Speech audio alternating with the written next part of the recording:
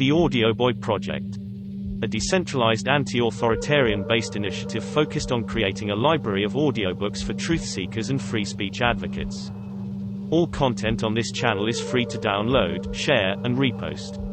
Your support is much appreciated. Truth, audiobooks, for the people.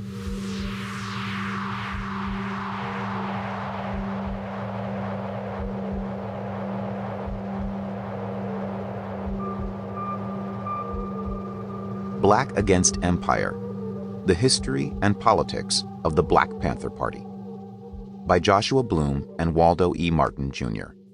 Narrated by Ron Butler. When, in the course of human events, it becomes necessary for one people to dissolve the political bonds which have connected them with another, and to assume among the powers of the earth the separate and equal station to which the laws of nature and nature's God entitle them, a decent respect to the opinions of mankind requires that they should declare the causes which impel them to separation. We hold these truths to be self-evident: that all men are created equal, that they are endowed by their Creator with certain unalienable rights, that among these are life, liberty, and the pursuit of happiness; that to secure these rights, governments are instituted among men, deriving their just powers from the consent of the governed; that whenever any form of government becomes destructive of these ends, it is the right of the people to alter or to abolish it, and to institute new government, laying its foundation on such principles and organizing its power in such form as to them shall seem most likely to affect their safety and happiness. Prudence, indeed, will dictate that governments long established should not be changed for light and transient causes, and accordingly all experience hath shewn that mankind are more disposed to suffer, while evils are sufferable, than to right themselves by abolishing the forms to which they are accustomed. But when a long train of abuses and usurpations, pursuing invariably the same object, evinces a design to reduce them under absolute despotism, it is their right, it is their duty, to throw off such government, and to provide new guards for their future security. Declaration of Independence, July 4, 1776, as excerpted in the Black Panther Party's original 10-point program, Black Panther, May 15, 1967. Introduction. The Panthers shut out the pack of zealous reporters and kept the door locked all day, but now the hallway was empty. Huey Newton and two comrades casually walked from the luxury suite down to the lobby and slipped out of the Hong Kong Hilton. Their official escort took them straight across the border, and after a short flight, they exited the plane in Beijing, where they were greeted by cheering throngs. It was late September 1971, and U.S. National Security Advisor Henry Kissinger had just visited China a couple months earlier. The United States was proposing a visit to China by President Nixon himself and looking toward normalization of diplomatic relations.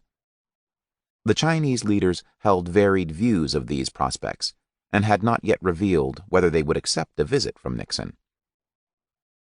But the Chinese government had been in frequent communication with the Black Panther Party, had hosted a Panther delegation a year earlier, and had personally invited Huey Newton, the party's leader, to visit.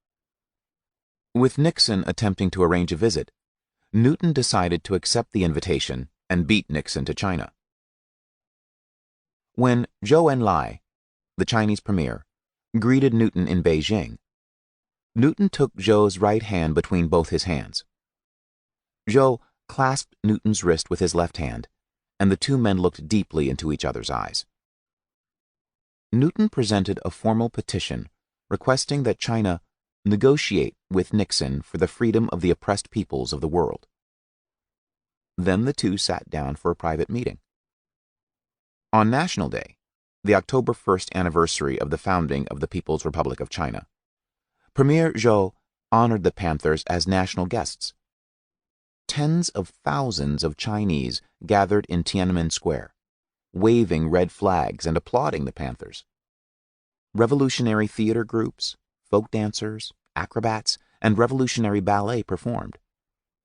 Huge red banners declared, "Peoples of the world, unite to destroy the American aggressors and their lackeys." At the official state dinner, First Lady Jiang Xing sat with the Panthers. A New York Times editorial encouraged Nixon to think positively about Communist China and to ignore such potential sources of friction as the honor shown to Black Panther leader Huey Newton.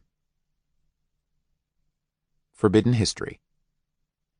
In Oakland, California, in late 1966, community college students Bobby Seale and Huey Newton took up arms and declared themselves part of a global revolution against American imperialism. Unlike civil rights activists who advocated for full citizenship rights within the United States, their Black Panther Party rejected the legitimacy of the U.S. government. The Panthers saw black communities in the United States as a colony, and the police as an occupying army. In a foundational 1967 essay, Newton wrote, "Because black people desire to determine their own destiny, they are constantly inflicted with brutality from the occupying army, embodied in the police department. There is a great similarity between the occupying army in Southeast Asia and the occupation of our communities by the racist police." As late as February 1968, the Black Panther Party was still a small local organization. But that year, everything changed. By December, the party had opened offices in 20 cities, from Los Angeles to New York. In the face of numerous armed conflicts with police and virulent direct repression by the state, young black people embraced the revolutionary vision of the party, and by 1970, the party had opened offices in 68 cities, from Winston-Salem to Omaha and Seattle. The Black Panther Party had become the center of a revolutionary movement in the United States. Listeners today may have difficulty imagining a revolution in the United States. But in the late 1960s, many thousands of young black people, despite the potentially fatal outcome of their actions, joined the Black Panther Party and dedicated their lives to revolutionary struggle. Many more approved of their efforts. A joint report by the Federal Bureau of Investigation, FBI, the Central Intelligence Agency, Defense Intelligence Committee, and National Security Agency expressed grave concern about wide support for the party among young blacks, noting that 43% of blacks under 21 years of age have a great respect for the Black Panther Party. Students for a Democratic Society, the leading anti-war and draft resistance organization, declared the Black Panther Party the vanguard in our common struggles against capitalism and imperialism. FBI Director J. Edgar Hoover famously declared, "The Black Panther Party, without question, represents the greatest threat to the internal security of the country." As the Black Panthers drew young blacks to their revolutionary program, the party became the strongest link between the domestic black liberation struggle and global opponents of American imperialism. The North Vietnamese, at war with the United States, sent letters home to the families of American prisoners of war, POWs, through the Black Panther Party, and discussed releasing POWs in exchange for the release of Panthers from U.S. jails. Cuba offered political asylum to Black Panthers and began developing a military training ground for them. Algeria, then the center of Pan-Africanism and a world hub of anti-imperialism that hosted embassies for most post-colonial governments and independence movements, granted the Panthers national diplomatic status and an embassy building of their own, where the Panthers headquartered their international section under the leadership of Eldridge and Kathleen Cleaver. But by the time of Newton's trip to China, the Black Panther Party had begun to unravel. In the early 1970s, the party rapidly declined. By mid-1972, it was basically a local Oakland community organization once again. An award-winning elementary school and a brief local renaissance in the mid-1970s notwithstanding, the party suffered a long and painful demise, formally closing its last office in 1982. Not since the Civil War, almost 150 years ago, have so many people taken up arms in revolutionary struggle in the United States. Of course, the number of people who took up arms for the Union and Confederate causes, and the number of people killed in the Civil War, are orders of magnitude larger than the numbers who have engaged in any armed political struggle in the United States since. Some political organizations that embraced revolutionary ideologies yet eschewed armed confrontation with the state may have garnered larger followings than the Black Panther Party did. But in the general absence of armed revolution in the United States since 1865, the thousands of Black Panthers who dedicated their lives to a political program involving armed resistance to state authority stand alone. Why in the late 1960s, in contrast to the civil rights movement's nonviolent action and demands for African Americans' full participation in U.S. society, and despite severe personal risks, did so many young people dedicate their lives to the Black Panther Party and embrace armed revolution? Why, after a few years of explosive growth, did the party so quickly unravel? And why has no similar movement developed since? Most obvious explanations do not stand up to the evidence. Some believe the party was a creation of the media, but most of the media attention came after the party's rapid spread. Some assert that the party's success was just a product of the times. But many other Black political organizations, some with similar ideologies, sought to mobilize people at the same time, and none succeeded like the Panthers. Others contend that this or that Panther leader was an unrivaled organizer, and that by the force of his or her efforts, the party was able to recruit its vast following. But most of the new recruits to the Black Panthers came to the party asking to join, not the other way around. One common view is that the party collapsed because it could not withstand the government's repression. But the year of greatest repression, 1969, was also the year of the party's greatest growth. While much has been written on aspects of the Black Panther Party, none of the accounts to date have offered a rigorous, overarching analysis of the party's evolution and impact. Most writers have looked at a small slice of the party's temporal and geographic scope, providing limited historical context. Party sympathizers are as guilty of such reduction as its detractors are. Commentators reduce the party to its community service programs or to armed confrontation with the police. They claim the Panthers espoused narrowly Marxist or Black nationalist ideology. They maintain that Huey Newton was a genius, or that he was overly philosophical, or that he was a criminal. They say the party's power came from organizing young blacks from the urban ghettos, or that its influence stemmed from its ability to draw broad support from a range of allies. To some people, the party was a locus of cutting-edge debate on gender politics, and they applaud its embrace of women's and gay liberation. To others, it was sexist and patriarchal. Occasionally, commentators have even suggested that the Black Panther Party was all of these things. But no one has made sense of the relationship among the parts, situated the varying practices of the party in time and place, and adequately traced the evolution of the party's politics. As Pulitzer Prize-winning historian David Garrow recently pointed out in an extensive review of historical works on the Panthers, no one has yet offered a serious analysis of how the political practices of the Black Panther Party changed during its history, or why people were drawn to participate at each juncture of its evolution. Panther scholarship, Garrow observes, would benefit immensely from a detailed and comprehensive narrative history that gives special care to how rapidly the Black Panther Party evolved through a succession of extremely fundamental changes.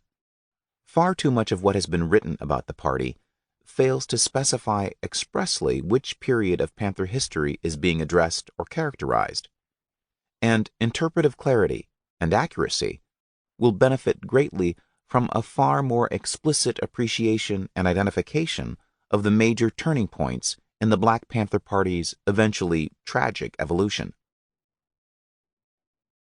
Writing in the New York Times in 1994, sociologist Robert Blauner commented, "Because of the political minefields, the complex and textured social history that the Panthers deserve has not yet been written, and may be 10 or 15 years in the future."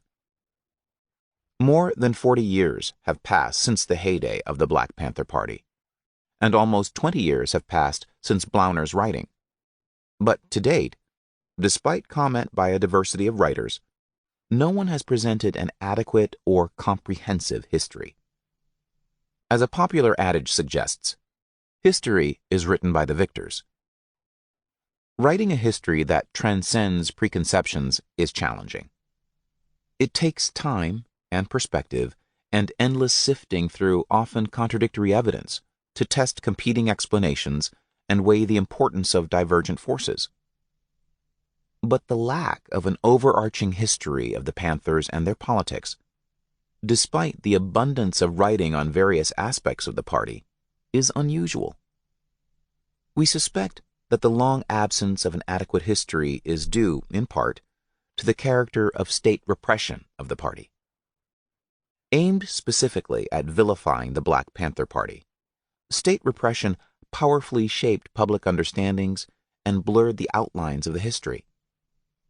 The federal government and local police forces across the nation responded to the Panthers with an unparalleled campaign of repression and vilification.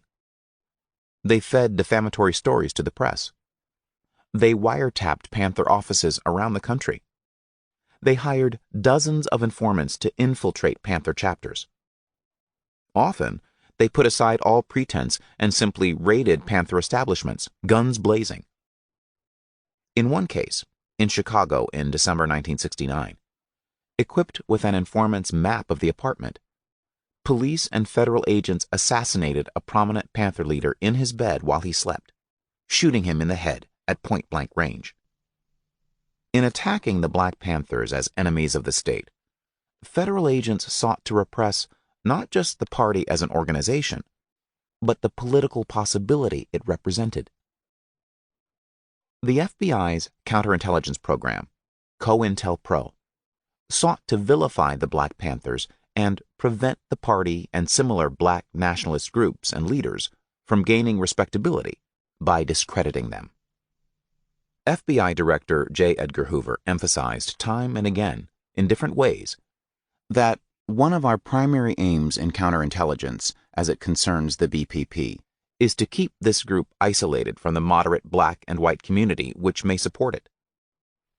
Federal agents sought to create factionalism among party leaders and between the Panthers and other Black political organizations. FBI operatives forged documents and paid provocateurs to promote violent conflicts between Black Panther leaders, as well as between the party and other Black nationalist organizations, and congratulated themselves when these conflicts yielded the killing of Panthers. And COINTELPRO sought to lead the party into unsupportable action, creating opposition to the BPP on the part of the majority of the residents of the ghetto areas. For example, agent provocateurs on the government payroll supplied explosives to Panther members and sought to incite them to blow up public buildings, and they promoted kangaroo courts encouraging Panther members to torture suspected informants.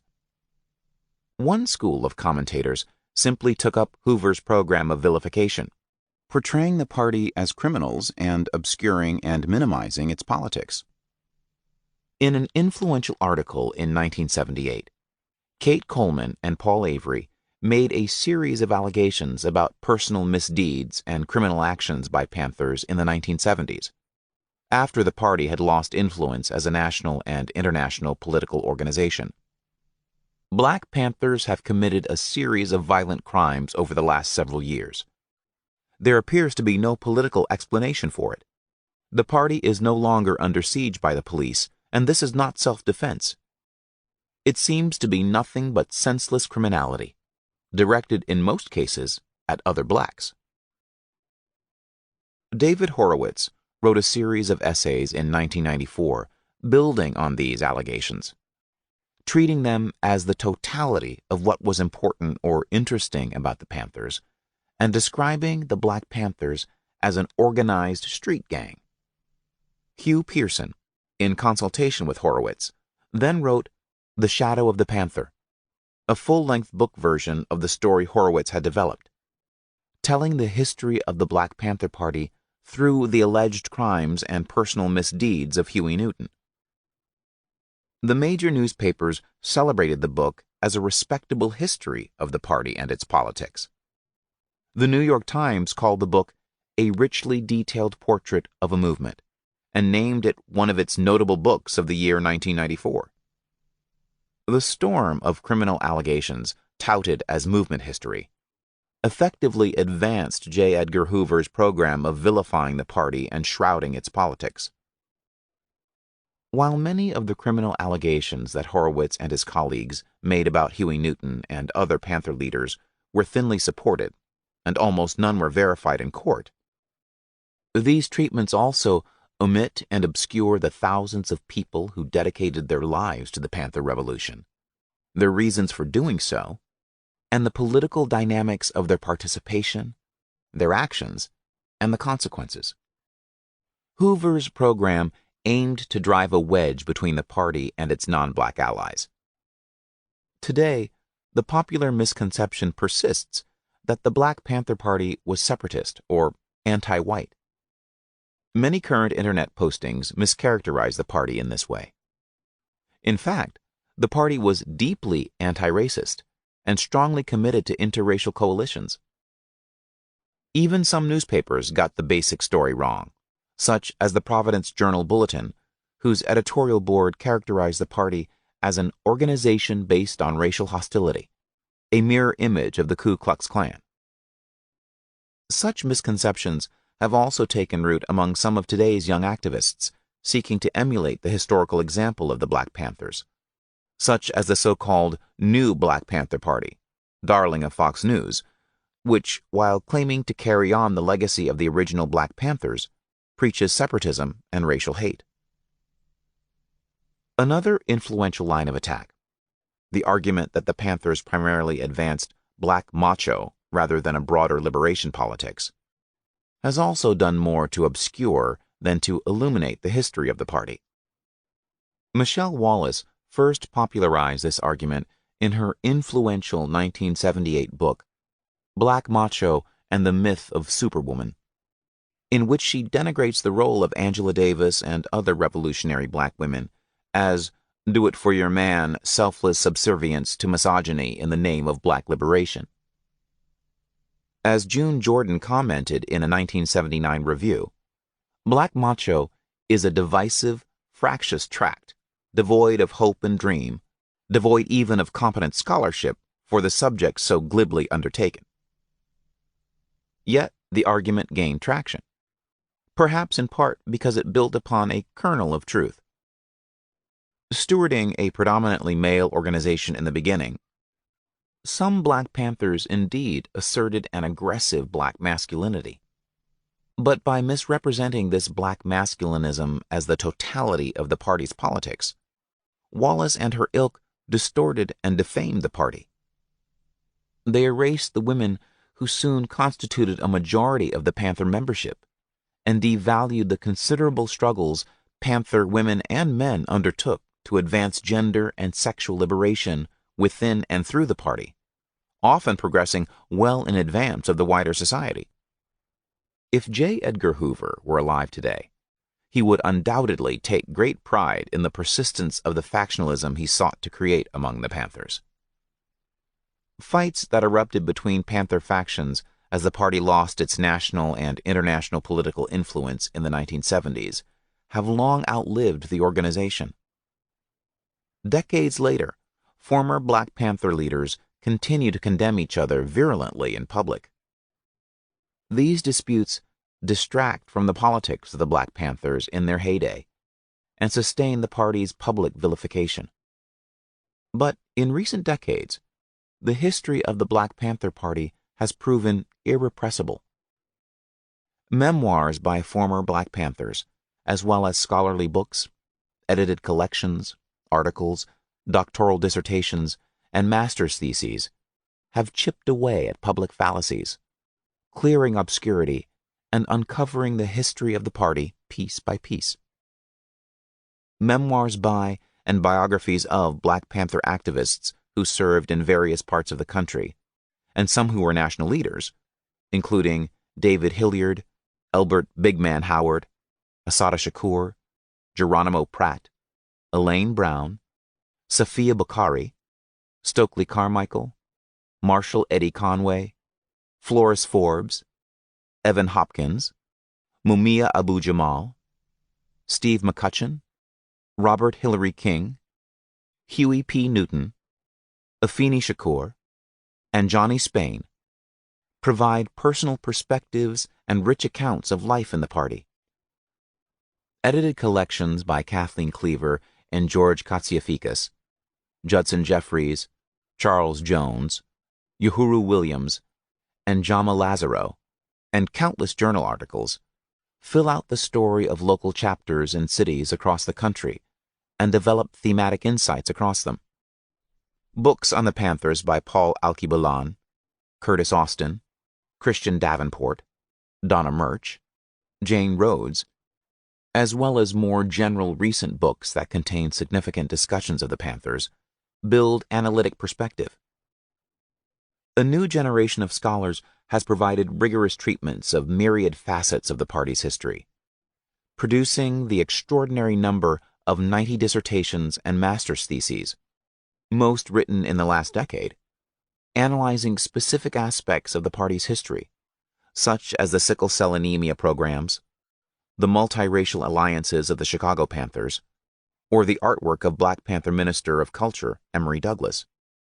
These previous treatments are invaluable, and the depth of our analysis is much richer for them. But despite the strength of many of these contributions, none has presented a complete picture of the Black Panther Party, or an adequate analysis of its politics. Pinning down history is always complex.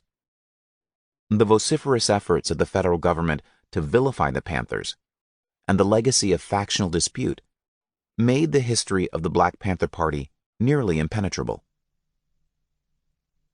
How we wrote this book. What is unique and historically important about the Black Panther Party is specifically its politics. So in seeking to uncover the history of the Black Panther Party, we have sought to analyze the party's political history. In an early proposal for the book in 2000, we elaborated a method of strategic genealogy to conduct this analysis. Rather than center our analysis on particular individuals or on dissection of the party's organization, we uncovered the political dynamics of the party by studying the evolution of its political practices. We could not have written this book without the insight we gained talking with former Panthers, especially David Hilliard, former Black Panther Chief of Staff, and Kathleen Cleaver, former Black Panther Communications Secretary. We also benefited from getting to know almost all of the other living former leaders of the Black Panther Party. And together with our students, we spoke with many regional leaders, rank-and-file members of the party, and important party allies, including Bobby Seale, Elaine Brown, Erica Huggins, Angela Davis, Emory Douglas, Billy X. Jennings, Mumia Abu-Jamal, Geronimo G. Jaga Pratt, Richard Aoki, Kumasi Aguila, Alex Papillon, Melvin Newton, John Seale, Tom Hayden, and dozens of others. The hundreds of hours we spent talking about the party and working with former members on related historical projects provided invaluable insight into life inside the party and the crucial concerns of the leadership at various junctures. When we began the project in the late 1990s, we conducted formal interviews with Bobby Seale and a range of others, expecting that these conversations would be the main source of data for the project. But the more interviews we conducted, the clearer the limits of that medium became. Retrospective accounts decades after the fact, with memories shaped by intervening events, interests, and hearsay, are highly contradictory. So, although we did rely extensively on conversations with historical actors to test our analysis and push our understanding, we have avoided using retrospective interviews as a principal source of evidence, preferring to consult documentary or recorded evidence that was temporally proximate to the events.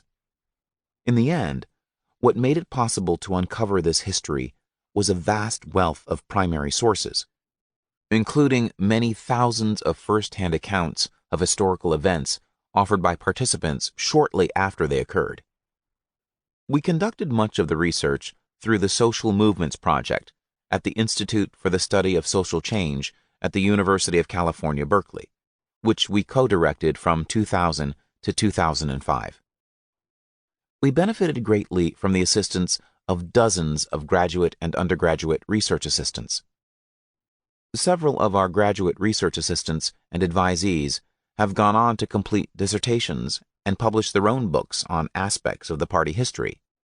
We early consulted the range of primary sources on the party already available in archives at Stanford University, the University of California, Berkeley, Howard University, the University of Wisconsin-Madison, the Schomburg Center for Research in Black Culture, the New Haven Museum and Historical Society, and the Oakland Public Library. In articles in the Black press, underground press, and mainstream press, and in government documents. In addition, we developed 2 new archival sources in the course of producing this book. In our first major archival project, we assembled the only near-complete collection of the party's own newspaper, the Black Panther. This collection includes every issue published during the party's heyday, from 1967 to 1971, and 520 of the 537 issues published overall. Chock full of party members' first-hand accounts of unfolding events and programmatic statements by party leaders, the Black Panther offers the most comprehensive documentation of the ideas, actions, and projections of the party day to day, week to week. Under our editorial direction, the Alexander Street Press digitized this collection, made the text searchable, and published the documents online as part of its Black Thought and Culture collection, in collaboration with Huey Newton's widow, Frederica Newton, and the Huey P. Newton Foundation. In our second major archival project, we collaborated with the H.K. Ewan family to recover, preserve, and index a good portion of the H.K. Ewan collection, which contains thousands of flyers and pamphlets and over 30,000 hours of audio recordings on the Panthers and other social movements in the Bay Area from the 1960s and 1970s. As a doctoral student in Berkeley in 1964, H.K. Ewan began collecting every movement flyer and pamphlet circulated on the Berkeley campus, and he recorded every meeting and rally in the Bay Area that he could. Ewan dropped out of school and made a career of this collection for almost 2 decades. He also set up an apparatus to record almost all shows about social movements broadcast on Bay Area radio stations. Working with his son, Eddie Ewan, we recovered this extensive collection from boxes overflowing the Ewan family basement, and then preserved and indexed the contents and facilitated donation of the collection, which auditors value at several $million, to the Bancroft Library at the University of California, Berkeley. This collaborative work thus resulted from a series of joint scholarly projects led by Bloom. As first author, Bloom did the lion's share of the research, writing, and analysis. As co-author, Martin contributed substantially to the research, writing, and analysis. In the end, each author contributed crucially to all phases of the making of this book. Black against Empire. Civil rights activists non-violently defied Jim Crow, demanding full citizenship rights. Their insurgent civil rights movement of the early 1960s dismantled legal segregation and expanded black enfranchisement in the United States. The 1964 Civil Rights Act and 1965 Voting Rights Act codified their inspiring victories. But once there was little legal segregation left to defy, the insurgent civil rights movement fell apart. In the late 1960s, the Student Nonviolent Coordinating Committee and Congress of Racial Equality, two organizations that led much of the nonviolent civil disobedience, imploded. The Southern Christian Leadership Conference declined. But the broader vision of black liberation that had motivated civil rights activists remained salient. Many black people, having won a measure of political incorporation, organized to win electoral political power. Many sought economic advancement. Moderate civil rights organizations, such as the National Association for the Advancement of Colored People and the Urban League, turned their attention to the hard work of civil rights enforcement. Countless activists continued to chip away at racial discrimination in jobs, education, and housing. For many blacks, the civil rights movement's victories proved limited, even illusory. Especially for young urban blacks in the North and West, little improved. The wartime jobs that drew the black migration had ended. Much remaining industry fled to the suburbs along with white residents, and many blacks lived isolated in poor urban ghettos with little access to decent employment or higher education, and with minimal political influence. Municipal police and fire departments in cities with large black populations employed few, if any, blacks. And many cities developed containment policing practices, designed to isolate violence in black ghettos rather than to keep ghetto residents safe. Although black people were formally full citizens, most remained ghettoized, impoverished, and politically subordinate, with few channels for redress. Starting in 1966, young blacks in cities across the country took up the call for black power. The black power ferment posed a question. How would black people in America win not only formal citizenship rights, but actual economic and political power? Dozens of organizations sprang up seeking to attain black power in different ways. More a question than an answer, black power meant widely different things to different people. Despite the belief among many young blacks that their mobilization as black people was the key, no one knew how to mobilize effectively. Into this vacuum, Huey Newton and Bobby Seale advanced a black anti-imperialist politics that powerfully challenged the status quo, yet was difficult to repress. Drawing on the nationalist ideas of Malcolm X, Newton and Seale declared the Black Panther Party steward of the black community, its legitimate political representative, standing in revolutionary opposition to the oppressive power structure. But unlike many black nationalists, the Panthers made common cause with the domestic anti-war movement and anti-imperialist movements abroad. The Panthers argued that black people constituted a colony in the mother country. With an unpopular imperial war underway in Vietnam, popular anti-imperialist movements agitating internationally, and a crisis of legitimacy brewing in the Democratic Party, they posited a single worldwide struggle against imperialism encompassing Vietnamese resistance against the United States, draft resistance against military service, and their own struggle to liberate the black community. In the face of brutal repression, the Black Panther Party forged powerful alliances, drawing widespread support not only from moderate blacks, but also from many non-blacks, as well as from anti-imperialist governments and movements around the globe. The Black Panthers' crucial political innovation was not only ideational, but practical. At the center of their politics was the practice of armed self-defense against the police. While revolutionary ideas could be easily ignored, widespread confrontations between young armed black people and the police could not. The Panthers' politics of armed self-defense gave them political leverage, forcibly contesting the legitimacy of the American political regime. In late 1968, Bobby Seale and David Hilliard shifted the party's focus to organizing community programs, such as free breakfasts for children.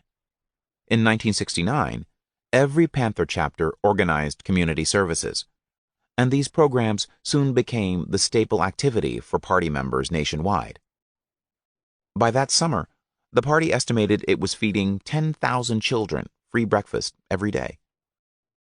The Black Panther Party's community programs gave members meaningful daily activities, strengthened black community support, burnished party credibility in the eyes of allies, and vividly exposed the inadequacy of the federal government's concurrent war on poverty.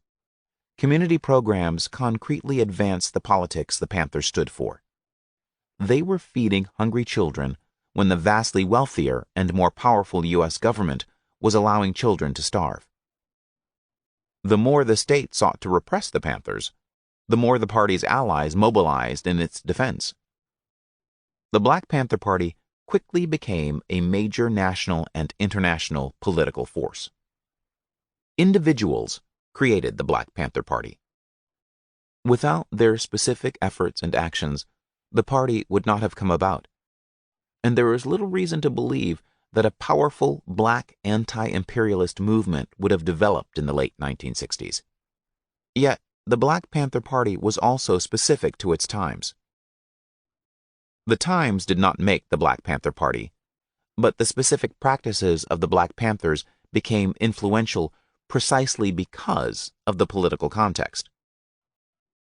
Without the success of the insurgent civil rights movement, and without its limitations, the Black Power ferment from which the Black Panther Party emerged would not have existed.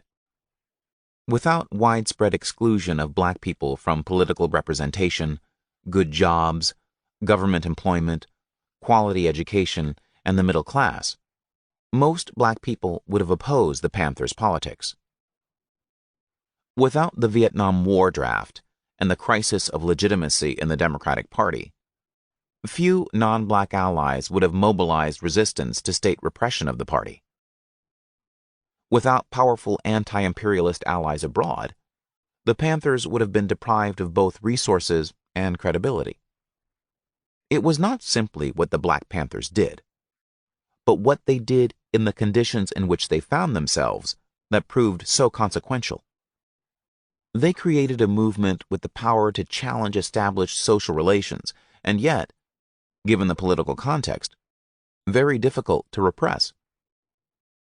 Once the Black Panther Party developed, until the conditions under which it thrived abated, some form of revolutionary anti-imperialism would necessarily persist.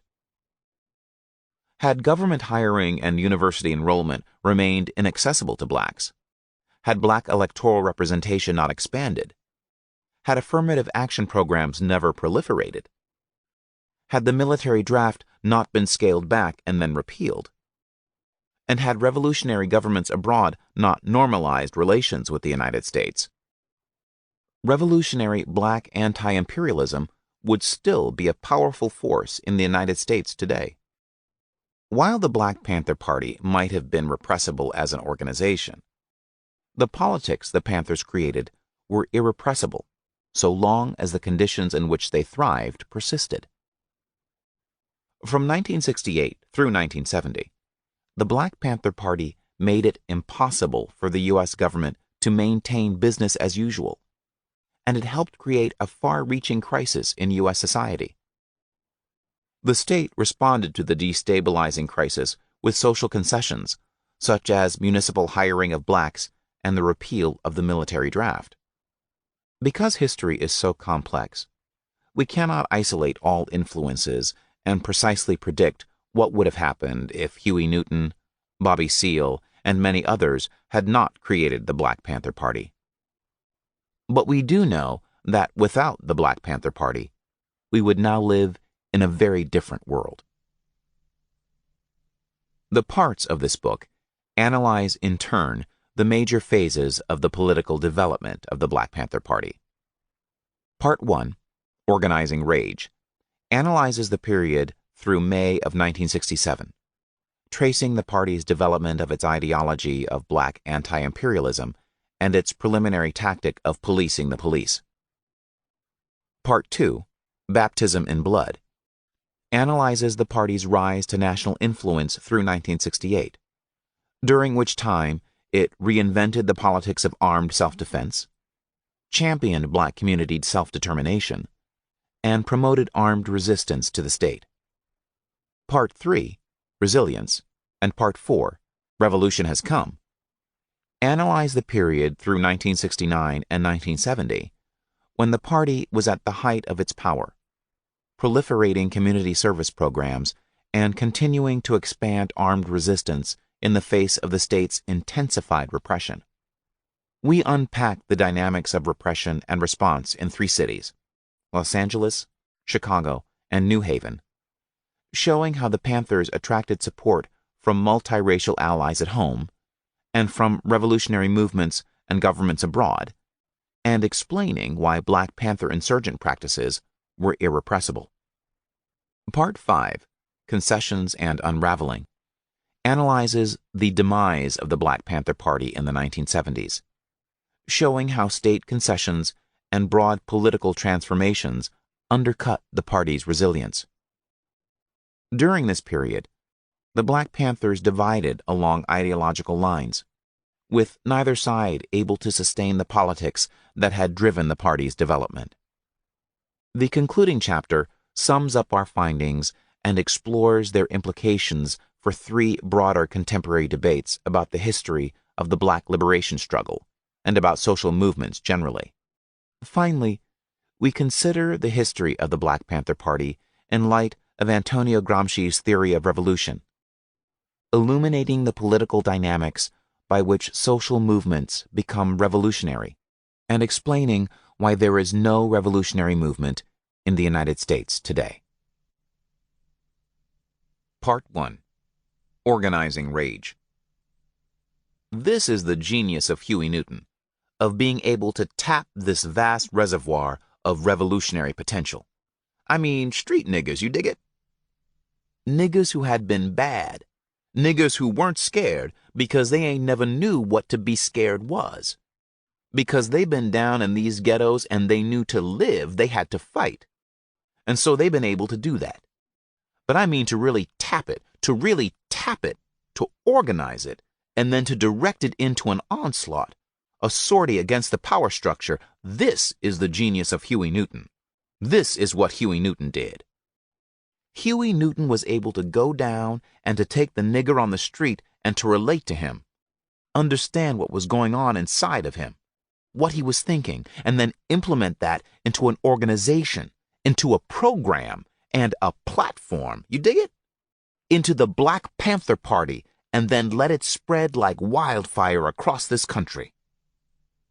Alprentice Bunchy Carter, leader of the Slauson Gang and founder of the Los Angeles chapter of the Black Panther Party. 1. Huey and Bobby. On February 17, 1942, in Monroe, Louisiana, Huey P. Newton was born, the 7th and youngest child of Walter and Amelia Newton. Walter Newton was a paragon of responsibility. He held down 2 jobs at any given time, working in the gravel pit, the carbon plant, sugarcane mills, sawmills, and eventually as a brakeman for the Union Sawmill Company. On Sundays, he served as the minister at the Bethel Baptist Church in Monroe, where he and his family lived. He preached as the Spirit moved him, often promising to address his parishioners on a particular topic, then improvising an inspirational sermon salient to the moment. The rest of the time he spent with his family, the joy and purpose of his life. Armelia Johnson liked to say that she married young and finished growing up with her children. She was only 17 when she gave birth to her first child. The others soon followed.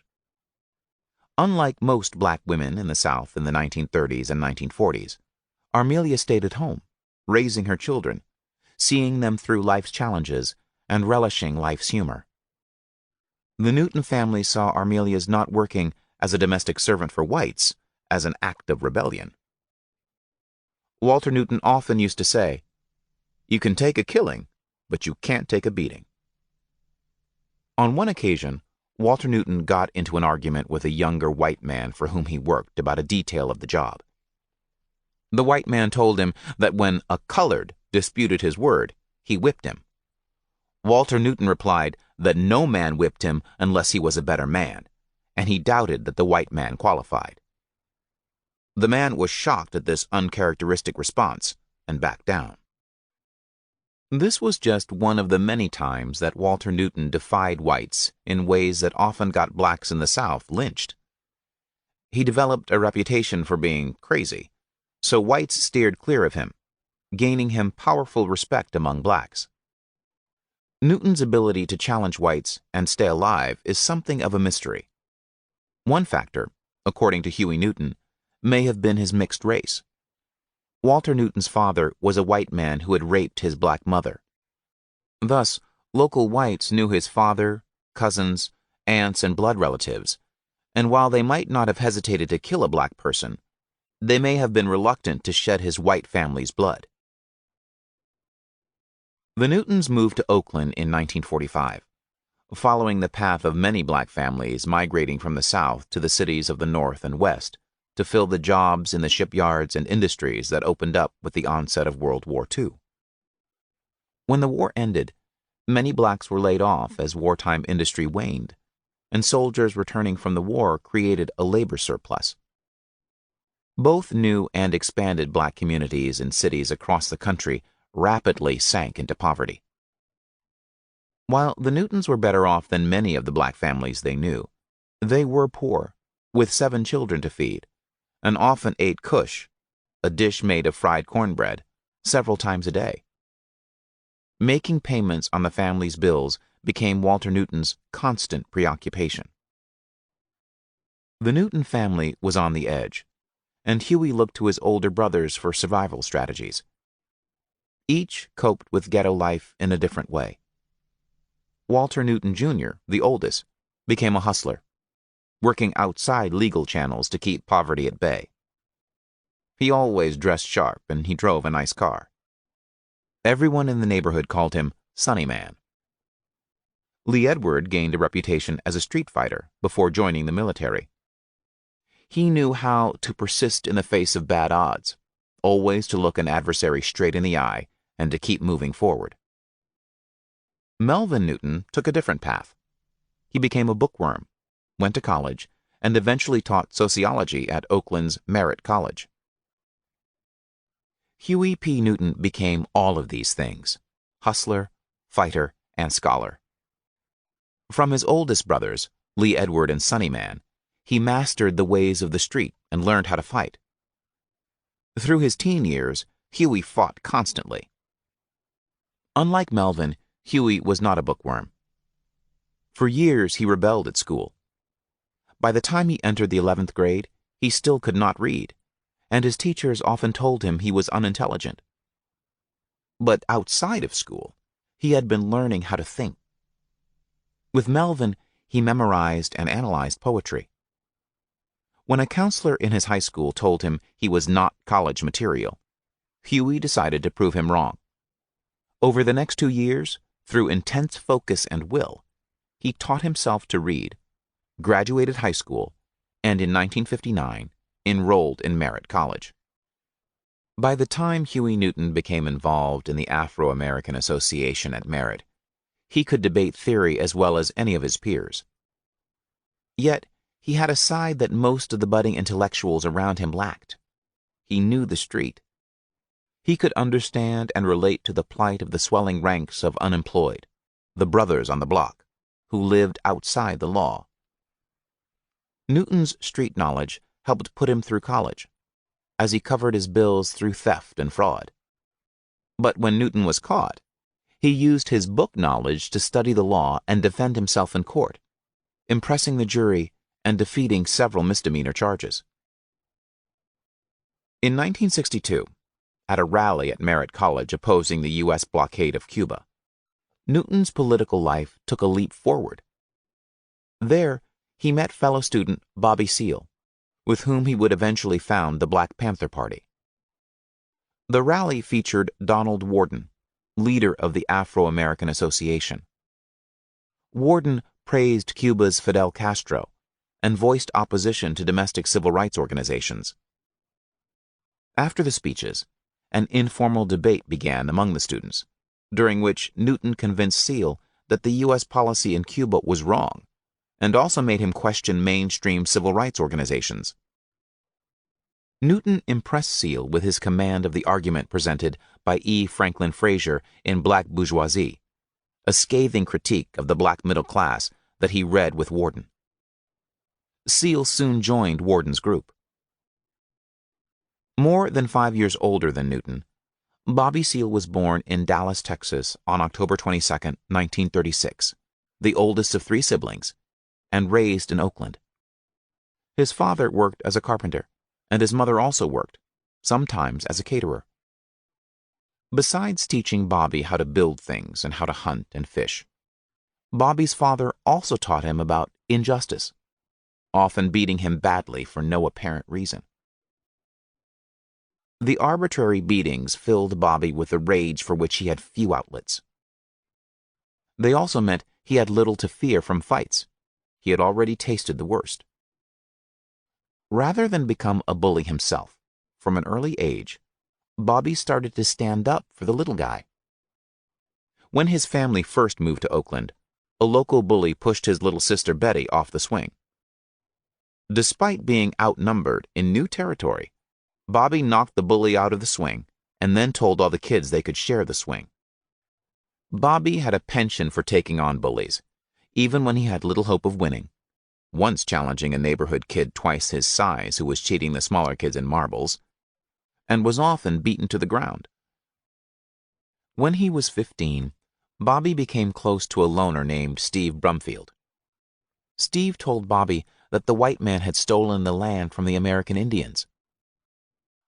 The two of them escaped the pettiness and injustices at home and school by emulating Lakota warriors, running through the Berkeley Hills for hours every day, dressed in moccasins and beads, and fighting each other for sport.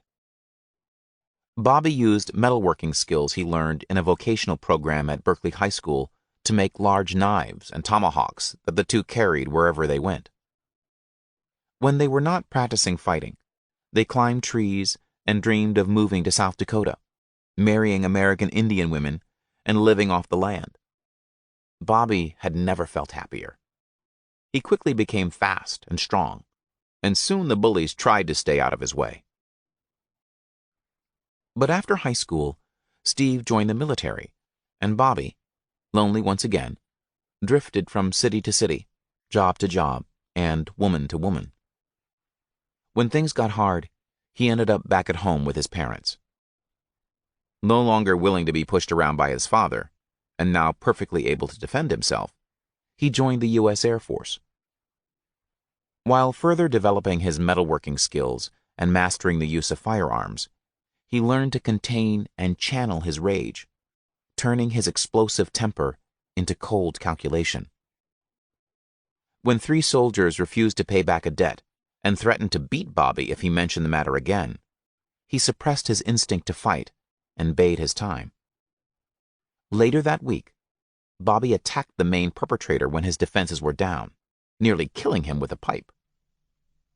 Huey and Bobby both had their first serious political experiences with Donald Worden in the Afro-American Association. Worden had founded the all-black study group while he was a student at Bolt Law School at the University of California, Berkeley, creating a space for in-depth discussion of books by black authors such as W.E.B. Du Bois, Ralph Ellison, Booker T. Washington, and James Baldwin. Worden asserted a black nationalist perspective inspired by Malcolm X, emphasizing racial pride and embracing a transcontinental black identity rooted in Africa. Worden believed in the virtues of black capitalism, arguing that black people must develop our own planned businesses where efficiency, thrift, and sacrifice are stressed. Feisty and charismatic, Worden challenged students and professors alike, debated groups such as the Young Socialist Alliance, and gave public lectures on black history and culture. Willing to debate anyone, Worden made a strong impression on fellow students and became an important intellectual influence on many of the future leaders of the black liberation movement. In addition to Newton and Seal, association members included Leslie and Jim Lacey, Cedric Robinson, Richard Thorne, Ernest Allen, and Ron Everett, who later changed his name to Ron Karenga, founded the Black Cultural Nationalist Organization U.S., and created the holiday Kwanzaa. Worden also became a mentor to James Brown in 1964, and through him helped influence the politicization of soul music. The Afro-American Association produced local radio shows debating the concerns of Black America, regularly mobilized street corner rallies preaching racial consciousness to unemployed blacks, and sponsored conferences entitled Mind of the Ghetto. At a September 1963 conference at McClymonds High School in Oakland, Cassius Clay, the future heavyweight boxing champion who would change his name to Muhammad Ali and have his title stripped for resisting the draft, was the featured speaker.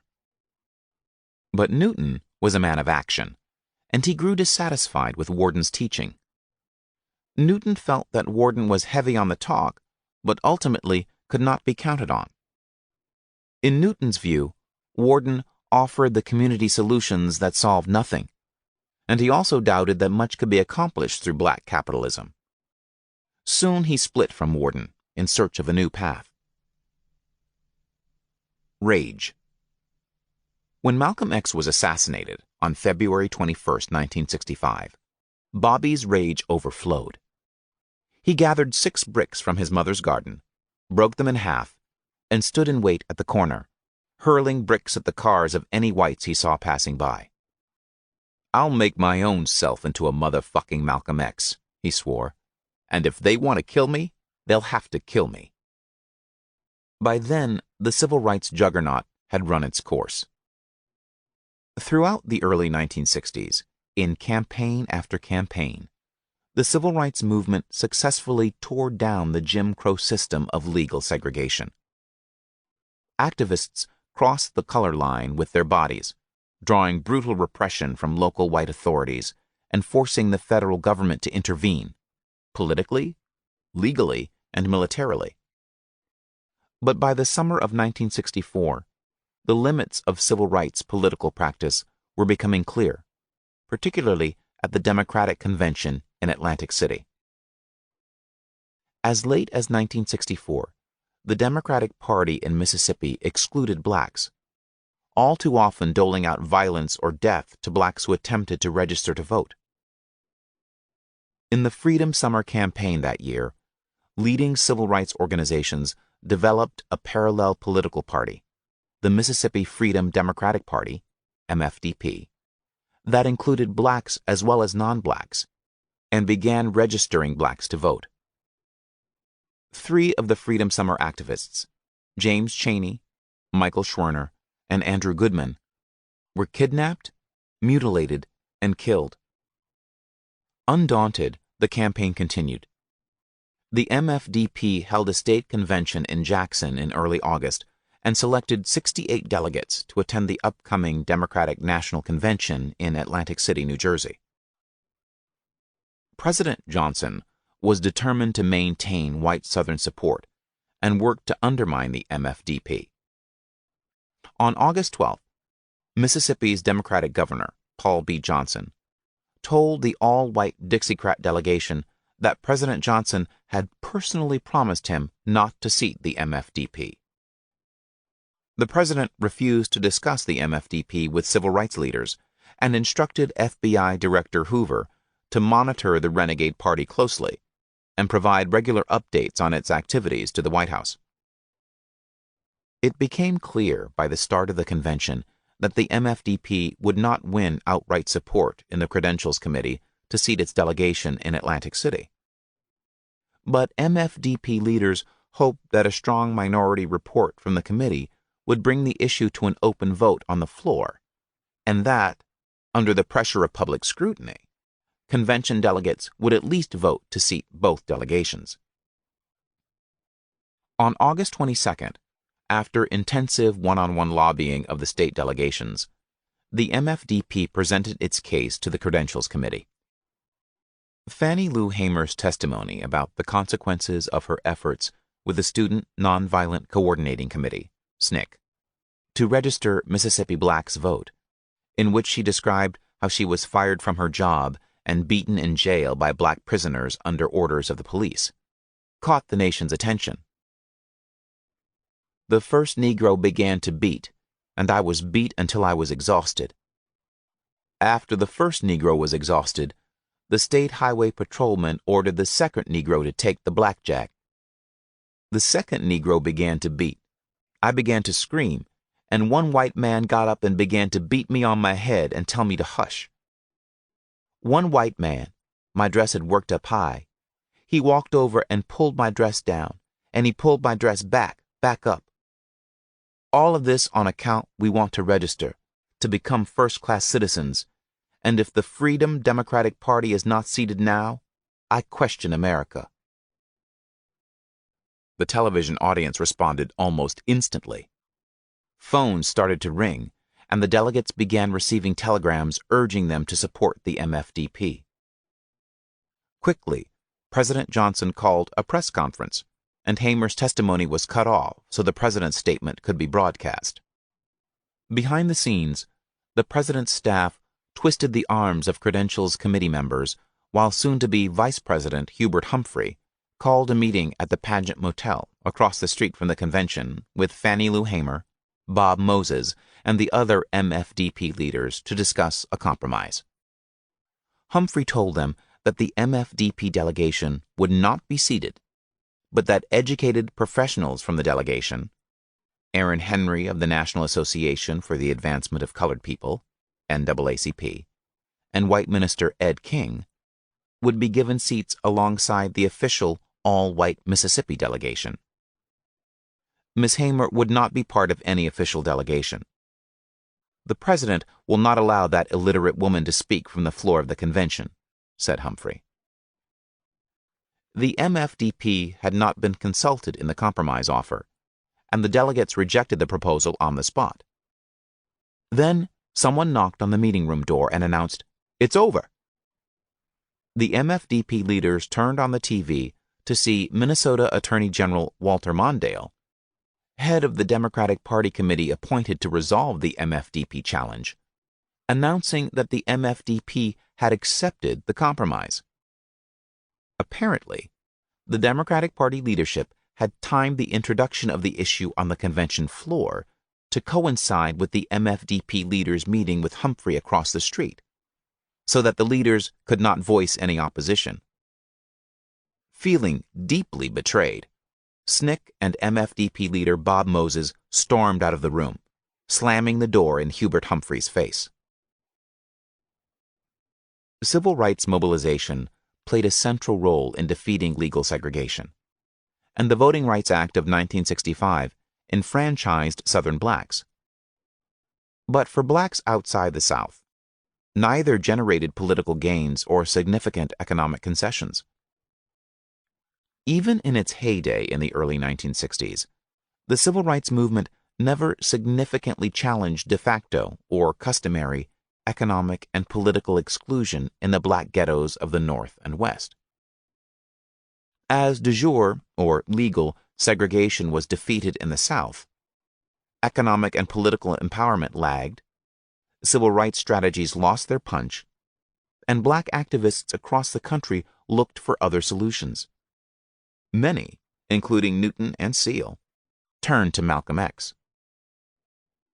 In December 1964, after the Atlantic City Convention, Malcolm X spoke at the Williams Institutional CME Church in Harlem on the same stage with Fannie Lou Hamer.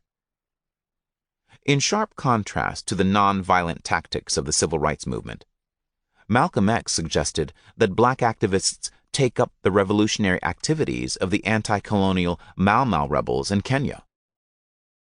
In my opinion, not only in Mississippi and Alabama, but right here in New York City, you and I can best learn how to get real freedom by studying how Kenyatta brought it to his people in Kenya, and how Odinga helped him, and the excellent job that was done by the Mau Mau freedom fighters. In fact, that's what we need in Mississippi. In Mississippi, we need a Mau Mau. In Alabama, we need a Mau Mau. In Georgia, we need a Mau Mau. Right here in Harlem, in New York City, we need a Mau Mau. We need a Mau Mau. If they don't want to deal with the Mississippi Freedom Democratic Party, then we'll give them something else to deal with.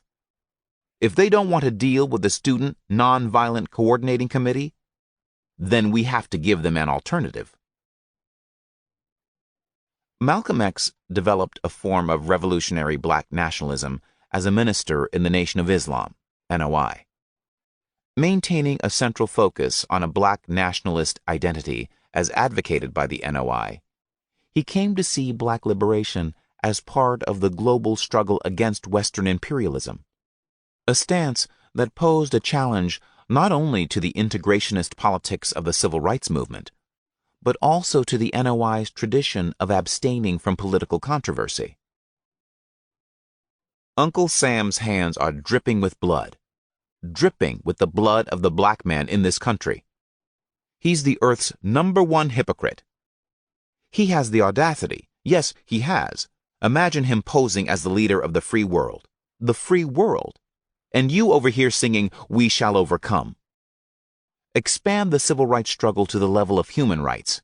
Take it into the United Nations, where our African brothers can throw their weight on our side, where our Latin American brothers can throw their weight on our side, and where 800 million Chinamen are sitting there waiting to throw their weight on our side. When he continued to strike this tone in public statements, becoming increasingly politically outspoken and controversial, his mentor, Elijah Muhammad, expelled Malcolm X from the NOI. Malcolm X's words resonated with many young blacks, especially those in the ghettos who had not seen the civil rights movement bring any noticeable change in their condition. He also spoke to the activists who felt betrayed by President Johnson and the federal government and were sick of turning the other cheek. And now you're facing a situation where the young Negroes coming up, Malcolm X declared. They don't want to hear that turn the other cheek stuff, no. There's a new deal coming. There's new thinking coming in. There's new strategy coming in. It'll be Molotov cocktails this month, hand grenades next month, and something else next month. It'll be ballots or it'll be bullets. It'll be liberty or it will be death. The only difference about this kind of death, it'll be reciprocal. In the 1960s, most black families, like the Newtons and the Seals, faced the peril of poverty. After migrating to the cities of the North and West to meet the demand for wartime jobs, thousands of black workers were left empty-handed when the war ended and the jobs evaporated. Many of the jobs that did remain followed whites fleeing to the suburbs, leaving sprawling black ghettos in their wake. Living in substandard housing and subjected to inferior and overcrowded schools, blacks were largely denied their rightful share of political power and economic opportunity. As unemployment increased, so did crime, and white urban politicians responded with strategies of containment, beefing up police patrols and attacking crime through force. While President Johnson's Civil Rights Act and the supposed redress of black grievances were widely touted as success stories, the poverty, political exclusion, police brutality, and desperation of ghetto life had only intensified. As a result, many young urban blacks rejected civil rights politics as ineffectual and were drawn to the revolutionary nationalism of Malcolm X. When Malcolm X was gunned down in the Audubon Ballroom in Harlem in February 1965, he came to symbolize the struggle for black liberation, everything the civil rights movement promised but could not deliver. In the words of historian William L. Vandenberg, Malcolm's impassioned rhetoric was street smart. It had almost visceral appeal to a young, black, economically distressed constituency. Before his assassination, Malcolm constantly urged this constituency to question the validity of their school book and media-inspired faith in an integrated American dream. Many responded. After his death, Malcolm's influence expanded dramatically. He came to be far more than a martyr for the militant separatist faith. He became a Black Power paradigm, the archetype, reference point, and spiritual advisor in absentia for a generation of Afro-American activists. In August 1965, 6 months after Malcolm X died, the Watts neighborhood in Los Angeles exploded in one of the largest urban rebellions in U.S. history. Black migrants had begun moving into Watts in the 1920s, creating a black island in a sea of white towns such as Southgate, Linwood, Compton, and Bell. Compton did have one black resident in 1930. Home lending regulations excluded blacks from obtaining mortgages to buy houses in white neighborhoods. By 1945, Watts was 80% black. Through the 1950s, the black migration continued, and more blacks migrated to California than to any other state. During this decade, the black population of New York City increased almost 2.5 times, and Detroit's black population tripled, while black LA grew 8-fold. Meanwhile, white residents fled in droves for the suburbs, taking capital and employment opportunities with them. Tensions between Watts residents and the police ran high. While the vast majority of Watts residents in 1965 were black, only 4% of the sworn personnel of the Los Angeles Police Department and 6% of the Los Angeles County Sheriff's Department were black. Police Chief William Parker used analyses of crime data to develop and justify a policy that explicitly targeted Watts and other black neighborhoods for heavy police coverage, including intrusive techniques such as routine frisking of people on the street. I don't think you can throw the genes out of the question when you discuss the behavior patterns of people, Parker wrote in 1957. Officers on the force called their nightsticks nigger knockers.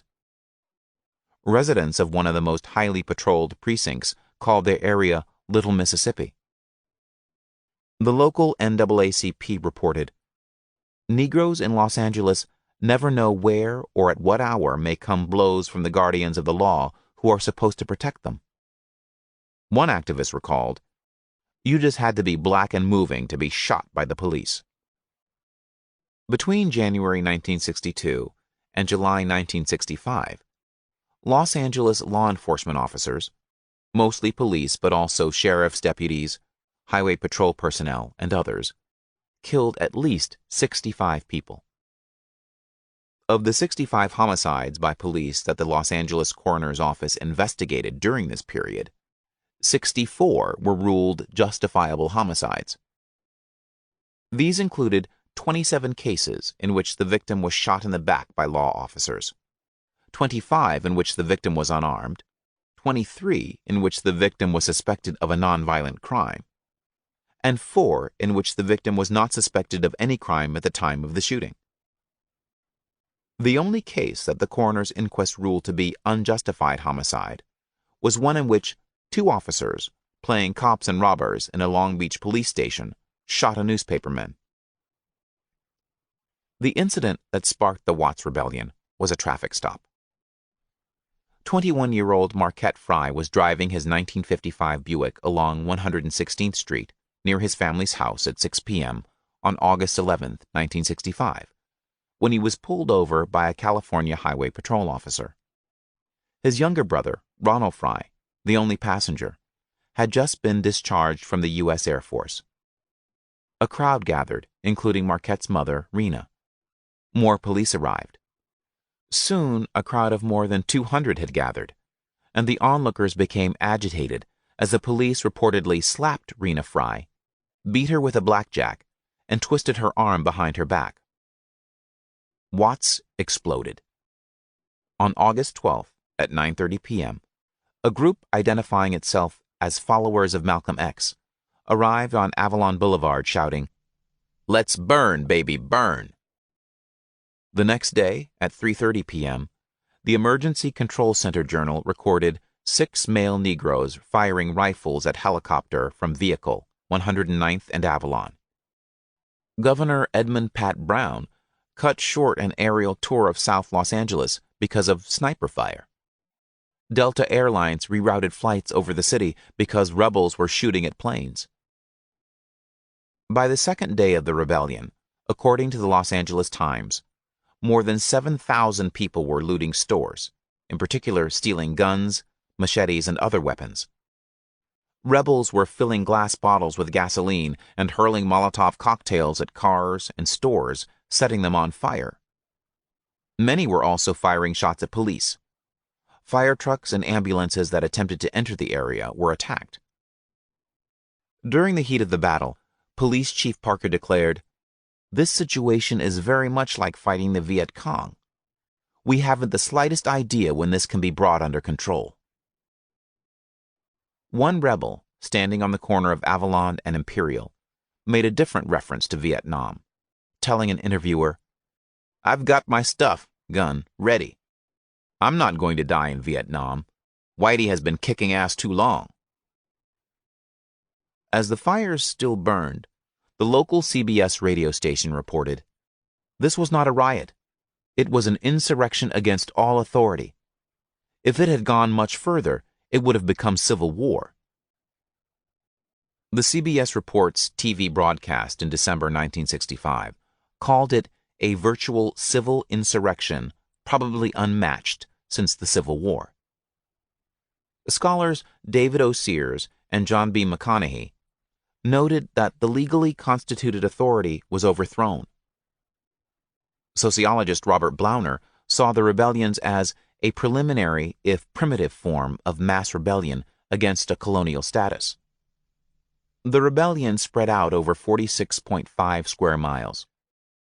All told, 34 people, almost all black, were killed, many by police, and more than 1,032 were wounded.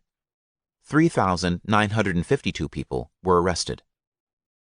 The rebellion caused more than $40 million in property damage to over 600 buildings, completely destroying 200 of them.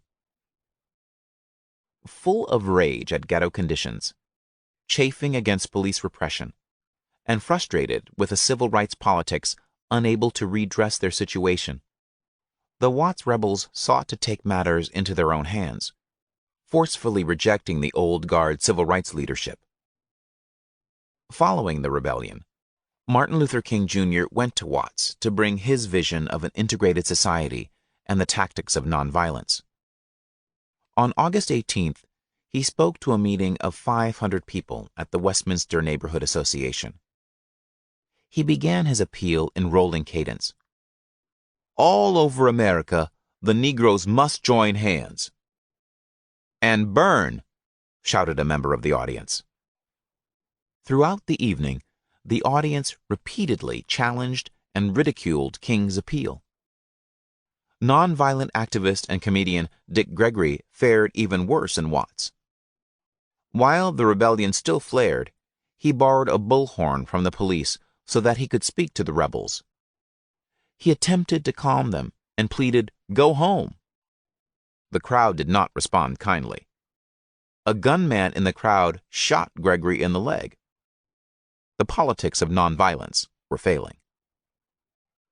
Commenting on the wave of urban rebellions and the rejection of civil rights strategies by disenchanted and dispossessed blacks, Paul Jacobs and Saul Landau observed, "The masses of poor Negroes remain an unorganized minority in swelling urban ghettos, and neither SNCC nor any other group has found a form of political organization that can convert the energy of the slums into political power. Armchair Revolutionaries. In Oakland in 1964, far away from Fannie Lou Hamer and the convention battles in Atlantic City, Huey Newton stabbed a man named Odell Lee with a steak knife at a party. At his trial, he claimed he had done so in self-defense, but the all-white jury was not convinced, and he spent 6 months in jail, mostly in solitary confinement because he would not obey orders from the guards. Newton later recalled finding a new sense of freedom in prison. The guards could lock up his body, but they could not cage his mind. Newton emerged from jail eager to embrace the new political ideas and organizations developing in Oakland. Newton soon reconnected with Seal, and the two joined the Seoul Students Advisory Council, SSAC, founded by Ernie Allen. The council was a front group for the Revolutionary Action Movement, RAM, an anti-imperialist and Marxist black nationalist organization based in Philadelphia. Allen had collaborated with Newton and Seal in Worden's Afro-American Association when he was a student at Merritt College. After transferring to the University of California, Berkeley, Allen had traveled to Cuba in 1964 on a trip sponsored by the Progressive Labor Party. The contingent also included other radical black students from Detroit and around the country. In Cuba, Allen and the others met Max Stanford, the leader of RAM, who was there visiting his mentor Robert F. Williams, a pioneering advocate of armed black self-defense. Williams had moved to Cuba after local authorities, in collusion with the Ku Klux Klan and backed by the FBI, forced him to flee North Carolina.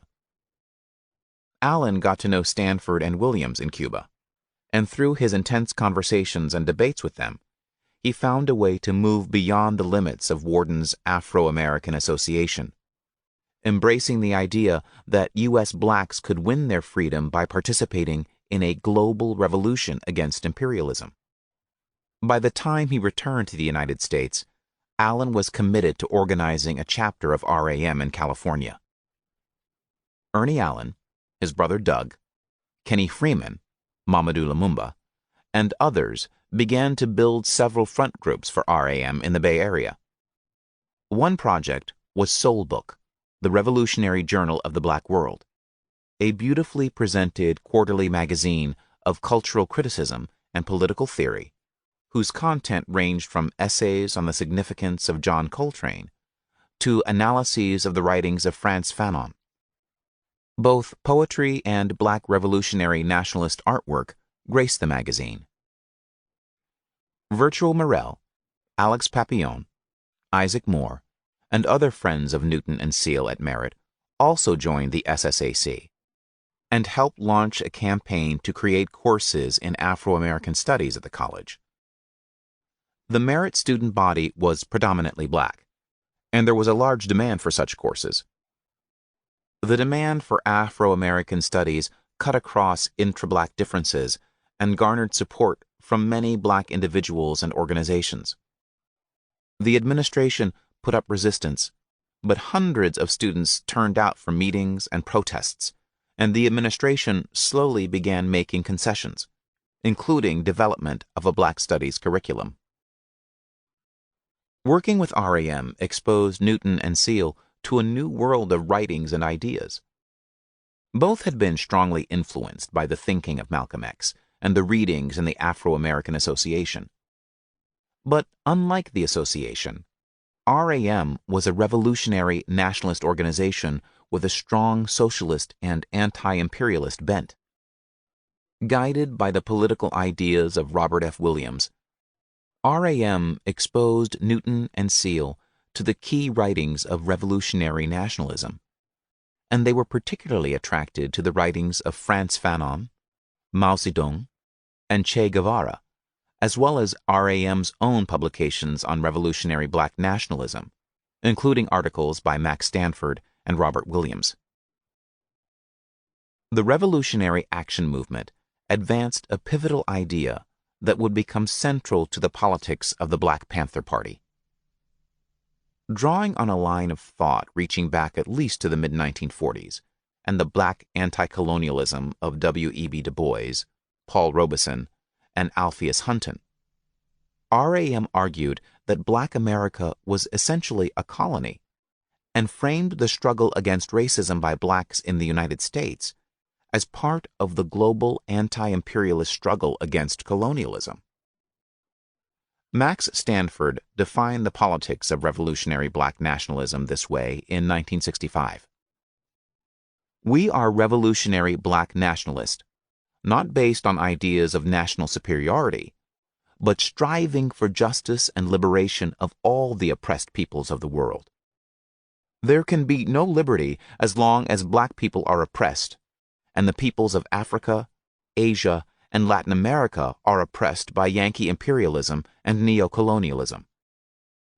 After 400 years of oppression, we realize that slavery, racism, and imperialism are all interrelated, and that liberty and justice for all cannot exist peacefully with imperialism." The politics of RAM connected the struggles of Black Americans with liberation struggles abroad. Whereas black soldiers returning from World War II helped catalyze the civil rights movement by arguing that if they could die fighting for their country, then they should be considered full citizens upon their return, RAM insisted that blacks were not full citizens in the United States. RAM viewed Black America as an independent nation that had been colonized at home. Because Black Americans were colonial subjects rather than citizens, RAM argued, they owed no allegiance to the U.S. government and thus should not fight in the Vietnam War. On July 4, 1965, RAM wrote an open statement to the Vietnamese National Liberation Front, declaring the independence of Black America from the United States and asserting its solidarity with the Vietnamese struggle against American imperialism. In a separate statement that day, RAM addressed blacks in the military, arguing that if they should be fighting against anyone, it should be the U.S. government for the liberation of Black America. "Why should we go anywhere to fight for the racist U.S. government, only to return home and be faced with murder, rape, castration, and extermination? How can the racist U.S. government talk about freeing anyone when the U.S. government practices racism against Black Americans every day?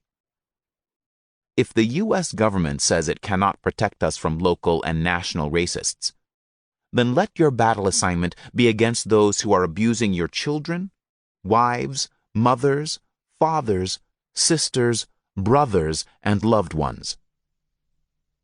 RAM and its front group, the SSAC, identified a common cause between blacks and the Vietnamese, and they were on the cutting edge of early opposition to the Vietnam War.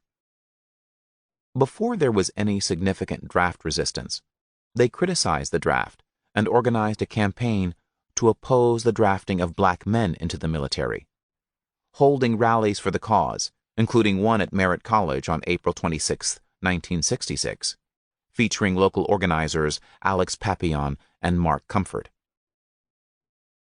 Through its honorary chair in exile, Robert F. Williams, RAM began building relationships with anti-imperialist leaders around the world. Williams had served as president of the local NAACP chapter in Monroe, North Carolina. As Jim Crow came under growing attack by the civil rights movement, the Ku Klux Klan, with the support of the local white government, increasingly relied on violence to protect racial segregation.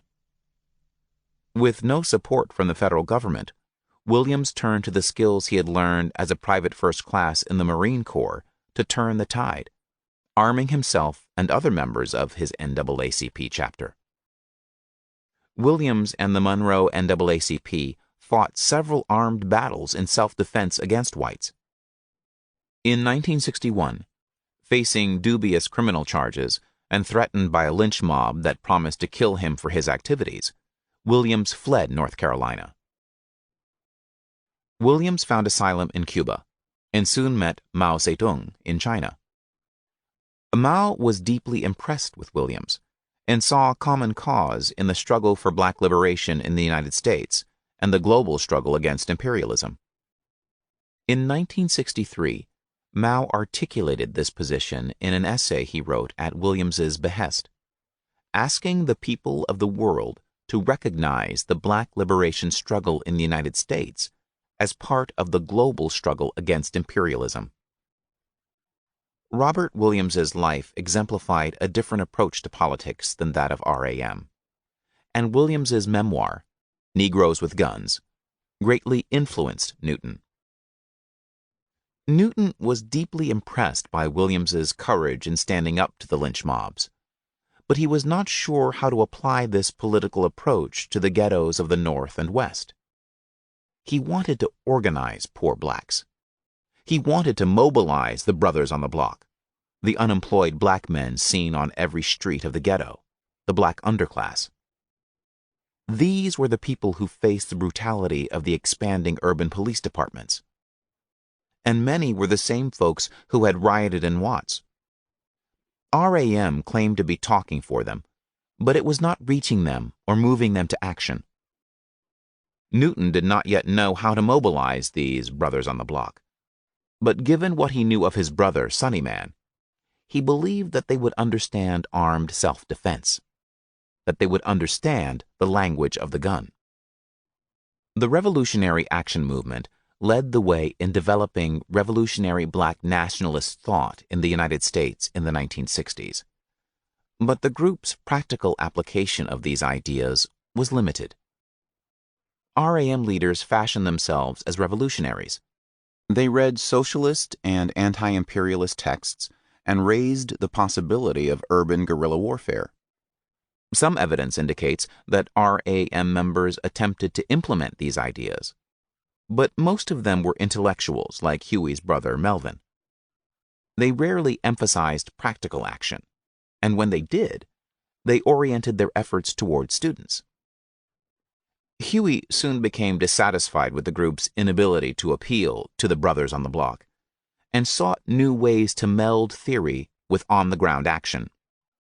Huey and Bobby wanted to challenge police brutality directly, and they found some inspiration in the activities of Mark Comfort and Curtis Lee Baker, talented young organizers who had emerged from traditional civil rights organizations in Oakland. Comfort and Baker had begun appealing to young African Americans with militant style, adopting black outfits and berets in early 1966, and with challenges to police brutality. In February 1965, Comfort organized a protest to put a stop to police beating innocent people. A crowd of more than 200, mostly high school students, encircled the Oakland Hall of Justice, urging Governor Pat Brown to make a full-scale investigation of police brutality.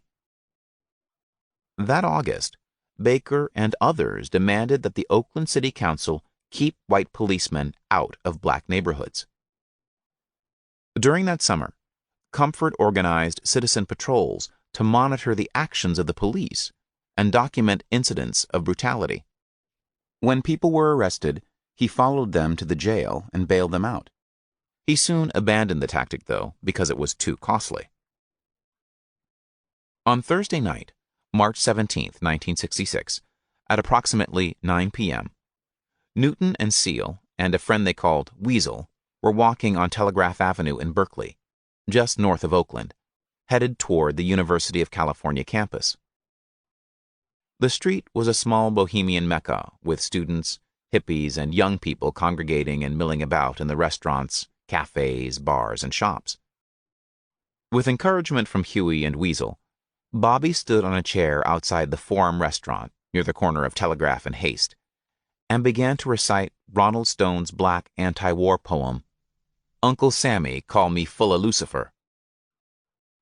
You school my naive heart to sing, red, white, and blue stars and stripes, songs, and to pledge eternal allegiance to all things blue, true. Blue-eyed blonde, blonde-haired, white chalk, white skin with USA tattooed all over. I will not serve. The poem struck a chord. The war was escalating, and many students felt conflicted, scared, and angry about the draft. A crowd began to gather. Soon, more than 25 people were cheering Bobby on and asking him to recite the poem again. George Williamson, an off-duty police officer, pushed into the crowd and grabbed Seal. A scuffle broke out. More police arrived. Newton and Seal were both arrested for disturbing the peace. Virtual Morell withdrew $50 from the SSAC treasury and bailed them out. A few weeks later, Newton and Seal saw a policeman pushing around a black man for no apparent reason. The officer arrested the man and took him to the station. Following Mark Comfort's example, Newton and Seal went to the station and bailed the man out, using money from the SSAC treasury. The brothers started to cry, and it touched Bobby deeply. Bobby was fed up with the armchair intellectualizing and wanted to stand up against the police, recalling, "I was filled with a staunch belief of the need for brotherhood and revolution and rebellion against the racist system." Huey and Bobby were ready to take meaningful, on-the-ground action. Seeking to emulate Robert Williams's defiant stance, Newton proposed that the SSAC organize a rally for Malcolm X's birthday in May 1966 and wear loaded guns in the spirit of his call for armed self-defense. Newton believed that this would attract the brothers on the block to participate.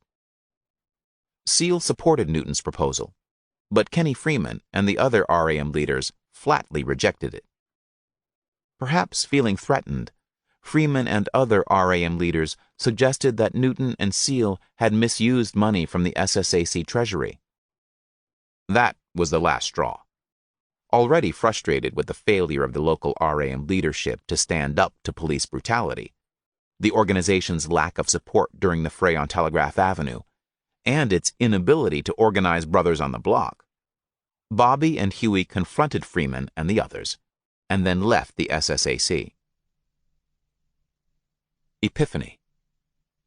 In the summer of 1966, Seal was hired to run a youth work program at the North Oakland Neighborhood Anti-Poverty Center, funded by the Federal War on Poverty. Through his role as a social service provider, he came to understand even more clearly the economic and social needs of black youth. Beyond delivering services, Bobby brought his revolutionary nationalist theory to the job and used the opportunity to push up against the ideological bias in the government program. Rather than merely guiding young blacks into a government-prescribed path, he used his authority to help them stand up against oppressive authority, particularly against police brutality.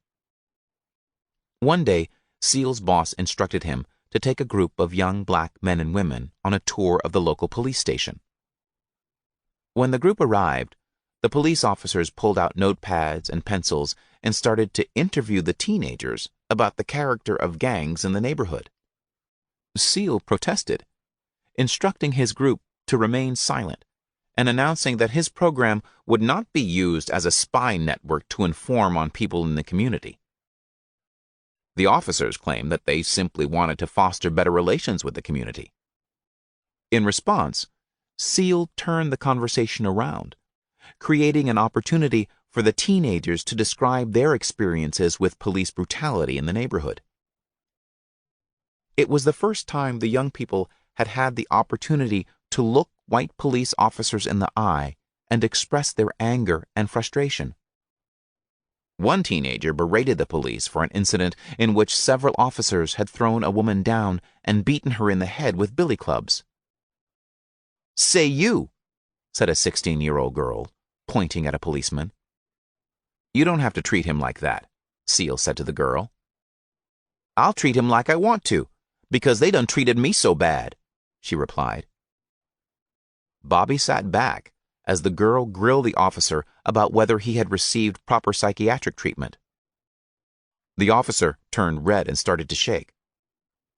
"The way you're shaking now," she said, "the way you're shaking now and carrying on, you must be guilty of a whole lot. and I haven't got no weapon or nothing. The poverty program provided a paycheck, some skills, and an opportunity to work with young people. But Newton and Seal were still searching for a way to galvanize the rage of the brothers on the block. They wanted to mobilize the ghetto the way that the civil rights movement had mobilized blacks in the South. They dreamt of creating an unstoppable force that would transform the urban landscape forever. The problem was now clear to Huey and Bobby, but they did not yet have a solution. Huey and Bobby were not the only ones looking for answers.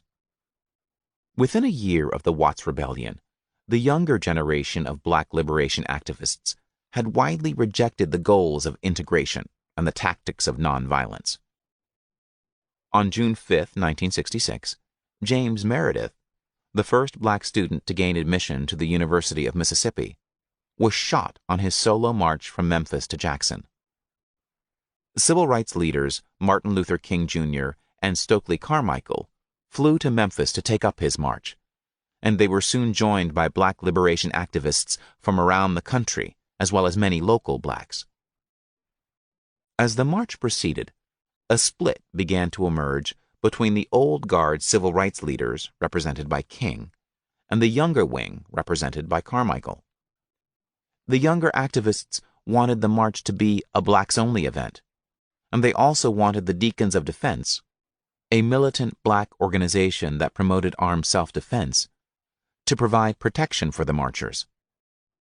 These were significant departures from the civil rights integrationist frame and nonviolent tactics. As the march made its way to Greenwood, Mississippi, Carmichael and a group of activists were arrested and held in jail for 6 hours. Upon their release, Carmichael announced to a rally of supporters, "This is the 27th time I have been arrested. I ain't going to jail no more. What we gonna start saying now is Black Power." Willie Ricks, a SNCC activist, took up the phrase and called it out. "What do you want?" The crowd replied, "Black Power." The phrase caught on like wildfire. The old guard civil rights leaders soon acknowledged the shift. King even appealed to the government for help. "The government has got to give me some victories if I'm going to keep people nonviolent. I know I'm going to stay nonviolent no matter what happens, but a lot of people are getting hurt and bitter, and they can't see it that way anymore." Black Power was not so much an answer as a new way of framing the quest for black liberation. No one knew quite what Black Power was or how to achieve it. But the younger generation of black activists put their minds and energies to figuring it out.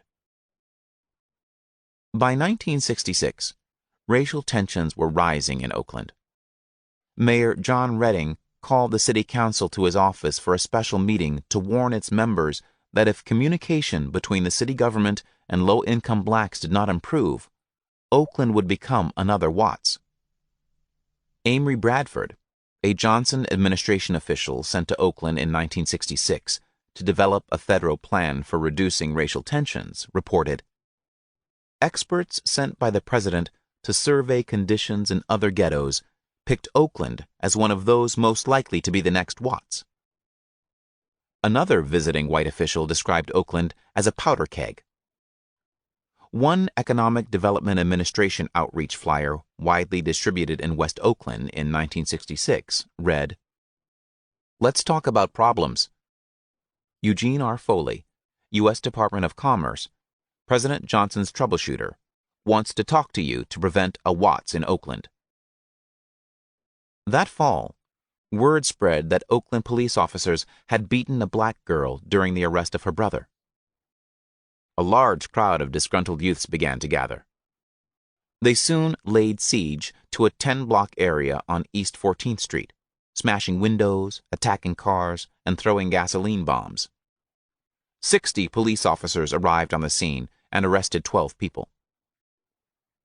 On September 27, 1966, 16-year-old Matthew Johnson was pulled over by police in Hunters Point, a black neighborhood across the bay in San Francisco.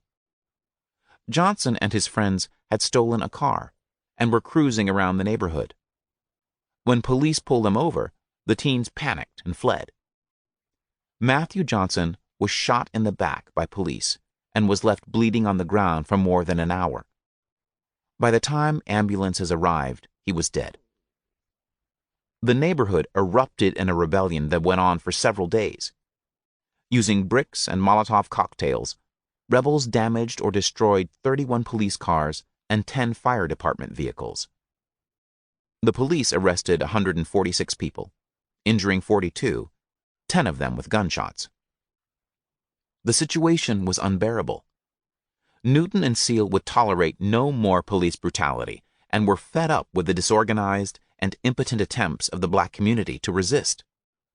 They were determined to find a solution. Newton soon experienced an epiphany, sparked by an article he read in the August 1966 edition of the West Coast SNCC newspaper, The Movement, about the Community Alert Patrol, CAP, in Watts. Brother Lenny and Brother Crook, two activists from Watts, organized CAP after the rebellion in 1965 to prevent further police brutality. CAP members monitored the police, driving around the black neighborhoods of Watts with notepads and pencils, documenting police activities. In August 1966, CAP began displaying a Black Panther logo on its patrol vehicles, inspired by SNCC's use of the Panther symbol when helping to organize an independent black political party in Lowndes County, Alabama. CAP was not left alone to carry out its activities, however. It was vulnerable to harassment and abuse by the police. One frustrated CAP member commented on the police harassment to a movement reporter. "There's only one way to stop all this," he said, "and that's to get out our guns and start shooting." Newton had been studying law at Merritt College and San Francisco State College, and he also read on his own at the North Oakland Service Center Law Library. He discovered that California law permitted people to carry loaded guns in public as long as the weapons were not concealed. He studied California gun law inside and out, finding that it was illegal to keep rifles loaded in a moving vehicle, and that parolees could carry a rifle but not a handgun. In California, he learned, citizens had the right to observe an officer carrying out his or her duty as long as they stood a reasonable distance away. Newton had finally hit upon a way to stand up to the police and organize the Brothers on the Block. He would organize patrols like the CAP in Watts, but he and his comrades would carry loaded guns. The Black Panther. Following the September 27th killing of Matthew Johnson, the UC Berkeley chapter of Students for a Democratic Society decided to hold a conference on Black Power and invited Stokely Carmichael, SNCC chairperson and the leading national proponent of Black Power, to be the keynote speaker.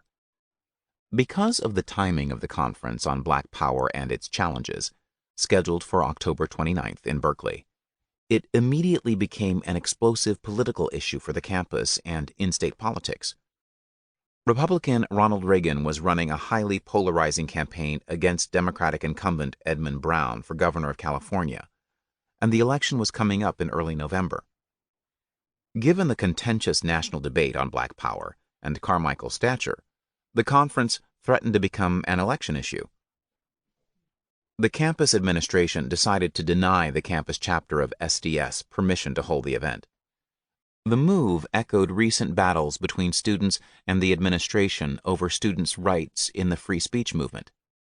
Soon, a raging battle arose on campus over whether SDS would be allowed to hold the conference. Wary of further escalation, the university capitulated. In response, Ronald Reagan criticized the conference publicly. "We cannot have the university campus used as a base to foment riots from." Reagan sent Stokely Carmichael a telegram urging him to stay out of California. He then challenged Governor Brown to co-sign his telegram. The governor refused, saying that he did not want to dignify Carmichael's cause.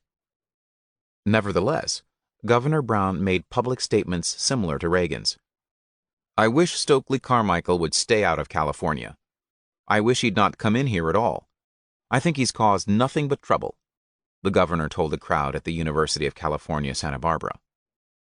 "Californians," he pronounced, "don't want black power."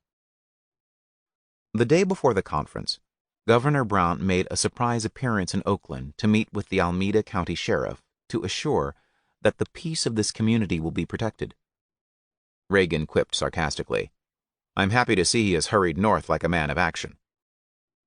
In addition to Carmichael, speakers scheduled for the conference included Ivanhoe Donaldson, the New York director of SNCC, Brother Lenny, leader of the Watts Community Alert Patrol, Mark Comfort, leader of the Oakland Direct Action Project, Ron Karenga, James Bevel from the Southern Christian Leadership Conference, Mike Parker and Mike Smith from SDS, Mike Miller and Clay Carson from SNCC, Terry Cannon, editor of The Movement newspaper, Elijah Turner, an Oakland organizer, and Barbara Arthur, a student at UC Berkeley.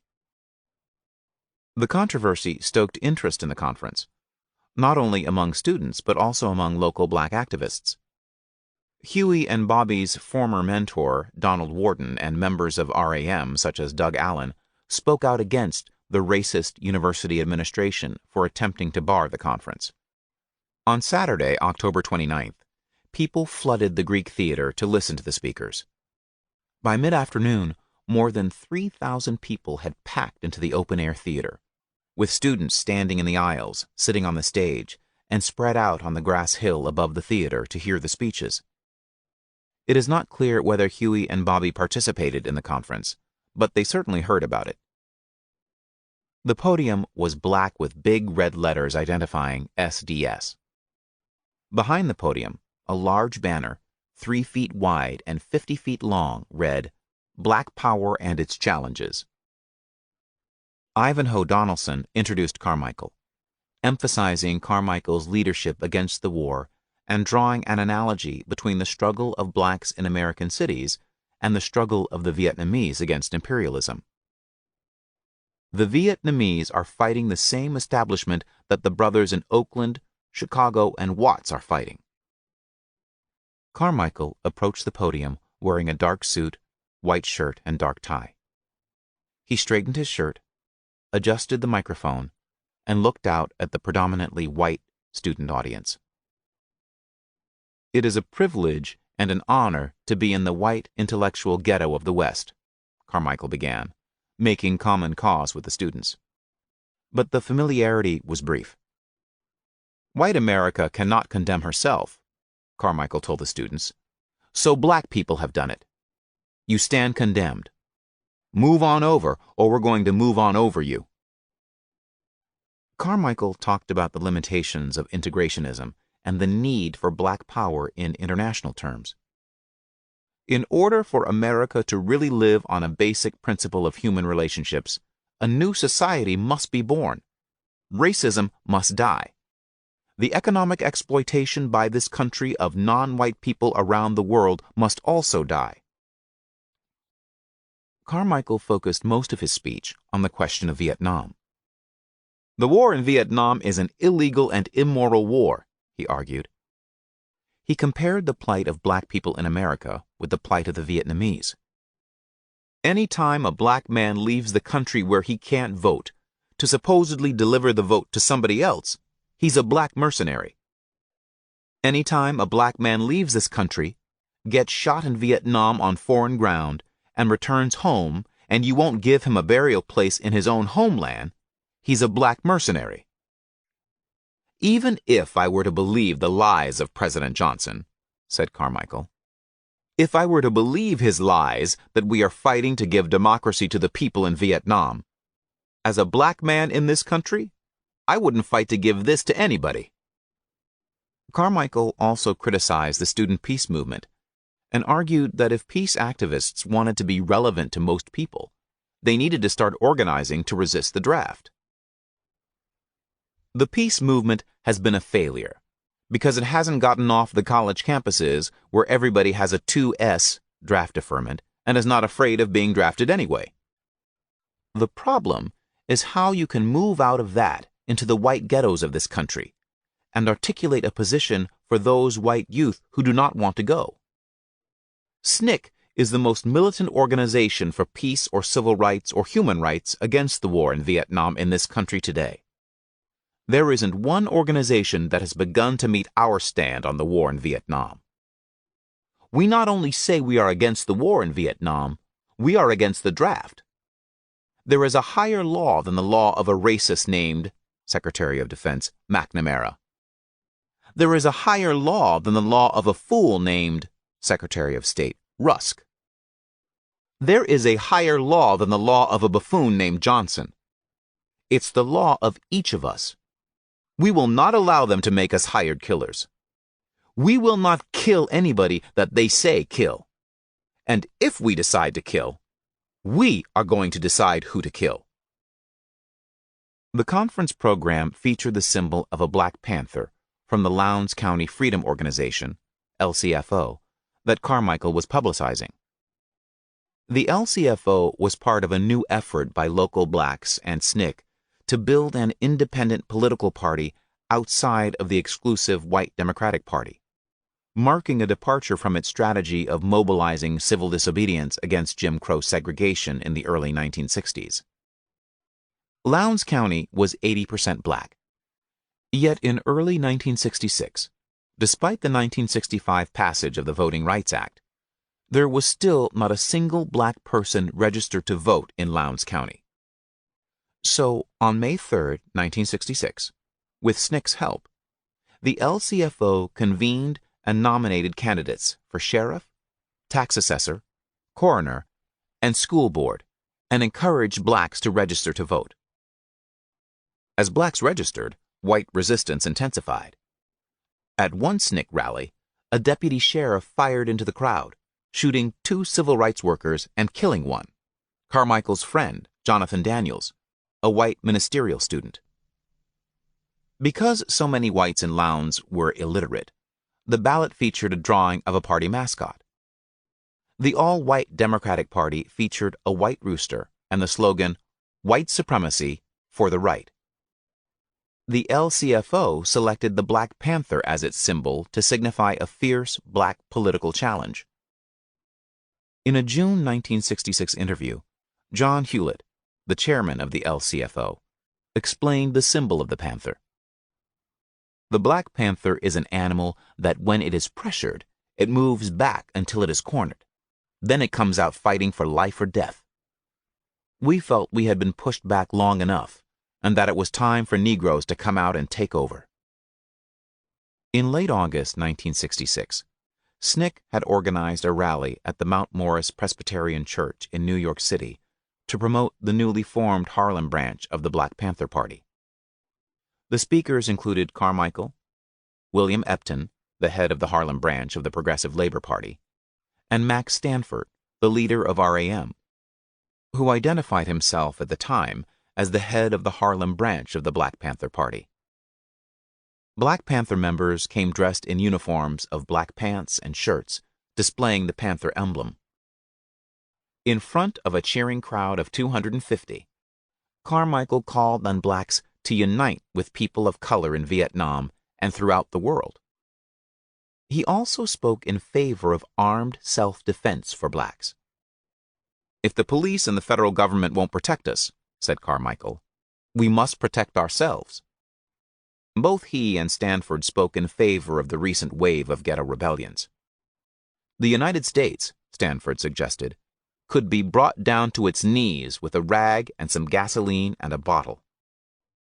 In September 1966, Carmichael wrote that organizing had begun under the Black Panther symbol across the country, in the North as well as the South, including independent efforts in Los Angeles, New York, Philadelphia, and New Jersey.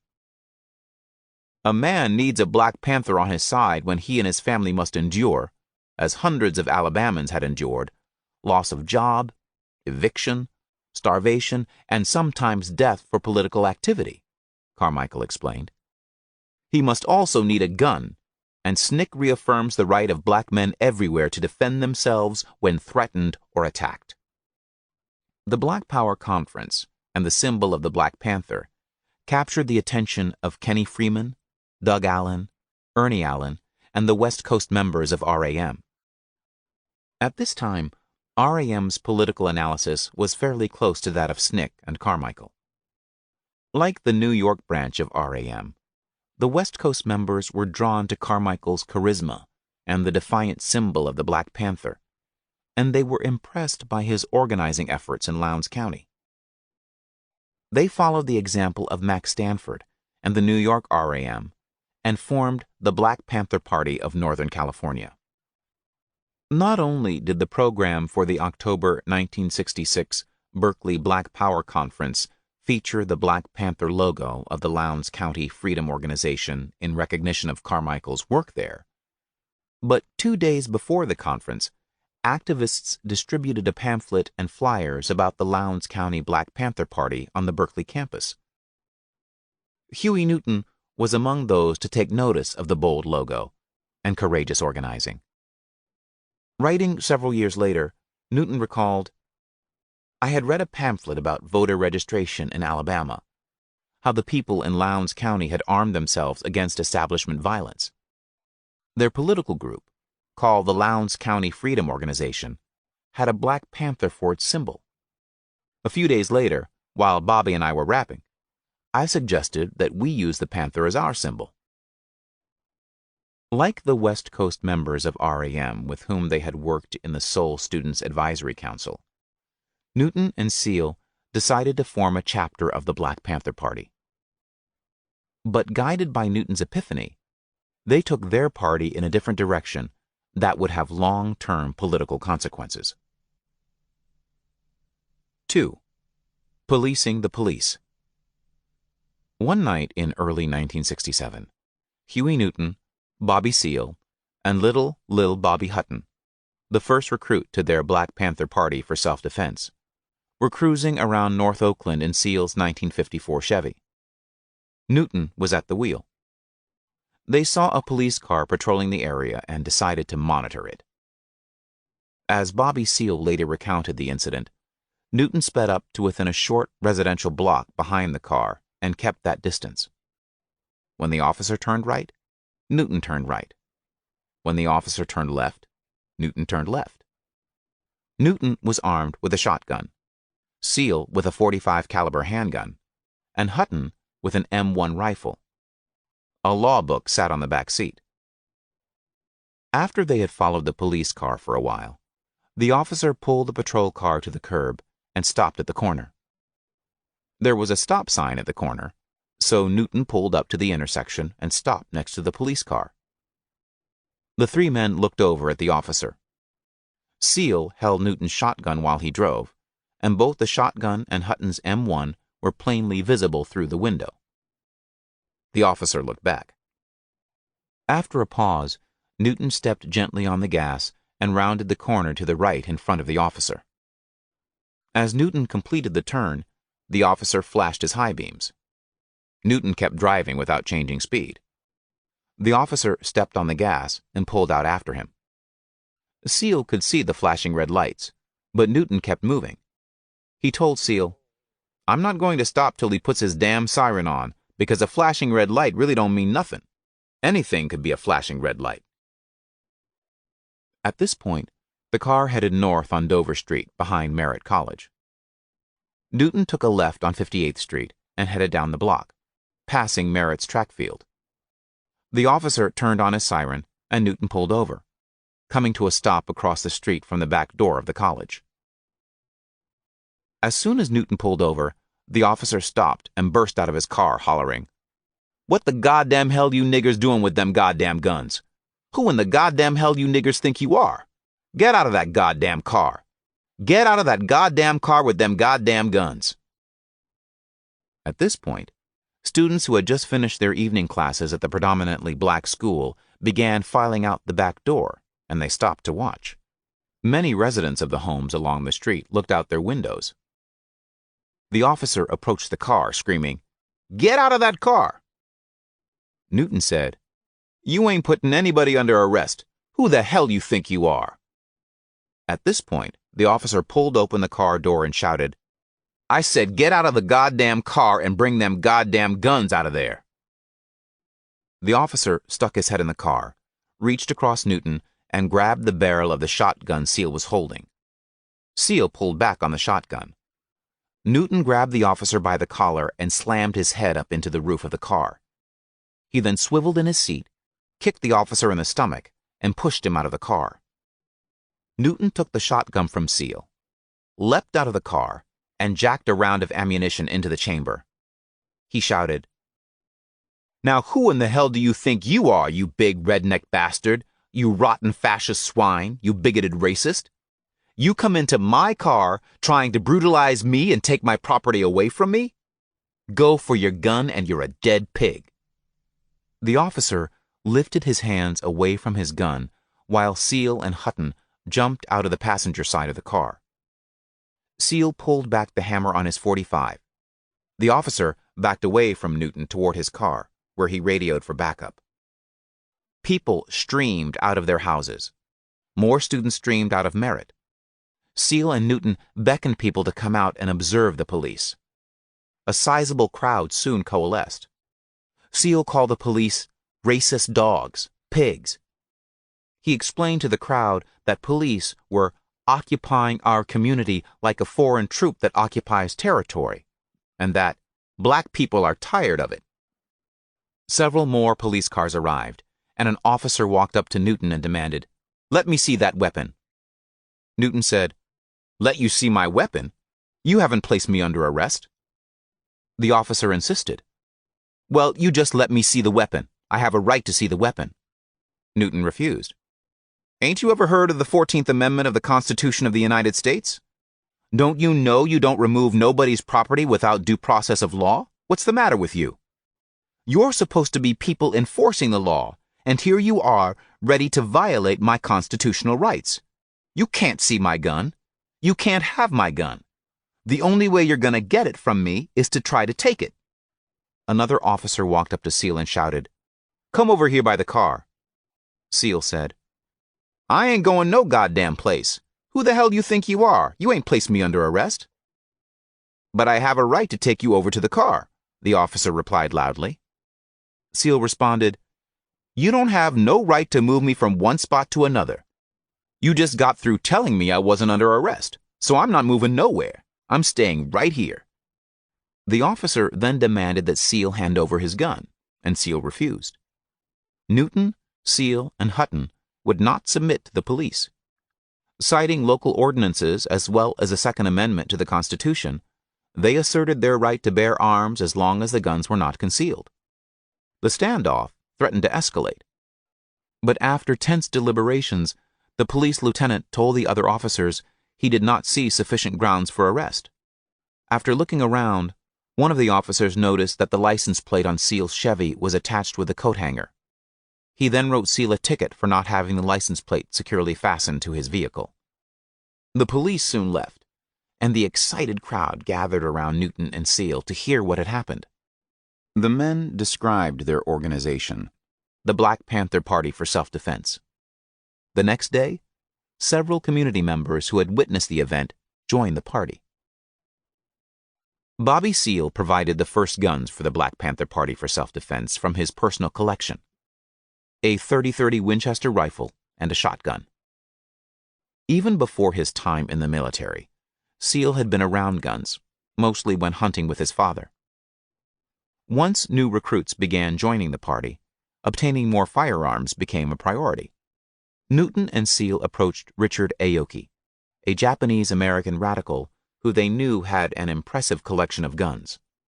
A small and energetic man with a big smile, a dirty mouth, and a generous sense of humor, Aoki was a dedicated revolutionary, committed to Third World liberation. He was pleased to help the Black Panthers get started, and donated 2 guns to the party in support of their revolutionary cause: an M1 Garand rifle and a 9mm pistol, both weapons designed for the military. Newton and Seale needed to raise money to purchase more guns for their party. Newton got the idea to sell Mao Zedong's Little Red Book on the Berkeley campus to raise money. A small but influential book of quotations by the chairman of the Chinese Communist Party, that was receiving a lot of news coverage. They went to Chinatown in San Francisco and bought the books at 30 cents apiece, and then sold them on the Berkeley campus for $1. Soon they raised enough money to buy a .357 Magnum, a pistol designed for law enforcement officers, from Aoki, and a high-standard shotgun at the local department store. Over the course of several months patrolling the police, Newton and Seal gained a small following. Bobby got Huey a job at the War on Poverty youth program where he worked, and the two used a portion of their paychecks to rent an office on Grove Street and 56th in North Oakland near Merritt College. In early 1967, the Black Panther Party for Self-Defense had only a handful of members.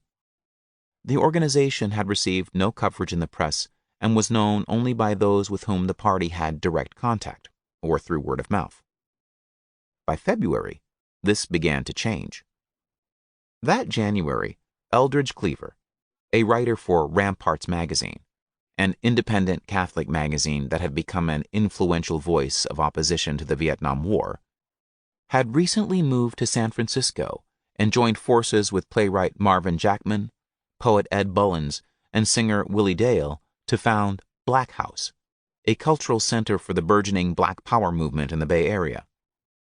Along with the RAM-affiliated Black Panther Party of Northern California, run by Kenny Freeman, Doug Allen, Ernie Allen, and Roy Ballard, they decided to organize a memorial for Malcolm X on the 2-year anniversary of his death, February 21, 1967. The idea came out of Cleaver's plan to create a new organization that represented the true legacy of Malcolm X, and to name it after the group he had started before his death, the Organization for Afro-American Unity. Cleaver's idea was to bring Betty Shabazz, Malcolm X's widow, to the Bay Area as the keynote speaker at the memorial conference to legitimize the new organization. Cleaver was new to the area, and the group appointed Roy Ballard as coordinator of the event. A number of the organizers feared that Betty Shabazz could become a target like her husband, so Roy Ballard asked Bobby Seale if the Black Panther Party for Self-Defense would speak at the conference and provide an armed escort for Shabazz. After consulting with Newton, Seale agreed and arranged to meet Shabazz at the San Francisco airport. In the early afternoon of February 21st, 8 members of Newton and Seale's Black Panther Party for Self-Defense, dressed in uniform, waist-length leather jackets, powder blue shirts, and black berets cocked to the right, met up with Roy Ballard, Kenny Freeman, and several other members of the RAM-affiliated group. At 3:05 p.m., the Black Panther contingent, led by Newton, entered the lobby of the San Francisco airport displaying shotguns and pistols. The airport security chief, George Nessel, and his armed deputies confronted them and ordered them to wait outside the building. Newton refused. Nessel acquiesced, telling the press later that the Panthers were quite hip on the law. The Panthers made their way in military fashion to American Airlines Gate 47, where Shabazz was scheduled to arrive. According to one eyewitness, each one, like clockwork, set themselves up at various stations at the arrival gate and waited, rifles in hand. From the airport, the Panthers escorted Shabazz to the office of Ramparts magazine for an interview with Eldridge Cleaver. There, the group had another, more intense confrontation with law enforcement. Chuck Banks, an aggressive reporter from KGO-TV, tried to push his way through the Panther bodyguard.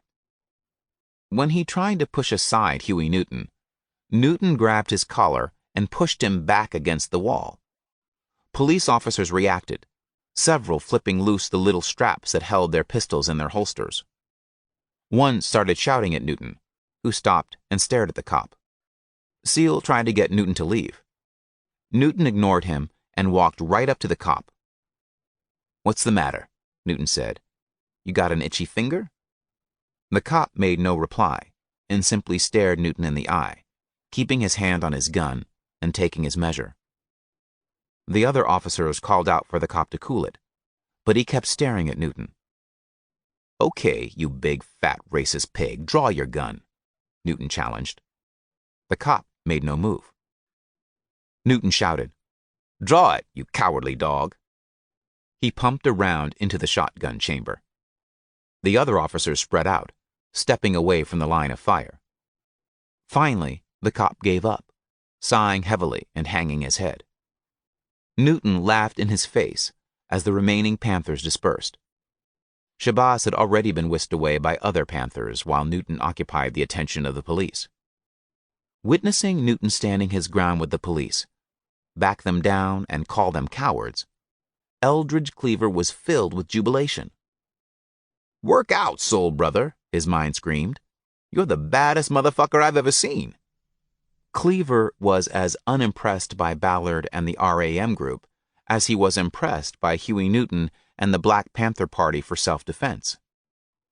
He decided then that he would give his full support to Huey Newton as the legitimate heir to the legacy of Malcolm X. Word quickly spread about Huey Newton's stand against the police, and about the bold new Black Power organization, the Black Panther Party for self-defense.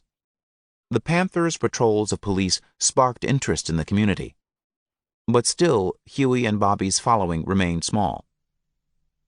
Newton was very conscious that black people were excluded from power and that the government did not represent their interests.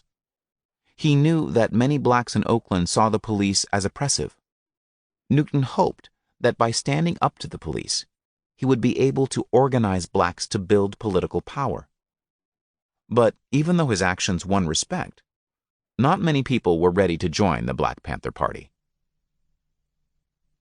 Denzel Dowell.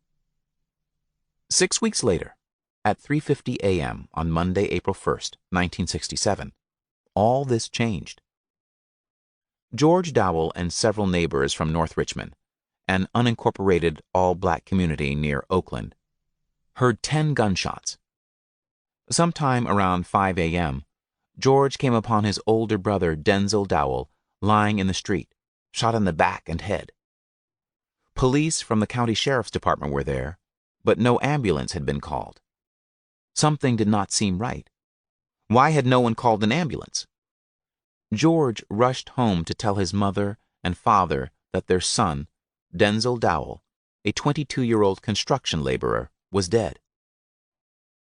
When the newspaper came out that day, the Contra Costa Sheriff's Office reported that Deputy Sheriffs Mel Brunkhorst and Kenneth Gibson had arrived at the scene at 4:50 a.m. on a tip from an unidentified caller about a burglary in progress. They claimed that when they arrived, Denzel Dowell and another man ran from the back of a liquor store and refused to stop when ordered to halt. Brunkhorst fired one blast from a shotgun, striking Dowell and killing him. The other man escaped. For the Dowells, the official explanation did not add up, and community members helped the family investigate. The Dowells knew Mel Brunkhorst. He had issued citations to Denzel in the past, and on occasion, Brunkhorst had threatened to kill Dowell. The more they probed, the more contradictory the facts appeared. There was no sign of entry, forced or otherwise, at Bill's Liquors, the store Dowell had allegedly been robbing. Further, the police had reported that Dowell had not only run, but also jumped 2 fences to get away before being shot down. But Dowell had a bad hip, a limp, and the family claimed that he could not run, let alone jump fences. When the coroner released his report, community skepticism only grew. The report stated that Dowell had bled to death, yet there had been no pool of blood where Dowell was found. There was a pool of blood, however, 20 yards away from the site where police claimed Dowell died. The report also listed 6 bullet holes, apparently confirming neighbors' reports of hearing multiple shots. A doctor who worked on the case told the family that judging from the way the bullets had entered Dowell's body, Dowell had been shot with his hands raised. Bullet holes in nearby walls also suggested alternate trajectories and a different story. The family demanded to have the clothes Dowell wore when he was shot, and to be allowed to take pictures of the corpse to verify how many times he had been shot. The county refused. Mrs. Dowell publicly announced, "I believe the police murdered my son." The city of Richmond, a few miles north of Oakland, had been the site of several major shipyards during World War II.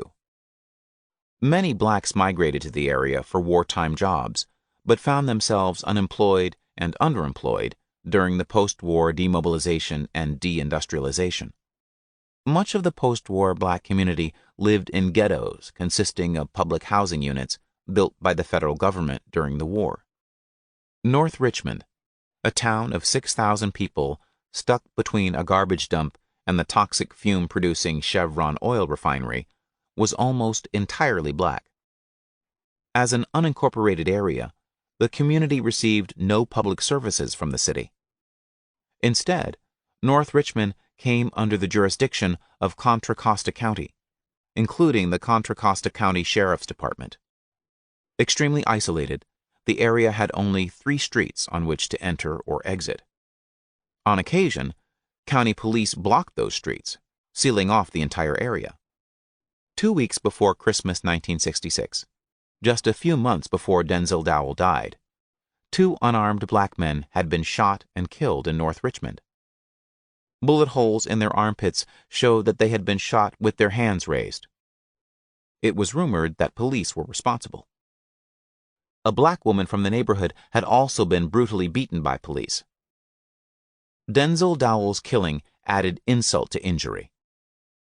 A white jury took little time deciding that the killing of unarmed Dowell was justifiable homicide because the police officers on the scene had suspected that he was in the act of committing a felony. Outraged, the black community demanded justice. The Dowell family supported a petition drive demanding the suspension of Officer Brunkhurst and a full investigation of Denzel's death. Almost 1/4 of the North Richmond community signed on, 1,200 people in all. Yet county officials refused to investigate. For many, this was the last straw. Paralleling black anger about police brutality nationally, the rage in North Richmond over Dowell's killing was palpable. With no sympathetic response from local government, the situation appeared headed in a clear direction, toward riot. Mark Comfort knew the Dowell family and understood how high the stakes were. As North Richmond threatened to boil over, instead of organizing a sit-in or prevailing upon the traditional civil rights organizations to act, he drove down to 56th Street and Grove in Oakland to see Huey Newton and Bobby Seale. Ruby Dowell, Denzel's sister, called a meeting at Neighborhood House, a community center in North Richmond, to discuss the situation. Newton and Seale attended. The meeting was emotional. Mrs. Dowell was still very angry, but she was also despondent and scared. Alongside her husband, who remained in the background during much of the crisis, she had worked so hard to survive in North Richmond, to support her family, and to raise her children. Now, her son Denzel had been taken from her by the very police sworn to protect him. Her appeals to the authorities had been treated with indifference at best. Who was she to look to? How could she find justice? Newton and Seale calmly maintained that only through armed self-defense could the black community find security. They asked lots of questions about the case and tried to understand what had actually happened the night Denzel Dowell was killed. George Dowell immediately saw in the Panthers the first glimmer of hope for finding justice for his brother. I was really impressed. They made me feel like they were really interested in the people, and they knew what they were doing. When I listened to Huey and Bobby talk, I could tell that they were talking from their hearts. A person can tell when another person is telling the truth, and that's what all our people have been waiting to hear. The next day, the Panthers began their own investigation into the killing of Denzel Dowell. Newton, Seale, and a few party members started to spend time in North Richmond, talking with George Dowell and the younger generation on the street, and sitting with Mrs. Dowell in her home. They spoke with the neighbors and other community members, sought out witnesses, talked with the coroner's office, and spoke to forensic experts. They decided to do whatever they could to find justice for Denzel Dowell. The Panthers' first confrontation with police in North Richmond was unplanned. Newton observed, Policemen were constantly coming to Mrs. Dowell's house and treating her like dirt. They would knock on the door, walk in, and search the premises any time they wanted. One Sunday in April 1967, Newton was at the house when they came. When Mrs. Dowell answered the door, a policeman pushed his way in, asking questions. I grabbed my shotgun and stepped in front of her, telling him either to produce a search warrant or leave. He stood for a minute, shocked, then ran out to his car and drove off. Given recent events, many locals felt vulnerable to police attack, and word about the Panther spread rapidly through North Richmond. On the following Sunday, April 16th, community members met at George Dowell's home to discuss his brother's death. Talk soon turned to a recent rash of student beatings by teachers at the local Walter Helms Junior High School, yet another example of institutional brutality. One student's mother asked the Panthers for help. The Panthers had stated publicly that they were there for the community's protection, and now they were being asked to deliver. The next day, 3 carloads of mothers of students at Walter Helms went to the school, accompanied by a carload of armed Panthers. When the lunch bell rang, the mothers entered the school and proceeded to patrol the hallways. The Panthers remained outside in case any problems arose. The mothers informed the principal that they were there to ensure their children's safety and protect them from brutal treatment by school officials. We're concerned citizens, they told him, and we'll whip your ass and anyone else's that we hear of slapping our children around. School officials called the police, and an officer soon arrived. Upon hearing about the angry parents inside, he demanded to know what was going on. 5 of the Panthers sitting in their car outside the school were openly armed, 4 with shotguns and 1 with an M1. According to Seal, when the officer saw the guns, he began to stutter. He asked what all the guns were for, and Newton told him that he and his companions were members of the Black Panther Party and that the guns belonged to them. The officer asked for his driver's license, and Newton obliged. When he saw Newton's name, he went to his car and radioed for reinforcements. Another police car soon arrived, but there was nothing the police could do.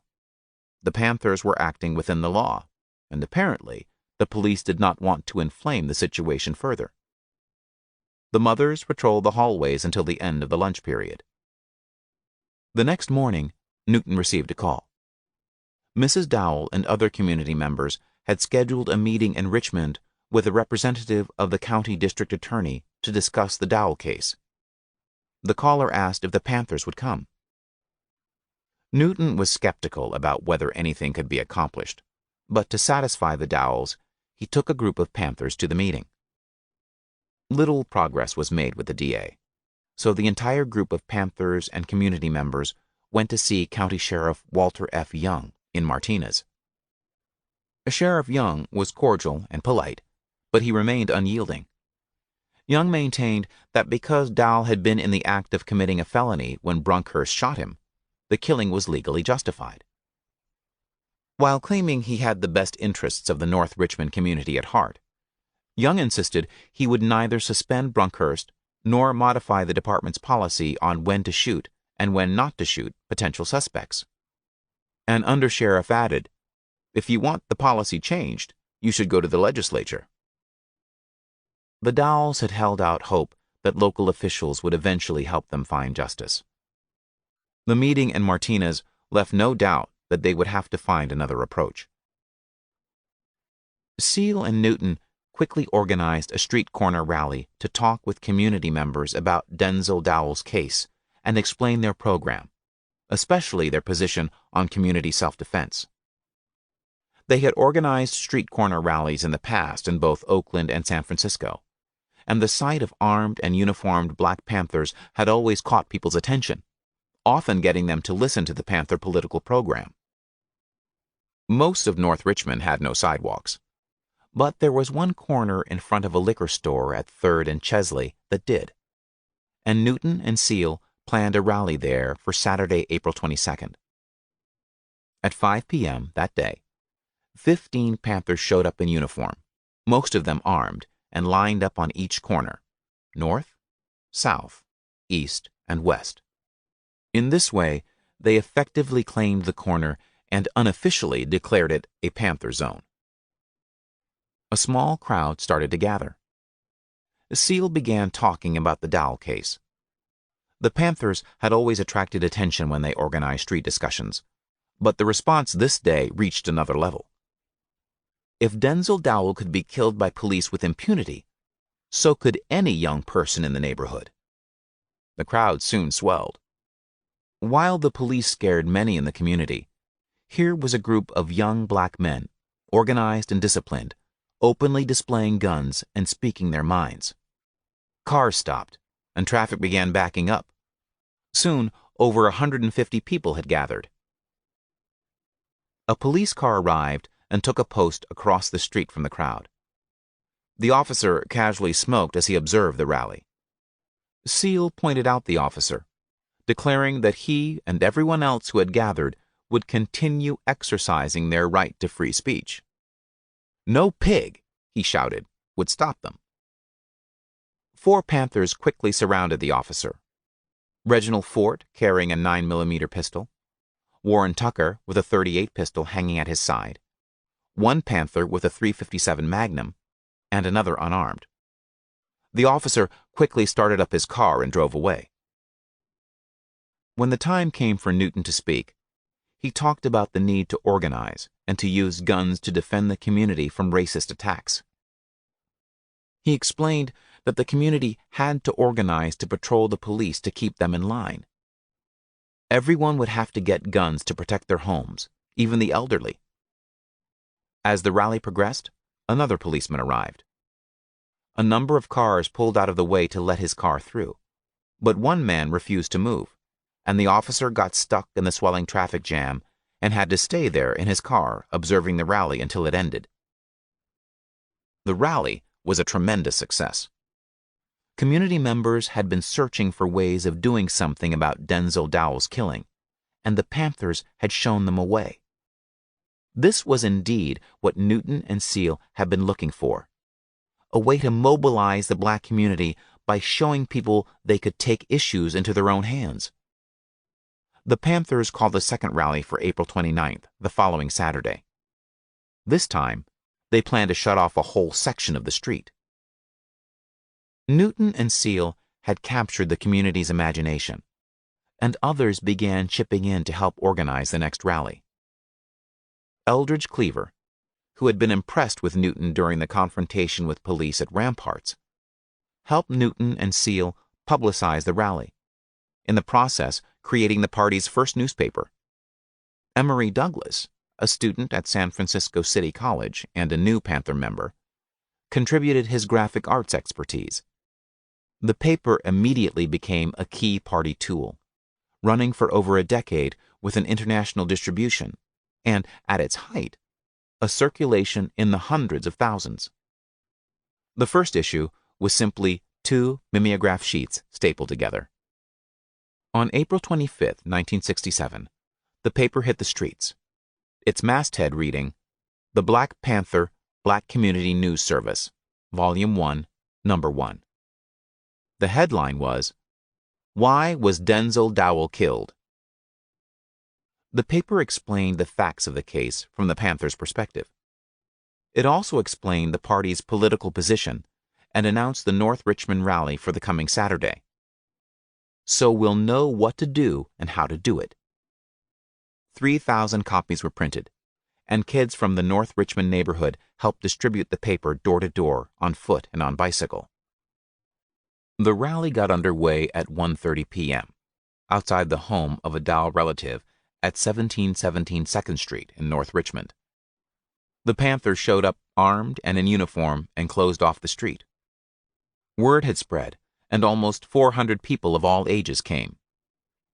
Many working class and poor black people from North Richmond were there. They wanted to know how to get some measure of justice for Denzel Dowell, and in turn, how to protect themselves and their community from police attacks. People lined both sides of the block. Some elderly residents brought lawn chairs to sit in while they listened. Some of the younger generation climbed on cars. Several police cars arrived on the scene, but the reception they received was even less friendly than that at the previous rally, so they kept their distance.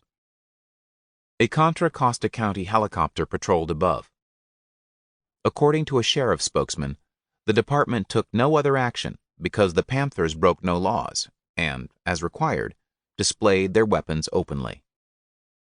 Newton, Seal, and Cleaver all spoke, proclaiming that the community would not get justice from the government, nor from its arm, the police. In outlining the party's program, they emphasized that black people would never be safe and secure if they depended on the police to protect them. The police were part of the problem, extensions of the oppressive power structure. Black people would be safe only if they took the situation into their own hands and defended themselves. At one point, Newton explained what kinds of guns people should buy. He pointed to Panther John Sloan stationed on a rooftop. Sloan did a weapons demonstration, and people cheered wildly. That day, something startling occurred that had never happened at any other Panther event. Neighbors showed up with their own guns. Some of these people had seen the armed Panthers at the previous rally and decided to bring their guns this time as a gesture of support and solidarity. Others, seeing the Panthers for the first time, went home to get their guns and returned. One young woman who had been sitting in her car got out and held up her M1 for everyone to see. The Panthers passed out applications to join their party, and over 300 people filled them out. According to FBI informant Earl Anthony, he had never seen black men command the respect of the people the way that Huey Newton and Bobby Seale did that day. Sacramento. As the Black Panthers' strategy of armed self-defense became more and more effective at mobilizing members of the black community, the Panthers attracted even greater attention among authorities, who took steps to stop them. The Oakland Police Department circulated internal memos identifying party members and describing their vehicles. Assemblyman Donald Mulford, a Republican from Piedmont, the predominantly white and affluent suburb of Oakland, took particular notice. On April 5, 1967, 6 weeks after the Black Panther Party's well-publicized confrontation with police while escorting Betty Shabazz, Assemblyman Mulford introduced a bill, AB 1591, in the California legislature, proposing to outlaw the carrying of loaded firearms in public.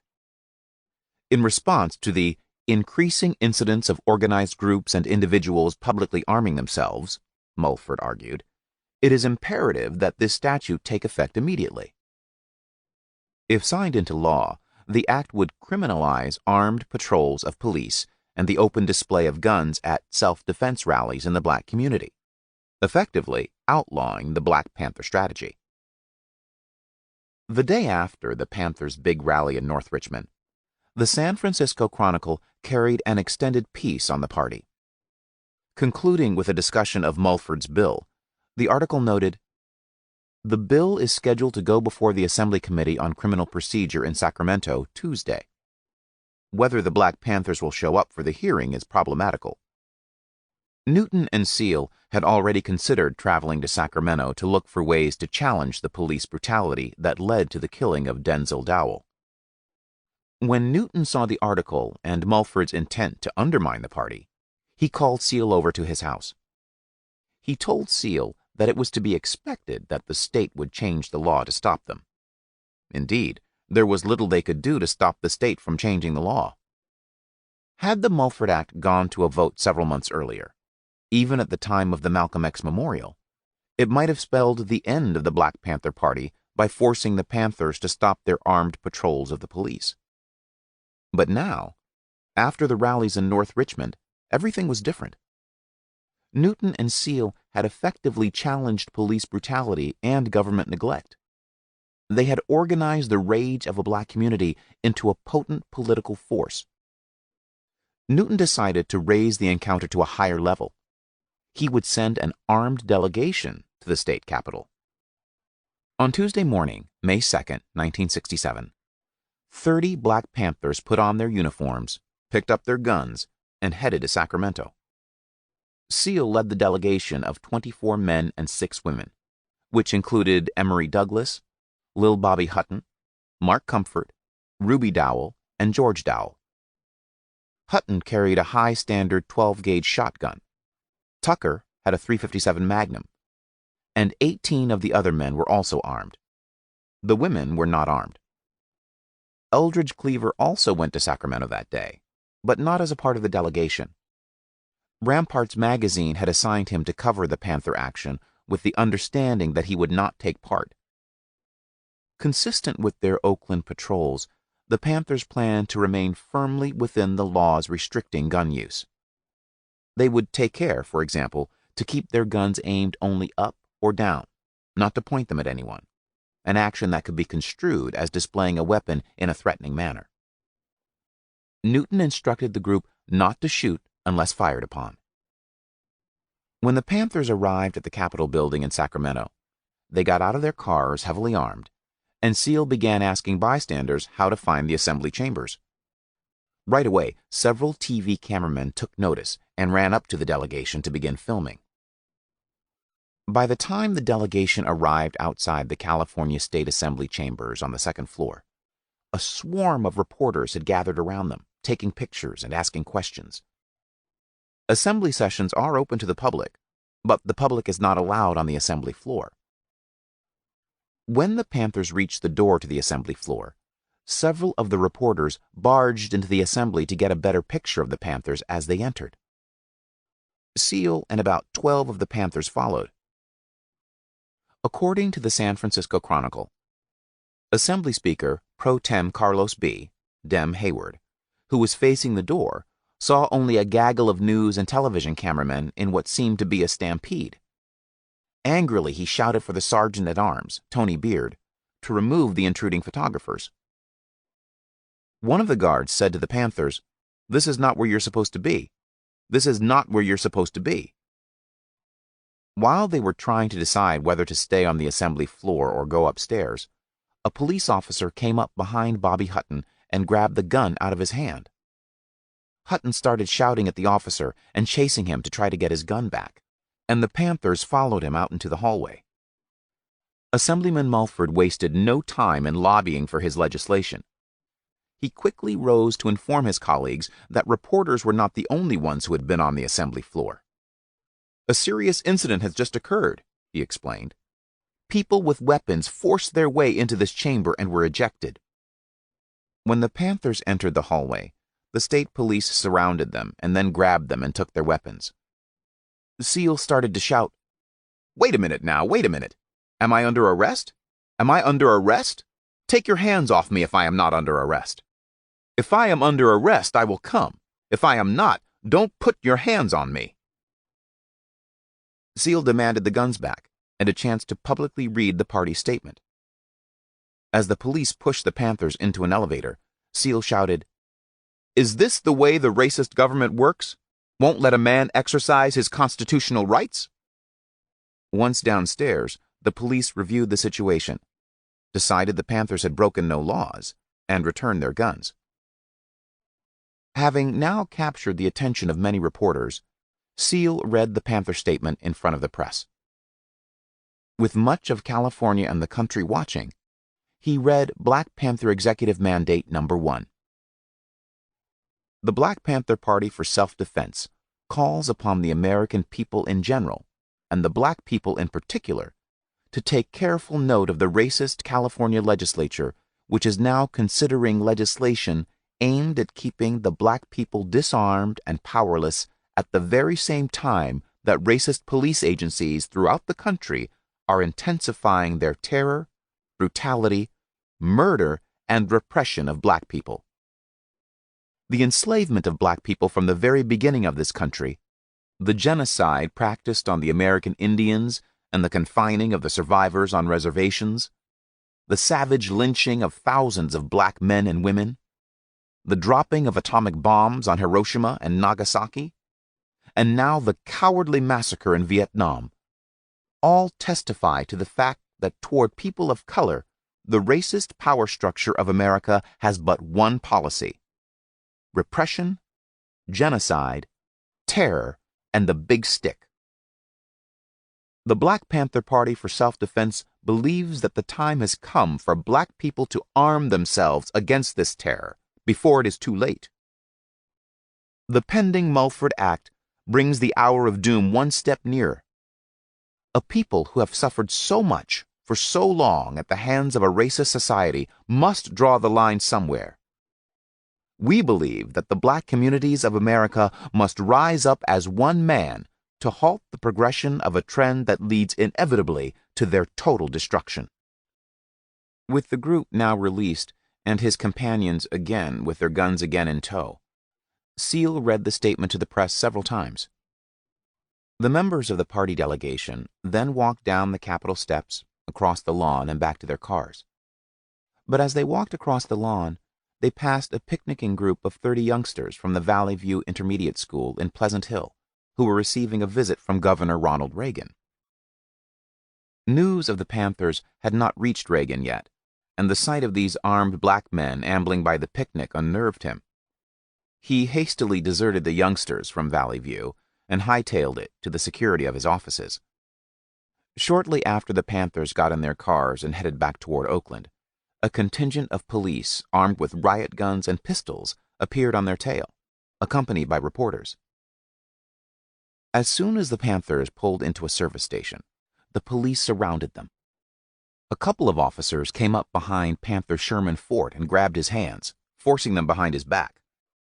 When Seal asked if Fort was under arrest, the officers answered that he was, and Seal told Fort to take the arrest. With cameramen capturing the scene for national TV, the police then searched and arrested the remainder of the group on what appeared to be makeshift charges. Seal was originally arrested for carrying a concealed pistol, when in fact he openly displayed the pistol in a holster on his hip.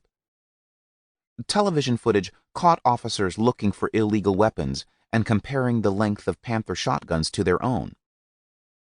To one officer's charge, a Panther explained, "That ain't no sawed-off, that's a riot gun, just like yours." Officers booked several of the Panthers on an obscure Fish and Game Code violation that prohibited loaded guns in a vehicle. 19 young adults and 5 juveniles were arrested. But this group included not only armed Panthers, but also Eldridge Cleaver, covering the event for Ramparts and carrying only a camera, as well as an anonymous black woman from Sacramento, unknown to the Panthers, who happened to be buying gas at the time. At the police station, officials changed the charges to conspiracy to invade the assembly chambers, a felony. Seal and Comfort were bailed out that evening and returned with Newton for a court hearing and press conference the following day. Extensive press coverage boosted the party's profile exponentially.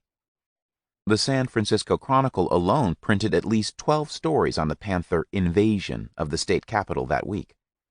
The event and its aftermath received extensive coverage in the country's major dailies in early May, from the New York Times and Washington Post to the Chicago Tribune, as well as widespread television coverage. The party soon became the topic of discussion in innumerable political circles. In particular, it became a hot topic in the left alternative press, garnering extensive coverage in Ramparts and The Movement. The event also prompted more thorough investigative coverage, including a massive story in the New York Times Magazine. The Panthers graphically introduced the public to a new vision of black politics. Like the leaders of the earlier civil rights movement, the Panthers continued to focus on black liberation. Yet, rather than appeal for a fair share of the American pie, the Panthers portrayed the black community as a colony within America, and the police as an army of occupation from which blacks sought liberation. In their view, the racist power structure was the common enemy of all those engaged in freedom struggles.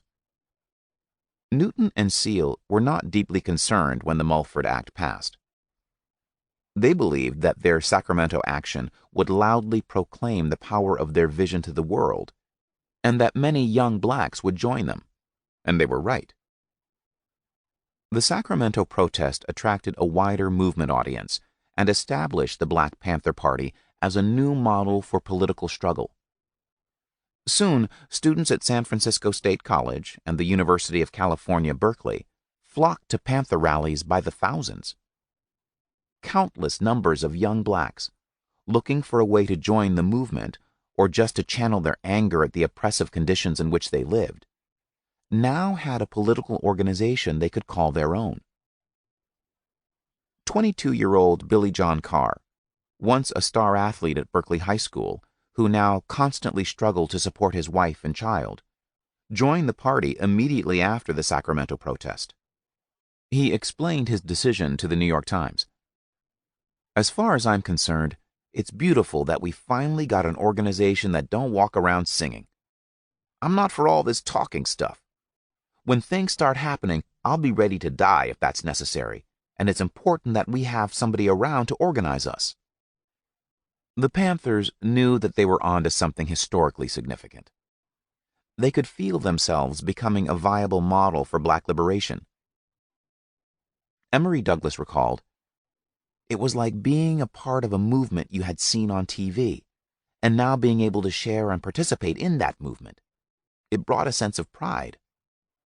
George Dowell, who had joined in the Sacramento action, explained later to a reporter, "We are tired of police brutality. We want something done about it. If they won't do something, we will.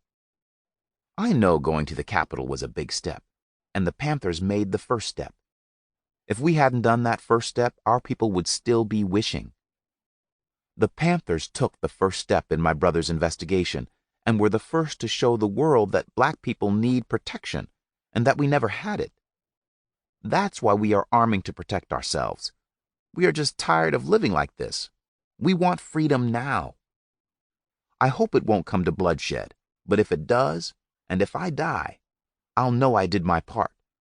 That's a good feeling, because up till now, there haven't been too many men or women that could say that."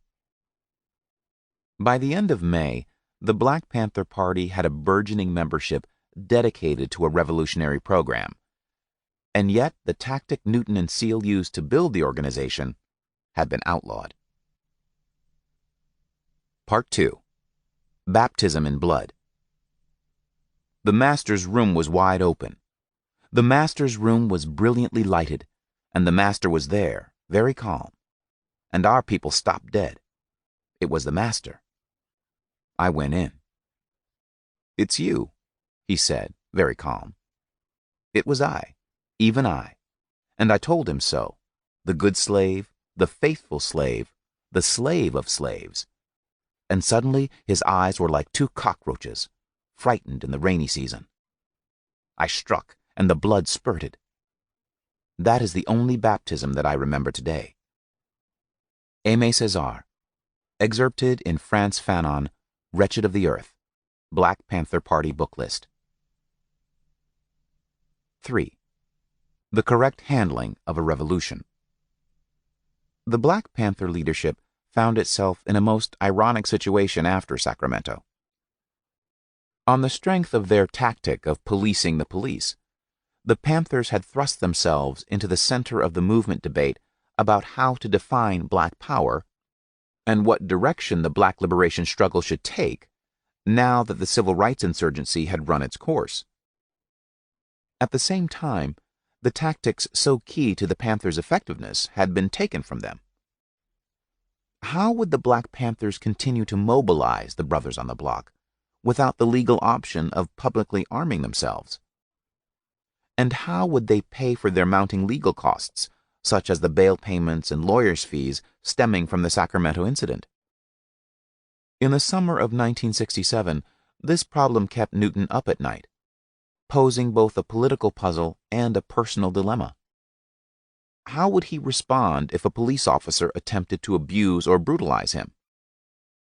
Before California enacted the Mulford Act and restricted the Black Panther Party's right to bear arms in public, the response had been clear. On countless occasions, Newton had pulled out his law book and insisted, by section and point, that he be accorded his full legal rights under the law. When an officer refused to accord him these rights, he made it clear that he would accept an arrest peacefully, but that he would take the officer to court for false arrest. But if an officer attempted to go outside the law and abuse or brutalize him in any way, Newton was armed, as was his legal right, and he made it clear that he would not hesitate to use his weapon in self-defense. In all of the Black Panther Party's confrontations with police, not a single shot had been fired. But now that this tactic had been outlawed, what would Newton do? What would a Panther do? The legitimate representatives of the black community. In the summer months of 1967, following the Sacramento action, Huey Newton published a series of essays in the Black Panther newspaper in which he explored ways to transcend the tactic of legally armed patrols of police. In Fear and Doubt, The Functional Definition of Politics, In Defense of Self-Defense, a two-part essay, and The Correct Handling of a Revolution, he articulates a new politics. Drawing upon the writings of Malcolm X, Mao Zedong, and the psychiatrist Frantz Fanon, who participated in the Algerian Revolution, Newton expands on the Revolutionary Action Movement's identification of the black community as a colony within the American Empire. He links both the conditions and the struggle for liberation in the black community to anti-colonial struggles around the world, not only in Africa, but also in Vietnam and elsewhere. From there, Newton departs from RAM, seeking to define a politics that, like the tactic of legally armed patrols of police, would speak to and mobilize the brothers on the block. He develops his argument in 4 parts. First, applying Frantz Fanon's theory of the psychology of colonization and liberation struggle to the ghettos of the United States. Then extending the analogy to identify the police as an occupying force, interpreting U.S. urban riots as proto-political resistance to this occupation, and asserting the role of the Black Panther Party as the legitimate representative of the black community, the vanguard party, in the struggle for black power. Newton lays out the first part of his argument in Fear and Doubt, where he analyzes the psychological dimensions of ghettoization, specifically on black men. He applies the theory developed by Fanon during the Algerian Revolution to the concrete and particular experience of blackness in the American ghetto in the mid-1960s, analyzing how black men experience ghetto life. The essay describes the way in which society denies black men their humanity. Yet, Newton writes, the black man blames himself for his inferior position in society, finding himself in a double bind. On the one hand, he believes he is inherently inferior, that he lacks the innate ability to advance himself. On the other hand, he wants to believe that he is not innately inferior, but then blames himself for being lethargic and not trying hard enough. Society responds to him as a thing, beast, non-entity, something to be ignored or stepped on. He is asked to respect laws that do not respect him. He is asked to digest a code of ethics that act upon him, but not for him. He is confused and in a constant state of rage, of shame, and doubt. This psychological set permeates all his interpersonal relationships. This dynamic permeates all aspects of black men's lives in America, Newton says. From processing their hair to pursuing fancy cars, from attending ghetto schools to being unemployed and fathering illegitimate children in an attempt to demonstrate masculinity. While a number of black power organizations at the time were reading Fanon and interpreting the psychological dimensions of racial oppression in the United States, Newton's innovation is to focus on the police as a brutal and illegitimate occupying force, the immediate barrier to self-determination. In this second part of his argument, presented in The Functional Definition of Politics, Newton writes, because black people desire to determine their own destiny, they are constantly inflicted with brutality from the occupying army, embodied in the police department. There is a great similarity between the occupying army in Southeast Asia and the occupation of our communities by the racist police. The armies are there not to protect the people of South Vietnam, but to brutalize and oppress them for the interests of the selfish imperial power.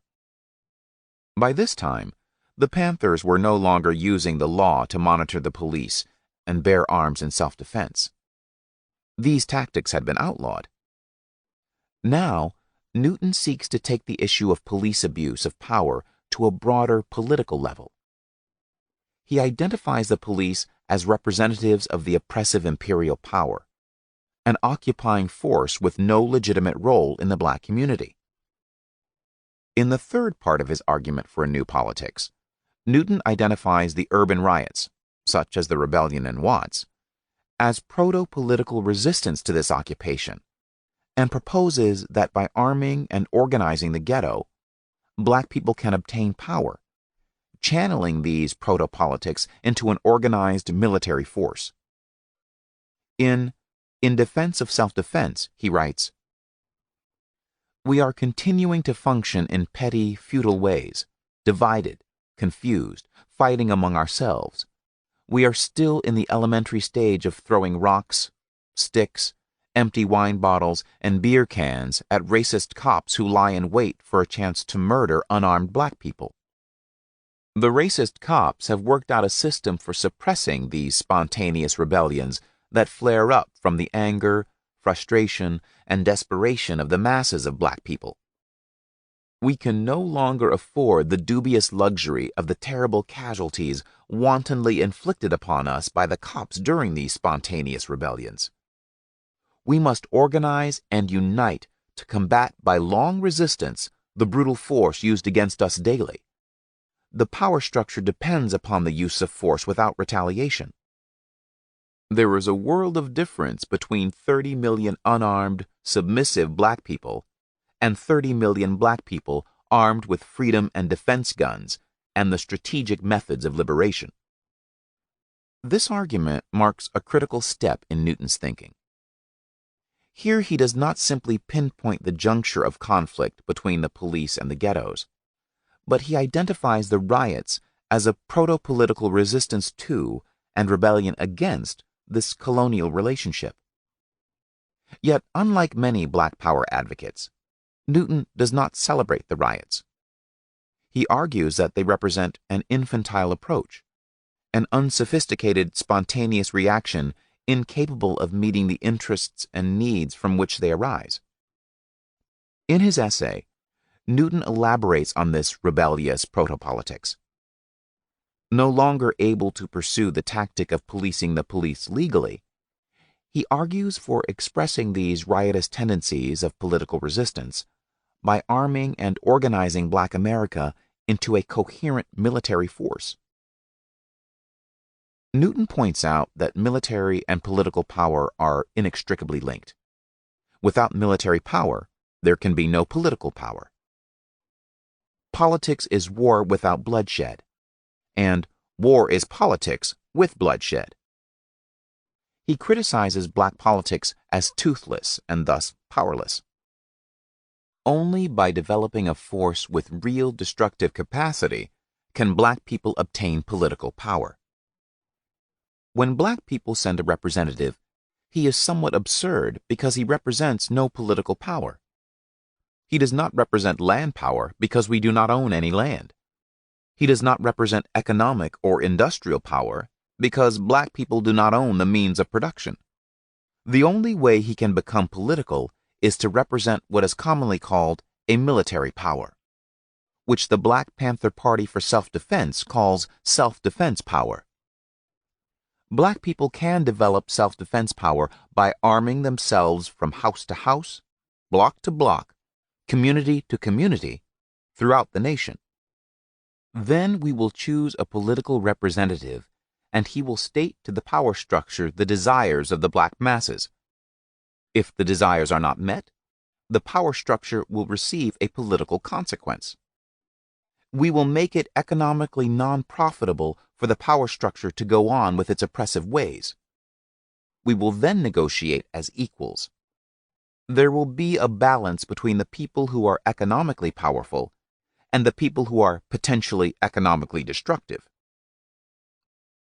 Finally, in an essay written in late July, less than 3 months after the Black Panther action in Sacramento, Newton asserts the role of the Black Panther Party for Self-Defense as a vanguard party, the legitimate representative of the black community in its struggle for black power. He adapts this idea from RAM and, indirectly, from Mao and the Chinese Revolution. But RAM had tried to assume this key role as an underground organization and had not succeeded in making its theory the basis for widespread politics.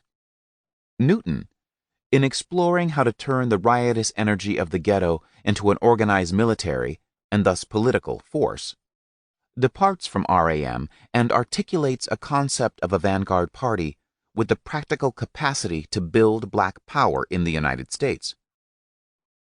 In his seminal essay, On the Correct Handling of a Revolution, he writes, "The vanguard party must provide leadership for the people. It must teach the correct strategic methods of prolonged resistance through literature and activities. If the activities of the party are respected by the people will follow the example. This is the primary job of the party. When the people learn that it is no longer advantageous for them to resist by going to the streets in large numbers, and when they see the advantage in the activities of the guerrilla warfare method, they will quickly follow this example. But first, they must respect the party which is transmitting this message. The vanguard party is never underground in the beginning of its existence, because this would limit its effectiveness and educational process. How can you teach a people if the people do not know and respect you?" In this way, Newton was able to reinvent the politics of armed self-defense after the passage of the Mulford Act. He believed that black people were ready to fight the police. By organizing this capacity for armed resistance, he sought to build political power and gain leverage to redress the wrongs against black people and meet their needs. At least at the beginning, Newton sought to organize this capacity for armed resistance above ground, that is, legally. Newton's conception of the vanguard party was important because of the way he envisioned the party's relationship to the people. He did not simply want to educate the people, but also saw the importance of winning their respect. While approvingly citing Mao Zedong's dictum that power grows out of the barrel of a gun, Newton understood that the respect and loyalty of the community were about much more than that. He knew that the black community would look to and respect the Black Panther Party only if the people believed that the party's main concern was their needs and interests. Thus, Newton sought not only to organize the rage of the ghetto into a military force, but also to assert its role in the vanguard of black power by championing solutions to the pressing needs of the black community: decent housing, employment, education, and freedom. Starting with the second issue of the Black Panther on May 15, 1967, less than 2 weeks after the Sacramento incident, every one of the newspaper's 537 issues contained the party's 10-point platform and program, titled "What We Want Now, What We Believe," which emphasized the party's commitment to advancing a revolution that addressed the needs and interests of the black community. The platform and program emphasized the nationalist character of the party as a steward of black people's interests. The party was not just about armed action. It was the legitimate voice of black people, and as such, it intended to take care of the broad range of the community's needs. The platform drew heavily from the 10-point platform that Malcolm X crafted for Elijah Muhammad's Nation of Islam, published in August 1963. However, it emulated Malcolm X's nationalism without the Islamic flavor. For example, Malcolm X's 10-point program included the following points under What the Muslims Want: 1. We want freedom. We want a full and complete freedom. 4. We want territory to establish a separate state. 5. We want freedom for all believers of Islam now held in federal prisons. We want freedom for all black men and women now under death sentence in innumerable prisons in the North as well as the South. 6. We want an immediate end to the police brutality and mob attacks against the so-called Negro throughout the United States. 7. We demand not only equal justice under the laws of the United States, but equal employment opportunities, now. 8. We want the government of the United States to exempt our people from all taxation as long as we are deprived of equal justice under the laws of the land. 9. We want all black children educated, taught, and trained by their own teachers. Using this program as a model, the Black Panthers developed their famous 10-point program. Most previous accounts present a version written in October 1968 as the original and claim it was the first distributed in October 1966, but that is incorrect. The Black Panther Party's original 10-point program, first publicized in May 1967, read, "What we want now, what we believe." To those poor souls who don't know black history, the beliefs and desires of the Black Panther Party for self-defense may seem unreasonable. To black people, the 10 points covered are absolutely essential to survival. We have listened to the riot-producing words, "These things take time," for 400 years. The Black Panther Party knows what black people want and need. Black unity and self-defense will make these demands a reality. What we want. 1. We want freedom. We want power to determine the destiny of our black community. 2. We want full employment for our people. 3. We want an end to the robbery by the white man of our black community. 4. We want decent housing, fit for shelter of human beings. 5. We want education for our people that exposes the true nature of this decadent American society. We want education that teaches us our true history and our role in the present-day society. 6. We want all black men to be exempt from military service. 7. We want an immediate end to police brutality and murder of black people. 8. We want freedom for all black men held in federal, state, county, and city prisons and jails. 9. We want all black people, when brought to trial, to be tried in court by a jury of their peer group or people from their black communities, as defined by the Constitution of the United States. 10. We want land, bread, housing, education, clothing, justice, and peace. What we believe. 1. We believe that black people will not be free until we are able to determine our destiny. 2. We believe that the federal government is responsible and obligated to give every man employment or a guaranteed income. We believe that if the white American businessmen will not give full employment, then the means of production should be taken from the businessmen and placed in the community, so that the people of the community can organize and employ all of its people and give a high standard of living. 3. We believe that this racist government has robbed us, and now we are demanding the overdue debt of 40 acres and 2 mules.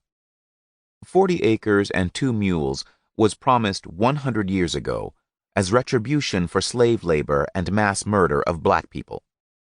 We will accept the payment in currency, which will be distributed to our many communities.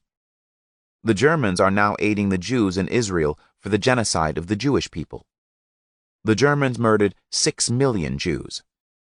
The American racist has taken part in the slaughter of over 50 million black people.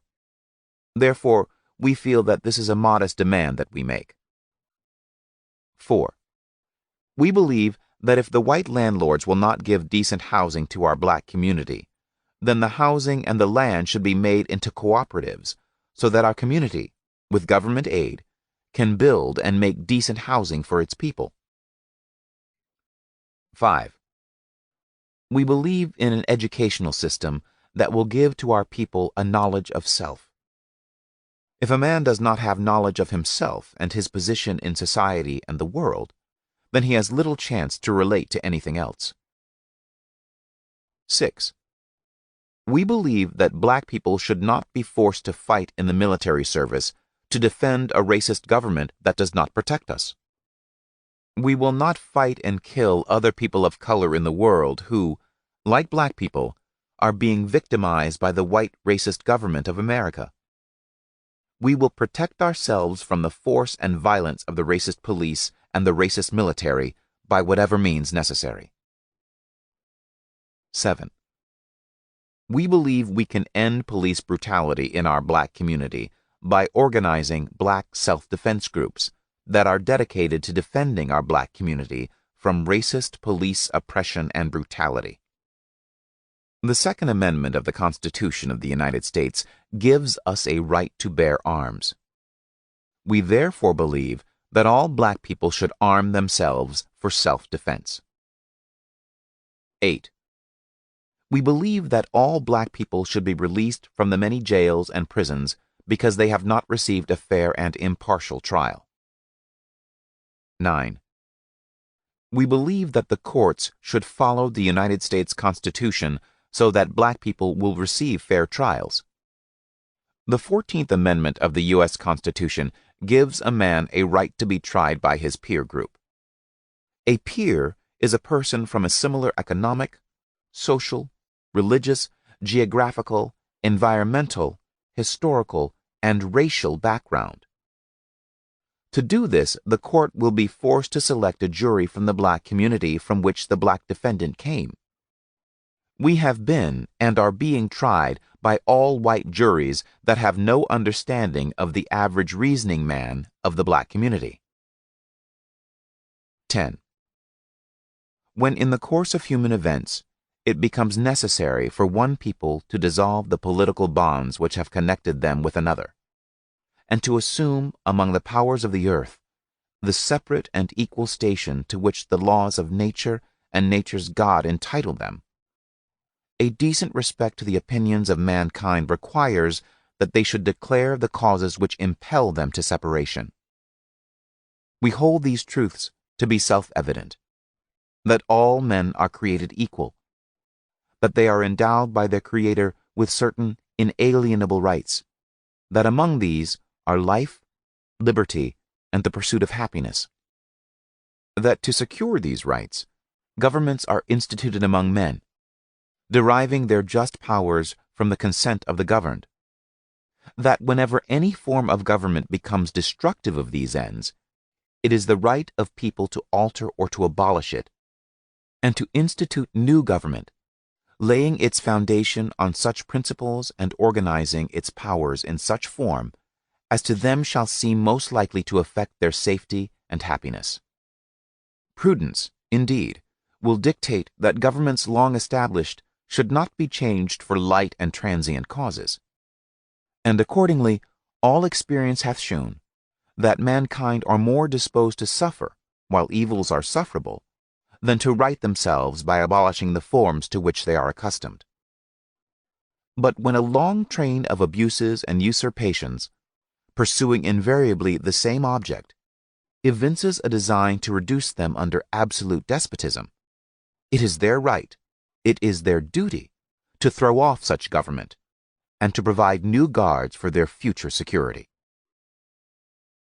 Above the 10-point program, under the headline Minister of Defense, the Black Panther carried a photo of Huey that serves to announce to the world that the vanguard of Black Power had arrived. In the photo, Huey is seated and facing the camera. His forehead, nose, and left cheekbone are well illuminated, whereas the right side of his face is obscured in shadow, capped by the trademark black beret tilted at a precise angle to cover the top of his right ear. His slacks, shoes, and leather jacket are also black. His press shirt light-colored, the standard Black Panther uniform. He sits comfortably but alert, his feet positioned, ready to stand. Behind him is the ornate fan of the wicker throne in which he sits. A handful of live ammunition sits in a small pile on the ground near the butt of the rifle he holds in his right hand. Like the zebra-skin rugs on the floor and the two shields behind him, the tall black spear in his left hand suggests Africa. The photo announces Huey as leader and defender of the black colony in the white motherland America. Engaging the left.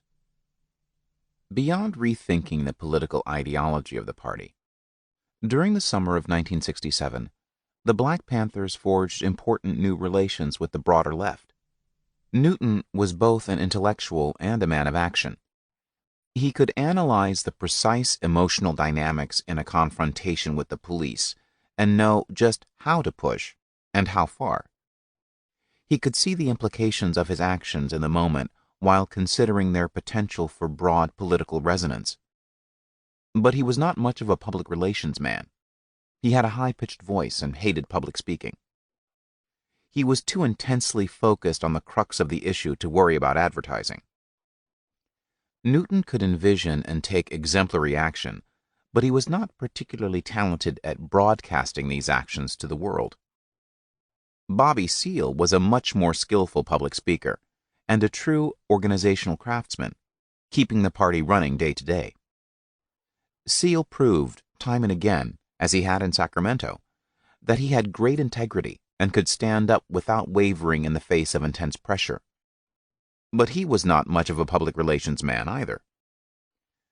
Newton's vanguard politics called for putting the party front and center in the public eye.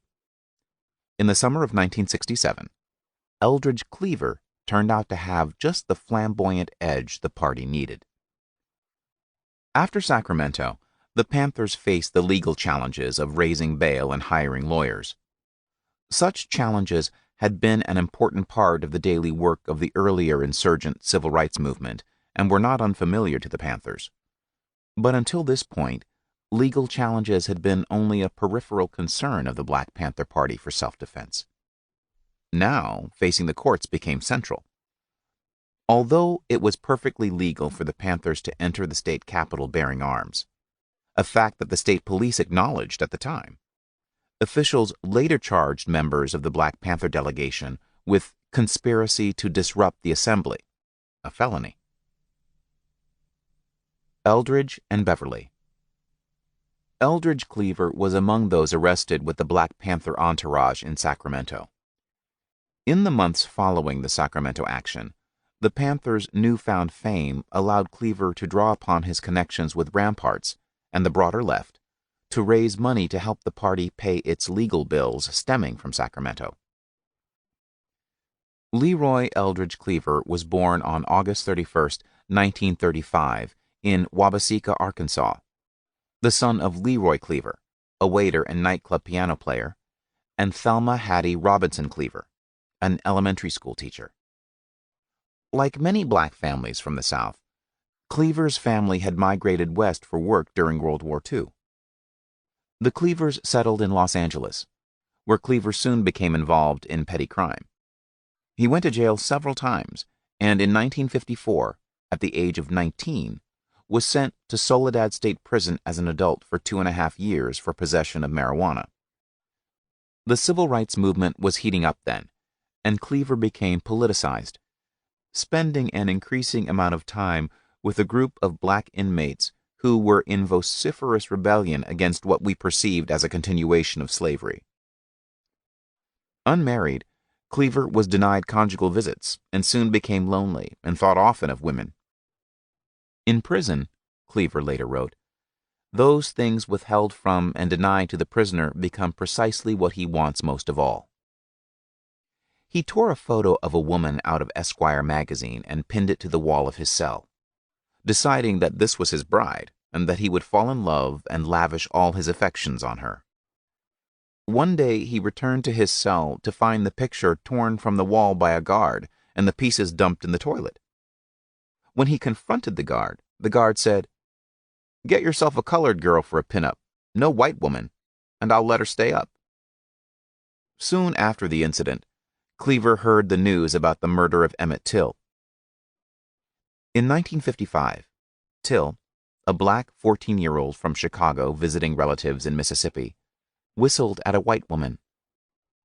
That night, local whites kidnapped him from his relative's house and beat him brutally.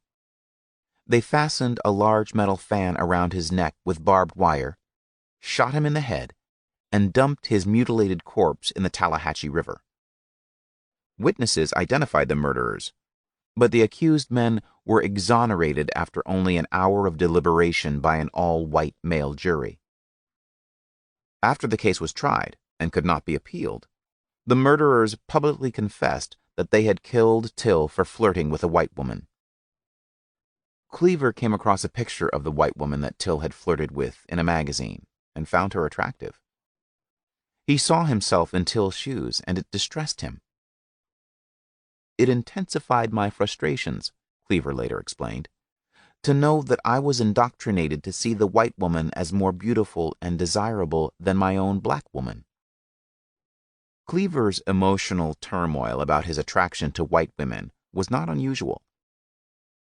While white men often took liberties with black women, a black man who flirted even mildly with a white woman was considered to be making the gravest violation of white supremacy, one that was all too often punished by death. In this context, it is not surprising that many black men associated a sexual desire for white women with a desire to be recognized as human and free. Fanon graphically described the psychological dimensions of this type of desire. "Out of the blackest part of my soul, across the zebra striping of my mind, surges this desire to be suddenly white. I wish to be acknowledged not as black, but as white. Now, who but a white woman can do this for me? By loving me, she proves that I am worthy of white love. I am loved like a white man. I am a white man. Her love takes me on to the noble road that leads to total realization. I marry white culture, white beauty, white whiteness. When my restless hands caress those white breasts, they grasp white civilization and dignity and make them mine." Cleaver's confrontation with the guard and his attraction to the white woman in the Till case shook him to the core and sent him in search of answers. He had many conversations with other inmates and studied books such as Richard Wright's Native Son. Through further studies, Cleaver earned his high school diploma, reading Karl Marx, Rousseau, Thomas Paine, Voltaire, W.E.B. Du Bois, Bakunin, Lenin, and Machiavelli before his release in 1957. But Cleaver was still in turmoil, and within less than a year he was arrested again, this time for assault with intent to kill. He was sentenced to 2 to 14 years in prison. At this point, he turned to the Nation of Islam and also began to write. 8 years later, he was still in prison and still writing, but the mood of the country had changed. The civil rights movement had fought Jim Crow and won. The anti-war movement was building. When Cleaver's hero, Malcolm X, was assassinated in 1965, he swore to take up Malcolm X's fight. He committed himself to the struggle for the liberation of black people and to the strengthening of the association that Malcolm X had founded shortly before his death, the Organization of Afro-American Unity. From prison, Cleaver began writing letters to progressive lawyers he saw mentioned in the newspaper in hopes of finding legal support. In an issue of the Sun Reporter, a black community newspaper in San Francisco, Cleaver came across a story about Beverly Axelrod, a young white civil rights lawyer.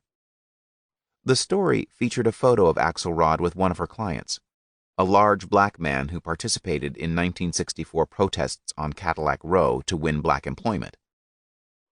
Cleaver learned everything he could about Axelrod and then wrote her a letter, calculated to win her support. It did. Axelrod visited Cleaver several times, and the two began to exchange letters. Soon their letters became romantic. In his letters to Beverly, Eldridge wrote of the sense of hope and humanity that he found in her affection. But he also expressed a rawness, a lack of apology. As he wrote, he seemed to take off the mask obscuring his true identity. Finding legitimate love and support from a white woman seemed to confirm his humanity. He no longer had to play at being timid or to make himself appear insignificant in the world. I was 22 when I came to prison, and of course I have changed tremendously over the years. But I always had a strong sense of myself, and in the last few years I felt I was losing my identity. There was a deadness in my body that eluded me, as though I could not exactly locate its site. Since encountering you, I feel life strength flowing back into that spot. I may even swagger a little, and, as I read in a book somewhere, push myself forward like a train. Now turn the record over and play the other side. I have tried to mislead you. I am not humble at all. I have no humility, and I do not fear you in the least. If I pretend to be shy, if I appear to hesitate, it is only a sham to deceive. By playing the humble part, I sucker my fellow men in and seduce them of their trust.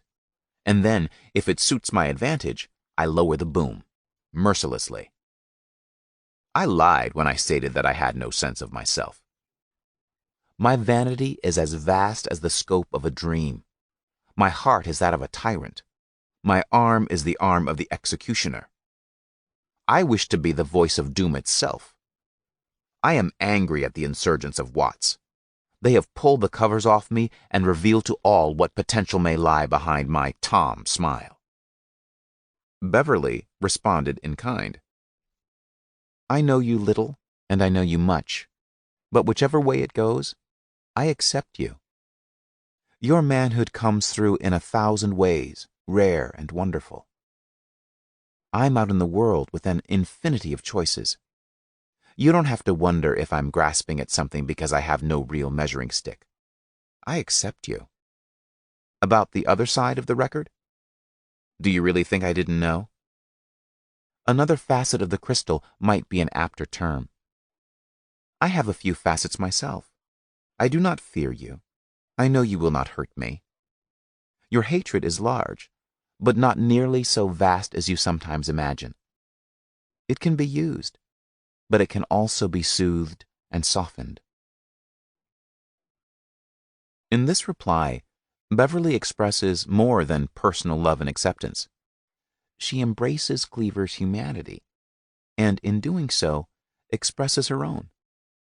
She not only accepts Cleaver's rage, but suggests it can be softened. She sees herself as righting the racial wrongs he has suffered. By validating his humanity, she is standing up to the racism that denied it.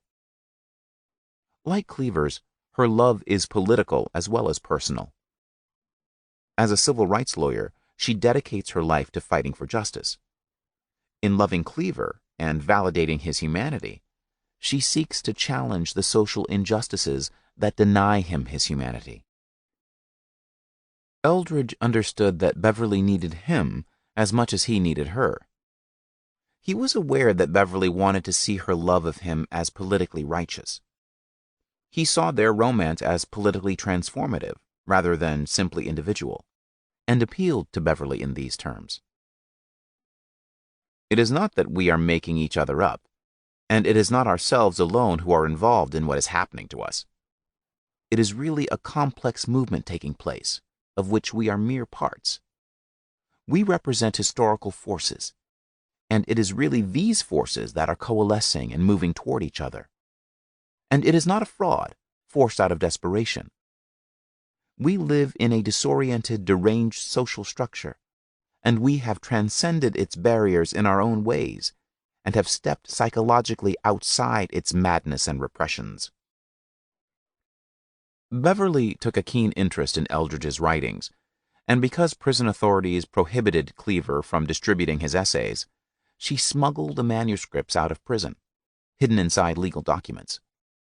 She brought them to Edward Keating, the publisher of Ramparts, who was impressed by Cleaver's work. He shared Cleaver's writings with luminaries such as Norman Mailer and Norman Podhoretz, who in turn praised the work. Amid these successes, Cleaver, still in prison, asked Axelrod to marry him. By the time Cleaver was released on parole in December 1966, having spent 9 years in the penitentiary, he had a job as a writer at Ramparts, a publisher for his book, and a fiancée.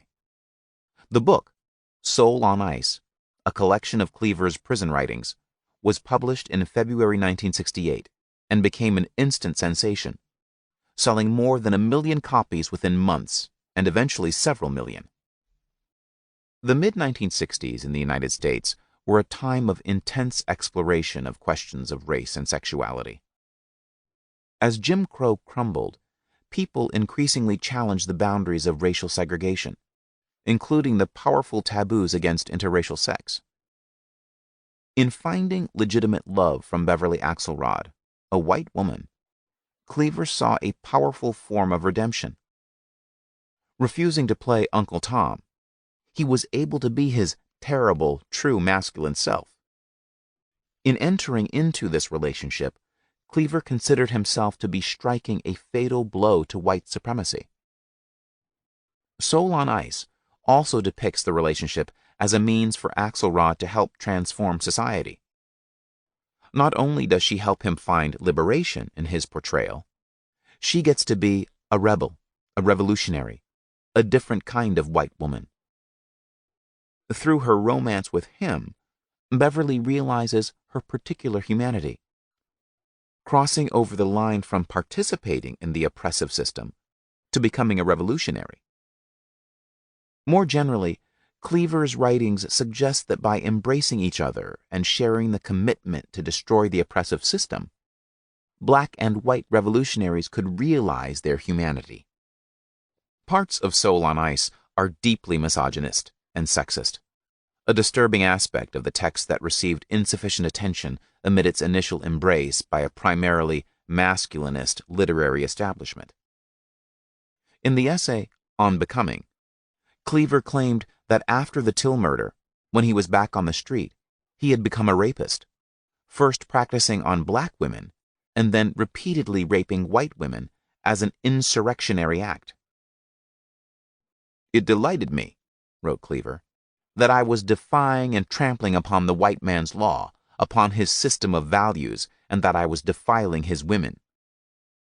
Upon his return to prison, Cleaver wrote, he became deeply ashamed and believed that he had gone astray, not so much from the white man's law as from being human. While it is impossible to measure Cleaver's sincerity, this is the story with which Cleaver presented himself to the world. And the story sold. Now a well-known author, Cleaver cultivated a growing coterie of left progressive friends and supporters, notably in the Bay Area. Unlike most other black nationalist organizations, the Panthers embraced cross-racial politics. In practical terms, Cleaver played a crucial role in helping the party forge powerful alliances with non-black individuals and organizations. By the time of the action in Sacramento, Cleaver was becoming increasingly involved in Panther activities. As the Panthers' needs for legal assistance and financial support grew, Cleaver's connections to Beverly Axelrod and Ramparts became increasingly important. Cleaver was still on parole and had made a point of attending the Sacramento action as a reporter rather than a party member. At the time of his arrest, he was unarmed, carrying only a camera. Still newly out of prison, Cleaver now faced a revocation of parole because of his arrest in Sacramento. Axelrod represented Cleaver in court, arguing that Cleaver had been arrested with the other Panthers only because he was black. To support her argument, she pointed out that a black woman from Sacramento with no affiliation with the Black Panthers had also been arrested because she happened to be black and happened to be in the same place at the same time. The district attorney acknowledged that Cleaver had been carrying only a camera and dropped the charges against him. The Black Panther. As the Panthers reached out to communicate with members, recruit new members, and garner support and funds for their cause, they developed the Black Panther newspaper as a key tool of their revolution. Cleaver's connections were very helpful in this endeavor. From the start, the newspaper served as a unique and dynamic voice of the black liberation struggle. Rank-and-file Black Panthers did most of the work on the paper, including the writing and layout. But especially in the newspaper's early period, Cleaver's friends provided critical technical support, helping with editing and publishing. 3 days after the Sacramento action, Huey and Bobby began to work with Cleaver on the second issue of the party's paper, which would be its first full-format edition. They laid out the paper at Beverly Axelrod's house in San Francisco. The cover included a postcard that Beverly contributed featuring a woodblock picture of a fat pig with the headline, "Support Your Local Police." Eldridge and Barbara Arthur, an undergraduate at the University of California, wrote articles, and the Panthers called in a radical white photographer who brought over his cameras and tripods to take the pictures for the issue. For the photo shoots, Eldridge brought in the zebra skin rug, rattan chair, and African shields and composed the famous picture of Huey Newton on his wicker throne. The photographer also shot an unidentified Black Panther woman in a similar scene. She stands in striking profile with a hood covering most of her face, a heavy rifle grasped in her right hand. Campus rallies. The Panthers also reached out to students on college campuses. As soon as Bobby Seale was released on bail from the arrest in Sacramento, Peter Cameo of the Young Socialist Alliance at the University of California, Berkeley, scheduled an event on campus to set the record straight about the Black Panther Party's political positions. 12 Panthers came to campus on May 10, 1967, and Bobby Seale was the featured speaker. Seale asked, "Why don't cops who patrol our community live in our community? I don't think there would be so much police brutality if they had to go and sleep there." The audience of several thousand, composed mostly of white students, clapped loudly. Seale emphasized that the Black Panther Party was not racist. "You've been told that the Black Panthers make no bones about hating whites," said Seale. "That's a bare-faced lie. We don't hate nobody because of color. We hate oppression." Seale explained the Panthers' anti-colonialist politics. "We're going to arm ourselves and protect ourselves from white racist cops. White cops who are occupying our community like foreign troops. They're there to hurt us and brutalize us, and we got to arm ourselves because they're shooting us up already." Barbara Arthur, a fellow student of many of those in the crowd, announced, "I represent the women's department of the party. We believe that an education system which still teaches and preaches that white is right, black is wrong, is itself wrong." Reminding the students about the Denzel Dowell case, she added, "When black men are armed, racist cops are going to take a second thought before harassing a black man." On Friday, May 5th, the Black Panthers held a rally at San Francisco State College to raise bail money for the Sacramento arrestees, drawing heavily on support from the burgeoning Black Power left. Cleaver's friend and renowned black nationalist poet Leroy Jones, soon known as Amiri Baraka, was the keynote speaker. He praised the Black Panthers while calling the police killers and President Johnson a mass murderer. Jones urged black people to arm themselves. "You better get yourself a gun if you want to survive the white man's wrath. Those white policemen aren't here to protect you. They're here to kill you. Playwright Ed Bullins also spoke and called black people a captive nation. Setting the terms of white support. On May 3rd, the day after the Sacramento action, Newton went on the radio and made a plea for bail support. The Panthers needed $5,000, 10% of the $50,000 bail, to get the party members back on the street. The party had to compete for funds with other Black Power and left-wing organizations. As the Black Panthers sought to attract support from the broader universe of left-wing activists, largely through Cleaver's networks, they also strove to define the character of these relationships. The Panthers' reach was expanding rapidly. Radical groups lined up to help the Black Panthers with their legal defense, including the Ramparts-affiliated Community for a New Politics, CNP, the Communist Party, and the Socialist Workers' Party. Representatives of these groups, including Roscoe Proctor, a black member of the Communist Party, Peter Cameo and Bob Himmel from the Socialist Workers' Party, and Bob Avakian from the CNP, formed the Black Panther Legal Defense Committee and assisted in the defense of the Black Panthers arrested in Sacramento. By mid-July, however, the committee had fallen apart. Avakian, who worked as a researcher at Ramparts, continued to work with the party. But as the Legal Defense Committee fell apart, the Black Panthers cut off formal ties with the Communist Party and the Socialist Workers' Party, publicly condemning the patronizing attitudes of some on the white left. Eldridge Cleaver wrote a scathing critique in the Panther newspaper titled, "White Mother Country Radicals." In the article, Cleaver noted that whites had historically played an important role in black independence struggles internationally, particularly in supplying guns, money, and information.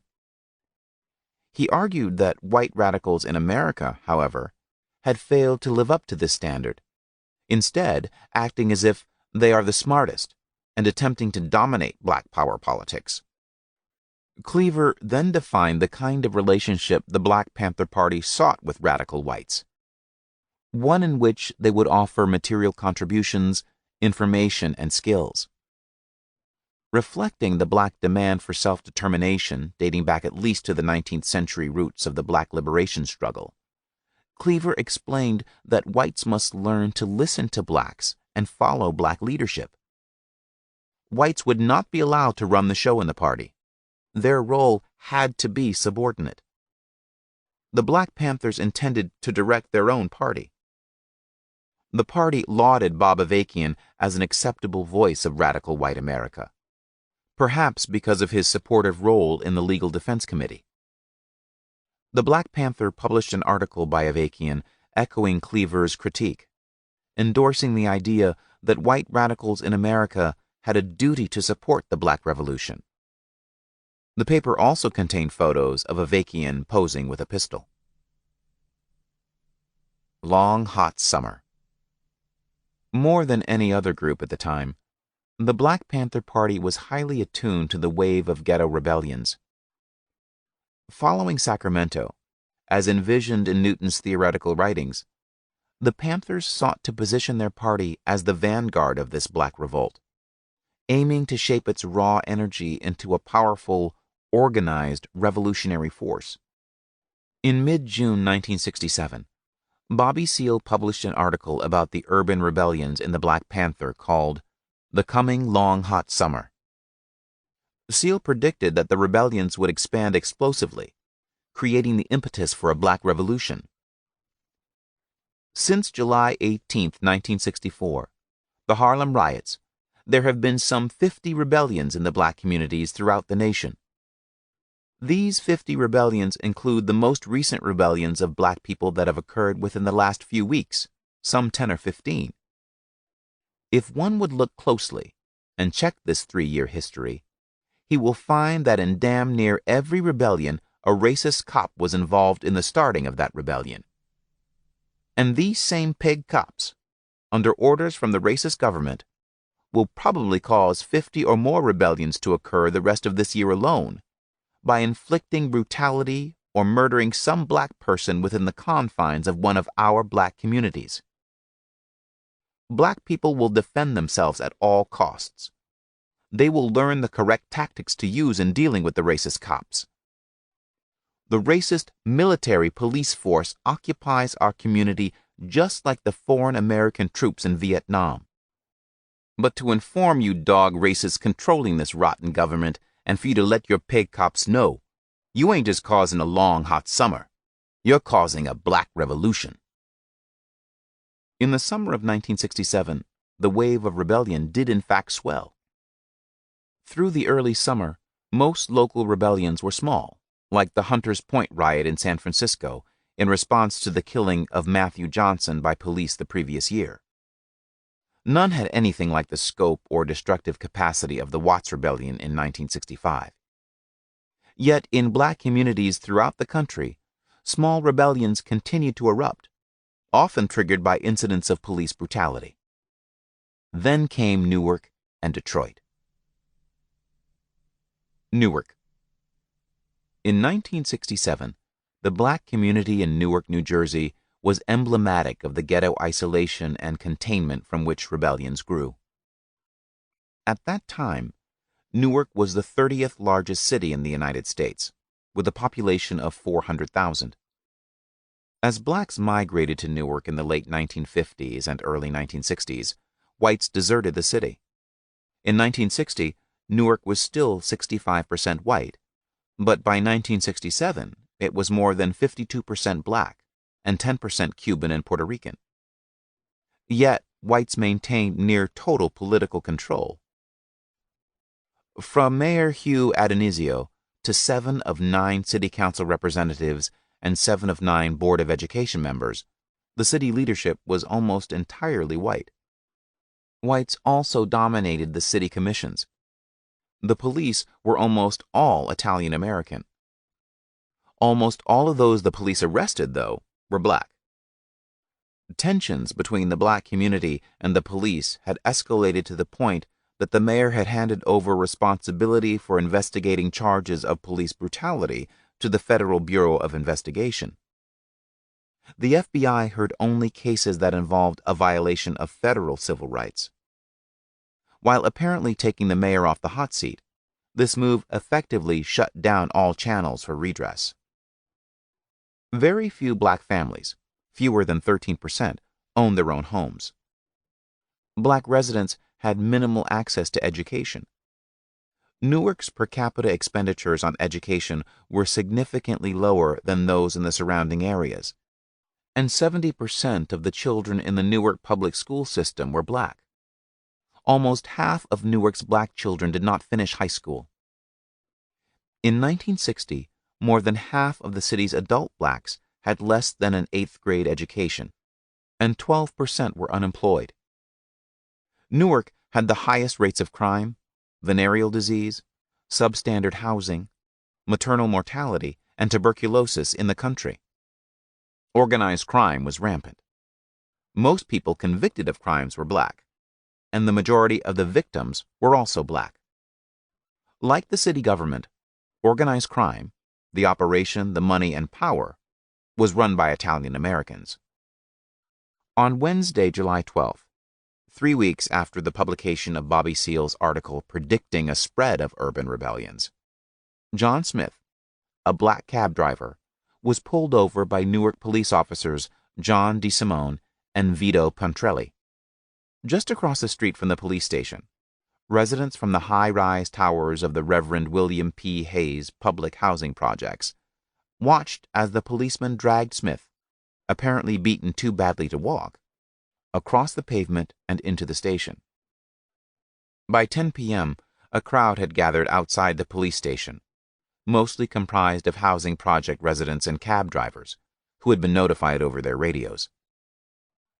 The police and community leaders asked the crowd to disperse. Then someone lit a match. In a small arc, 2 glass bottles full of liquid capped with burning rags passed over the crowd.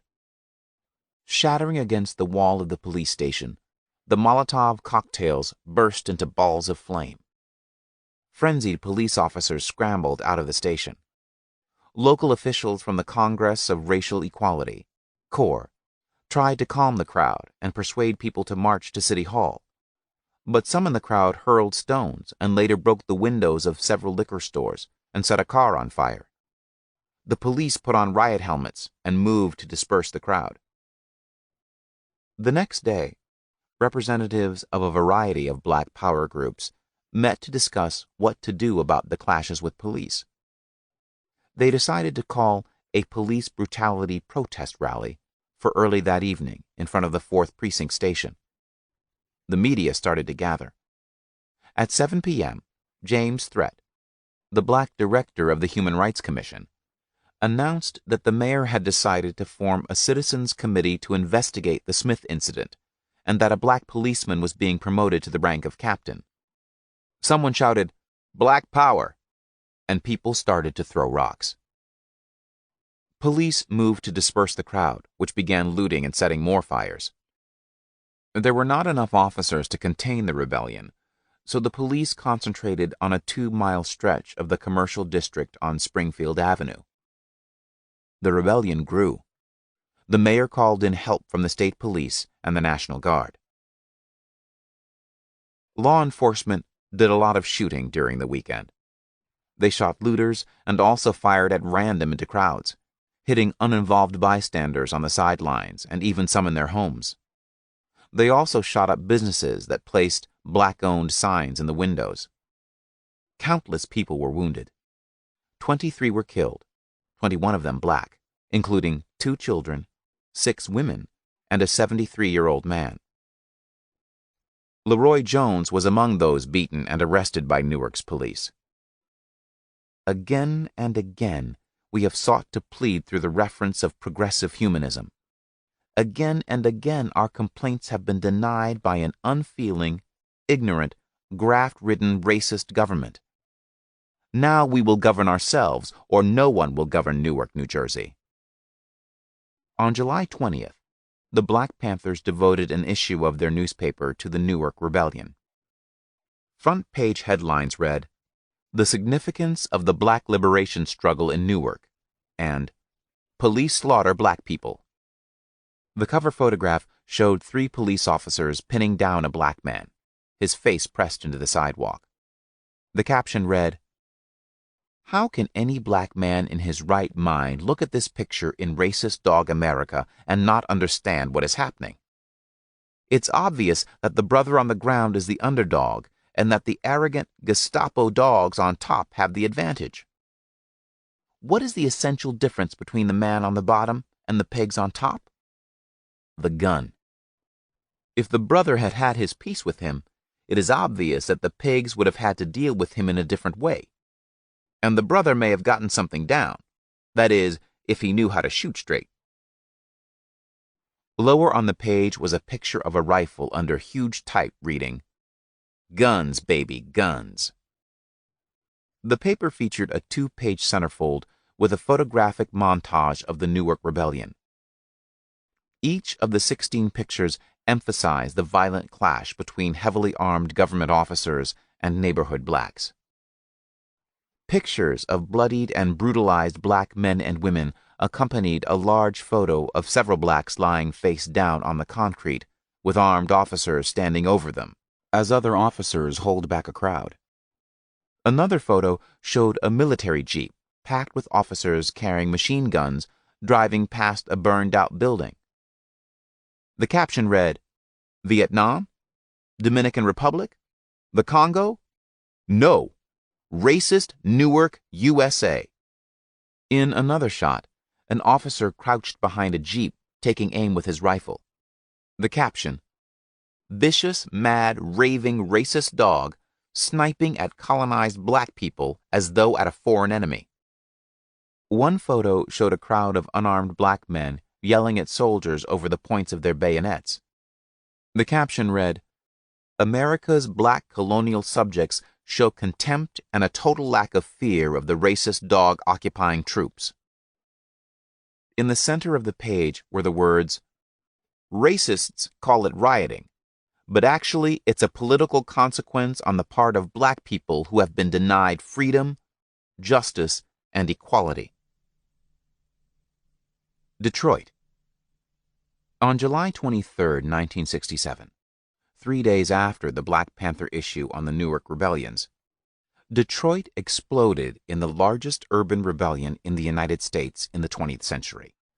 Most discussions of the Detroit rebellions, as well as the other urban rebellions of 1967, draw extensively on the analysis by the Kerner Commission, appointed by President Johnson to investigate the incident.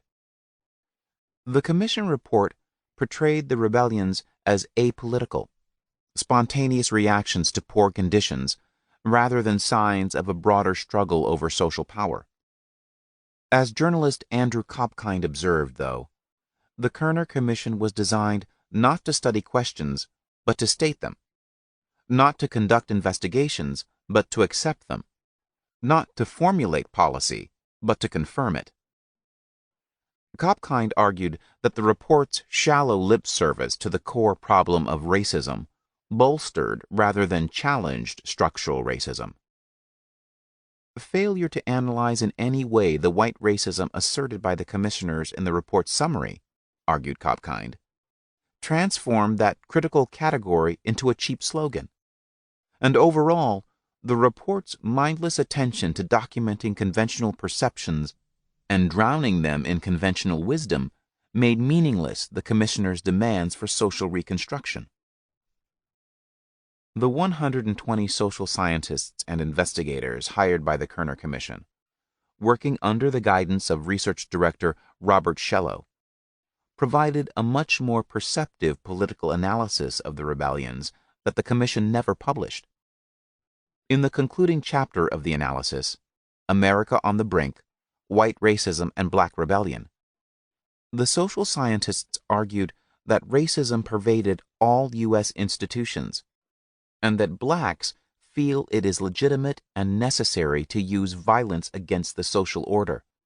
A true revolutionary spirit has begun to take hold, an unwillingness to compromise or wait any longer, to risk death rather than have their people continue in a subordinate status. Shellow and his team were subsequently fired, and their analysis was removed from the report. Powerful evidence supported the Shellow team's view that many black people in Detroit saw the unrest as political action, that is, as a rebellion. In the Campbell-Schumann survey several months after the incident, 56% of the black respondents in Detroit characterized the incident as a rebellion or revolution, whereas only 19% characterized it as a riot. In the Detroit uprising, rebels not only looted, but also turned to more serious insurrectionary tactics, such as arson and sniping. Unlike looting, which offers rebels instant material benefit, these activities subjected rebels to significant risk while offering no instant material benefit, thus suggesting a challenge to the social order. According to police, 552 buildings were destroyed or damaged by fires started by the rebels. Some 7,231 rebels were arrested, more than twice as many as in the Watts uprising, and 4 times more than in Newark. By the end of the Detroit Rebellion, 43 people had been killed, 33 of them black. 10 whites were also killed, a number of them government officials. As with other urban uprisings, the Detroit Rebellion did not spring out of the blue. Strong racial polarization had existed in Detroit for many years. In April 1965, white supremacists had burned crosses in front of 25 black residences in integrated neighborhoods of the city. In the weeks leading up to the Detroit Rebellion, 3 incidents exacerbated racial tensions. On June 12th, a mob of more than 80 whites waged a mini-riot and smoke-bombed the house of an interracial married couple, a black man and a white woman, who had moved into a suburban white neighborhood. On June 23rd, a black couple, Mr. Thomas, who worked at a local Ford plant, and Miss Thomas, his pregnant wife, went to Rouge Park in a white neighborhood. A mob of more than 15 whites harassed them, threatened to rape Mrs. Thomas, cut the wires on their car so they could not leave, and then shot Mr. Thomas 3 times, killing him and causing Miss Thomas to miscarry. 6 of the whites were arrested, but only 1 was charged, and he was eventually let off by a jury. In fact, at that time, no white had ever been found guilty of murdering a black person in Detroit. On July 1st, Vivian Williams, a young black prostitute, was killed, and rumors circulated that she had been killed by a policeman. A police raid of a blind pig bar on 12th Street had sparked the outbreak. Blind pigs were important social institutions in Detroit's black communities dating back to the early 20th century. When white establishment bars started admitting blacks after 1948, the blind pigs were underground bars that mostly served blacks after 2 a.m., when state laws forbade the sale of liquor. Police customarily took protection bribes from the operators and raided those that refused to pay, creating resentment among many in the black community. In the early hours of July 23rd, the blind pig in the dingy second-floor apartment at 9125 12th Street hosted a raging party for 2 black veterans returning from Vietnam and another soldier departing for the war. As the 80 or so patrons, almost all of them black, were arrested and brought down to the street to be loaded into paddy wagons, a crowd began to gather. Word spread, and soon onlookers greatly outnumbered the police. Several people saw the police dragging the men down the stairs. Many in the gathering crowd believed that the police were using excessive force, and tensions rose. A young black nationalist began to shout, "Black power! Don't let them take our people away! Look what they are doing to our people! Let's kill them whitey motherfuckers! Let's get the bricks and bottles going! Why do they come down here and do this to our neighborhood? If this happened in Grosse Pointe, an affluent white neighborhood, they wouldn't be acting this way." Someone threw a beer bottle, and the crowd went wild. Even before this episode, there had been a strong black nationalist presence in Detroit that provided an anti-colonial assessment of conditions in the black community and called for rebellion. In addition to RAM and the Student Nonviolent Coordinating Committee, these activists included Uhuru, Reverend Albert Clegg and the Black Christian Nationalist Movement, the Afro-American Unity Movement, radical activists and authors Grace Lee and James Boggs, and the Malcolm X Society. A SNCC delegate from Cincinnati at the Second Black Arts Conference in late June said, "We already had our riot, and we're here to show you how it's done." The Afro-American Unity Movement was already preparing for urban rebellion, and had already had several confrontations with police before the Detroit uprising. RAM had developed plans for seizing control of the city's industries should a rebellion take place. During the rebellion, representatives from the Malcolm X Society contacted the mayor of Detroit and the governor of Michigan, claiming they would bring a cessation of all hostilities if the officials would meet a number of key demands, including those for community control over the police, the school board, and urban renewal. After the uprising, several newspapers published allegations that RAM was responsible for systematic burning and sniping, but these allegations were never proven. Unlike the young black nationalists whose politics coincided with those of the rebels on the streets, black political leaders who attempted to quell the rebellion were booed and chased out of the neighborhood. This division between established leadership and young militants became clear in one community meeting during the uprisings. A young black steelworker from the 12th Street neighborhood told the politicians, "You leaders have failed the black community. The black leadership brought it, the rebellion, on the black people." While liberal politicians' rhetoric about the Detroit rebellion emphasized the poor conditions blacks faced and the need for an ameliorative response, on the ground the state response was repressive.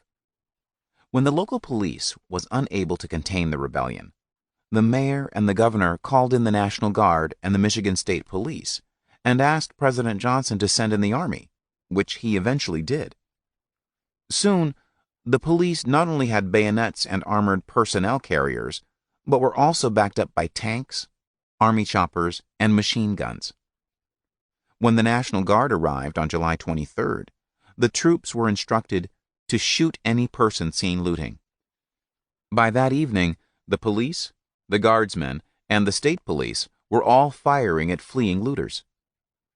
The next day, with backup from the National Guard, the police unleashed their full repressive force against the rebels, attempting to reestablish their dominance and control and to teach the bastards a lesson.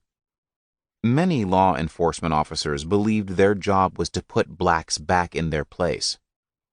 "I'm going to shoot anything that moves and that is black," said a guardsman. White firemen shouted to guardsmen while they frisked two blacks on July 25th. "Kill the black bastards! Control those coons! Shoot 'em in the nuts!" The rebels had no illusions that the government would act in their favor. Many explicitly saw their rebellion as an assertion of black power. One rebel confronted a cop with the words, "You can't do anything to me, white man! Black power!" As the government brought down increasingly repressive force, the rebels responded in kind. At its height, the rebellion can best be described as an insurrection. Large crowds of looters in the early part of July 23rd gave way to roving bands of looters and firebombers, who were much harder to control. Some coordinated their tactics by shortwave radio. Apparently, the rebels saw all government officials as the enemy, and they attacked firemen as well as policemen. By 4:40 p.m. on July 24th, rebels had stolen hundreds of guns from gun shops. As police began to shoot at the looters, black snipers started shooting back. Hubert Locke, executive secretary of the Establishment Committee for Equal Opportunity, called it a total state of war. Police officers and firemen reported being attacked by snipers on both the east and west sides of the city. Snipers made sporadic attacks on the Detroit street railway buses and on crews of the Public Lighting Commission and the Detroit Edison Company. Police records indicate that as many as 10 people were shot by snipers on July 25th alone. A span of 140 blocks on the west side became a bloody battlefield, according to the Detroit News. Government tanks and armored personnel carriers thundered through the streets and heavy machine guns chattered. It was as though the Viet Cong had infiltrated the riot-blackened streets. The mayor said, "It looks like Berlin in 1945. The black uprisings in Detroit and Newark were the largest of 1967, but by no means the only ones. Urban rebellions rocked cities large and small all across America. According to the Kerner Commission, 164 such rebellions erupted in the first 9 months of the year. The urban uprisings marked a significant shift in Black America's relationship both to the civil rights movement and to white-controlled law enforcement. Since the urban conflicts during World War II, the United States had seen few such disturbances until the Harlem Rebellion in 1964. But by the summer of 1967, Black America was approaching full-scale violent revolt. The promise of full rights and upward mobility had helped contain the aspirations of Black America since the war. However, in the ghettos of the North and West, despite the achievement of citizenship rights, black subordination not only persisted, but all too often expanded.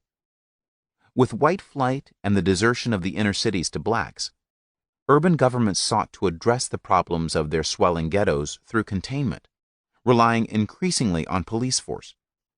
According to the Kerner Commission, the urban rebellions of 1967 responded to the accumulation of unresolved grievances and widespread dissatisfaction among Negroes with the unwillingness or inability of local government to respond.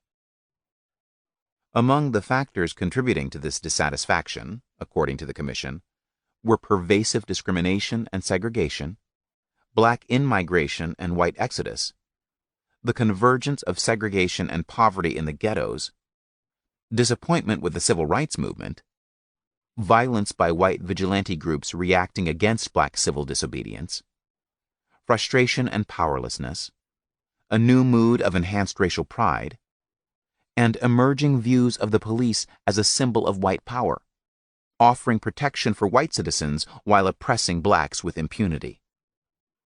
The Commission assigned special importance to police actions, believing that law enforcement's overstepping of power had not only triggered the rebellions, but also generated the tensions that preceded them.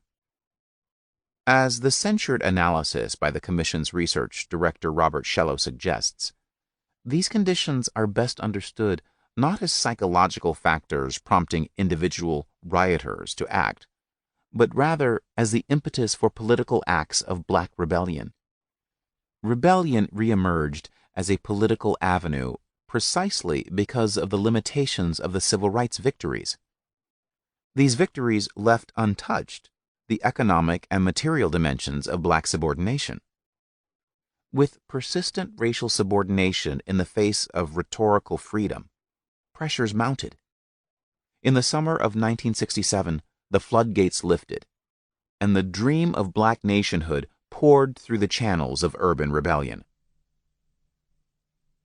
Vanguard of the Black Revolution. Despite its early influence, the Black Panther Party started as just one of many small black power organizations. But coupled with the attention garnered from Sacramento, the wave of urban rebellions in the summer of 1967 confirmed the party leaders' confidence in their political program. When Black America rebelled, Huey P. Newton and the Black Panther Party were prepared to seize the time. They were no mere ideologues giving lip service to the sentiments of the rebels. They had seen the wave of black revolt approaching. They had recognized its power and analyzed its character, and they had prepared the party to organize it, to become its leading force. They had begun to position themselves as the vanguard of the Black Revolution. Tentative no more. The party's first assertions of its vanguard status were tentative. When the Black Panthers first published their 10-point platform and program at the beginning of the summer, they included this disclaimer above it. To those poor souls who don't know black history, the beliefs and desires of the Black Panther Party for self-defense may seem unreasonable. To black people, the 10 points covered are absolutely essential to survival. We have listened to the riot-producing words, "These things take time," for 400 years. The Black Panther Party knows what black people want and need. Black unity and self-defense will make these demands a reality. In the statement, the party appeared to be trying to explain itself and did not yet seem confident of its growing influence. This disclaimer also appeared in several subsequent issues of the newspaper. Yet, as urban rebellion spread, the confidence of the party's leadership grew. At 1 p.m. on June 29, 1967, Bobby Seale called a press conference on the steps of the San Francisco Hall of Justice. With television cameras rolling, Seale unfurled and read Minister of Defense Huey Newton's Executive Mandate No. 2, drafting Stokely Carmichael into the Black Panther Party for self-defense, and investing him with the rank of Field Marshal, delegated the following authority, power, and responsibility to establish revolutionary law, order, and justice in the territory lying between the Continental Divide east to the Atlantic Ocean, north of the Mason-Dixon line to the Canadian border, south of the Mason-Dixon line to the Gulf of Mexico. At the press conference, Seale presented a challenge to Carmichael. I know you have questions you want answered, but there is only one question that is pertinent at this time, and that is, whose authority and program is Stokely Carmichael going to acknowledge? That of the warmonger Lyndon Baines Johnson, or Minister of Self-Defense Huey P. Newton? The front page of the Black Panther pointed out that Carmichael was the first well-known Afro-American leader to take a stand against the draft, and that many others had followed in his path, including Muhammad Ali and Martin Luther King. Although the press conference drew little coverage, It dramatically illustrated the Black Panther Party's evolving self-perception. The party not only presented the United States as an imperialist power, but also positioned itself as the sole legitimate alternative. By presenting Carmichael with a choice between two authorities, President Lyndon B. Johnson or Huey P. Newton, Minister of Defense of the Black Panther Party, the Panthers implied that if Carmichael did not accept Newton's authority, then he accepted Johnson's. Further, in delegating Carmichael to establish revolutionary law for the entire United States east of the Mississippi, Newton did not simply claim authority over Black America, but posed a revolutionary challenge to America as a whole. In the same issue in which the Panthers enlisted Carmichael for revolutionary leadership, they removed the disclaimer from their 10-point program. They now proclaimed, rather than argued, the viability of the program. Carmichael would eventually join the Black Panther Party, but not until the following year. While the party was not yet very large or influential, by the end of the summer it had reinvented the politics of self-defense. The intense wave of summer rebellions demonstrated the party to be highly attuned and bolstered the leadership's confidence in its revolutionary vision. This new confidence expressed itself in party relations with other political organizations. Bootlickers. As the party began to take more seriously its goal of becoming the vanguard of the Black Revolution, it came into increasing conflict with more moderate Black political organizations. In July 1967, CORE held a conference in Oakland, bringing together representatives from a range of Black political organizations. Representatives of the local CORE chapter led by Wilfred Ussery, Floyd McKissick and James Farmer from the National CORE, Afro-American Association leader Donald Worden, Elijah Turner, California Assemblyman Willie Brown, SNCC Chairman H. Rap Brown, and Muhammad Ali. CORE asked the Black Panthers to serve as bodyguards for the event, but refused to allow Newton to speak or to list the Black Panther Party in the program as a conference participant. The organization took the further step of asking the sheriff of San Mateo County to telephone Newton and Seal to inform them that they could carry guns for that day only as bodyguards at the event. The Panthers were insulted and offended. Refusing to participate on these terms, they published a response in their newspaper that articulated their developing view of their political role and distinguished this role from that of CORE and its allies. The Panthers argued that Black people must develop the concept of a foreign and domestic policy for Afro-America. We have to start viewing reactionary Black leaders as Black agents of the white mother country. And reactionary Black organizations can be viewed as Black fronts for the white mother country. Following the conference, the Black Panther began to critique not only the police and white political leaders, but also Black political leaders and organizations that it viewed as counter-revolutionary. On July 20th, the Black Panthers introduced their Bootlicker column. The idea was to identify bootlicking, or counter-revolutionary Black leaders who were subservient to the white power structure. The column was replete with photos, derogatory graphics, and articles critical of Black leaders and organizations they saw as accommodationist. Not only Ussery and CORE, but also California Assemblyman Willie Brown and the National Association for the Advancement of Colored People. Paper Panthers. The Black Panther Party did not confine itself to criticizing mainstream Black political organizations.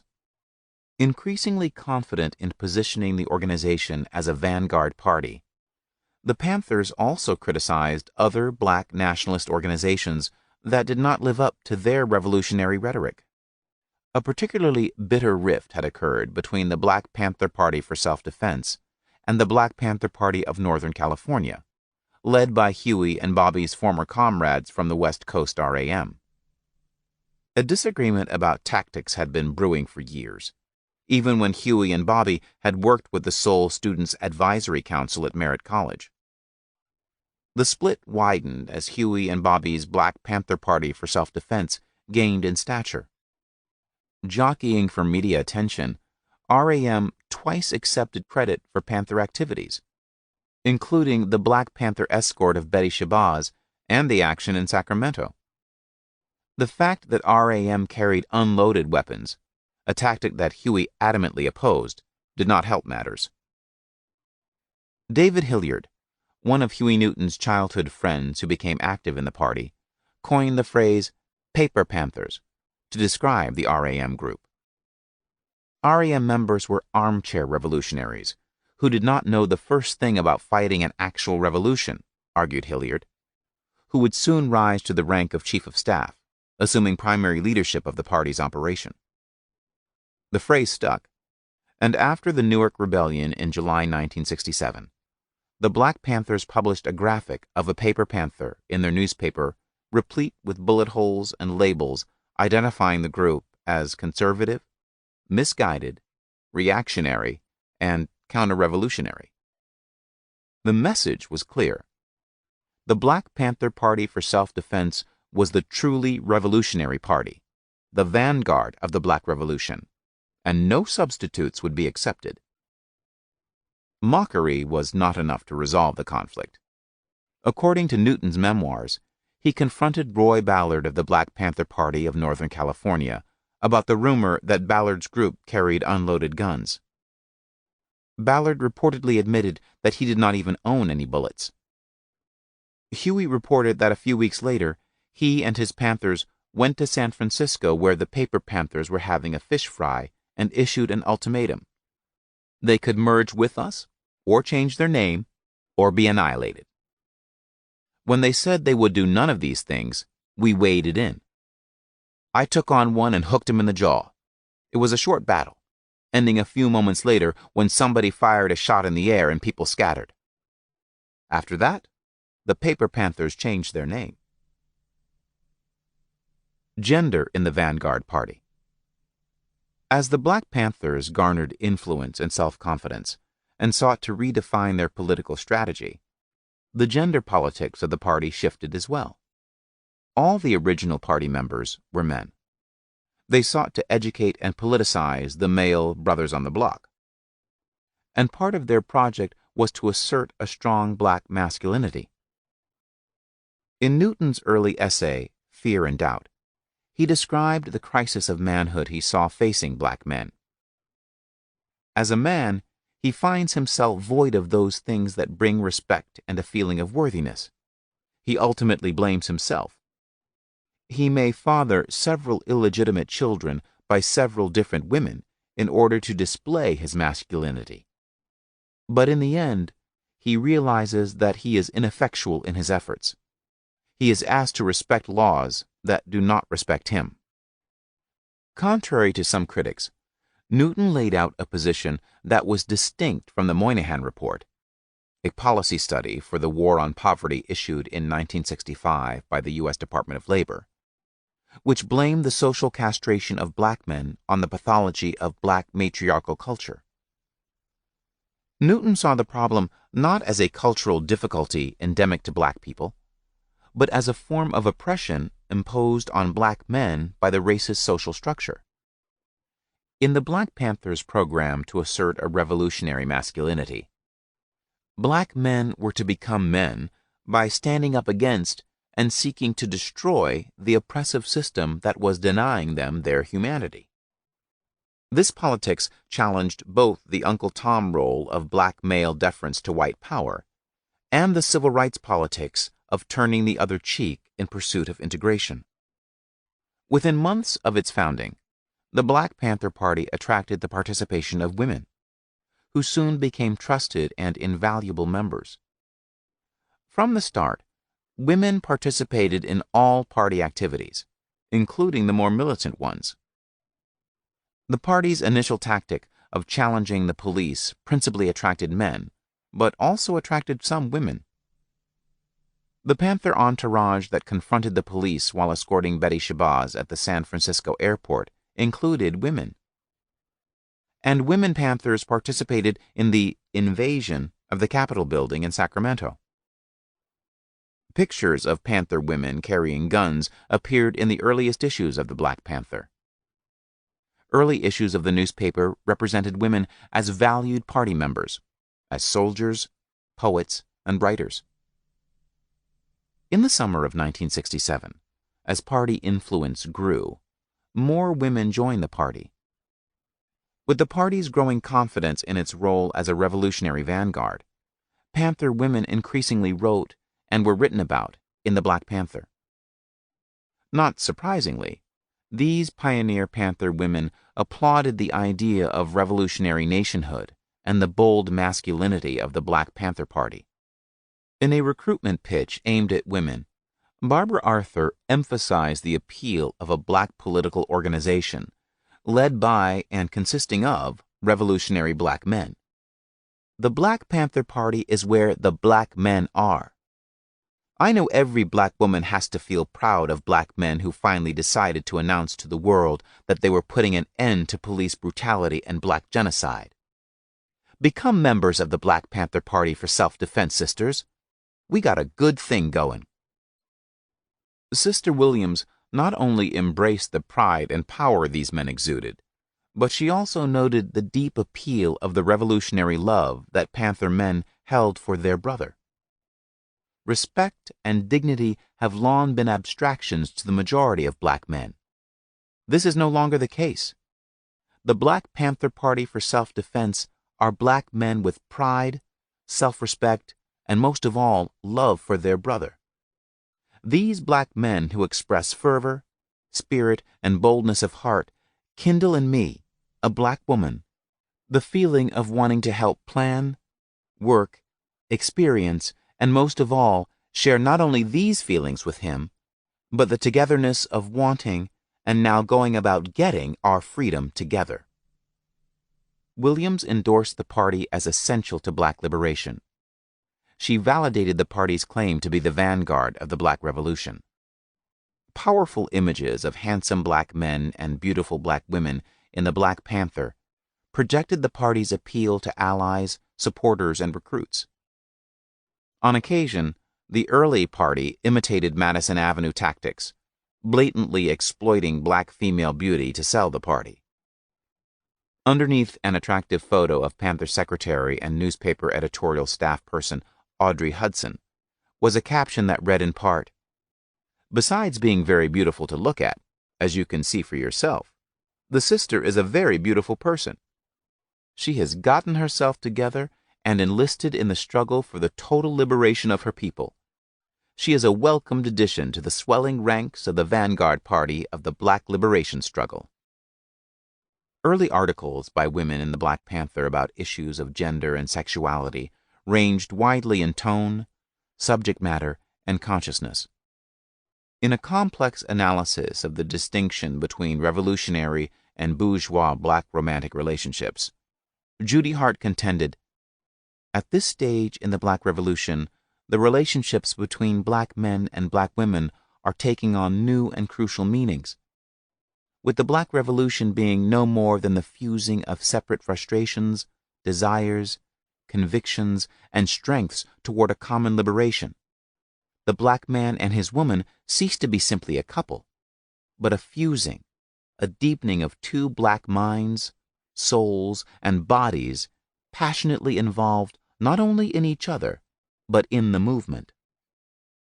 Hart argued that within the constraints of bourgeois society, it is impossible for black women and men to work together. She appealed to black women to commit to the revolution and relate differently to black men. She wrote that bourgeois black women necessarily relate to black men as tools to use for their own gain, and in seeking to succeed according to the dominant society's standards, they despise black men just as the racist society despises them. Hart decried the dysfunctional black household in which the male can't function unless he's drunk, it's the first of the month, or he's physically asserting himself by yelling, beating, or fucking. By embracing revolutionary struggle, a different kind of relationship becomes possible. Socially, the Negro man becomes extinct, outmoded. Social barriers and distinctions disappear, replaced by a communal unity. The revolutionary black man's total commitment is an invitation to the black woman to join with him in the pursuit of a life together, removing the shackles of white racist America and establishing a solid foundation of blackness from which to build. Even in her nuanced treatment of gender and sexuality, Hart presented the man's revolutionary role as central and the woman's revolutionary role as supportive. This patriarchal orientation of Black Panther politics, common to most black nationalist and other movement organizations at the time, is evident throughout the party's early actions and communications. Telling contrasts, such as the iconic representation of Huey as Black Warrior Prince, set against the relatively obscure representation of the Panther woman as Woman Warrior, speak to the initial masculine identity of the party. The party's founding, early history, and ongoing struggles as a male-oriented organization affected all men and women who subsequently joined the party. Not surprisingly, therefore, making the Black Panther Party into a mixed-gender organization that modeled gender and sexual equality remained a hard-fought battle and an elusive goal. Difficult struggles to master these issues hounded the organization throughout its existence. Rhetorical commitments to gender and sexual equality at all levels of the party could not on their own overcome real and fractious gender and sexual contradictions. However, over time, as more and more black women joined the party, their work and leadership helped shape the entirety of the party's politics. Their influence was particularly critical in giving a more positive cast to the party's evolving gender and sexual politics and dynamics. Women and some men in the party demanded and led the party's often frank and difficult engagement with the increasingly wide range of gender equality issues, particularly the question of how to define black women's role in a revolutionary nationalist movement. Thus, the rank-and-file members of the party were the primary shapers of the organization's internal gender politics. The talented and audacious black women who increasingly joined the party were far more active than the men in forcing the party to focus on critical gender and sexuality concerns. In the summer of 1967, these intra-party debates on gender and sexuality were just warming up. During the next several years, these debates would become increasingly intense, shaped by the parallel conversations about gender and sexual issues within the black liberation struggle and black communities, as well as in the growing women's liberation movement, gay and lesbian liberation movement, and sexual revolution.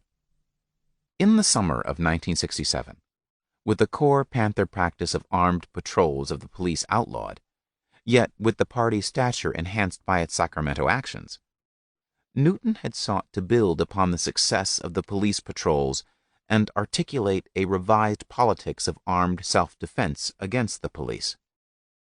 Attracted to Newton's courage, and building upon the Panther's newfound fame, new Panther recruit Eldridge Cleaver used his networks and eloquence to forge powerful alliances with other leftists and black nationalists.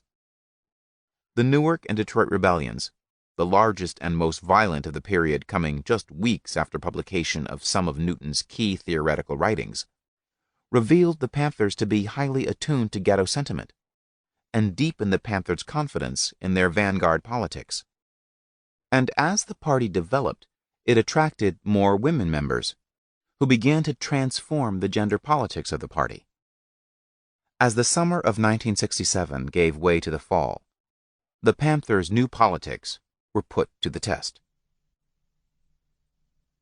4. Free Huey. After dinner with his family on October 27, 1967, Huey Newton walked to his girlfriend Laverne Williams's house at 5959 Telegraph Avenue in Oakland. It was Friday night, and the two had plans to go out.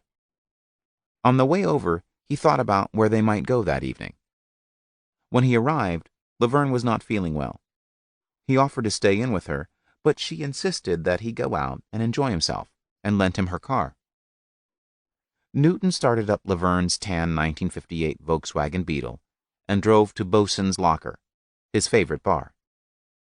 After casual conversation with friends over rum and coke, he left the bar and went to the nearby Congregational Church on 42nd and Grove. The church held Afro-American history classes on Wednesday nights, and Newton knew that there would be a church social on Friday. When he arrived, the social was in full swing, replete with dancing and cards. There he met up with Gene McKinney. They stayed until the social ended at 2 a.m., and then drove to a party at the home of Mrs. Verdi Johnson on San Pablo Avenue near 37th. The pair of friends stayed until sometime after 4 a.m., at which point they decided to drive to a restaurant on 7th Street that served soul food all night long. The early morning of October 28th was cool, dark, and slightly misty. Officer John Fry of the Oakland Police Force sat alone in his patrol car on Willow Avenue at the corner of 7th Street. Officer Fry had just turned 23. Married, though separated, Fry was a large man, over 6 feet tall and more than 200 pounds.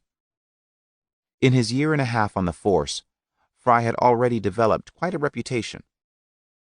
A 10-year veteran of the Oakland Police Department told a reporter from Ramparts, "Fry is not what I would categorize as a good cop." Fry had been implicated in numerous incidents of racism. H. Bruce Bison, an English teacher who invited Fry to speak about police work to his class at Clayton Valley High School, reported that Fry told the class that niggers in the neighborhood he patrolled were a lot of bad types. In the trial eventually held to adjudicate the events of that early morning, Alfred Dunning, an accountant for Prudential Life Insurance, testified that Fry had racially harassed him during a traffic accident, and when Dunning complained that Fry was acting like the Gestapo, Fry loosened his holster, put his hand on his gun, and said, "I am the Gestapo," and ordered Dunning into the police car. Earlier on the evening that Huey Newton and Gene McKinney drove to get soul food on 7th Street, Fry had intervened in a dispute between a black grocery clerk named Daniel King and a white man without pants on, who claimed King had stolen his pants. According to King, Fry called him a nigger and held his arm so the white man could beat him. Several hours after Fry had released King, Newton and McKinney drove by his parked patrol car. Sitting on the dashboard in front of Fry was a list of 20 cars that the Oakland police had identified as Black Panther vehicles. Second to the last on the list was Volkswagen 1958, sedan, tan, AZM 489. Fry called for backup and pulled out after the Volkswagen. When Newton saw the red beacon lights in his rearview mirror, he pulled over near the corner of 7th and Campbell. Huey must be set free. When physician Mary Jane Aguilar saw an Oakland Tribune photograph of Huey Newton taken hours after he was pulled over by Fry, she wrote a letter to the Black Panther Party. "I can remember nothing in my medical training which suggested that, in the care of an acute abdominal injury, severe pain and hemorrhage are best treated by manacling the patient to the examining table in such a way that the back is arched and belly tensed. Yet this is precisely the picture of current emergency room procedure which appeared on the front page of a local newspaper last weekend. Looming large in the foreground of the same picture, so large as to suggest a caricature, was a police officer. Could it have been he who distracted the doctor in charge of the case to position the patient in this curious way?" There are conflicting accounts of what happened near the corner of 7th and Campbell Streets in Oakland that morning. In the murder trial that followed the incident, the jury was not able to put together a clear and compelling account from the evidence and testimony presented in the courtroom. But at some point during the early hours of the day, Newton and Gene McKinney arrived at David Hilliard's house. Newton had a gunshot wound in his abdomen, so David and his brother June Hilliard rushed Newton to the Kaiser Hospital emergency room. Soon the story was all over the news. Officer Fry was dead, and Huey P. Newton, Minister of Defense for the Black Panther Party, had been arrested as the prime suspect in his murder. Well before the news stories hit the press, the Black Panther Party sprang into action. Over the preceding months, a small but growing number of people had come to view Newton as the leader of the vanguard of Black Revolution. In the months following the Panthers' action in Sacramento, the party had increased its capacity, not only by growing its membership and improving its ability to organize people, but also by strengthening its political analysis, its newspaper, and its relationships with other political organizations. Now that Newton would face capital charges for a confrontation with the Oakland police and could be sent to the gas chamber, his release became the central cause of the party. Beverly Axelrod introduced Newton to her mentor, Charles Gary, who she felt would be the ideal lawyer for such a high-profile, politically charged case. Gary, the son of Armenian immigrants, was known as a passionate trial lawyer. His raw eloquence and brilliant maneuvers elicited revealing responses from witnesses under cross-examination. A former president of the San Francisco chapter of the National Lawyers Guild and an avowed Marxist with a strong commitment to social justice, Gary had defended more than 30 capital cases, and not one of his clients had been executed. Gary offered to represent Newton, and Newton accepted. From the start, Newton and the Black Panther Party viewed the trial as a political contest rather than merely a legal proceeding. The party put out the 6th issue of its newspaper with the picture of Huey in his wicker throne on the front page and the bold headline, "Huey must be set free." After explaining that Huey had been shot and arrested and that Officer Fry had been shot and killed, the editorial discussed the case in terms of racial politics. The shooting occurred in the heart of Oakland's Black Ghetto. Huey is a black man, a resident of Oakland's Black Ghetto, and the 2 cops were white and lived in the white suburbs. On the night that the shooting occurred, there were 400 years of oppression of black people by white people manifested in the incident. We are at the crossroads in history where black people are determined to bring down the final curtain on the drama of their struggle to free themselves from the boot of the white man that is on their collective neck. Through murder, brutality, and the terror of their image, the police of America have kept black people intimidated, locked in a mortal fear, and paralyzed in their bid for freedom. They are brutal beasts who have been gunning down black people and getting away with it. Huey Newton's case is the showdown case. We say that we have had enough of black men and women being shot down like dogs in the street. We say that black people in America have the right to self-defense. Huey Newton has laid his life on the line so that 20 million black people can find out just where they are at, and so that we can find out just where America is at. The Panthers argued that Newton was resisting the long-perpetrated oppression of blacks by police when he was shot and imprisoned. The party turned the state's accusations against Newton around, using the case to mobilize support and put America on trial. Stop the draft week. In the weeks leading up to Newton's arrest, the Bay Area anti-war movement had experienced its own conflict with the Oakland police. As resistance to the Vietnam War intensified, white anti-war activists began getting a taste of police repression, and this experience was to deepen their alliances with the Panthers. By October, the draft resistance movement was gathering steam. No longer were the students and the anti-war activists simply Americans expressing their view within established channels. Inspired by Black Power, emboldened by the ghetto rebellions, many draft resistors saw themselves as subjects of empire who sought self-determination, much like the Vietnamese. They rejected the legitimacy of the war, the draft, and the government more generally, seeking to resist by any means. This week, a demonstrator wrote from Oakland at the end of Stop the Draft Week in mid-October, the first crack appeared in the egg that will hatch white revolution in America. Demonstrators sought to emulate the radical tactics of the ghetto rebellions of July.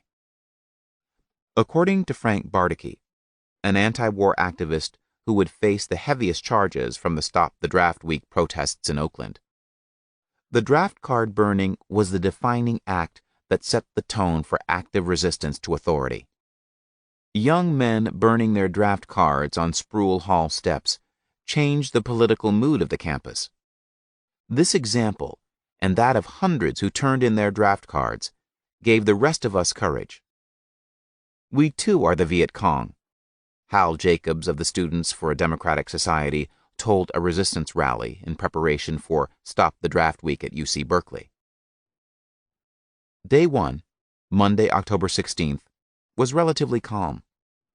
Some 300 resistors turned in their draft cards at the Federal Building in San Francisco, and another 120 were arrested for a nonviolent sit-in at the Oakland Induction Center.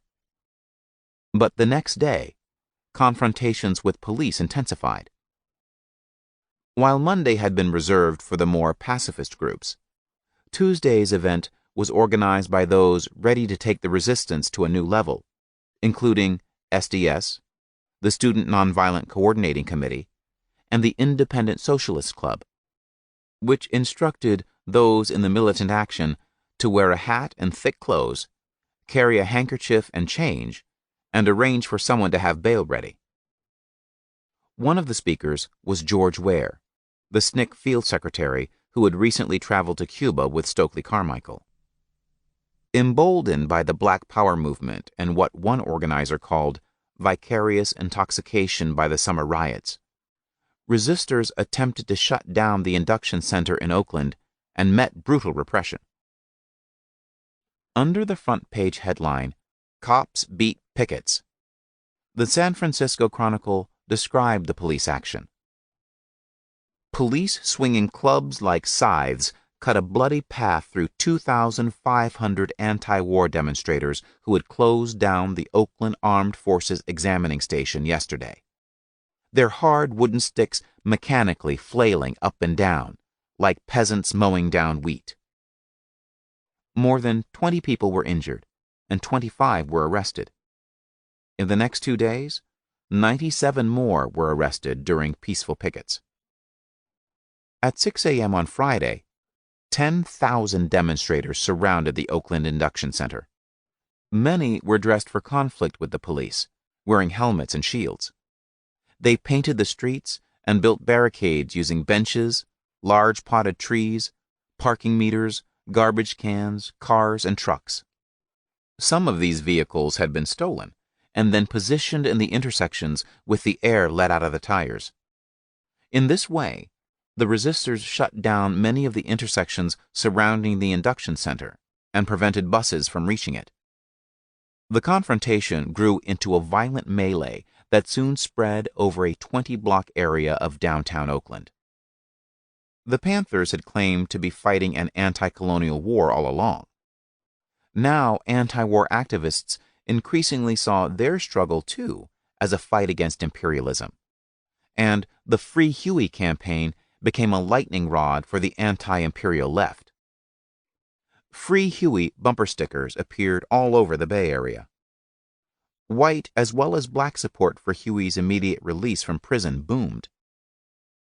As Rampart's writer Jean Marine explained, this outpouring of support had little to do with whether Newton's shooting and jailing were unjust.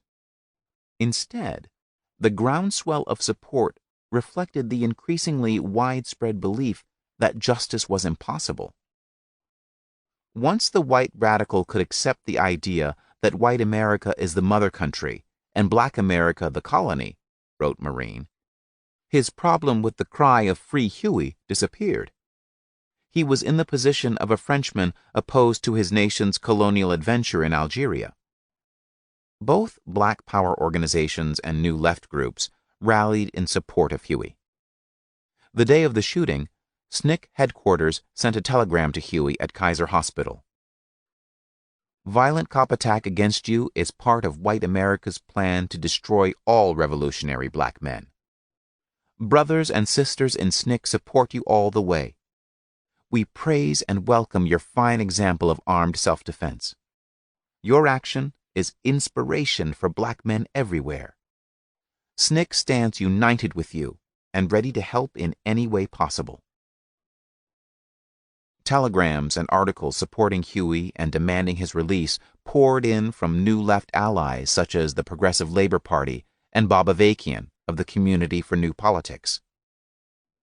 At one Free Huey rally outside the trial at the Alameda County Courthouse, Bobby Seale climbed on top of a car to speak to the crowd.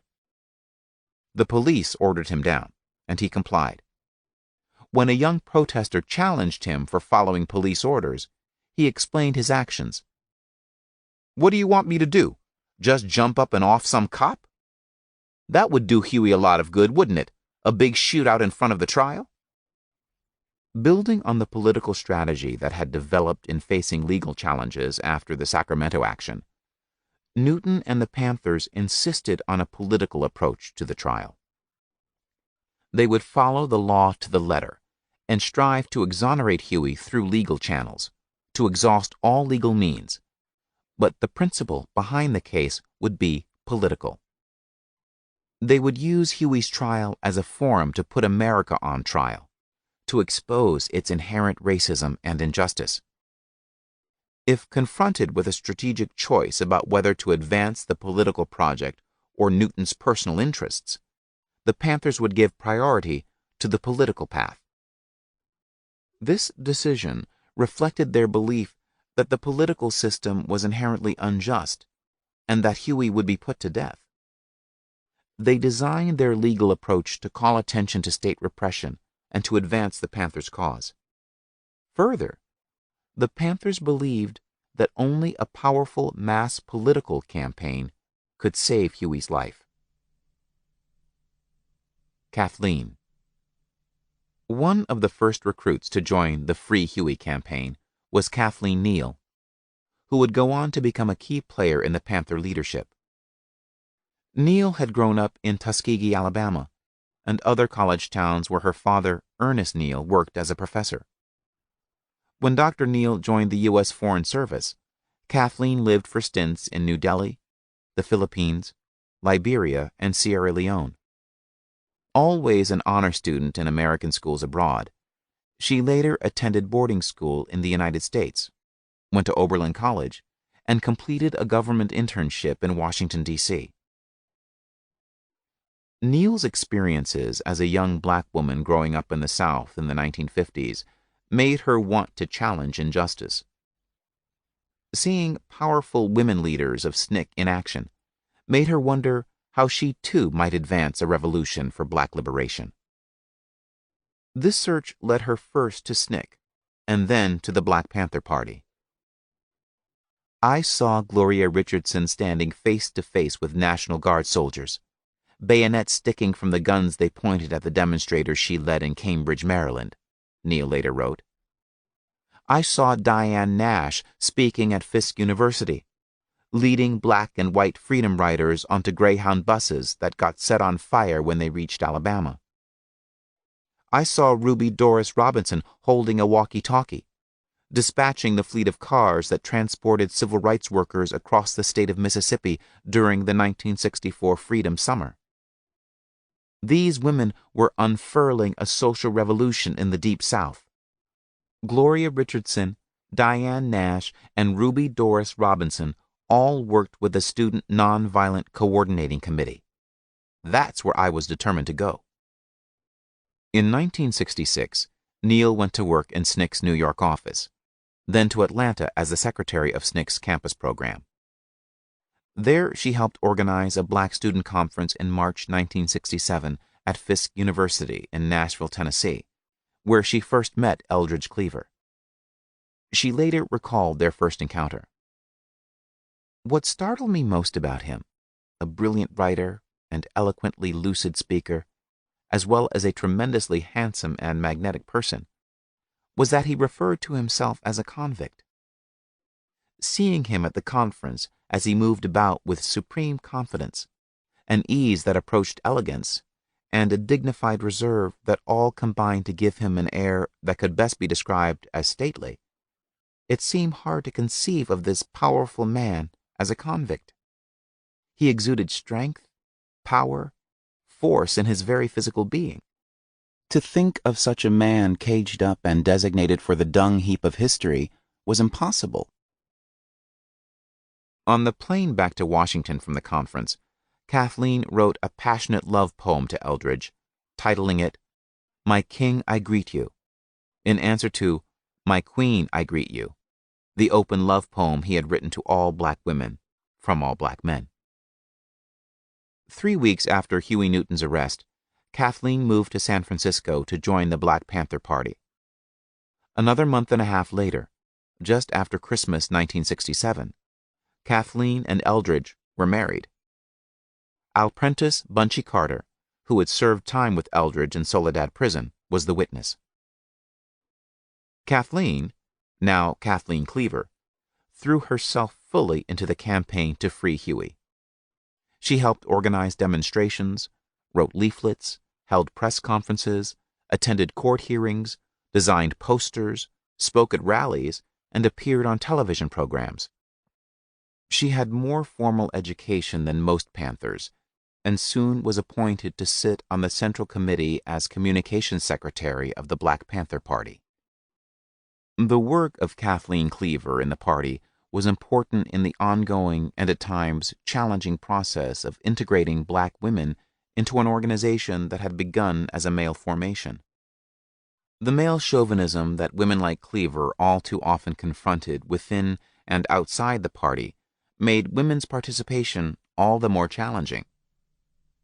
Over time, as issues of gender and sexuality became increasingly important to the party's development, women like Cleaver modeled strikingly influential and vital roles for black women in the Black Panther Party in particular, and in black nationalist organizations in general.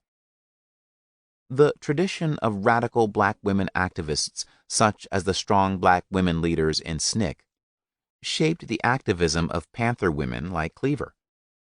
However, most Panther women ultimately improved their revolutionary roles precisely because there was no guidebook, no single model. As Cleaver acknowledged in a 1970 interview, "Of all the things I wanted to be when I was a little girl, a revolutionary certainly wasn't one of them. And now it was the only thing I wanted to do. Everything else was secondary. It occurred to me that even though I wanted to become a revolutionary more than anything else in the world, I still didn't have the slightest idea what I would have to do to become one."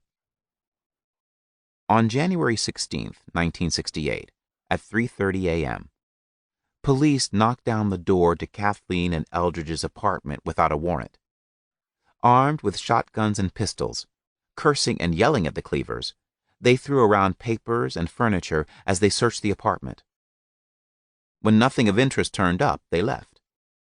In response, from prison, Huey Newton issued Executive Mandate No. 3, ordering all members of the Black Panther Party to keep guns in their homes and to defend themselves against any police officers or others who attempted to invade their homes without a warrant.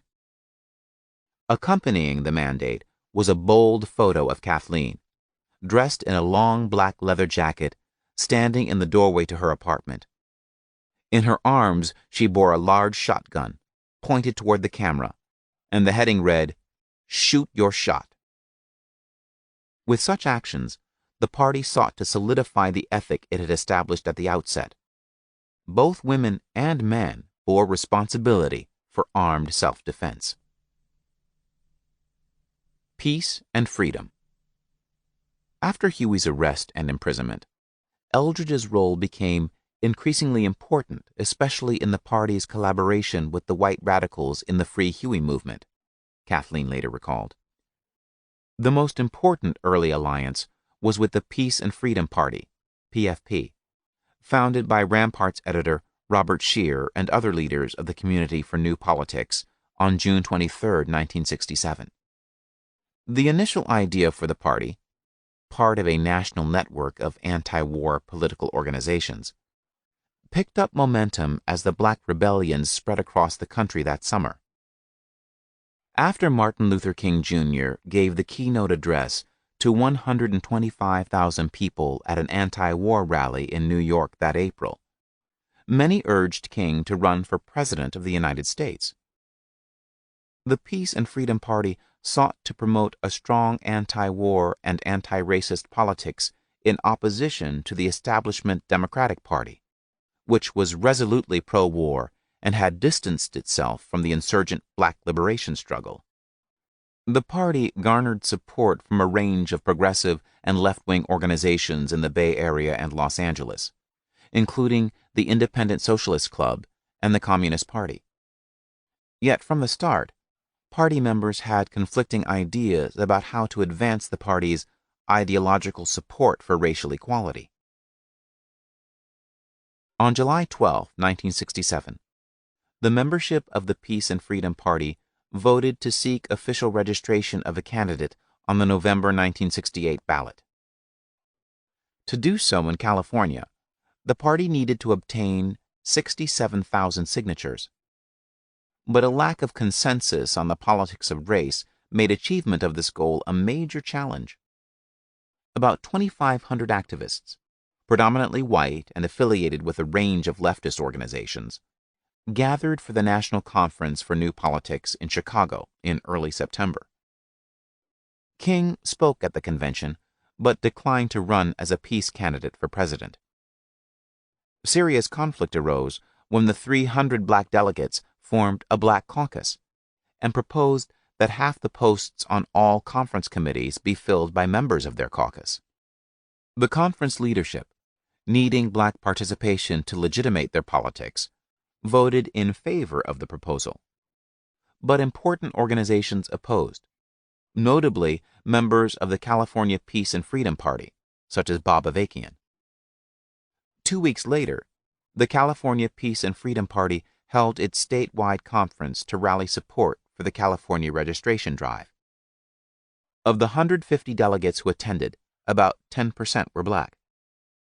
Again, the Black delegates formed a caucus and proposed that they be given 50% of voting rights. This time, the proposal was defeated, and the entire Black caucus walked out. The Communist Party representatives and others followed them. Now almost exclusively white, and desperate to salvage its anti-racist and anti-war alliance in time for the registration deadline on January 3rd, leaders of the Peace and Freedom Party approached Black organizations for support. SNCC and other Black groups, however, rebuffed them. The results were disastrous.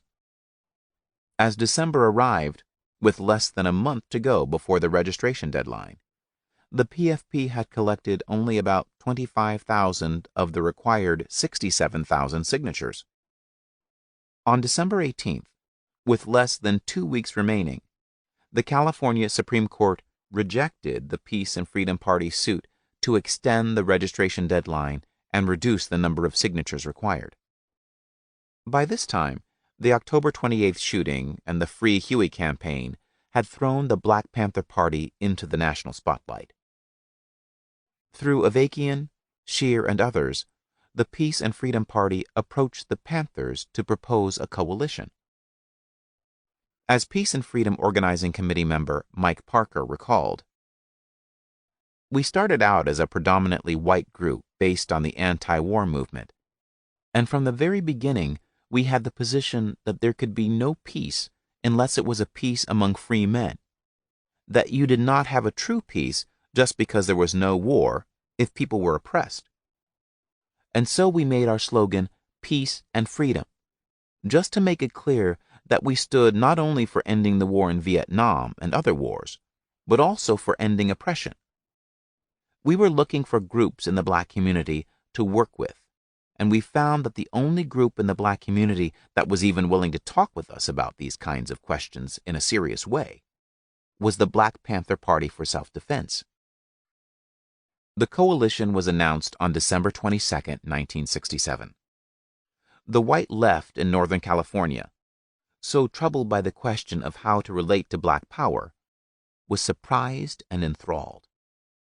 The Berkeley Barb, a weekly underground newspaper, called the coalition an unprecedented combination of black and white activists, the first such militant alliance since the black power concept was outlined by Stokely Carmichael last year. The coalition initially sought to ensure that Huey Newton received a fair trial, but later demanded that Huey be set free unconditionally. The Peace and Freedom Party contributed $3,000 and use of its sound equipment to the Free Huey campaign. The Black Panther Party offered much-needed legitimacy to the Peace and Freedom Party's racial politics. With the Black Panthers at the table, many of the high-profile supporters who had walked out over the Peace and Freedom Party's racial politics in September returned to endorse the registration drive, including James Vann of the Oakland Congress of Racial Equality, Cy Cassidy of the California Democratic Council, and representatives of the Communist Party. The day after the announcement of the coalition, new registrations in Berkeley alone jumped to more than 500, reaching 1,200 per day by the end of the week. By the deadline of January 3rd, over 105,000 signatures had been gathered. The Peace and Freedom Party would be on the November ballot in California. The coalition proved to be mutually beneficial. As a Black Panther editorial explained, what we wanted and needed were people who were willing to work. The Peace and Freedom Party was willing to work. In return, we were willing to hold rallies with them, to share platforms with them, and to recommend them to black people who had their minds set on participating in electoral politics. The Peace and Freedom Party acknowledges that we were helpful to them in gaining enough signatures to get on the ballot. We are glad that they made it, and that we were instrumental in the success. The party also keenly understood that the black liberation struggle needed non-black allies, particularly progressive white allies. An editorial in the Black Panther explained why this alliance was important.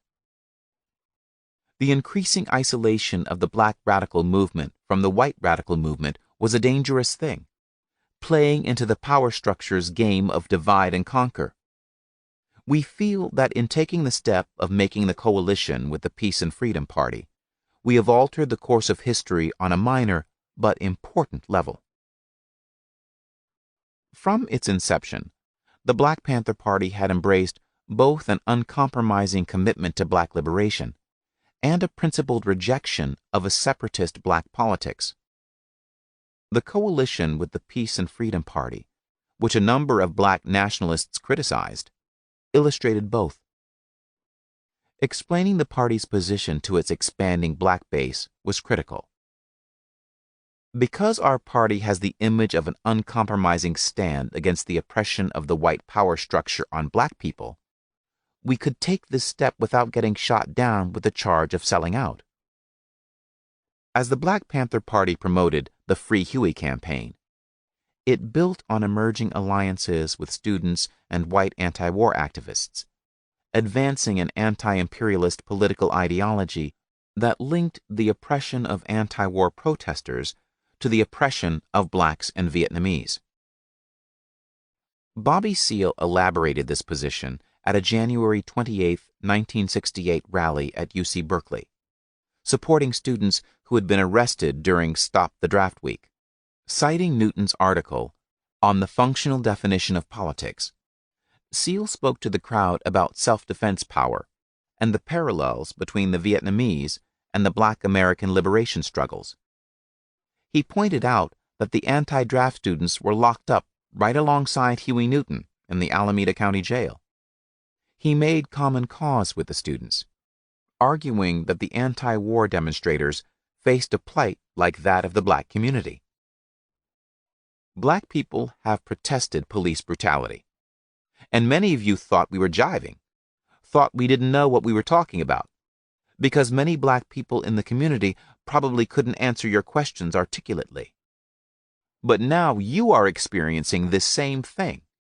When you go down in front of the draft board, when you go over and you demonstrate in front of Dean Rusk, those pig cops will come down and brutalize your heads just like they brutalize the heads of black people in the black community.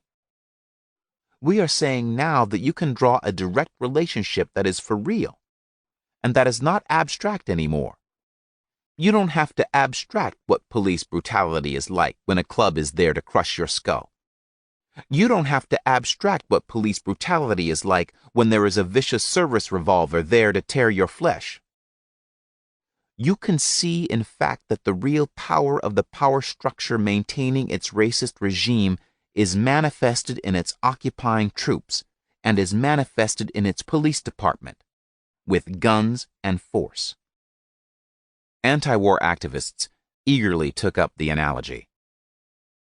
Free speech movement veteran and Communist Party member Bettina Aptheker spoke after SEAL and emphasized the escalating repression of the anti-war movement and its common cause with both the Black liberation struggle and the Free Huey campaign. The ghettos have become occupied territories in the United States. This peace movement should have called for the immediate withdrawal of troops in July from Newark and Detroit. It failed to do that, and it should have done that just as it calls for the immediate withdrawal of troops from Vietnam, she exhorted. For a long time, the ghetto communities in this country have borne the brunt of the assault on the democratic rights of all of us, and it is now perhaps first coming home to us that to defend the rights in the ghetto is to defend our own rights. Bob Avakian also spoke, noting that Huey's case and that of the draft resistors were interrelated, and together posed a fundamental challenge to power in this society. He explained, "The Black liberation movement poses that challenge. The anti-war movement and the anti-draft movement, as it moves towards resistance, is beginning to pose that challenge. And they are responding the way all blind tyrants respond when their power is challenged, by brute force and by attempting to mitigate that brute force through the veneer of a court apparatus which we all know is rigged." A few weeks later, the Black Panther carried a cartoon by Emory Douglas titled, "It's All the Same," that graphically illustrated the three-part anti-imperialist analogy. The cartoon featured three identical drawings of a filthy pig in uniform, surrounded by flies and carrying a machine gun, napalm, mace, and a pistol. The first panel identified the pig as the local police. The second panel identified the pig as the National Guard. The third panel identified the pig as the Marines. The Peace and Freedom Party picked up and distributed the graphic, citing the Black Panthers, to bolster its argument that the oppression that anti-war activists faced for opposing the war was part and parcel not only of the struggle for Black liberation, but also of the international struggle against imperialism. Coming of Age. On February 17, 1968, Huey Newton's 26th birthday, the Black Panther Party came of age. In a massive, predominantly black rally in the Oakland Auditorium, while Newton sat in jail, the Black Panthers announced a merger with SNCC. The terms of the merger were ambiguous. SNCC itself was in crisis, and the merger did not last long. But for the Black Panther Party, an organization that only a year earlier had barely been known outside of Oakland, the event marked an important step in the maturation of its politics and its emergence on the national political stage. In the center of the auditorium stage sat Huey's wicker throne from the famous photograph, empty of course. In addition to Eldridge Cleaver, who served as master of ceremonies, and Bobby Seale, the day's speakers included three of the most famous leaders of SNCC: James Forman, H. Rap Brown, and Stokely Carmichael. Bob Avakian from the Peace and Freedom Party and Berkeley Councilman Ron Dellums were also on stage, as was Armelia Newton, Huey Newton's mother. Seal focused most of his speech on the need to stand up to police brutality and organize to free Huey. He also spelled out a fuller view of the Panther's politics. Summarizing the Panther's 10-point program, he emphasized the need to serve the community, describing a Panther campaign to erect a stoplight at 55th and Market Streets in Oakland, where speeding cars had killed several children. He then delved into the party's position on whites. When the man walks up and says, "We are anti-white," I scratch my head. I say, "What does he mean by that?" He says, "Well, I mean you hate white people." I say, "Me? Hate a white person?" I say, "Wait a minute, man. Let's back up a little bit. That's your game. That's the Ku Klux Klan's game," I say. "That is the Ku Klux Klan's game to hate me and murder me because of the color of my skin." I say, "I wouldn't murder a person or brutalize him because of the color of his skin." I say, "Yeah, we hate something all right. We hate the oppression that we live in. We hate cops beating black people over the heads and murdering them. That's what we hate. If you've got enough energy to sit down and hate a white person just because of the color of his skin, you're wasting a lot of energy.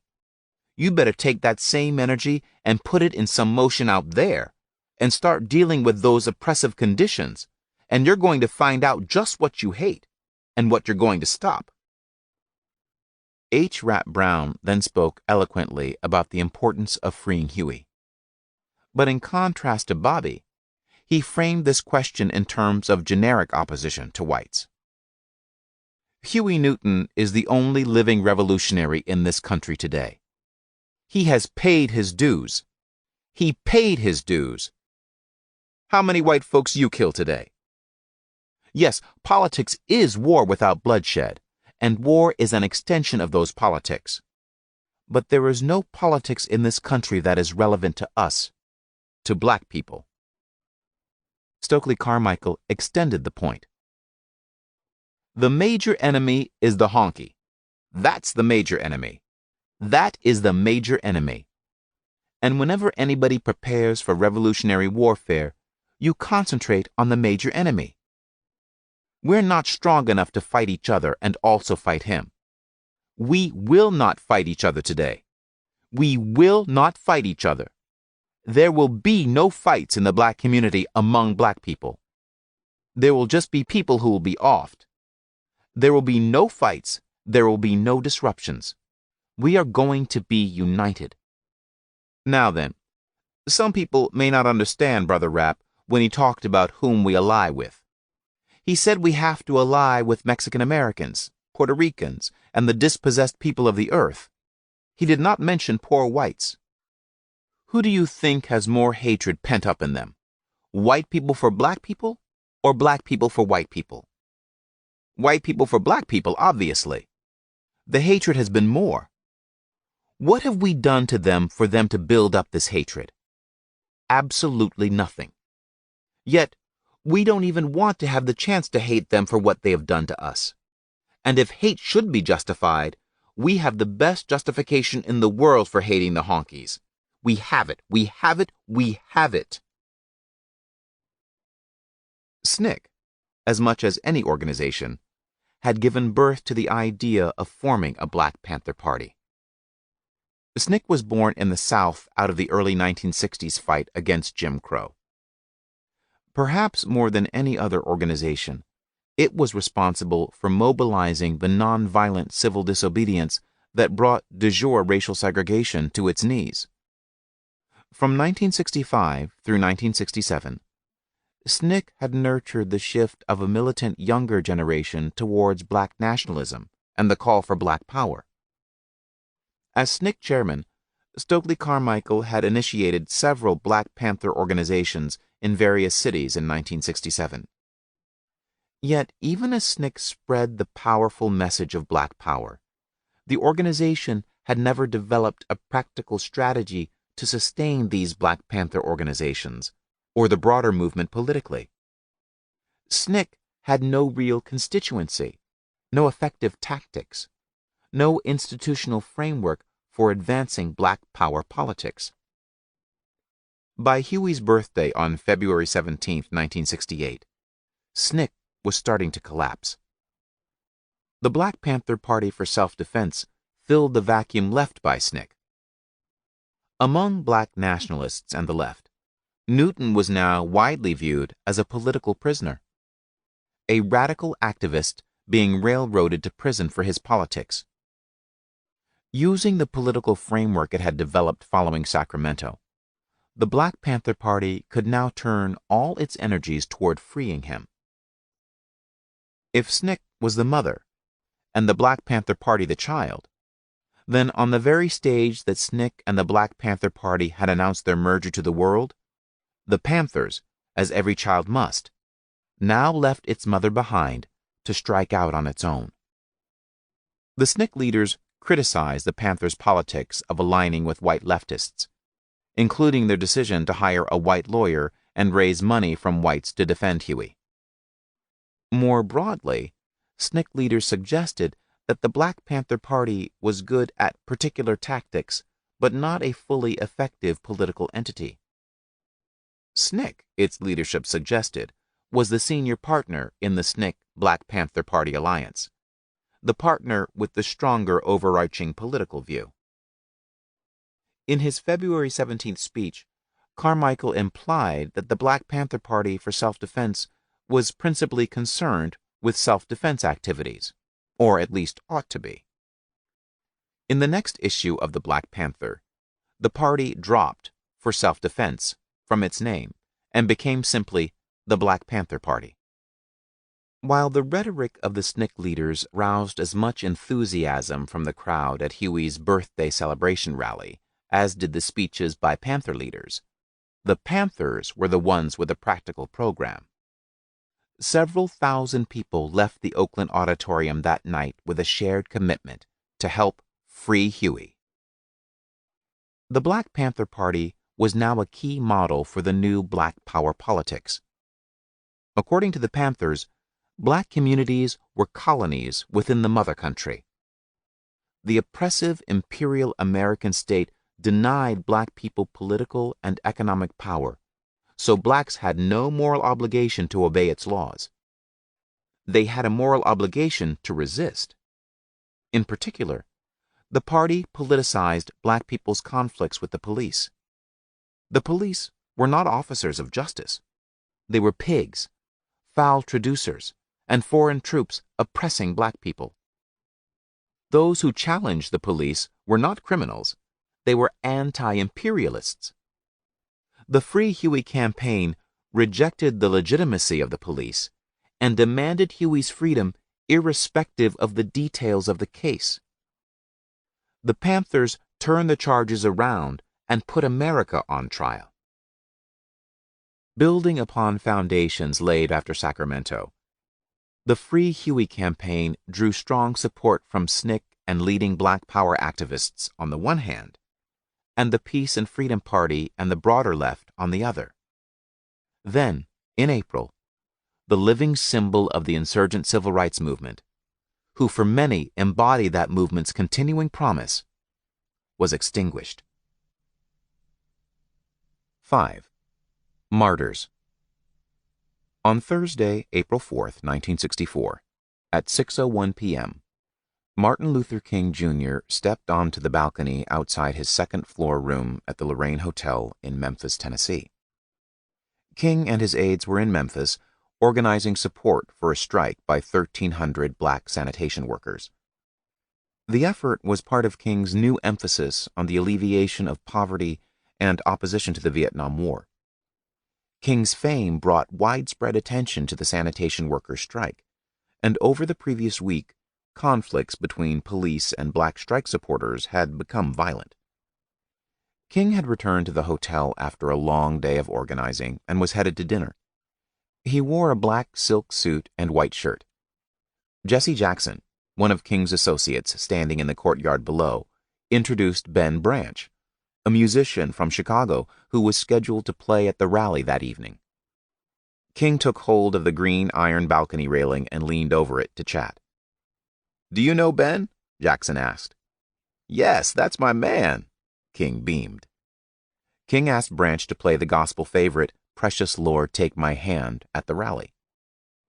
A shot rang out, and the bullet tore through the base of the right side of King's neck.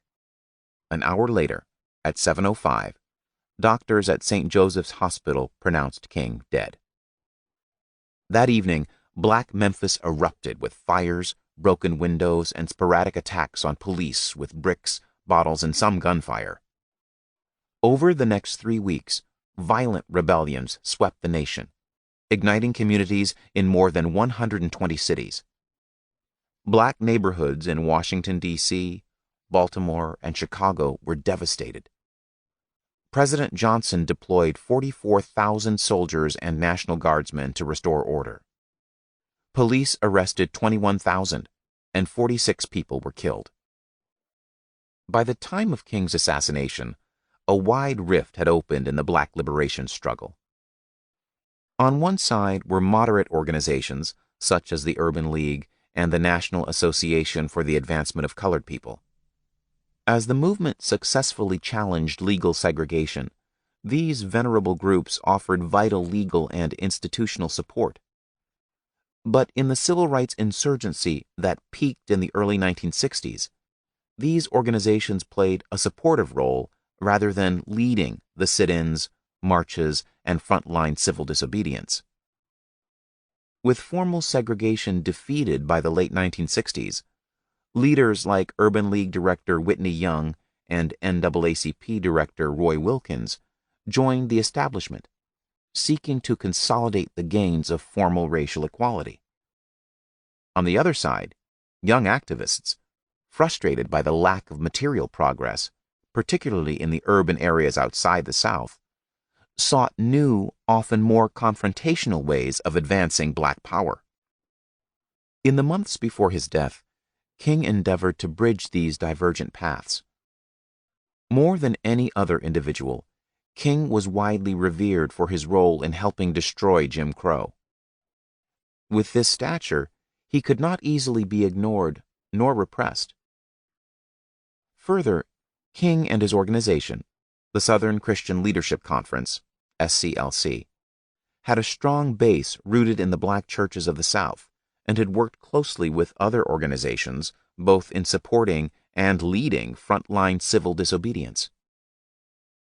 As the movement defeated Jim Crow and the challenge to legal segregation became moot, King increasingly championed the struggle against poverty and publicly opposed the war in Vietnam, gaining the cautious respect of the radical young activists. His leftward turn toward anti-imperialism increasingly incurred the wrath of the establishment. Shortly before his death, King told reporters, "Our program calls for a redistribution of economic power. Blacks," he explained, "must help lead the struggle to reform the structure of racist imperialism from within." An article in the New York Times Magazine right before his death explained that King had come to believe that war and poverty are inseparable issues. King's plans are calculated to disturb whatever peace of mind the president enjoys these days. King was leading plans for an interracial march in the nation's capital that would mobilize thousands of poor people and their supporters to reestablish that the real issue is not violence or nonviolence, but poverty and neglect. King's persistent insurgency angered the Johnson administration, which trumpeted recent civil rights victories. Despite their history of working together, Dr. King and President Johnson had been virtually out of touch since Dr. King began to condemn the administration's policy in Vietnam 2 years ago, the New York Times explained in a front-page article published just days before King's assassination. An establishment chorus denounced King's Poor People's March, as well as his increasingly vigorous opposition to the Vietnam War.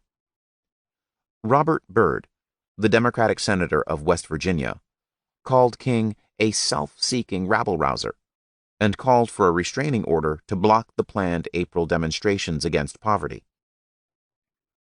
The day before King was killed, a federal court had issued a restraining order prohibiting him from holding a demonstration in Memphis. Angry and defiant, King called the order illegal and unconstitutional, and refused to obey it. But when King died, the establishment quickly put aside its wrath and sought to claim him as a martyr for America. On the evening after King's assassination, President Johnson addressed the nation, asking every citizen to reject the blind violence that has struck Dr. King, who lived by nonviolence. The president emphasized King's nonviolent tactics and ignored the insurgent character of his leadership, appropriating the symbolism of King's death for America. Martin Luther King stands with our other American martyrs in the cause of freedom and justice. The following day, on April 5th, President Johnson attended a memorial for King at the Washington Cathedral. He entered the cathedral with an entourage that included Roy Wilkins, Whitney M. Young, Jr., Thurgood Marshall, the civil rights lawyer appointed by Johnson as the first black Supreme Court justice, Chief Justice Earl Warren, who crafted the landmark Brown v. Board civil rights decision, Robert Weaver, Johnson's Secretary of Housing and Urban Development and the first black member of a presidential cabinet, Vice President Hubert Humphrey, and Secretary of Defense Clark Clifford. The message was clear. Johnson was signaling his administration's commitment to racial equality and its support of the civil rights establishment. Johnson presented King as an American martyr, sacrificed to the cause of formal racial equality embraced by the establishment and embodied in the Civil Rights Act of 1964 and the Voting Rights Act of 1965. Every avowed presidential candidate at the time, including former Republican Vice President Richard Nixon, Senators Robert Kennedy and Eugene McCarthy, and Vice President Humphrey, flew to Atlanta to attend Dr. King's funeral on April 9th, as did 50 congressmen, 30 senators, and several state governors.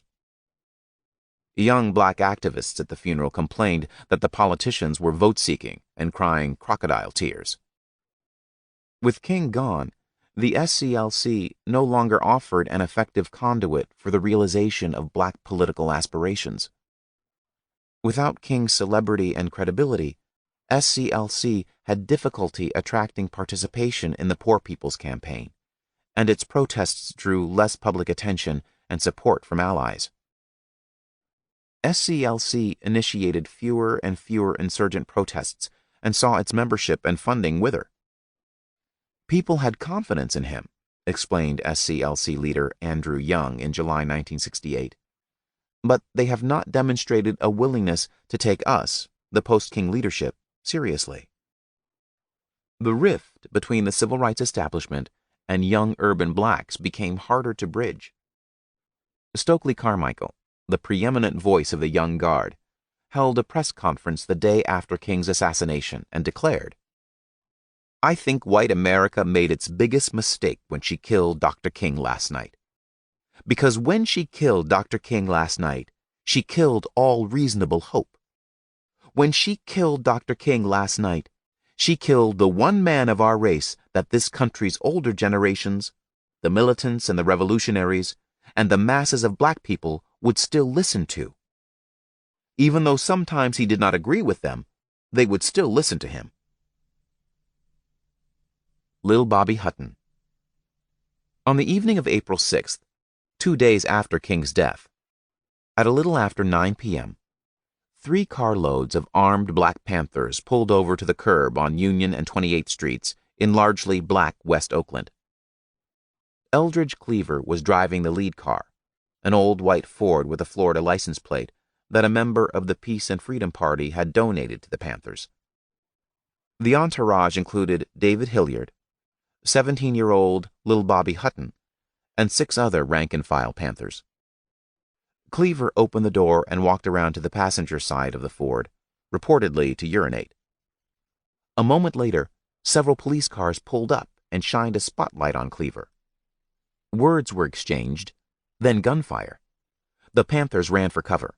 The police quickly cordoned off a 2-block area, and neighbors gathered in the streets. An hour and a half later, Cleaver, having been shot in the foot and rear, his lungs burning from tear gas and firebomb smoke, emerged stark naked from a burning basement, surrendered, and was taken into custody. Lil Bobby Hutton emerged from the basement unarmed. Police shot him dead. The following day, Bobby Seale held a press conference. Speaking quietly and carefully, he charged the police with racism, repression, and murder. Bobby Hutton had his hands in the air and was shot and murdered by the Oakland police. Seale and Charles R. Gary, the Panther's lawyer, called for the indictment of the policeman who had killed Bobby Hutton.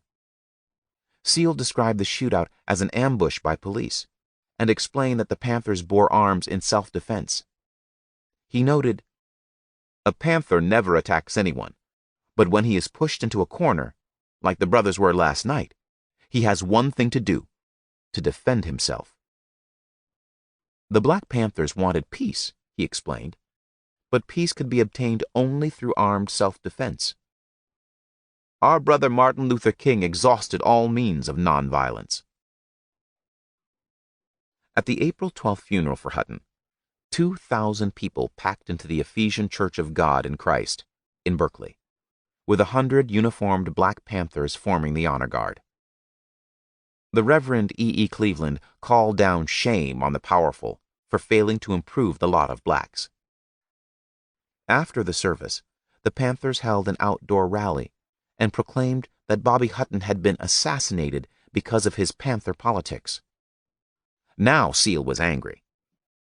"There are pigs on tops of the library behind you. They are up there on other buildings. They must know that every time these racist pigs attack us, we are going to defend ourselves." Seale cried out, "Free Huey!" and the crowd answered, "Free Huey!" The Black Panther leadership charged that Hutton had posed a challenge to racism and that the police had killed him to repress this challenge.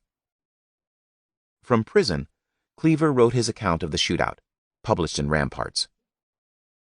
"The Oakland Police Department murdered little Bobby, and they cannot have that as a victory. We must all swear by little Bobby's blood that we will not rest until Chief Gaines is brought to justice, either in the courts or in the streets, and until the bloodthirsty troops of the Oakland Police Department no longer exist in the role of an occupying army with its boots on the neck of the black community, with its guns aimed at the black community's head, an evil force with its sword of terror thrust into the heart of the black community. That's what little Bobby would ask you to do, brothers and sisters. Put an end to the terror by any means necessary." Many notables joined the Panthers in praising Hutton's courage and contribution to the black liberation struggle. Stokely Carmichael said, "Hutton understood that power comes out of the barrel of a gun." Betty Shabazz, the widow of Malcolm X, sent a telegram. "Shot down like a common animal, he died a warrior for black liberation." A group of professors from the University of California, the University of San Francisco State College, and San Jose State College called for an investigation of the Oakland Police Department by the U.S. Civil Service Commission. Harry Edwards, professor of sociology at San Jose State and a prime mover behind the successful movement for black athletes to boycott the 1968 Olympics, said, "You can no longer ignore the Black Panthers," and announced his intention to join. Marlon Brando attended Hutton's funeral and said, "That could have been my son lying there." A letter to the editor of the San Francisco Chronicle, signed by a list of notables that included James Baldwin, Ossie Davis, Elizabeth Hardwick, Leroy Jones, Oscar Lewis, Norman Mailer, Floyd McKissick, and Susan Sontag, compared the murder of Hutton to the murder of King. Both were acts of racism against persons who had taken a militant stand on the right of black people to determine the conditions of their own lives. Both were attacks aimed at destroying this nation's black leadership. New Day in Babylon. By 1968, the civil rights movement had unraveled as the defeat of formal racial subordination eliminated targets for effective civil rights mobilization. But more than any other figure, King had embodied the promise of liberation through nonviolence and appeals to American morality.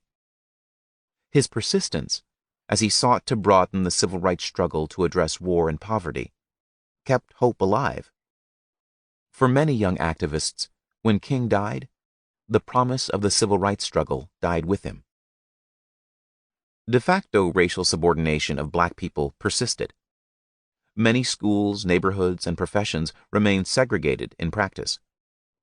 Many police departments, fire departments, and local governments in areas with large black populations remained exclusively or predominantly white. Many black people remained locked in poverty and in squalor. And in some holdout areas, such as Bloody Lowndes County, Alabama, protection of black residents' civil rights was seriously lacking well past the passage of the federal 1964 Civil Rights Act and the 1965 Voting Rights Act. But by 1968, even in Bloody Lowndes, the political dynamic had changed. As the civil rights movement dismantled Jim Crow through the mid-1960s, it ironically undercut its own viability as an insurgent movement.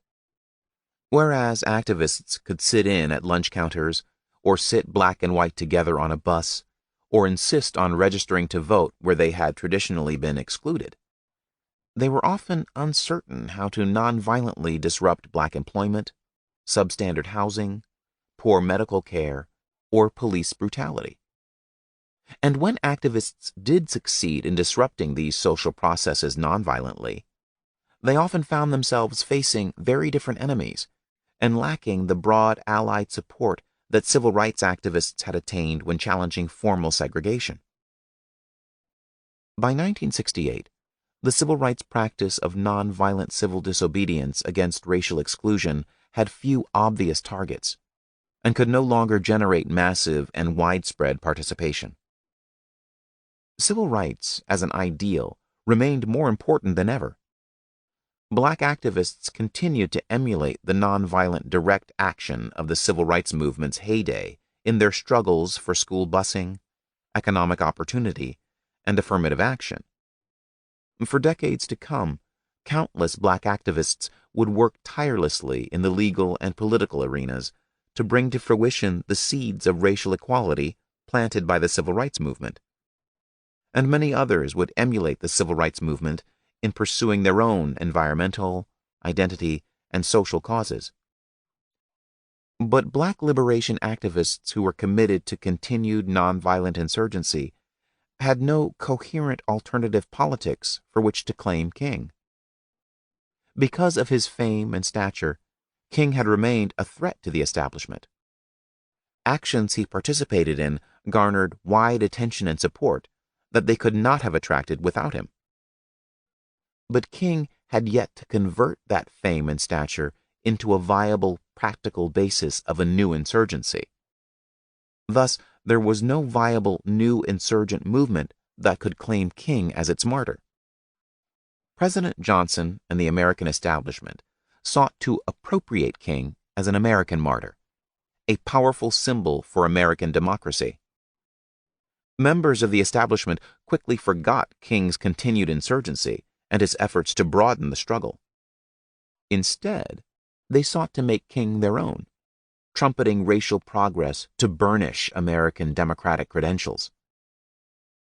Lacking the practical means to sustain civil rights insurgency, and eager to join the establishment, the moderate civil rights leadership quickly embraced this symbolism. In this environment, Lil Bobby Hutton became a very different kind of martyr from King. He was virtually unknown and ignored by the establishment. Hutton had died standing up to the brutal Oakland police. He died for black self-determination. He died defying American empire like Lumumba and Che and hundreds of thousands of Vietnamese had before him. Unlike King in 1968, Lil Bobby Hutton represented a coherent insurgent alternative to political participation in the United States. armed self-defense against the police, and commitment to the revolutionary politics of the Black Panther Party. Eldridge Cleaver wrote, "If we understand ourselves to be revolutionaries, and if we accept our historic task, then we can move beyond the halting steps that we've been taking. Then there will be a new day in Babylon." So long as King persisted in his efforts to broaden civil rights insurgency, many young activists held on to the hope that he would succeed. But when King and Hutton were killed, a new day arrived. As the federal government inched toward establishing a national holiday in honor of Martin Luther King Jr., Hutton became the first martyr of the Panther Revolution. Eclipsing SNCC. In the spring of 1968, the Black Panthers joined forces with the Student Nonviolent Coordinating Committee to begin discussions with Third World representatives in the United Nations in an effort to advance their program. The Panther sought support for the Free Huey campaign and for a proposed black plebiscite. The goal of the plebiscite, according to Eldridge Cleaver, was to give blacks in America the opportunity to vote whether they want to be separated into a sovereign nation of their own, with full status and rights with the other nations of the world, including UN membership and diplomatic recognition by the other nations of the world. Malcolm X had earlier publicized this notion. James Forman, then jointly appointed the chairman of International Affairs of SNCC and the Minister of Foreign Affairs of the Black Panthers, conducted an informal poll of key UN representatives and found some support for the proposed plebiscite. Underlining the importance of the proposal, on May 4th, the Black Panther Party expanded point 10 of its 10-point program to read, "We want land, bread, housing, education, clothing, justice and peace, and as our major political objective, a United Nations supervised plebiscite to be held throughout the black colony in which only black colonial subjects will be allowed to participate, for the purpose of determining the will of black people as to their national destiny." The Panthers and SNCC developed plans for a high-profile joint delegation to the United Nations in July. But by the time of the trip, tensions were building within SNCC, and the organization was struggling to redefine itself in the post-civil rights era. Stokely Carmichael and James Forman wrestled for control, advancing different visions of SNCC's role within the Black Power movement and of its relationship with the Panthers. Forman and Carmichael both traveled to Oakland for the Free Huey rally at the start of Newton's trial on July 15th. Then, on July 19th, both Forman and Carmichael traveled to New York for a Panther press conference at the United Nations and a series of community rallies in Harlem, Brooklyn, and Newark to support the plebiscite. There, they met up with a Panther contingent that included Chairman Bobby Seale, Minister of Information Eldridge Cleaver, Chief of Staff David Hilliard, Father Earl Neal, Minister of Education George Murray, and Field Marshal Donald Cox. Flyers were printed and a flurry of meetings were called to advance the UN campaign. A Panther press statement said that in addition to support for the Free Huey campaign and the Black plebiscite, the Panthers were calling upon the member nations of the United Nations to authorize the stationing of UN observer teams throughout the cities of America wherein black people are cooped up and concentrated in wretched ghettos. After meeting with several UN delegations and talking with the press, the Black Panthers filed for status as an official, non-governing organization of the United Nations. While the notion of the Black plebiscite was intriguing to many, it failed to gain traction. Underneath the united activity, SNCC was fragmenting. The evidence suggests that the Black Panthers sided with Carmichael against Forman.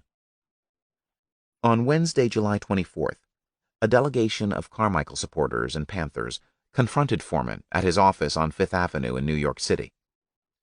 The press reported allegations that a Black Panther stuck an unloaded pistol into Forman's mouth and squeezed the trigger 3 times, but Foreman denied the story.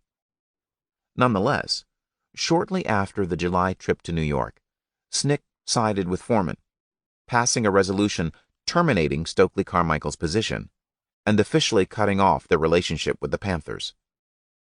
The SNCC resolution claimed that Carmichael had engaged in a power struggle both within and outside of SNCC with another organization member, Foreman, which threatened the existence of SNCC. With Jim Crow vanquished and SNCC struggling to transition out of the South and remain politically relevant, the Black Panther Party captured the imagination of the younger generation of black activists. Legendary SNCC founder Ella Baker, speaking in 1968, explained SNCC's predicament. SNCC came north when the North was in a ferment that led to various interpretations of what needed to be done. With its own frustrations, it could not take the pace-setter role it took in the South. They were unable to sense that the milieu and factors of change were more than they had dealt with before. And the frustration that came to individuals that had gone through the Southern experience rendered them unable to make a historical decision that perhaps their days were over. The New York Times noted the Panthers' eclipse of SNCC. The Student Nonviolent Coordinating Committee, which emerged from the rural South 8 years ago to become a pace-setter in the national civil rights movement, is in serious decline. It has lost much of its power and influence to the northern slum-born Black Panthers. Allies. On May 14th, Kathleen Cleaver announced Eldridge's candidacy for the Peace and Freedom Party nomination for president. Eldridge was temporarily in Vacaville prison on a parole violation stemming from the confrontation with police in which Bobby Hutton had been killed. The conflict increased Cleaver's notoriety, and the Black Panther carried a full-page promotion of his candidacy for president, along with a full-page spread on Kathleen Cleaver's campaign for the California State Assembly. The Panthers saw both campaigns as opportunities to build influence and broaden their support within the left. Kathleen's candidacy directly challenged Willie Brown, the popular incumbent Black California State Assemblyman who had refused to support the Panthers. Eldridge Cleaver's run for president represented disaffection with both the Democratic and Republican parties and was, in the words of the New York Times, an effort to use the traditional election process to win an audience and to organize for the radical movement. As Eldridge explained in a black paper presented at a Peace and Freedom Party convention, the Panthers sought to focus attention on a revolutionary leader with a revolutionary program within the conventional political context. In practical terms, this kind of campaign becomes another tool for political organization for Black power. We want to pull people out of the Democratic Party, out of the Republican Party, and swell the ranks of the Black Panther Party and the Peace and Freedom Party. After building an alliance with Latinos within the Peace and Freedom Party, and after a series of state primaries and much wrangling, Eldridge Cleaver emerged as the clear favorite. On August 18th, he formally secured the nomination of the National Peace and Freedom Party Convention as its candidate for President of the United States, with 161.5 delegate votes, outshining the 54 votes for the runner-up, civil rights activist and comedian Dick Gregory. On August 25th, the Panthers held a rally at Defremery Park in West Oakland that they ceremoniously renamed Bobby Hutton Memorial Park in honor of the martyred Panther youth. The rally attracted a cross-section of Panther supporters, bringing them together to strengthen their anti-imperialist identity, binding them across race and social position to forge a revolutionary rejection of American empire. The crowd gathered in the hot sun and under the cool shade of the park's oaks to listen to the speakers and show their support for Huey Newton. Although Hutton Park lies in the heart of Black West Oakland, more than half the people who turned out that day were whites, Latinos, and Asian Americans. The crowd was a rich tapestry of the times and vividly represented the diverse allies that increasingly supported the Black Panther Party. Hundreds sat on the grass, mostly non-black activists. Some were older and more professional-looking, such as the woman in her 50s with a striped blouse and permed blonde hair sitting behind two young activists, one wearing a leather vest and the other without a shirt. Hundreds more, mostly black, stood stretched out across the park, under the trees, near the neighboring houses, squeezing into view of the stage. There were well over 1,000 people in all.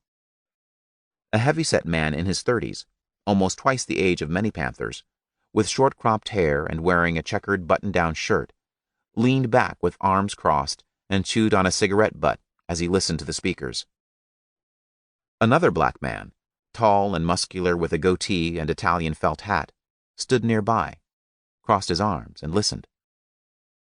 A woman in her early 20s, wearing a paisley print dress and head wrap and sandals, and adorned with gold bracelets and hoop earrings, held her fingers to her lips and tilted her head pensively.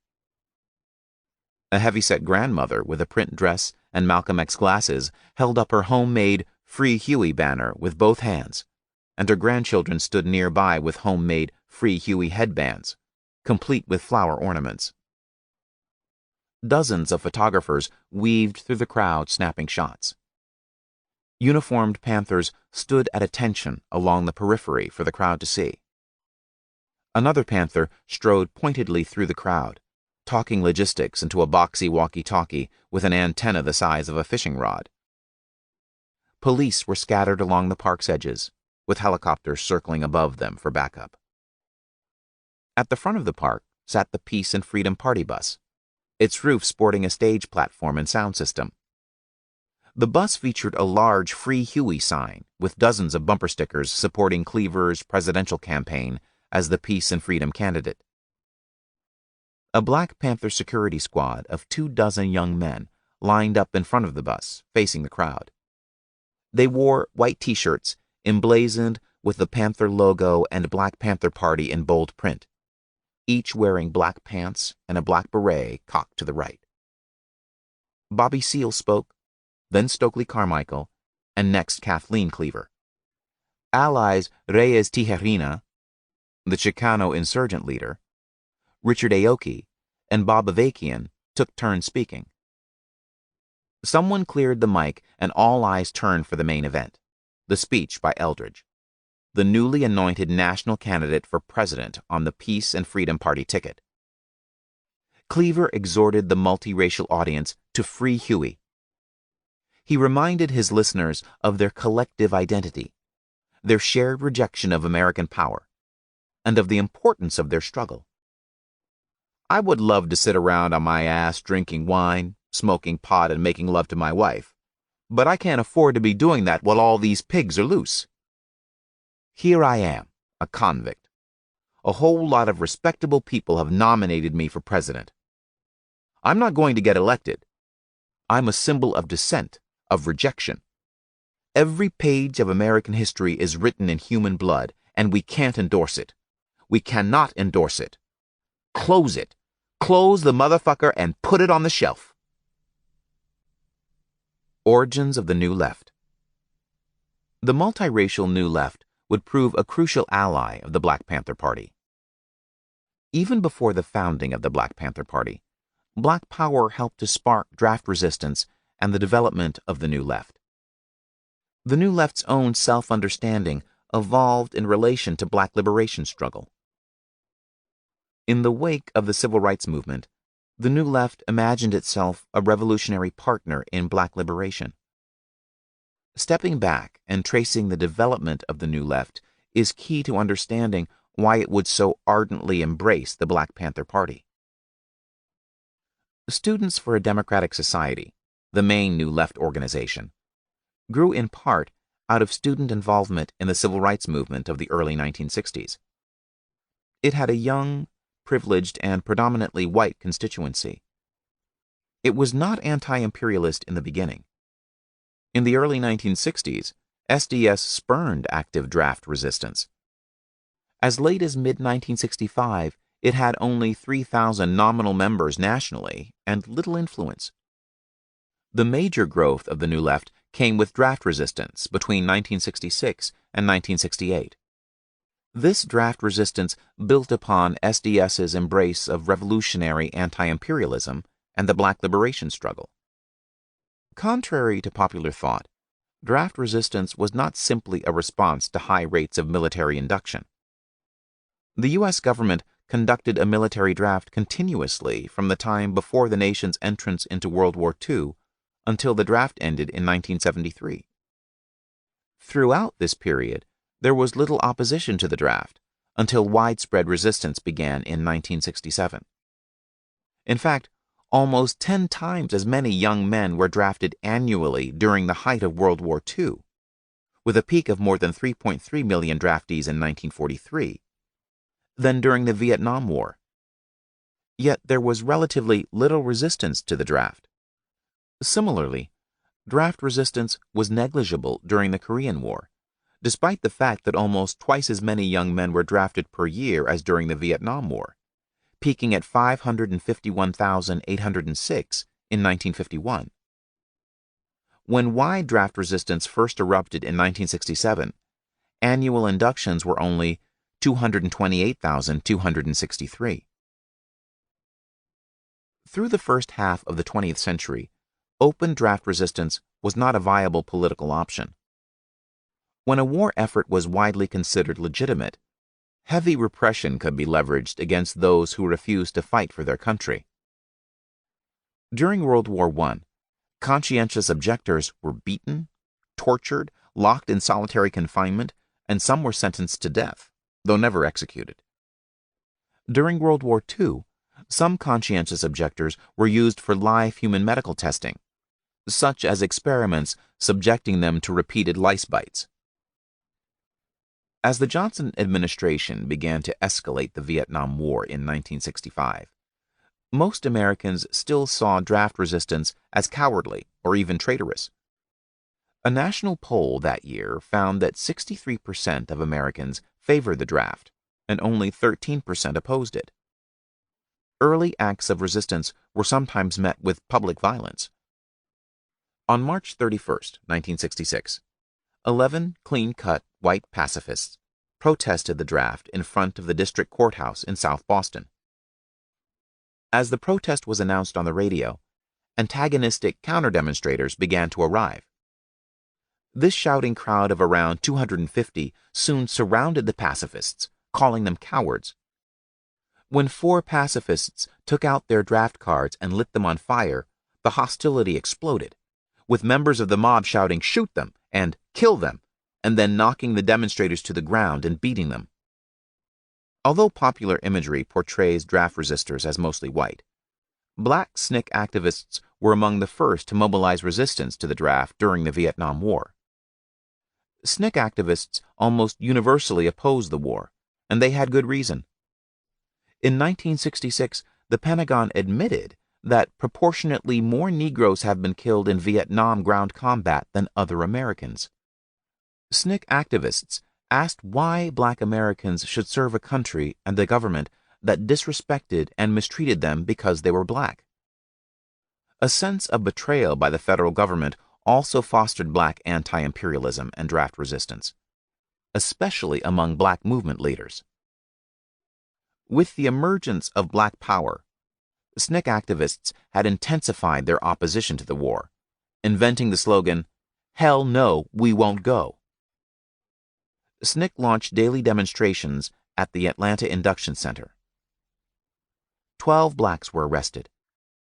By the fall of 1966, as white students began cautiously signing symbolic "we won't go" statements, induction refusals by blacks were already widespread.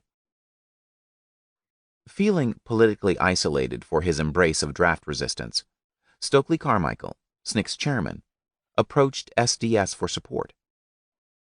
In July 1966, at Carmichael's behest, SDS and SNCC published a joint statement to the House Committee on the Armed Services, co-signed by Carmichael and Carl Oglesby, president of SDS. The statement marked a crucial step in the anti-war movement. It asserted the 3-part anti-imperialist analogy that would later be adopted and spread by the Black Panther Party. Carmichael and Oglesby argued that blacks, Vietnamese, and draftees shared a common oppressor, and asserted a powerful moral justification for resisting the draft. In a supposedly free society, conscription is a form of legalized enslavement of the worst kind. A slave had to serve his master's economic interest with labor and sweat, but a draftee must serve the national interest with murder and his own blood. Black men in the United States are forced to kill their colored brothers in Vietnam for $95 a month and the risk of death, injury, and disease. This is why we oppose the draft.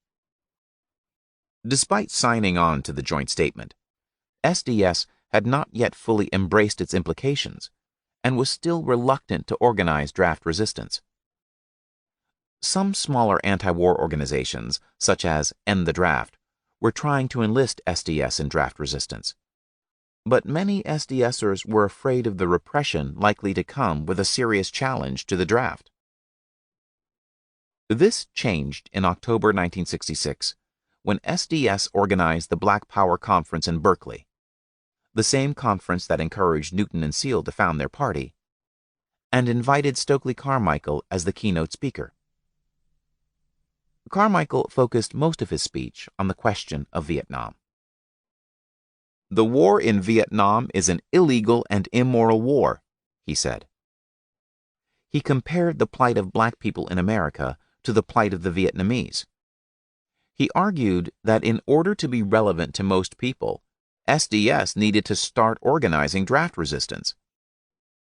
"The peace movement has been a failure because it hasn't gotten off the college campuses where everybody has a 2S and is not afraid of being drafted anyway." In the months preceding the conference, while anti-war organizing was prevalent, there was little discussion of the draft on the UC Berkeley campus.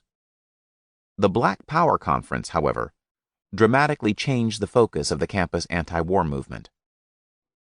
The day after Carmichael's speech, the campus chapter of SDS, the organizers of the conference, formed an anti-draft committee and distributed a flyer inviting the public to a workshop that evening. "One of the purposes of the Black Power Conference has been to stimulate new ideas and discussions as to where the movement at Berkeley will go from here. Black Power offers a challenge to white radicals to organize themselves. Stop the war. Stop the draft. If you want to discuss possibilities of direct action to help stop the war and benefit yourself, come to the workshops." Other anti-draft activities on campus followed. A week later, the Campus Community for a New Politics organized a workshop called You and the Draft. An organization called Resistance launched on campus and explained its position. "Today, Vietnamese men, women, and children will die. They will die at the end of an American soldier's bayonet. They will burn to death from the napalm dropped from American planes.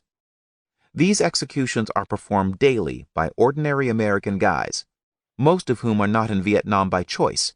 They were drafted. Our government ordered them there." Within months, there was a deluge of meetings, organizations, conferences, and protests on campuses across the country, all focused on the draft. Less than 2 months after the Black Power Conference, as the Panthers organized their first patrols in Oakland, SDS formally embraced draft resistance at its National Council meeting at Berkeley. An accompanying report published by SDS in January 1967 compared anti-draft resistance to the revolt of slaves against their masters, and said that SDS was moving into a new phase, from protest to resistance. The new approach to draft resistance was compelling because of its universality. The black anti-imperialism championed by SNCC compared the plight of blacks in the United States with the plight of the Vietnamese and others throughout the world who were waging struggles against colonialism and imperialism. At SNCC's invitation, student anti-war activists came to see themselves as fighting for their own liberation from the American empire. The imperial machinery of war that was inflicting havoc abroad was forcing America's young to kill and die for a cause many did not believe in. Young activists came to see the draft as an imposition of empire on themselves, just as the war was an imposition of empire on the Vietnamese.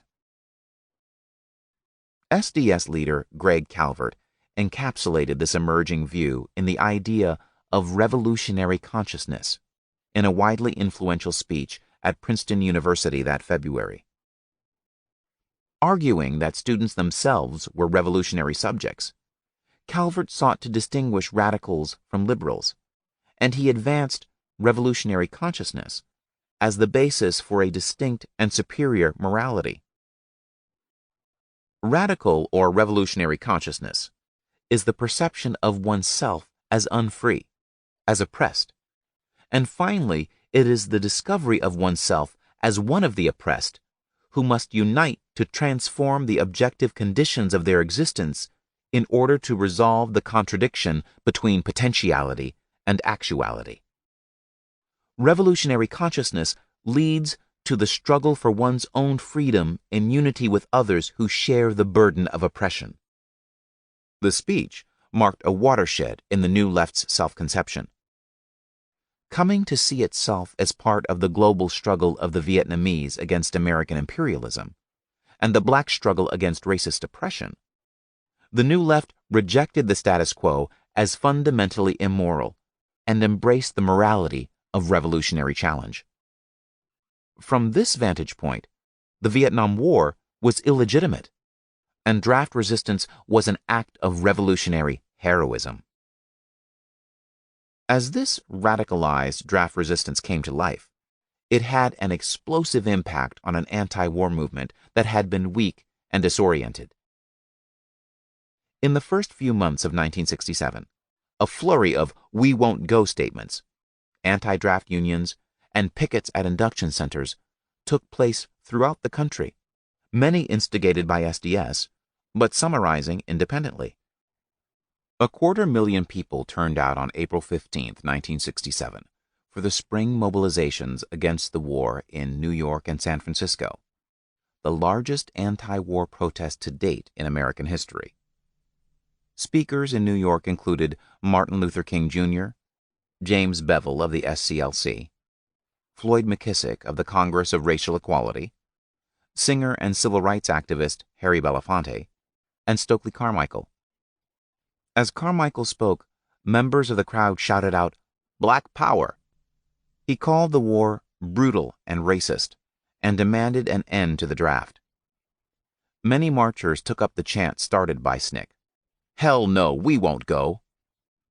Some protesters displayed flags of the National Liberation Front of Vietnam, asserting that they were not only appealing for America to have a better policy, but also allying themselves with the Vietnamese Revolution.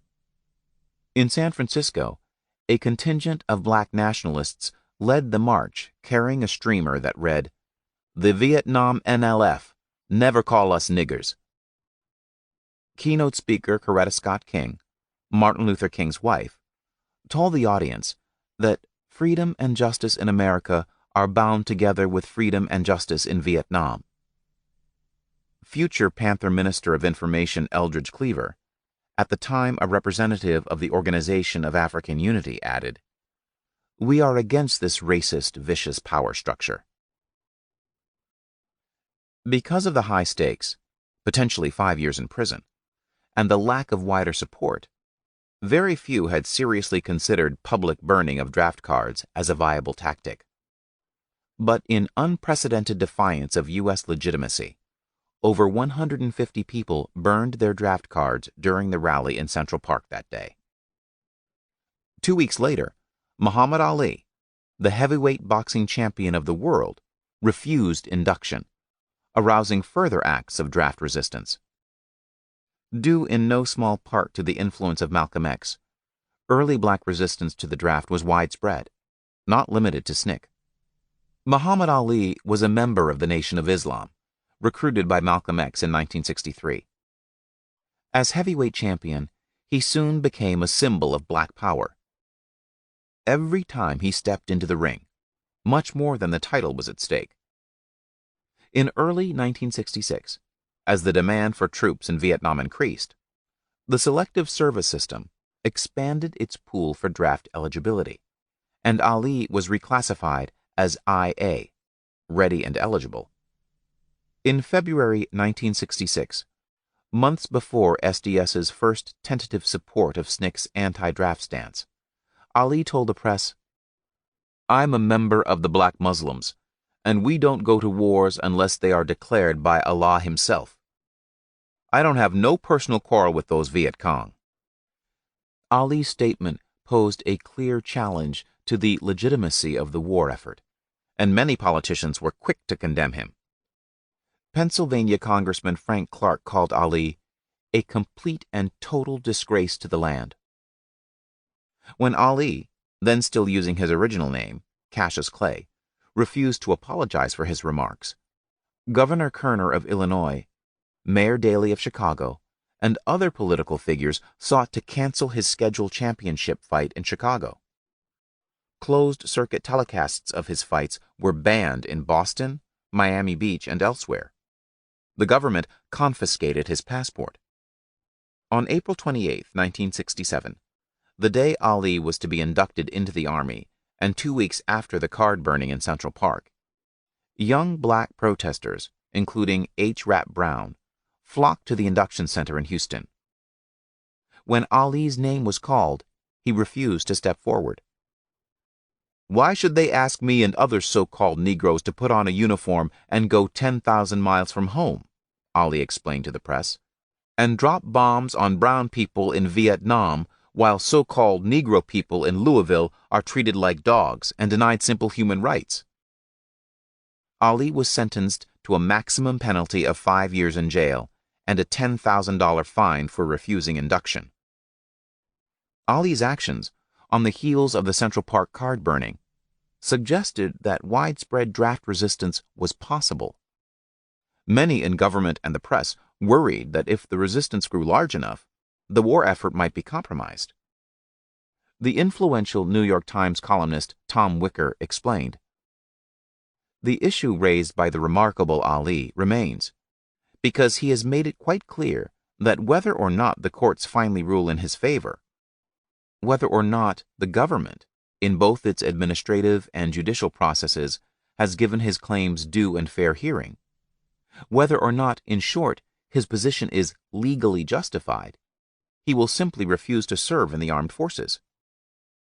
What would happen if all young men of draft age took the same position? If the Johnson administration had to prosecute 100,000 Americans in order to maintain its authority, its real power to pursue the Vietnamese War on any other policy would be crippled, if not destroyed. It would then be faced not with dissent, but with civil disobedience on a scale amounting to revolt. Preparations were underway for massive anti-war protests in Washington, D.C. and Oakland in October 1967.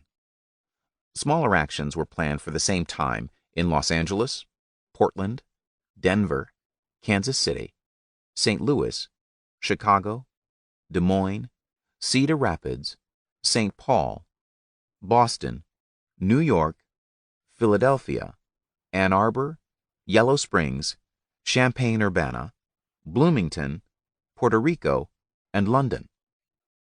Following the ghetto rebellions in July, the National Mobilization Committee to End the War in Vietnam, MOBI, a national coalition of peace organizations, announced at a press conference that it supported the urban uprisings and said that the actions planned for October would obstruct the war machine.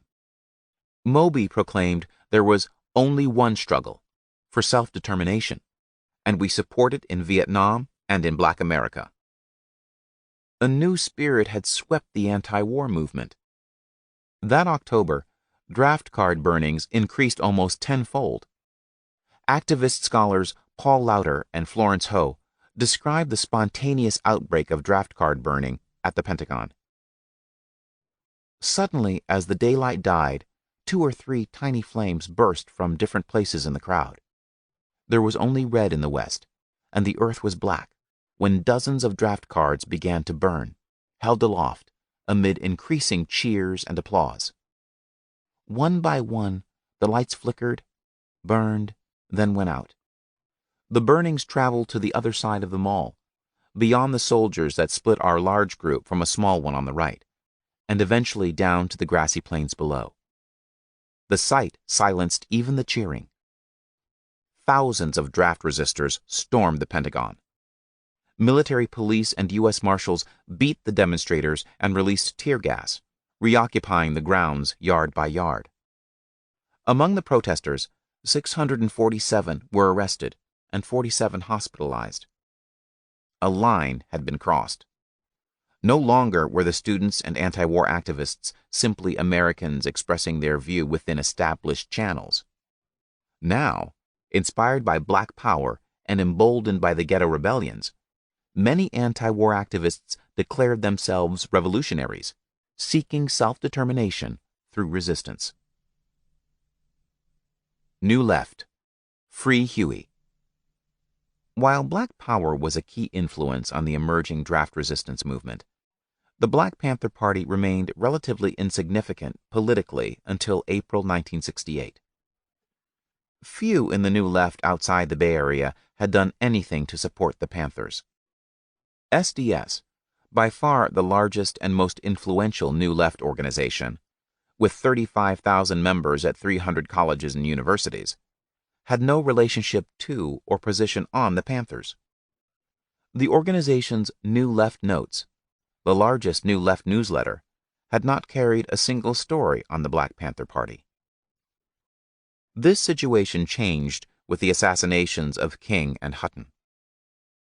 For many young activists opposed to the Vietnam War, King had embodied the hope that America had a moral conscience and that justice would prevail through peaceful means.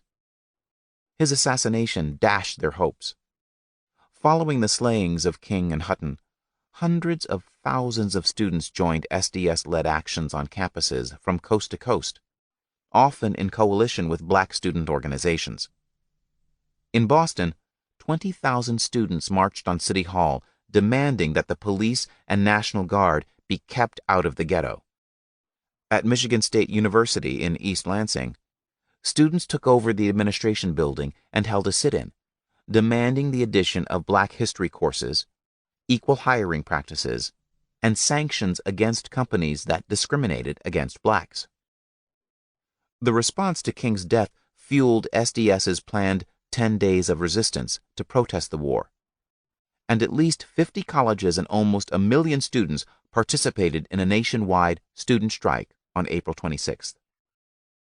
After the April killings, the New Left increasingly looked to the Black Panthers for leadership.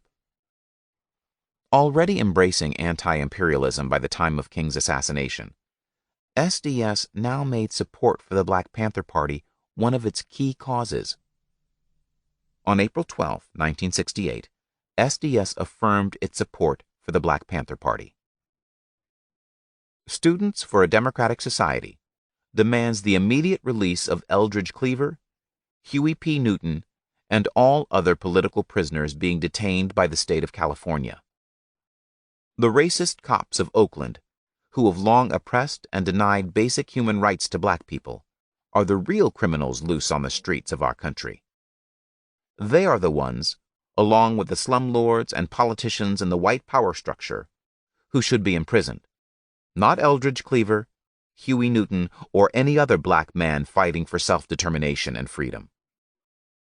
On April 15th, the cover of New Left Notes featured a photo of Bobby Hutton and a long article on the Panthers under the headline, "Oakland Police Attack Panthers." The article detailed the police slaying of Hutton and examined the repressive actions against the Panthers over the preceding months. The issue also ran a full reproduction of the Panther 10-point program and implored SDS members to combat repression of the Black Panthers. The systematic political persecution of the Black Panther Party must be resisted. Distribute information about the Panthers and raise money for their work and defense. Funds should be sent to our brothers. In July, the SDS convention passed a major resolution in support of the Black Panthers, asserting that Huey must be set free. They pledged to give full support, in whatever manner is needed, both to free Huey and to support the Panthers generally.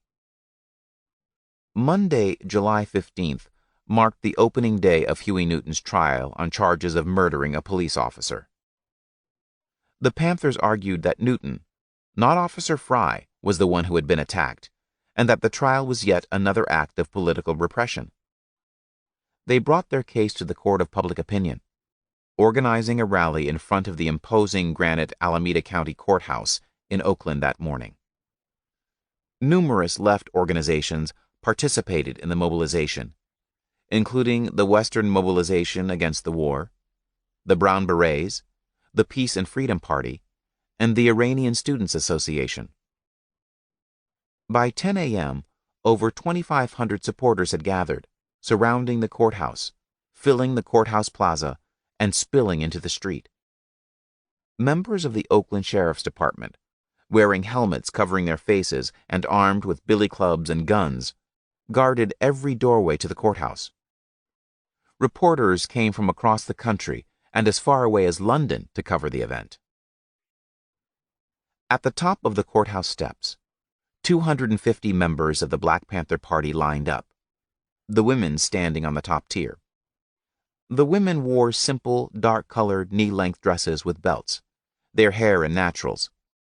The men, standing in 3 files below, wore the Panther uniform of black leather jackets, light turtleneck sweaters, and black berets cocked to the right. An assigned section leader began a chant, and soon the Panthers were rocking, clapping, and singing in unison. No more brothers in jail, off the pigs are gonna catch hail, off the pigs, no more brothers in jail, off the pigs are gonna catch hail, off the pigs. Members of the Asian American Political Alliance carried signs with Chinese lettering reading, Chairman Mao says, Free Huey, and Yellow Peril supports Black Power. A large flagpole stood in the middle of the courthouse plaza, and someone in the crowd shouted, Cut the rope! Take the fucking flag down! After a brief debate among the Panther supporters, Bob Avakian cut the rope on the flagpole, sending the American flag to the ground. Several demonstrators grabbed the flag and lit it on fire. A phalanx of police wearing riot helmets and thrusting nightsticks quickly beat a path through the crowd to the flagpole. The pitch of the chant intensified as uniformed Panthers pushed toward the police. No more pigs in our community! Off the pigs! Bobby Seale told the crowd that if Huey is going to be tried at all, he's got to be tried by his peers. Not the Negro maids working up on the hill, but his peers. People on probation, people they've been running through their jails. Huey ain't on trial. The black people are on trial here. Seale argued that this was not the time or place to fight the police, but he warned, if anything happens to Huey P. Newton, the sky's the limit. The Panthers then began a circular march around the courthouse, fists pumping a Black Power salute in time with the chant, Black is beautiful, free Huey, set our leader free, free Huey. SDS fully embraced the Free Huey campaign, emphasizing the centrality of the Panthers to the New Left and suggesting that mobilization to resist repression of the Panthers was necessary to achieve its own political goals. In coverage of the Free Huey rally in Oakland, SDS declared, The real question for the Panthers and the whole radical movement in this country remains, can Huey be set free? Cleaver at Berkeley. By the fall of 1968, the Panthers became such a potent symbol of revolution that simply asking them to speak was often considered a highly disruptive act. Such was the reaction when several undergraduate students at the University of California, Berkeley, organized an experimental course on racism in America called Social Analysis 139X, Dehumanization and Regeneration of the American Social Order. At the time, few Black Studies courses were available on campus, and the students sought to challenge dominant perspectives on race. They convinced several professors to facilitate the course, including sociologist Troy Duster and psychologist Edward Sampson, and they invited Eldridge Cleaver to deliver 10 guest lectures. The reaction of establishment political leaders was immediate and extreme. Within 24 hours of the public announcement of the class, California Governor Ronald Reagan demanded that the University of California Board of Regents promptly uninvite Cleaver and blasted the university administration, declaring, "In one single act, the Berkeley administrators would undo years of academic commitment and dedication to the highest values of the teaching profession."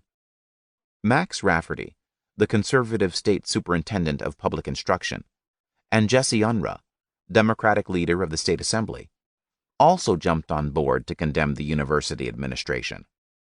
The state senate and assembly both voted to censure the university. While Cleaver could not be easily ignored, neither could he be easily repressed. Only a small percentage of Californians actively ascribed to the Black Panthers' revolutionary anti-imperialist politics, but elements of the party's position had broad appeal. Most blacks wanted a serious treatment of black history and greater black student enrollment. The university seemed unlikely to provide either without a struggle. For those opposed to the war, in late 1968, neither the Democratic nor Republican Party appeared to be listening to them. For faculty across the state and the country, the issue of intellectual freedom loomed large. Would politicians be allowed to silence controversial and provocative viewpoints and interfere in university curricula? For these reasons, suppressing Cleaver proved to be widely unacceptable, even to many who believed the Panthers' revolutionary program was extreme. The op-ed pages in California newspapers were filled with conflicting opinions on the necessary or disturbing character of Cleaver's planned lectures. As Cleaver traveled from campus to campus in late September and early October, he stirred up the controversy, assailing Mickey Mouse Ronald Reagan and the others in front of packed meetings overflowing with cheering student activists. Burnishing his hyper-masculine image, a jocular Cleaver contended, "It is my belief that Ronald Reagan is a punk, a sissy and a coward, and I challenge him to a duel. I challenge the punk to a duel to the death, and he can choose his own weapon. It could be a baseball bat, a gun, a knife, or a marshmallow. I'll beat him to death with a marshmallow." When the UC Board of Regents passed a resolution in late September to restrict Cleaver to one lecture, opposition exploded.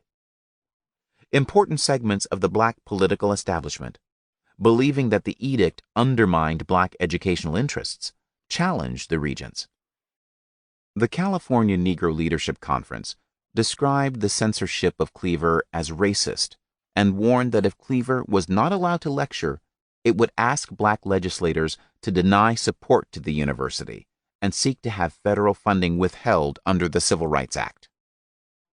Dr. Carlton Goodlett, publisher of the San Francisco-based black newspaper The Sun Reporter, said he would launch a campaign in which the black middle class will disassociate themselves from all UC programs. More than 2,000 students turned out for an organizing meeting at UC Berkeley and voted unanimously to demand that Cleaver be allowed to give all 10 lectures.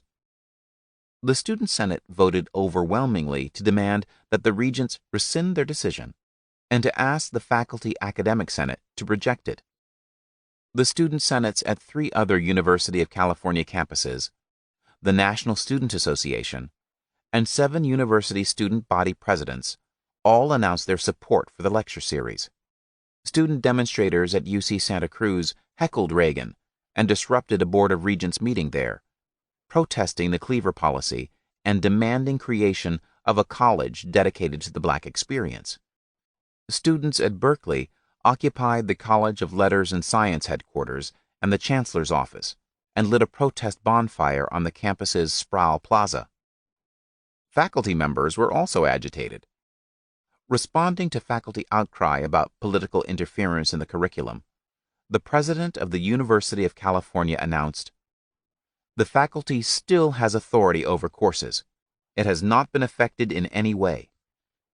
The UC Berkeley Faculty Academic Senate, in turn, voted to repudiate the Board of Regents' censure by 668 to 114.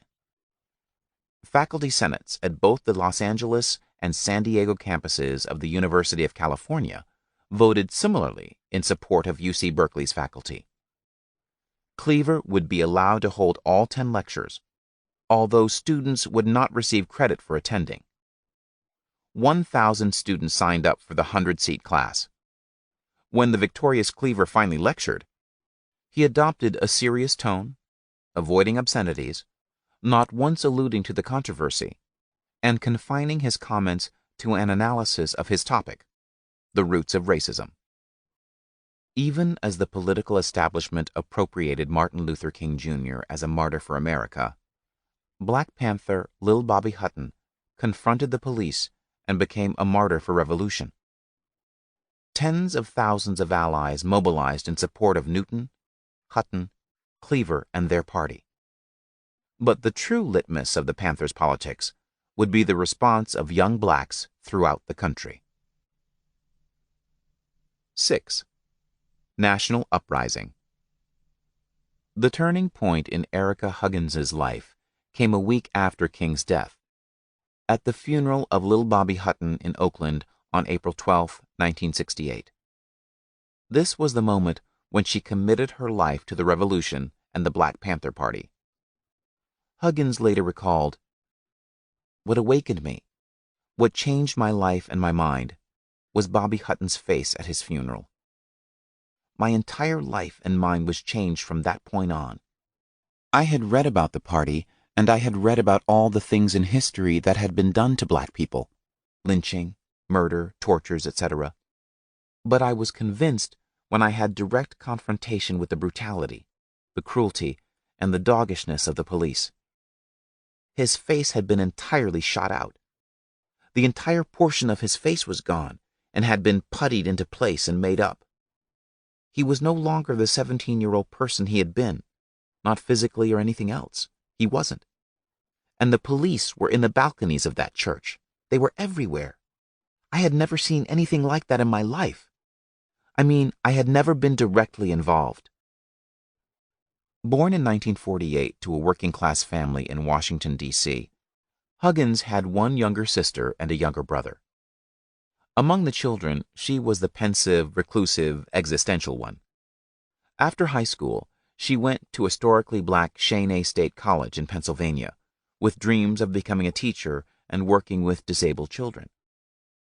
But Cheyney offered no challenges, educational, political, or otherwise. Huggins found both the curriculum and the student life lacking, and in 1966, she transferred to Lincoln University, another historically black institution in Pennsylvania. At Lincoln, her world began to open up.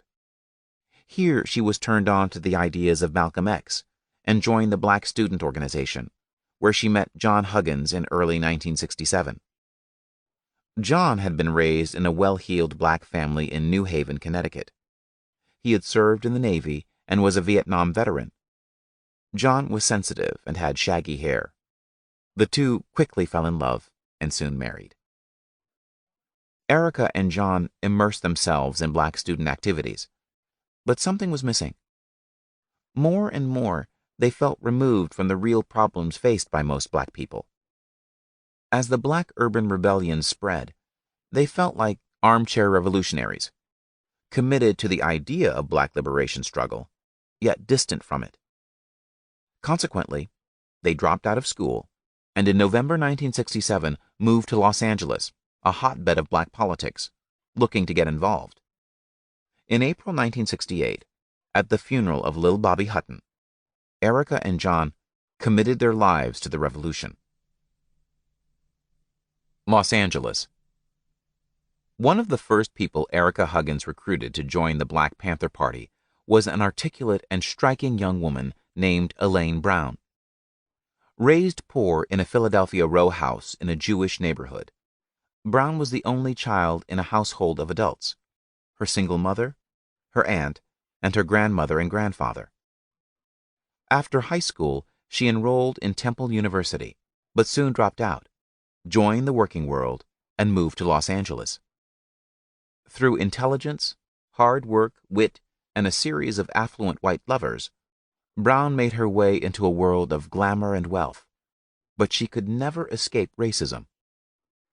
She reached a personal turning point in 1967, when, as the guest of the owner of a luxurious hotel in Las Vegas, she was denied service at a nearby beauty shop because of her race.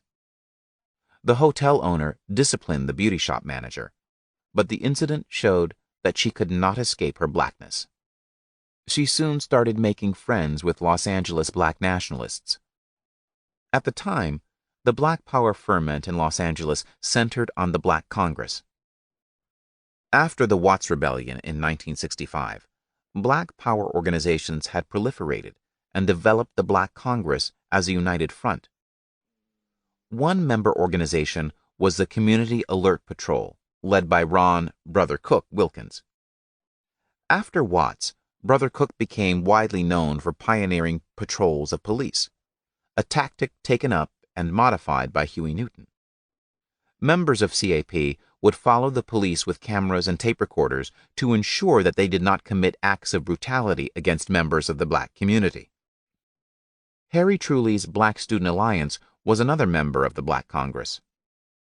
Truly taught sociology at California State University, Los Angeles during the day and led the alliance by night. He had a vision of bringing all black student organizations across the country into the alliance and creating a revolutionary force. Truly was well-read and deeply committed. His compelling vision for Black Power was just one of many in the Black Congress of Los Angeles at the time. The Congress also included representatives from the Congress of Racial Equality, the Freedom Draft Movement, SLANT, Self-Leadership for All Nationalities Today, the Afro-American Association, the Afro-American Cultural Association, Black Resistance Against Wars for Oppression, Black Unitarians for Radical Reform, Black Youth Conference, Citizens for Creative Welfare, Emmanuel Church, LA County Welfare Rights, the National Association for the Advancement of Colored People, Operation Bootstrap, Parent Action Council, Underground Musicians Association, and the What's Happening Coffee House. The most influential organization in the Black Congress in late 1967 and early 1968 was Ron Karenga's US, pronounced us, as in not them. Karenga's group sought to transform society through a cultural rather than a political revolution.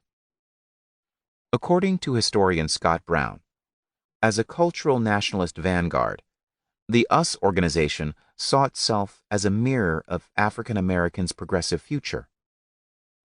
Through the creation of an alternative and progressive culture, US held that black people would transform their own world and the larger society. Karenga and US were not adverse to political action, but they saw culture as the principal vehicle for change. For them, heightened cultural awareness was the key to social transformation. Members dressed in dashikis and ceremonial African garb. Male members shaved their heads. Karenga spoke several languages, including Swahili, which he taught widely. Within US, Karenga was the central authority and was called Maulana, or Master Teacher, by his followers. US is best known today for starting the holiday Kwanzaa. Another Black Congress member was the Black Panther political party, led by John Floyd, a schoolteacher. The LA Black Panther political party, which grew out of Stokely Carmichael's efforts to proliferate the Black Panther Party originated in Lowndes County, Alabama, started independently of the Oakland Black Panther Party. The fifth issue of Harambee, Swahili for Let's Pull Together, the Los Angeles Black Congress newsletter edited by Ron Karenga, popularized the Black Panther idea and symbol in Los Angeles. The issue, published on November 3, 1966, reproduced a Lowndes County flyer, a speech by Chair John Hewlett, and a front-page spread dedicated to the Lowndes County Black Panther Party. Soon thereafter, John Floyd started the L.A. Black Panther political party. When the Oakland Black Panther Party for Self-Defense forged an alliance with the Peace and Freedom Party in June 1967, John Floyd supported the effort, filing documents to verify the Black Panther Party's existence as a statewide organization and explaining to the press, "For all intents and purposes, we are a statewide party." But in practice, the two organizations hardly communicated. In late 1967 or early 1968, Angela Davis, at that time working on her Ph.D. in philosophy with Herbert Marcuse at the University of California, San Diego, joined Floyd's organization. Around this time, Elaine Brown was becoming active in the Black Congress. She began working with John Floyd to put out Harambe and became particularly close to Sandra Scott and Harry Truly of the Black Student Alliance. Beneath the surface of Black power unity at the Los Angeles Black Congress lay deep conflict. Black power had posed a question, but there was no single answer. The term meant different things to different people and organizations in the Black Congress. Everyone in the Black Congress sought dignity and empowerment. Most rejected the integrationism and nonviolence of the civil rights movement. Many organizations in the Congress viewed the Black community as a colony and agreed on the need for self-determination. Black people, they agreed, needed to develop their own sources of political, economic, and cultural strength. But how to achieve this, and how best to appeal to the people, proved to be points of contention. In every insurgent movement, conflicting visions compete. As movement groups challenge the legitimacy of the state and the established social order, each asserts its own vision as an alternative. The stakes appear high, especially the ability to claim leadership of the revolution and the potential to set the direction for the future. Certainly, the conflict in Los Angeles was intense. Organizations constantly jockeyed for control within the Black Congress, and at times, these conflicts became violent. Recalling a gun battle that broke out between the United Front and members of Ron Karenga's US at the November 1967 Black Youth Conference, Angela Davis explained, "Beneath the facade of unity, under the wonderful colors of the Bubas, lay strong ideological differences and explosive political conflicts, and perhaps even agents provocateurs." The incident at the conference was not unique. In another incident, 15 members of US were arrested for allegedly beating 3 men who interrupted a soul session. In early 1968, the Oakland-based Black Panther Party began organizing a chapter in Los Angeles, the first outside the Oakland Bay Area, and the dynamics in the Black Congress quickly changed. The politics developed by Huey Newton, Bobby Seale, and Eldridge Cleaver resonated with young blacks in Los Angeles, providing new conduits for action. Like Ron Karenga and US, the Black Panthers had a compelling theory about the source of Black people's suffering, a vision for advancing Black dignity and power, and they had created a disciplined organization to advance that vision in tangible ways. US, however, never sought to become a mass organization, emphasizing educational and cultural activities accessible to only a few. As Scott Brown has observed, US leaders saw no need for a large membership. Their goal was to ideologically influence other organizations with its United Front approach, and thus direct the course of the coming cultural revolution. Unlike US, the Black Panther Party recognized the explosive potential of the Watts Rebellion as a political force and developed a program and activities to organize Black folks on the street. Like Brother Crook's community alert patrols, the Black Panther Party asserted Black dignity and self-determination by holding the police accountable. But unlike Brother Crook, the Black Panthers created a track record of winning such confrontations, legally backing off police with loaded weapons and storming the state capitol in Sacramento. When the law was changed to prevent the Panthers from engaging in these confrontations, Huey Newton had allegedly killed a policeman in self-defense. Many in the Black Congress considered Newton's resistance heroic and embraced the Free Huey campaign. In January 1968, Eldridge Cleaver recruited Alprentice Bunchy Carter to organize a chapter of the Black Panther Party in Los Angeles. Elaine Brown recalled the first time she met Carter. "My name is Bunchy," he said coolly. "Bunchy," he reiterated, "like a bunch of greens," answering a question someone a long time ago had found the courage to ask. His face was black alabaster, his eyes black diamonds, set off by carved eyebrows and distinct black eyelashes.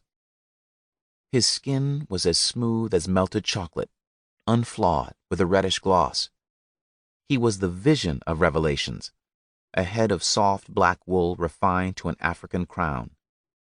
He stroked his rich mustache as he spoke, head back, feet apart, an olive green leather coat tossed over his strong shoulders. Everybody had heard of Bunchy.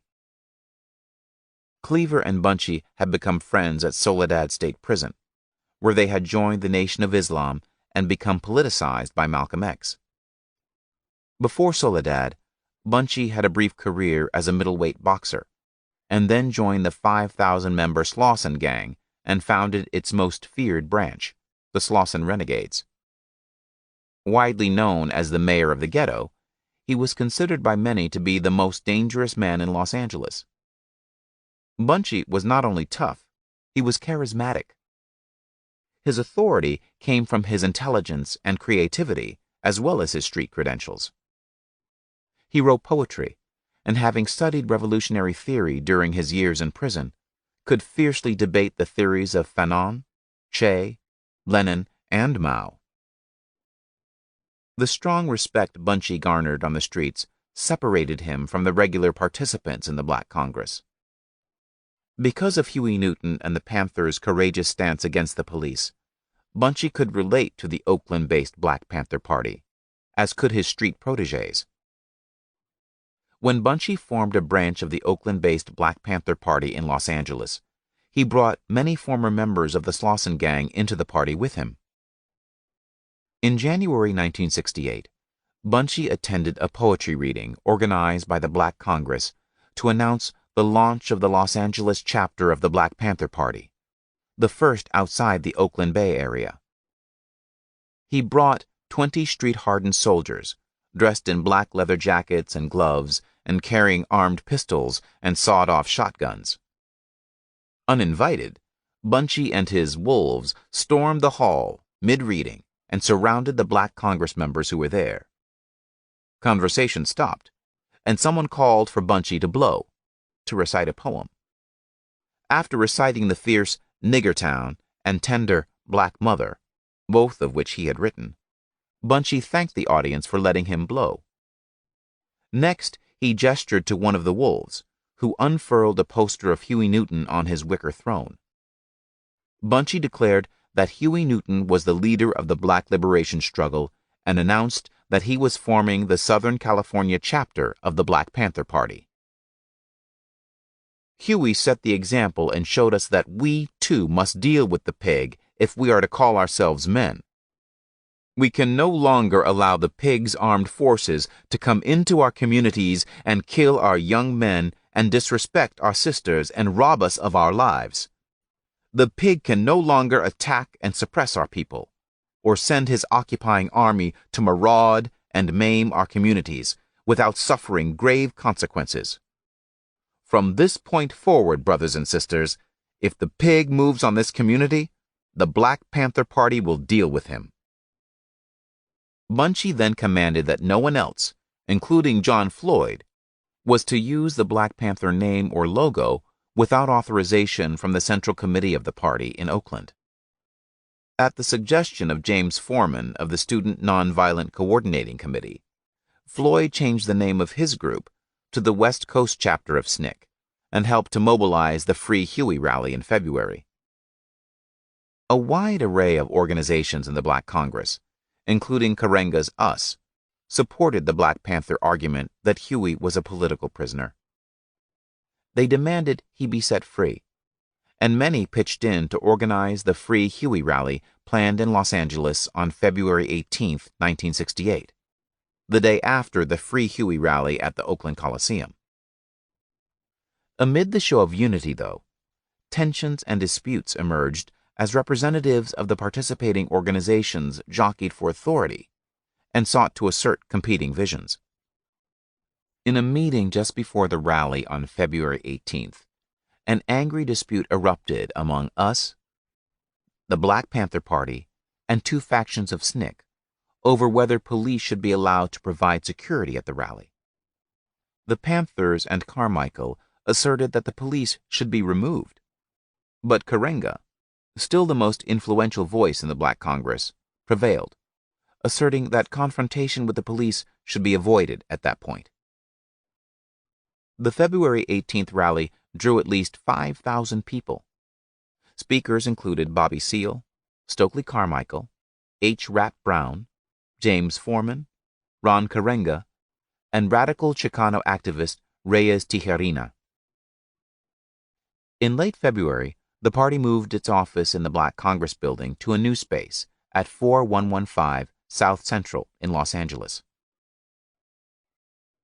When Martin Luther King Jr. was killed in April, the Black Panther Party quickly became the dominant presence in the Los Angeles Black Power scene. Hundreds of young Black Angelenos flocked to join the Panthers. People such as Elaine Brown and Erica and John Huggins, who had been seeking a way to advance Black Power, found what they were looking for in the party of Bunchy Carter and Huey Newton. Many of the smaller organizations, such as Harry Truly's Black Student Alliance, dissipated. By early 1969, the Black Congress would be defunct. The Black Panther Party offered Black people more than an alternative. It promised dignity. By standing up to the police, Huey Newton showed that Black people could break patterns of racial submissiveness and deference. Eldridge Cleaver claimed that Newton was the true heir to Malcolm X. Malcolm prophesied the coming of the gun to the Black liberation struggle. Huey P. Newton picked up the gun and pulled the trigger. Newton had created a Black anti-imperialist politics of armed self-defense that, unlike other versions of Black power, held strong appeal for alienated and marginalized Blacks. The Panthers recognized that many Black people already lived in a state of war. The violence of the ghetto rebellions reflected the raw desperation of everyday life. The Panthers believed these forces could be organized and strove to channel the desperation and violence of everyday Black life into powerful political resistance. Newton's example of armed self-defense against the police inspired many young activists in L.A., and they sought to emulate it. In the second week of August 1968, more than 70,000 people and 70 organizations participated in the Watts Festival in South Central Los Angeles, commemorating the third anniversary of the Watts Rebellion. Tensions between police and the community were running high, and on Monday, August 5th, a gunfight broke out during the festival at Will Rogers Park in Watts, and 6 people were wounded. Later that day, police pulled over 4 Black Panthers driving a black 1955 Ford sedan at a service station at the corner of Adams and Crenshaw. Anthony Bartholomew later reported, "The police knew we were Panthers and were following us." The Panthers were armed and refused to submit to police. A gun battle erupted. Police killed Stephen Kenna Bartholomew, 21 years old, with multiple gunshots to the head and lower body. Robert Lawrence, 22 years old, with multiple gunshots to the head and left shoulder. And Thomas Melvin Lewis, just 18 years old, with shots to the abdomen and left leg. In the battle, the Panthers wounded 2 police officers. One Panther, Anthony Bartholomew, escaped. Seattle. The funeral of Bobby Hutton transformed the life of Aaron Dixon, a student from Seattle, much as it did Erica Huggins's life. A member of SNCC, Dixon and his brother Elmer were in San Francisco for the West Coast Black Student Union Conference, and they crossed the Bay Bridge to attend Bobby Hutton's funeral on April 12, 1968. Aaron later recalled the overwhelming cries of Hutton's mother. Looking into the casket was almost like looking into a vision of the movement, and it was not what we had expected. It was not the glory and the victory we had romanticized about. After the funeral, Dixon met Warren Wells, Kathleen Cleaver, and Bobby Seale. Seale's speech was mesmerizing. Decades later, Dixon remembered sharing a drink with Seale and could still visualize Seale's dramatic portrayal of a black man chained up and struggling to be free. When the Dixon brothers returned to Seattle, they rented an office and opened the first chapter of the Black Panther Party outside of California. Within 2 months, more than 300 people joined the chapter, women as well as men. Some, such as Kathy Jones, were high school students. Others were in their 20s. A few, such as Ron Carson, who ran a local poverty program and carried a pistol, were over 30. Most were black, but some were Asian, such as Guy Kurose, and had grown up in the neighborhood. A few came from college, including Kathy Halley, who later changed her name to Nafasi and became one of Aaron's closest confidants. Others, such as Bobby White, Bobby Harding, and Mike Tagawa, were Vietnam veterans. White was a dynamic poet and writer who became the chapter's lieutenant of information. Some Seattle Panthers, such as Chester Northington, John Eichelberger, and Bruce Hayes, came with experience from other black nationalist organizations. Others, such as Warren Myers and Steve Phillips, had been involved in street life and saw the party as a way of getting back at the police while redeeming themselves in the community. Lewis Jackson was a hardened fighter from New Orleans with a thick Creole accent, who sported a tattoo of a football between his eyebrows. He carried a .45 when he joined the party, and soon became Aaron's bodyguard. Joyce Redmond had a reputation as the fiercest sister in the neighborhood. Maud Allen was a stickler for rules. Since the death of Martin Luther King, Aaron Dixon later recalled, my life and the life of many other black youth throughout America had taken on an overwhelming sense of urgency. Suddenly it seemed that the movement had accelerated. We were now almost totally consumed with the fight for justice and the right to determine our own destiny. For me, school had now taken a back seat to the emerging struggle. The Seattle Black Panther office became a community headquarters, and the phone was constantly ringing with people asking for help. The Panthers frequently helped people with problems with landlords, spousal abuse, or the police. In one incident, a landlord had removed the front door when a family was late in paying the rent. The Panthers went to the landlord's house, took back the tenant's door, and hung it back on the hinges. In another case, parents reported frequent beatings of black children at the predominantly white Rainier Beach High School.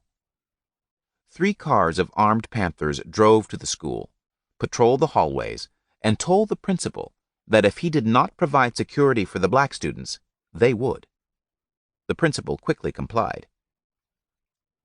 Like their comrades in California, the Seattle Panthers increasingly came into conflict with police. In May 1968, Buddy Yates was arrested for interference with an arrest. In June, Aaron Dixon was arrested for the same, and Gary Owens was charged with addressing a cop as Pig. In July, Seattle police accosted and beat Panthers Bobby Harding, Bobby White, and Joe Atkins. At 17 years old, Seattle Black Panther Welton Armstead was tall yet slight of frame. A new father, he walked in exuberant strides, his energy infectious. He was highly intelligent, perceptive, and reasonable, and many older men looked to him for answers. He quickly climbed the party ranks and earned authority in the Seattle chapter. On a dreary Tuesday afternoon in Seattle, October 15, 1968, Armstead decided to tint the windows on his car. The car was parked in front of his house, and Armstead worked in the street. At about 4:20 p.m., a police car pulled up. Officer Erling J. Buttedall got out, asked Armstead what he was doing, and accused him of stealing the car. Armstead denied the charges. Armstead's mother came out of the house and later would claim that the police were harassing her son. Armstead decided that he would defend himself and his family from harassment. He got his rifle and asked the police to leave him alone. Officer Buttedall shot Armstead dead and arrested his mother and sister for interfering with an arrest. New York. In the weeks following King's assassination, the Black Panther Party also opened a chapter in New York City's Harlem. The black nationalist ferment of late 1960s New York had deep roots in Harlem that went back at least as far as Marcus Garvey's Universal Negro Improvement Association in the late 1910s and 1920s. Malcolm X achieved his greatest impact and notoriety in Harlem in the 1950s and 1960s. SNCC had a New York City office and had even flirted with the idea of creating a New York-based Black Panther Party in early 1966. The effort collapsed long before SNCC's partial merger with the Panthers in February 1968. When King was killed in April, SNCC helped jumpstart the New York Panther chapter, this time under Oakland's leadership. With the Free Huey campaign picking up momentum as the case headed to trial, tales of the Panthers storming the legislature in Sacramento, news of Cleaver's presidential bid, and the martyrdom of Lil Bobby Hutton, the Oakland-based Black Panther Party exemplified the direct enactment of black power that so many black New Yorkers craved. In April, just weeks after King's death, Juden Ford took the reins as the new captain for the New York Black Panther Party, setting up a temporary office in the SNCC headquarters in downtown Manhattan. In addition to his civil rights experience with SNCC, 18-year-old Ford had served in the Civil Air Patrol before joining the Panthers. He was looking for a practical way to build black power and was drawn to the Panthers because of their track record of militancy. The Panther Party, Juden later recalled, seemed to be the most serious black organization. But there was also the military aspect. Juden Ford was an organization man and diligently set about building the first East Coast chapter of the party. Assisted by David Brothers, the newly assigned 40-year-old chairman of the New York chapter, Ford organized and taught political education classes and self-defense training. He led his members into open verbal confrontations with the police. He convinced the Brooklyn campus of Long Island University to let the Panthers use an auditorium for monthly citywide meetings, and diligently hashed out internal conflicts to create order in the New York chapter. His job was not easy, especially with the challenges posed by the chapter's rapid growth. At one point, Juden called David Hilliard, Panther Chief of Staff in Oakland, to ask how to keep shady people out of the party. "When I find out," Hilliard told Ford, "I'll let you know." On May 20th, the Black Panther Party held a benefit performance at the Fillmore East in the East Village to help raise $200,000 bail for Eldridge Cleaver and 6 other Panthers arrested in the April 6th shootout in Oakland. The benefit, which featured several plays and performances by Amiri Baraka, Leroy Jones, and Ed Bullens, drew 2,600 people. James Foreman of SNCC was the event's MC, and Kathleen Cleaver spoke about Lil Bobby Hutton's martyrdom and her husband's case.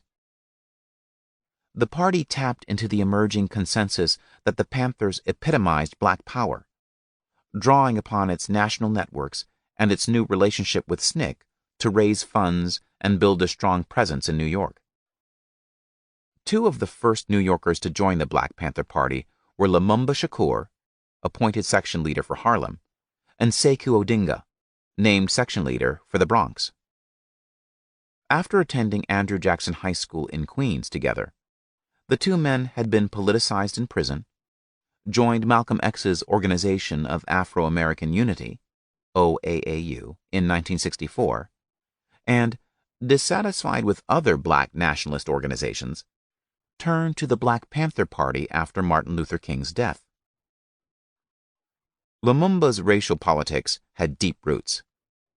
His father was a black Muslim, and his grandfather was arch anti-white repression, Lumumba recalled. He would sit down and talk about white repression for days. My grandfather was a cop for 3 days until a white man told him no nigger was going to arrest him, and Grandpa whipped that cracker half to death. Perhaps the turning point in Lumumba's life was an event that took place in December 1959. Lumumba, 16 years old at the time, boarded a bus in Jamaica, New York, with about 15 friends after a party. He sat next to a large white man in a U.S. Navy uniform. The man said that where he came from, niggers did not sit next to white people. Lumumba told the man that this was not the South, and the man punched Lumumba in the face. All pandemonium broke out in the bus, and that cracker was whipped mercilessly. Later I found out that the cracker was cut every place except the soles of his feet. Lumumba got off the bus but was soon picked up by the police. The police took him to the hospital, and the white man identified Lumumba as the one who had beaten him. The police beat Lumumba badly in front of the doctors and nurses, right in the middle of Jamaica Hospital. Later in court, the white man admitted that he had punched and attacked Lumumba first, because niggers aren't supposed to sit next to white people on buses. The judge ordered the statement stricken from the record, saying it was not relevant to the issue being decided. The judge set bail at $10,000 for Lumumba and dispatched him to jail for 7 months pending trial. Lumumba's state-appointed lawyer told him to plead guilty to attempted assault too, and said that he would receive a sentence of time served. Lumumba pled guilty as instructed, but his lawyer never made a deal, and he was sent to jail for 5 years. In jail, prisoners had to fight continually to protect themselves or suffer the consequences, often rape. Guards cultivated racial and gang conflicts among the prisoners and often sat as spectators at their fights, like they were in Madison Square Garden. Lumumba resented being used in this way and became increasingly politicized in prison, organizing black inmates into a united bloc. In New York State's Comstock prison, Lumumba again met up with Sekou Odinga. There, in 1963, Lumumba tried to get assigned to work in the bakery. Of 1,800 prisoners in Comstock, 1,300 were black. But black prisoners were confined to working as dishwashers, in labor gangs, in the laundry, or in other low-skilled jobs. No black prisoners were allowed to work in any of the shops or prison jobs where they could learn a trade, such as the bakery or the auto shop. Lumumba asked the deputy warden for reassignment to the bakery, but the official told him that the bakery jobs were only for white prisoners. Sekou and every other black prisoner who requested assignment to a skilled shop or job received the same answer. Consequently, Lumumba, Sekou, and a number of black prisoners decided that the only way to change the situation was through violent confrontation. They secretly organized, and in late September 1963, they rioted. Some 450 prisoners fought guards with fists, stones, and wooden planks. 23 of them were injured. New York Prison Commissioner McGinnis visited Comstock to investigate. Lumumba met with him and told him why they had rioted. Lumumba and 13 other prisoners who had organized the riot were transferred to Attica. Yet the policies in Comstock were changed, with black inmates assigned to every professional school, shop, trade, and job in Comstock from then on. When Lumumba got out of prison in December 1964, he joined Malcolm X's Organization of Afro-American Unity. A couple months later, Malcolm X was dead. In April, he got in touch with Sekou, his childhood friend, who also joined OAAU. Lumumba, however, was put off by the male chauvinism in OAAU and its lack of impact, so the two quit and looked for another organization that exemplified the vision and direction of Malcolm X. They could not find anything satisfactory in New York. In 1967, they joined with other black nationalists in Jamaica, Queens, and organized the Grassroots Front. Our aim was to take the anti-poverty programs from the hands of the religious pimps and preachers and guarantee the grassroots people control of the anti-poverty programs, Lumumba explained years later. When the community people began to get more control of the anti-poverty programs, the religious pimp preachers called OEO, Office of Economic Opportunity, and the pigs. It was a split within the Grassroots Front because Sekou, Larry Mack, and I wanted to inflict a political consequence. The other brothers did not agree with us, so we quit and told them that they were jiving. Sekou recalled, "We were all very young and inexperienced and got caught up in a local anti-poverty program. By 1967, I was thoroughly disillusioned with that, when I heard about the Black Panther Party in Oakland, California. By the spring of 1968, we heard that representatives from the Black Panther Party were coming to New York, and there was a possibility of organizing a chapter. I attended the meeting and decided to join and help build the party in New York." In the spring of 1968, the Black Panther Party attracted many of New York's most politically active young blacks.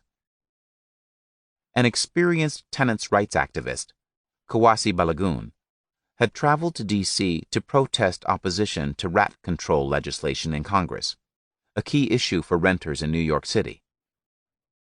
He and his fellow protesters brought live rats to the demonstration in the House of Representatives and were beaten by police. Next, he joined the Central Harlem Committee for Self-Defense. Yet none of these efforts satisfied Balagoon's feeling that he had to do something more serious for black people's liberation, a feeling that only intensified with King's assassination. Then he heard about the Black Panther Party. "When I heard that Huey Newton had been involved in a shootout with 2 pigs and 1 had died, I thought I'd check this brother out, as he seemed to be a sure enough leader.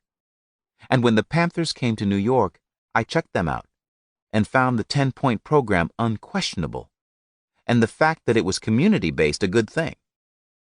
Digging that the cadre believed that political power stems from the barrel of a gun made me feel instant kinship, so I joined and extended my energies and skills to the black community and mankind through the party." Drawn to the Black Panthers' militancy, Afeni Shakur joined the party as soon as it came to New York in the spring of 1968 and married Lumumba. She was sick of turning the other cheek and believed that the Panthers offered a real alternative.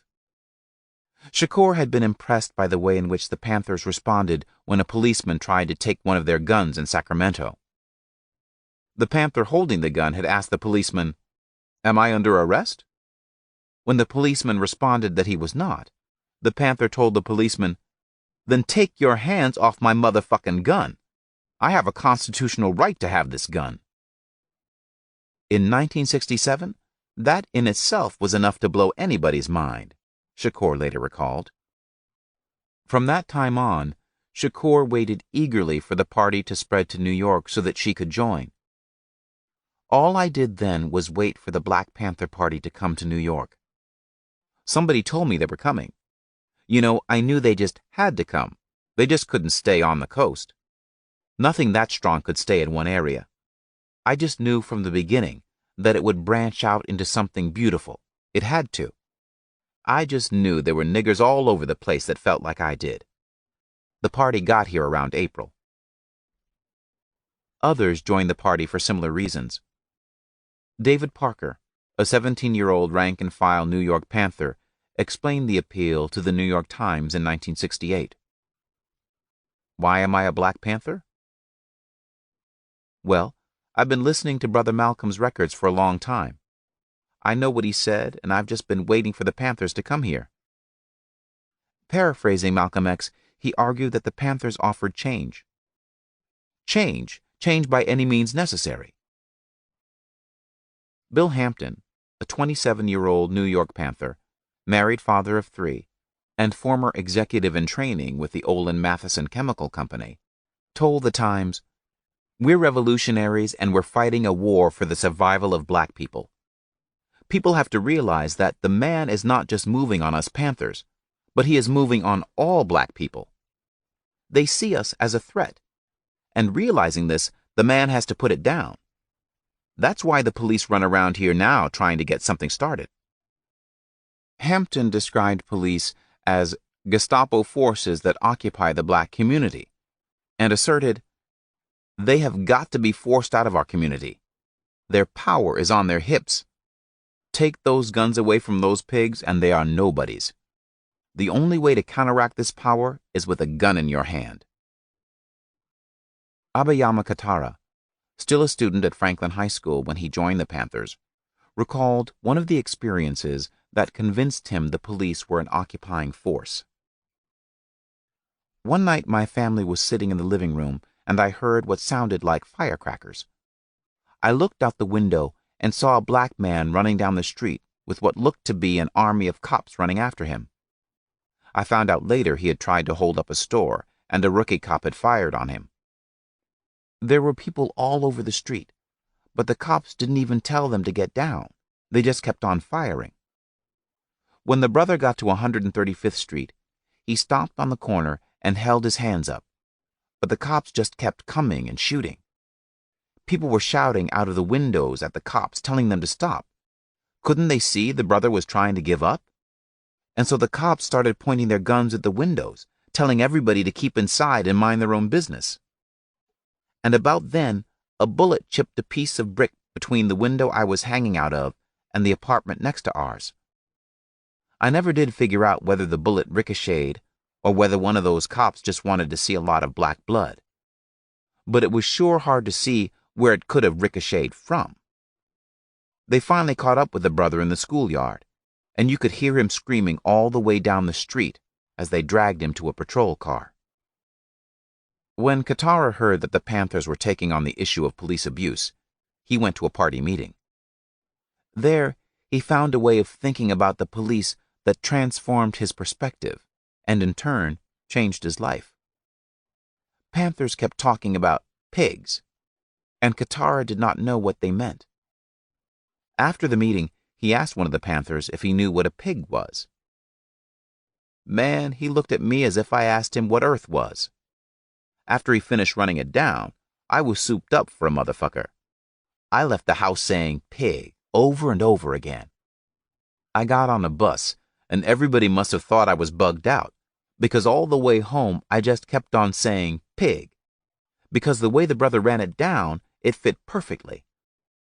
More than an insult, calling the police and other authorities pigs rejected their legitimacy, denounced their Gestapo-like behavior as inhuman, and asserted the moral superiority of the oppressed.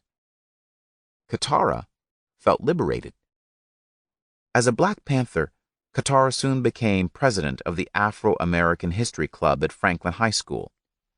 His club tried to educate classmates, displaying posters in the hallway of 3 phases of the Black liberation struggle. The first phase was illustrated by the image of a black woman being beaten by Bull Connor's police and dogs. The second, by pictures of members of the Student Nonviolent Coordinating Committee taking nonviolent action. And the third, by pictures of the Black Panther Party in action, including a photo of Kathleen Cleaver with a shotgun. The principal ordered them to remove the violent photos, but the students argued that there were far more violent scenes in their history books. Soon the posters became a point of contention in the ongoing struggle between Black community activists and school officials for control of the school district, a struggle in which the New York Black Panther Party played an active part in late 1968. While the New York Panthers became heavily involved in issues of housing, schools, and welfare, as well as their program of political education. Their conflicts with police were the activities that garnered the most media attention and mobilized Allied support. On August 1st, 20-year-old Gordon Cook and 17-year-old Darrell Baines, both party members, were working in the Panther office at 780 Nostrand Avenue in the Bedford-Stuyvesant section of Brooklyn. A little before 2:30 p.m., they went out onto the sidewalk in front of the office and sought to rally neighbors to protest police abuse. Cook shouted into the bullhorn, calling the police racist, pigs, and crackers. He soon attracted a crowd of about 50 people. Someone called the police. 2 officers arrived on the scene, waited nearby, and then walked into the store next to the Panther office and called for backup. One officer asked Cook if he had a permit to use the bullhorn. Another asked Baines who was in charge, and Baines said he was. The officer called Baines over to the patrol car, but Baines refused, and the officer tried to grab him. Police later claimed that Baines kicked an officer in the groin. According to Cook, he saw the police roughing up Baines and tried to intervene. The policeman started to beat Cook over the head with his nightstick. Soon other police cars arrived, and several policemen blocked off the other Panthers while 6 of their fellow officers beat Cook with nightsticks. Even after Cook was handcuffed and on the ground, they continued to beat him on the pretense that he was resisting arrest. Cook was taken to Brooklyn Jewish Hospital, where he was treated for head lacerations, and then arrested for resisting arrest and interfering with an officer. Baines was arrested for assault, harassment, and resisting arrest. Later that afternoon, 350 Panthers turned out for the arraignment of Darrell Baines and Gordon Cook at the Brooklyn Criminal Court. Judge John Fury, who had served for 10 years in the New York Criminal Court, placed the 2 defendants on parole. The judge explained later that Baines and Cook had no previous records, and under the circumstances, with the group that was there and the charges that were brought, it seemed foolish to needlessly put them on bail. Early the next morning, 2 policemen came to the Crown Heights neighborhood in Brooklyn on a domestic dispute call. As they got out of the police car, they were hit and wounded by birdshot fired from a shotgun by 1 or 2 people hiding in the bushes 30 feet away. The shooters ran and escaped. The New York Times reported a rumor, which the police denied, that a Black Panther button was found at the scene near 2 shotgun shells. Panther Captain Juden Ford denied any Panther involvement in the shooting. Outraged that Judge Fury had treated the Panthers lightly, 10 patrolmen from Brooklyn's Grand Avenue station organized a petition charging Fury with allowing Panthers to wear hats and curse in his courtroom and calling for his resignation. The petition demanded that the police union, the Patrolmen's Benevolent Association, PBA, call for Fury's resignation, and threatened that the signatories would resign and withhold dues from the PBA if the group did not take this action. A Brooklyn Bar Association subcommittee responded by asking the police commissioner to investigate the charges that Fury had allowed Panthers to act disrespectfully in his courtroom. The PBA launched its own investigation. Spurred by the petition, a group of officers began a new organization called the Law Enforcement Group, LEG. The group claimed that officers were not receiving the support they needed generally and called for widespread changes, beginning with a grand jury investigation of alleged coddling of accused criminals by the criminal courts, and including the abolition of the police department's Civilian Complaint Review Board, prevention of another Warren Court, and removal of civilians from clerical duties in police stations. Sensing a challenge to their customary policing practices, these officers sought to beat back what they saw as a serious move to undermine their authority.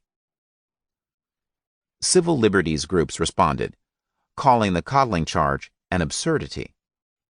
These groups identified LEG as a frightening power play to take over the judiciary, and an undisguised declaration of war against the black militant communities.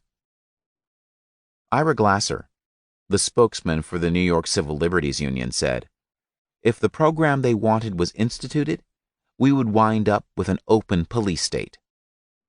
Several weeks later, on August 21st, as public attention faded, a group of young blacks that included several Brooklyn Panthers ignited a pile of trash heaped in the street on Nostrand Avenue near the Panther office. When firemen and police responded to the rubbish fire, rebels attacked them with bottles, bricks, cans, and stones, and then began smashing storefront windows and looting stores along a 12-block commercial stretch of Nostrand Avenue. Police quickly quashed the rebellion and arrested 7 participants: George Correa, Darrell Baines, John Martinez, Morris Holman, Ricky Fletcher, Patricia Riley, and Fremont Dunn.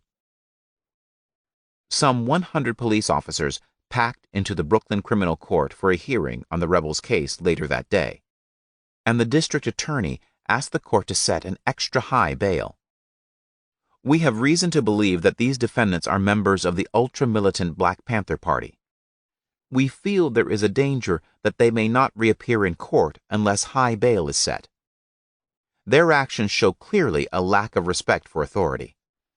The judge proceeded to set an unusually high bail of $50,000 each for 22-year-old Correa and 17-year-old Baines, and $11,500 for 17-year-old Martinez, each charged with resisting arrest and possessing stolen property. More standard bail of $1,500 each was set for the remaining 4 defendants. Rather than stifle protest, the punitive bails ignited further resistance. While street rebellions were common among urban black youths in the late 1960s, these rebels were different, claiming common cause with the anti-imperialist struggles in Vietnam and the domestic draft resistors. In addition to 20 Panthers who rallied for the rebels and turned out for further court hearings the following week, the white left saw the Panthers as allies in their own anti-imperialist struggle and responded to the police repression with resistance. William Kunstler, a renowned left-wing lawyer, took the Brooklyn Panthers case and argued that the bail was unconstitutionally excessive, part of the police vendetta against the Black Panthers in New York. Members of the predominantly white Peace and Freedom Party, and also the Columbia Strike Committee, organized demonstrations outside the courthouse protesting the unusually high bail. The protesters carried signs saying, "Hands off Black Panthers," "White radicals defend Black Panthers," and "Stop cop harassment of the Black Panther Party." The court reduced bail to $20,000 for Correa, $10,000 for Baines, and $2,500 for Martinez. At a September 4th preliminary hearing for Correa, Baines, and Martinez, 150 whites, many of them off-duty policemen associated with LEG, packed the courtroom. The cops positioned themselves behind the Panthers in the courtroom, poking them in the back with their nightsticks and cursing and saying, "White tigers eat Black Panthers." When the small group of Panthers left the courtroom and made their way to the elevator, the police beat them up and attacked a few white members of Columbia University's Students for a Democratic Society, who had come to support the Panthers. The New York Times reported, about 150 white men, many of whom were off-duty and out-of-uniform policemen, attacked a small number of Black Panther Party members and white sympathizers yesterday on the 6th floor of the Brooklyn Criminal Court. Many of the off-duty police wore "Wallace for President" buttons, referring to George Wallace, the white supremacist former governor of Alabama who was running for president of the United States. The off-duty policemen beat the Panthers and their white supporters with blackjacks. LEG officers called the Panthers niggers and motherfuckers while beating them. Uniformed police pretended to try to stop the beating, but actually dropped their billy clubs so the off-duty officers could use them to beat the Panthers. According to the Times, 2 of the Panthers had blood gushing from their heads after the beating. New York Panther Chairman David Brothers, the Peace and Freedom Party nominee for the 12th Congressional District at the time, was kicked and stomped in the back more than 20 times. Panther section leader Tom McCreary suffered a fractured skull. Katara, one of the Panthers in the delegation that day, recalled fleeing from the off-duty police who were beating them, with nowhere to turn. The Panthers finally got into an elevator and tried to go down, but the elevator went up. Everywhere they went, the off-duty police were waiting for them. They exited the elevator, and Juden Ford called the mayor's office but could not get through. They went to the offices of the Human Rights Commission and City Council, but found no one there. They fled into another courtroom and asked the judge there for help. He finally got a court guard to escort the Panthers downstairs. When they went outside, the police were waiting for them, and the Panthers split up and ran. The police chased them. Katara made it into the subway and took off his beret and black shirt so that the off-duty police would not recognize him, and was able to ride home safely. The next day, Mayor John Lindsay and Police Commissioner Leary verified that off-duty policemen had participated in the attack, and they promised swift action, including criminal prosecution if that is warranted by the facts. The day after the courtroom beating, a group of Panthers and their attorneys, Kunstler and Gerald Lefcourt, met with representatives of Mayor Lindsay's office and answered questions about the attack. In the following days, the Panthers and their allies turned up the political and legal pressure. On September 7th, the New York State NAACP called upon the district attorney to conduct a grand jury investigation into the beating. 2 weeks later, Acting District Attorney Elliot Golden ordered a thorough grand jury investigation into the September 4th attack on Black Panthers in the Brooklyn Criminal Court. On September 10th, the Black Panther Party filed a suit in the U.S. District Court for the Southern District of New York, charging the New York City Police Department with systematic violence, intimidation, and humiliation, asking for community control of the police, and seeking injunctions forbidding the police from harassing Black Panthers. The National Lawyers Guild, the National Emergency Civil Liberties Committee, and the Law Center for Constitutional Rights all sponsored the suit. The Panthers' web of support was widening. A couple days later, at 2:05 on the morning of September 12th, another ambush of police occurred in Brooklyn. 2 officers were patrolling on Schenectady Avenue only a few feet from where the other 2 officers had been ambushed on August 2nd. Signs nearby announced a $10,000 reward for information leading to the arrest and conviction of the gunman who had shot the other officers. 2 blasts from a .308 rifle burst through the front windshield of the patrol car, injuring both officers and shattering the windows on the right side of the car. The officers were admitted to Kings County Hospital. From coast to coast. At the time of the killings of Martin Luther King Jr. and Bobby Hutton in early April of 1968, the Black Panther Party was essentially a local organization based in Oakland, with a satellite chapter beginning to organize in Los Angeles. Although the Black Power ferment was brewing in most major U.S. cities, the party had not yet achieved national influence. This quickly changed in 1968. As Kathleen Cleaver later recalled, the murder of King changed the whole dynamic of the country. That is probably the single most significant event in terms of how the Panthers were perceived by the Black community. Seeking effective ways to advance their community's interests, young Blacks flocked to the Black Panther Party and its politics of armed self-defense. The party did little recruiting. Instead, young activists from around the country contacted the party asking how they could join, and the party responded by opening new Black Panther offices in Los Angeles, New York, Seattle, and at least 17 other cities by the end of the year, including Albany, Bakersfield, Boston, Chicago, Denver, Des Moines, Detroit, Fresno, Indianapolis, Long Beach, Newark, Omaha, Peekskill, Philadelphia, Richmond, Sacramento, and San Diego. Young blacks were drawn by the Panther strategy of armed self-defense against the police because it simultaneously gave them a powerful means to resist and was difficult to repress. Facing the resistance of organized and armed young blacks, police departments could no longer maintain brutal containment policing practices with impunity.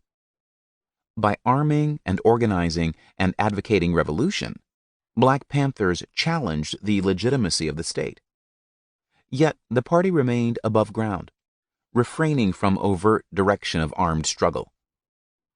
For example, Newton's Executive Mandate No. 3, issued from prison in March 1968, ordered all Panther members to obtain firearms and to fire on anyone, including police, who attempted to enter their homes without peaceably producing a legal warrant.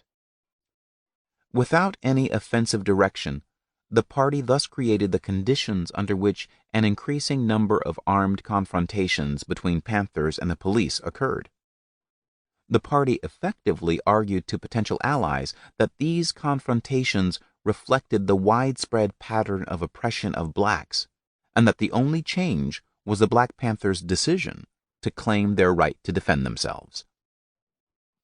By framing this practice of armed self-defense as part of a global anti-imperialist struggle, the Panthers were able to draw broad support both from other black political organizations and from many non-blacks. These allies provided crucial financial, political, and legal support that enabled the Panthers to mount top-notch, unprecedented legal defenses against the many charges they faced, and they often won their cases in court. The Allied support the Panthers received not only enabled the party to grow, but also demonstrated the efficacy of its politics. If the Panthers had simply been jailed and killed, with little Allied support, the party would have quickly dissolved. Instead, the Black Panther Party rapidly expanded to become the most influential black movement organization in the United States by December 1968. The insurgency was escalating. Part 3. Resilience. First you have free breakfasts, then you have free medical care, then you have free bus rides, and soon you have freedom. Fred Hampton, Deputy Chairman, Black Panther Party, Illinois. One of our primary aims in counterintelligence, as it concerns the Black Panther Party, is to keep this group isolated from the moderate black and white community which may support it. This is most emphatically pointed out in their Breakfast for Children program, where they are actively soliciting and receiving support from uninformed whites and moderate blacks. You state that the Bureau under the counterintelligence program should not attack programs of community interest, such as the Black Panther Party Breakfast for Children. You state that this is because many prominent humanitarians, both white and black, are interested in the program, as well as churches which are actively supporting it. You have obviously missed the point. J. Edgar Hoover to FBI Special Agent in Charge, San Francisco, May 27, 1969. You can kill a revolutionary, but you can't kill a revolution. Fred Hampton. 7. Breakfast. Polly Graham knew about hardship and struggle. In the 1940s, she had been part of a failed attempt to organize low-wage black workers in the R.J. Reynolds tobacco factory in Winston-Salem, North Carolina. But virulent anti-unionism, magnified by racism and anti-communist hysteria, had beaten that noble and long-forgotten effort.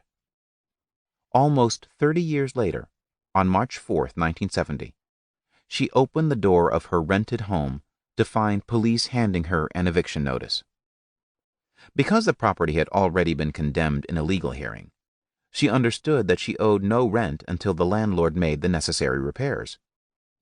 The landlord believed and acted differently. Confronted with the seemingly impregnable power of the police, Polly Graham went to the local office of the Black Panther Party for help. The local Panthers immediately sprang into action, sending a contingent to Miss Graham's home, where, with 2 armed Panthers standing guard, they replaced belongings that had been removed from the home by eviction police. In addition to resecuring Miss Graham in her home, armed Panthers stood guard over the nearby homes of Pauline Greer and Minnie Bellamy to prevent similar evictions of these two elderly women. The neighborhood temperature reached a boil. A standoff ensued between the police, trying to carry out evictions, and the Panthers, trying to keep these elderly black women from being tossed from their homes. Other community activists joined the fray. Lee Fay Mack, emboldened by the Panther presence, encouraged the crowd to go get your pieces. A co-founder of Mothers for Black Liberation and a party advisor, Miss Mack personified the increasingly tight bond between the poor and working-class black community of East Winston-Salem and the Panther Party. As Larry Little, the irrepressible leader of the local Panthers, recalled, after Miss Mack spoke, even little old ladies went home and returned with their double-barreled shotguns to face down the eviction cops. Only after a third party paid Miss Graham's rent did the standoff cool down. Still, Winston-Salem's black community remained on edge. 3 months later, in June 1970, Sarah Alford seriously cut herself on a glass jar in the A&P supermarket in the Black Carver neighborhood. When Miss Alford asked store management to pay for her anticipated medical bills, they refused. As word of the store's refusal spread, black outrage about the store's position sparked a community-wide boycott and picket of the local A&P. Larry Little told store officials, either you make the A&P relevant to the needs of the black community or get out. A protest against the store's disregard for Miss Alford's injury escalated into a broader protest against discriminatory and disrespectful treatment endured by many black patrons of A&P. Protesters demanded that the store end its discriminatory hiring practices and employ blacks in substantial positions. The party and its supporters demanded that the store contribute to its free breakfast program, formerly known as the Free Breakfast for Children program. Eventually, the store relented and agreed to the demands, including payment of Miss Alford's medical bills. Reenacted countless times in black communities across the country, similar confrontations between the Panthers and authorities helped build strong local party chapters. Local party chapters frequently served as community sounding boards and social service agencies, as black people's stewards, deeply committed to social justice and community betterment. The party essentially said to the community, bring your concerns to us. And they did. Jamal, a Philadelphia Panther, recalled, the offices were like buzzing beehives of black resistance. It was always busy, as people piled in starting at 7:30 a.m. opening time and continuing till after nightfall. People came with every problem imaginable, and because our sworn duty was to serve the people, we took our commitment seriously. When people had been badly treated by the cops, or if parents were demanding a traffic light in North Philly streets where their children played, they came to our offices. In short, whatever our people's problems were, they became our problems. We didn't preach to the people. We worked with them. Community members brought all kinds of disputes to the local party. Job-related conflicts, evictions, rent struggles, gang violence, safety concerns, legal and criminal justice problems, consumer complaints, and issues with government social services, public and private utilities, and the underworld economy, numbers, runners, pimps, prostitutes, drug dealers. If the local party judged that redress was necessary, it took action. In doing so, it provided community members with a vital source of remediation that was often unavailable from the state. Its actions, in turn, attracted more members and supporters. The party saw itself as inextricably tied to the local black community. The most critical aspect of the Black Panther message proved deceptively simple. We are you. Your problems are our problems. As one party comrade explained, the exploited people's needs are land, bread, housing, education, clothing, justice, and peace, and the Black Panther Party shall not, for a day, alienate ourselves from the masses and forget their needs for survival. From guns to butter. By the fall of 1968, membership in the Black Panther Party was mushrooming. Local activists in cities throughout the country had heard of the Black Panther Party and contacted national headquarters wanting to join and start their own local chapters.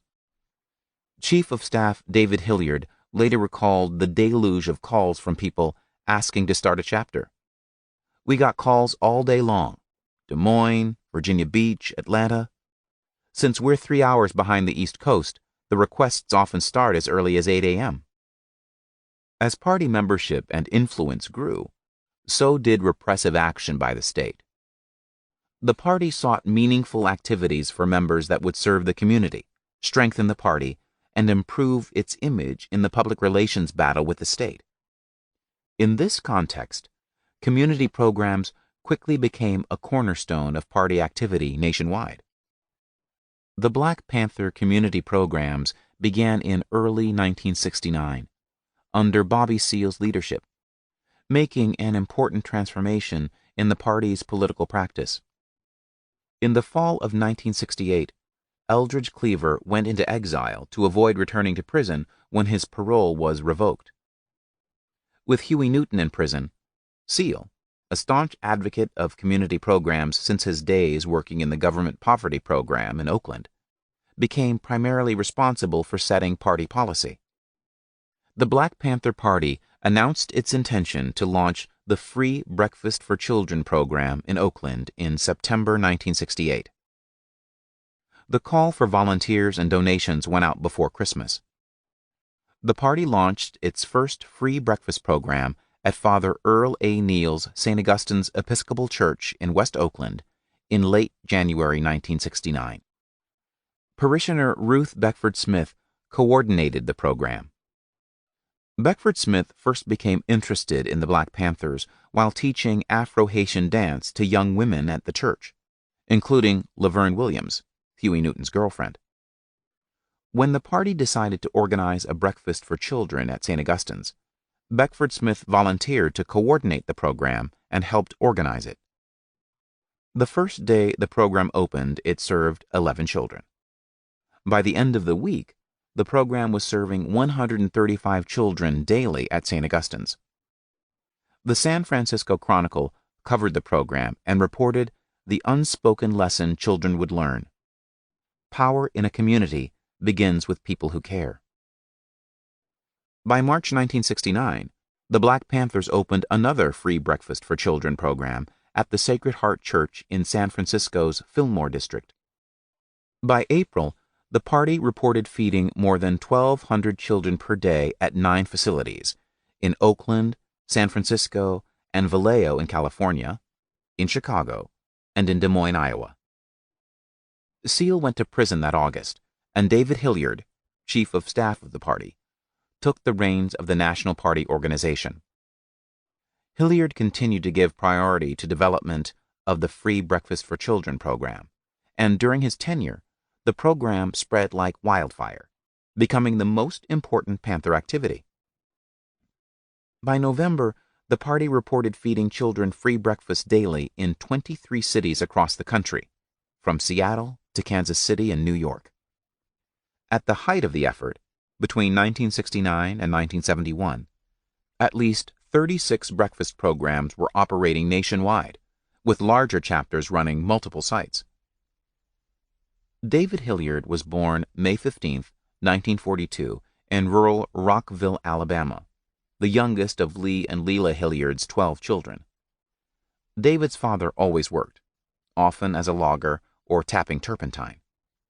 His mother always worked when she was not nursing one of her babies. With such a large family, the Hilliards were poor, living in a 4-room shack without flush toilets and scraping together meals. As the baby of the family, David was protected. He became an independent thinker, quite stylish and averse to drudgery. Extremely willful in his dealings with the world, he remained exceptionally loyal and deferential to family elders. Under Jim Crow, blacks were expected to kowtow to whites. The Hilliards, though, did not always comply. After a fight with a white man in the early 1950s, David's eldest brother, Bud, fled to Oakland, California.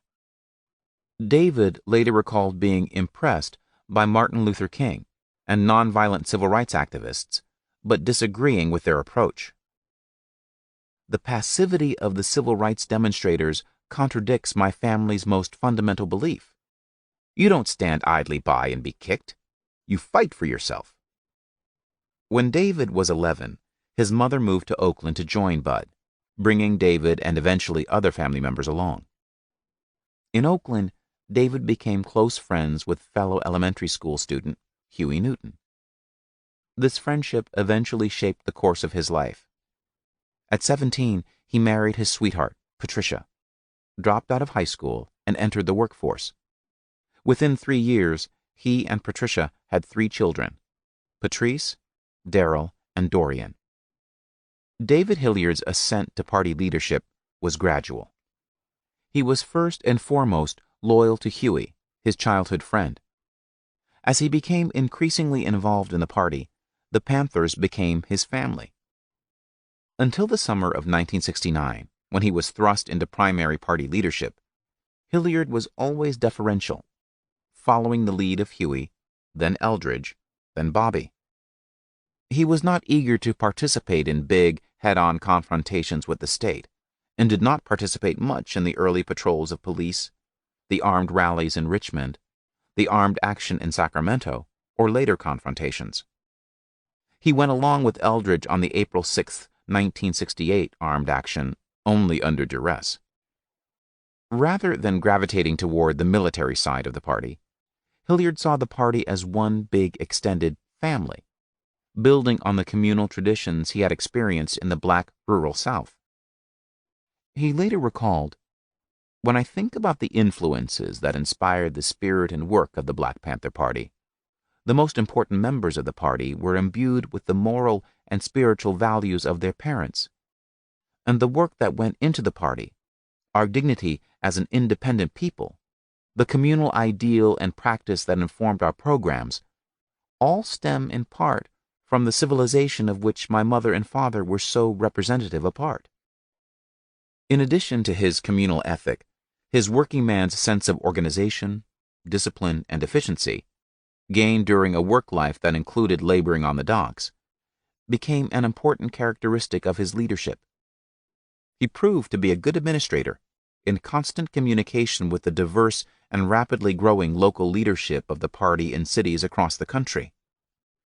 He worked hard to keep the local chapters around the country united under a singular program. Under his leadership, the Panthers' community service programs flourished. And through the period of the greatest repression, the party continued to grow.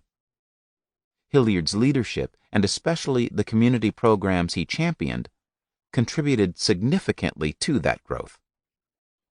During the year Hilliard served as the senior-ranking Panther not in prison or exile, from August 1969 through August 1970, the Black Panther Party developed an impressive array of community programs in Panther chapters throughout the country.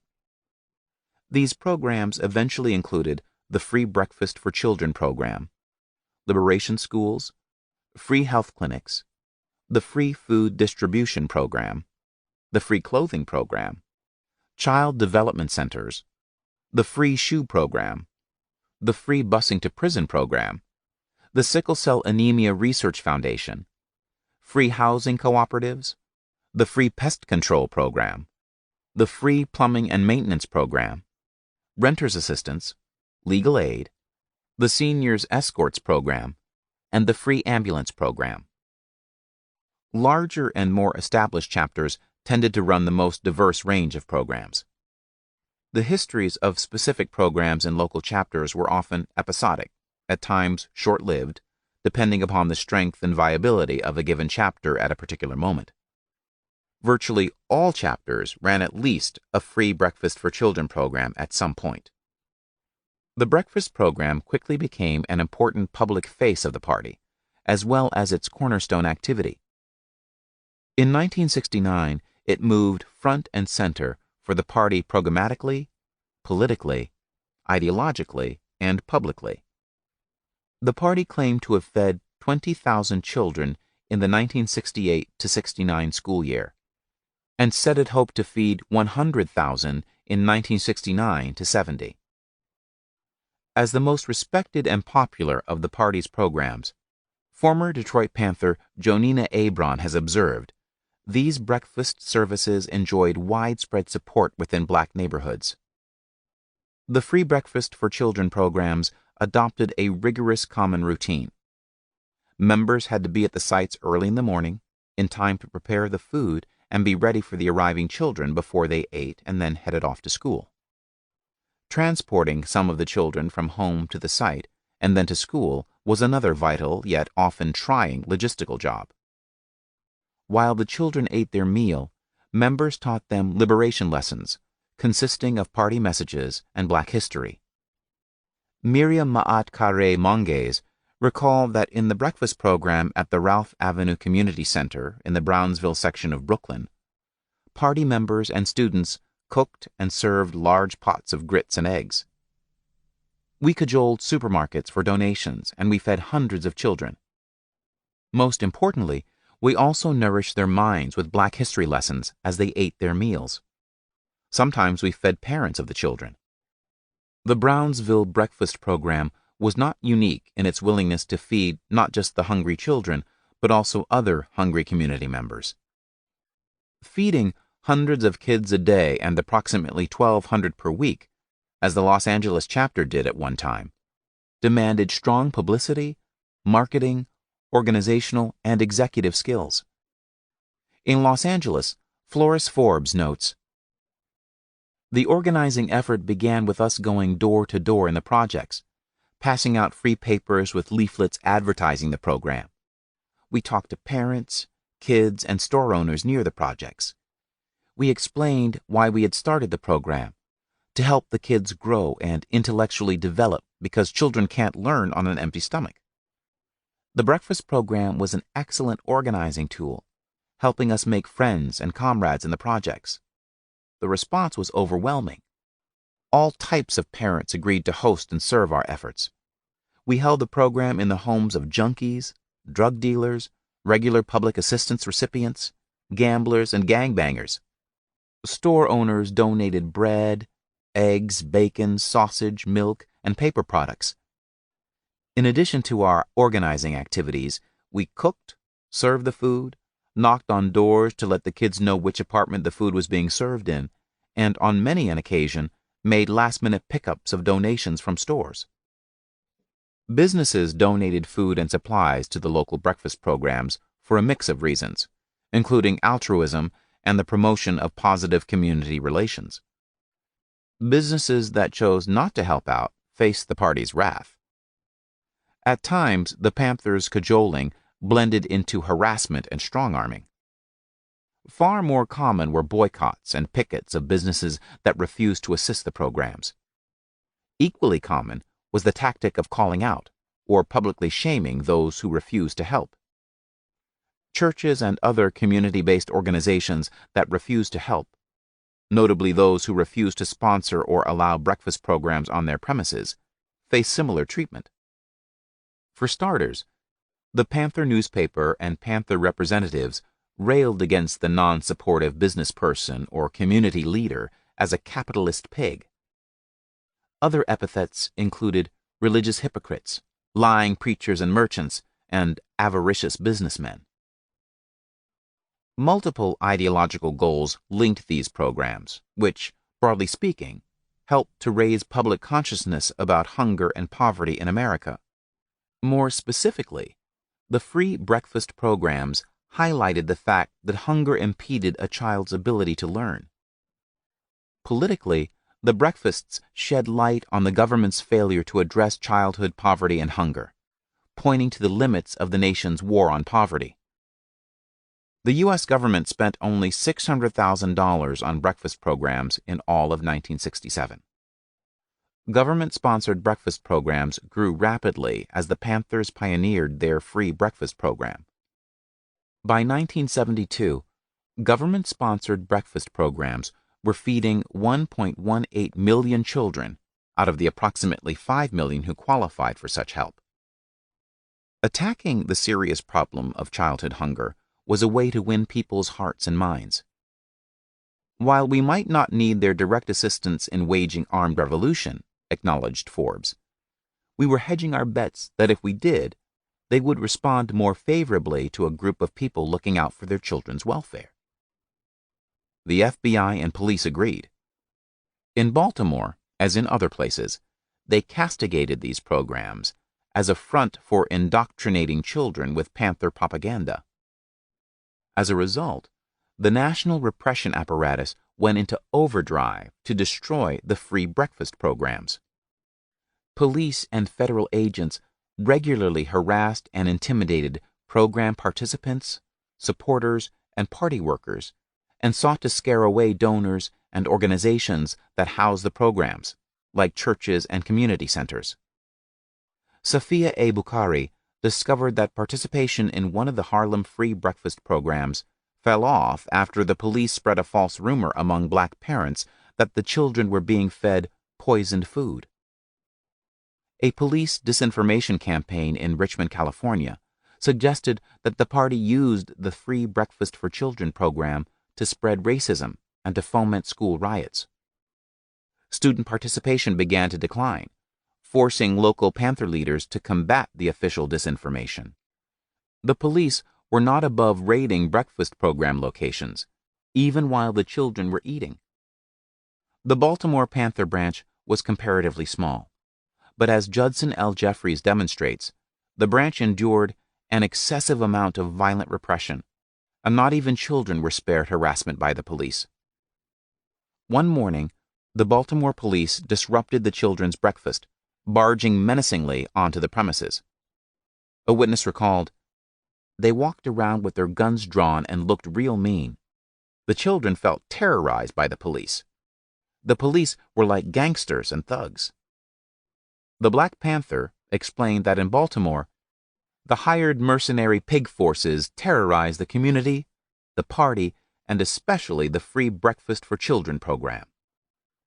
Ronald Davis, coordinator of the Baltimore program, reported that the foul minions of legal brutality and murder had encircled the church sponsoring the program. The police were, he wrote, armed to the teeth with the weaponry of the fascist war machine. After holding the people in check with guns, the pigs proceeded to force their way into the children's breakfast program under the false excuse of looking for suspects. Once the Gestapo shock troopers left the breakfast hall, they kicked in the door of Sister Angeline Edison, a former member of the party, and kidnapped her and her son from her home with guns pointed at her and surrounding her, all under the pretentious lies of justice. Healthcare and beyond. The success of the Panthers' Free Breakfast for Children program led the party to initiate free health clinics and a range of other community programs. Many blacks were poorly served by the healthcare system, and some had never seen a doctor. Despite the healthcare initiatives within the federal government's war on poverty, particularly the newly created neighborhood health centers targeting the needs of inner-city communities, many residents in these communities received only limited, if any, healthcare attention. In response, the party created a series of free medical clinics across the country. These clinics relied on the volunteer services of local doctors, medical students, interns, residents, nurses, and community folk, as well as donated or low-rent clinic space. These public Panther-run clinics, such as those in Berkeley and Cleveland, offered services to all who came, black and non-black alike. In some cities, like Baltimore, the party formed coalitions with like-minded individuals and groups to run free clinics in the community. For the party, the focus was plain and urgent: to address within its limited resources the pressing healthcare concerns of poor black communities that sorely lacked adequate medical facilities and professionals. Clinic services included first aid care, physical examinations, prenatal care, and testing for lead poisoning, high blood pressure, and sickle cell anemia. If necessary, clinicians referred patients to specialists for follow-up care. There were at least 11 such clinics, including those in Kansas City, Seattle, and New Haven. Chicago's Spurgeon Jake Winters Free Medical Care Center was one of the best-run and most respected Panther health clinics, serving over 2,000 people in its initial 2 months. Medical teams from the Winters Clinic went door to door assisting people with their health problems, according to Abron. The clinic's staff included obstetricians, gynecologists, pediatricians, and general practitioners. Milwaukee's People's Free Health Center emphasized preventative medicine and healthcare education on sickle cell anemia, drug abuse, children's health, and birth control, as well as free healthcare screenings. The clinic also sponsored discussions on Black social relations, including relations between Black women and men and concerns of Black youth. The party's sickle cell anemia testing program and its Sickle Cell Anemia Research Foundation made a serious contribution to Black healthcare in America. The party worked hard to publicize the seriousness of the disease, which afflicts about 1 in 500 African Americans. Before the Panthers launched a public awareness campaign in 1971, Black and mainstream awareness of the disease was limited. After the Panthers' publicity offensive on behalf of battling the disease, more and more Blacks learned of the disease and got tested for it. In the Panther clinics, healthcare professionals referred those with the disease or with the sickle cell trait for further counseling and, if necessary, treatment. The Panthers Sickle Cell Anemia Research Foundation provided a public face to the disease, promoting pioneering work that led to advances in scientific understanding and medical treatment of the disease. The party's healthcare programs included efforts to combat drug addiction. Often led by ex-drug addicts who worked with the party, these initiatives focused on treatment and rehabilitation. In Boston's South End neighborhood, Project Concern was run by ex-addicts who have acquired a political consciousness and therefore realize the necessity of quitting drugs in order to survive. The party lauded the project's ideological thrust as well as its health advocacy, and gave special praise to the brothers who ran and participated in the program. These brothers built their program on the revolutionary ideology of capitalism plus dope equals genocide. Dope, they argued, was part of the oppressor's plan to ensure our enslavement. A similar initiative, People for the People, offered drug control and education in the heavily drug-infested community of Corona East Elmhurst in Queens, New York. Despite these successes, state repression continued. Local police and FBI worked to undermine the party's health clinics and the Panthers' health care activism. In 1971, Cleveland Panthers worked hard to transform their health clinic into a larger People's Free Health Clinic. On August 18th that year, a dynamite explosion severely damaged the clinic. The blast was widely believed to be the handiwork of the state, and Panther Jimmy Slater suggested that the police and FBI counterintelligence were responsible for blowing up the clinic, though definitive proof is lacking. Any positive program that served and mobilized the community was attacked. It was one of the things we had going on that served a lot of people who needed free medical aid, and it was attacked to undermine the party's efforts. That same summer, early Sunday morning on July 5th, the party's Franklin Lynch People's Free Health Center in Boston was hit by 13 shots, causing limited damage. Due to the loud noise of the July 4th fireworks and firecrackers, the attack went undetected until early Sunday morning. The shots were allegedly fired by local police, and clinic patrons and workers, community folk, and party members were outraged. The Boston Party chapter resolved that the strength, the love and determination of the people has built the Free Health Center up to what it is today. And the same strength, love, and devotion of the people will make the Free Health Center stand up to future attacks by Mayor White's Gestapo pig force. The party's advocacy of public health care for blacks revealed the group's deep commitment to a holistic view of health that was both environmental and physical.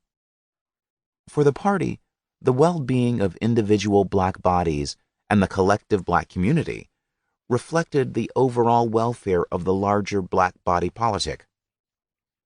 Improving the health status of blacks thus went hand in hand with improving their political, economic, and social status.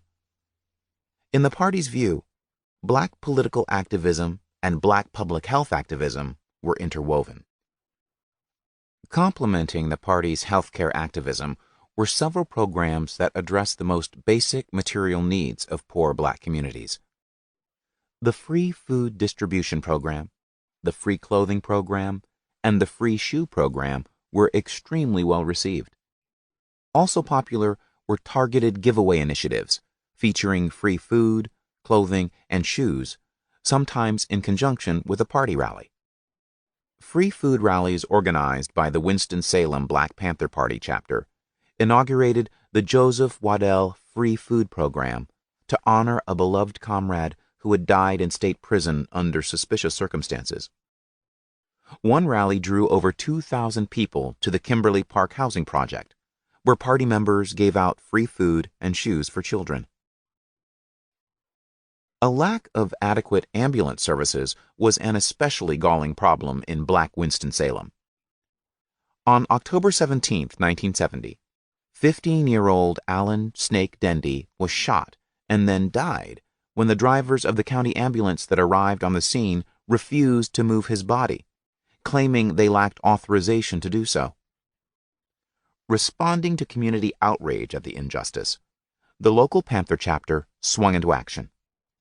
By June 1971, the group had acquired an old hearse that it retrofitted as an ambulance.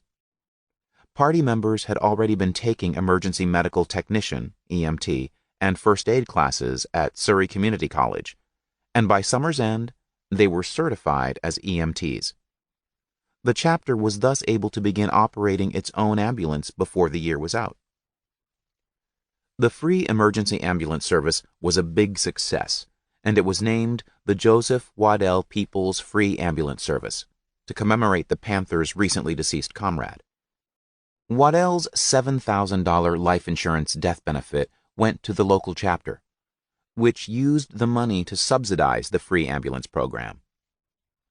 Operating for over 2 years, the service at its height featured 24-hour service and 20 certified EMTs who were party members.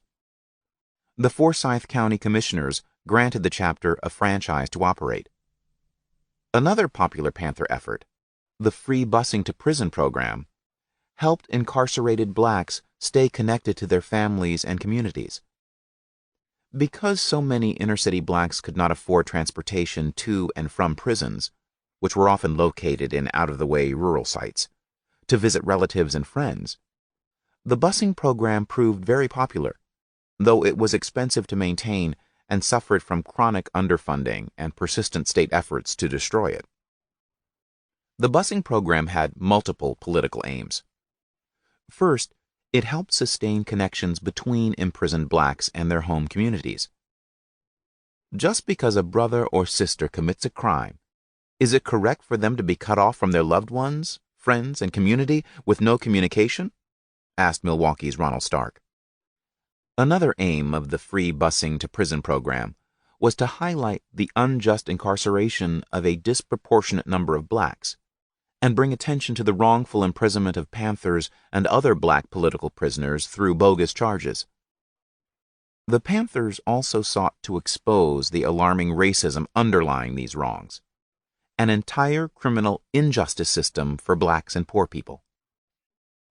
The extreme state repression of the party, the unjust imprisonment of so many party members, and the devastating consequences of both only heightened the ideological and practical significance of the party's Free Busing to Prison program.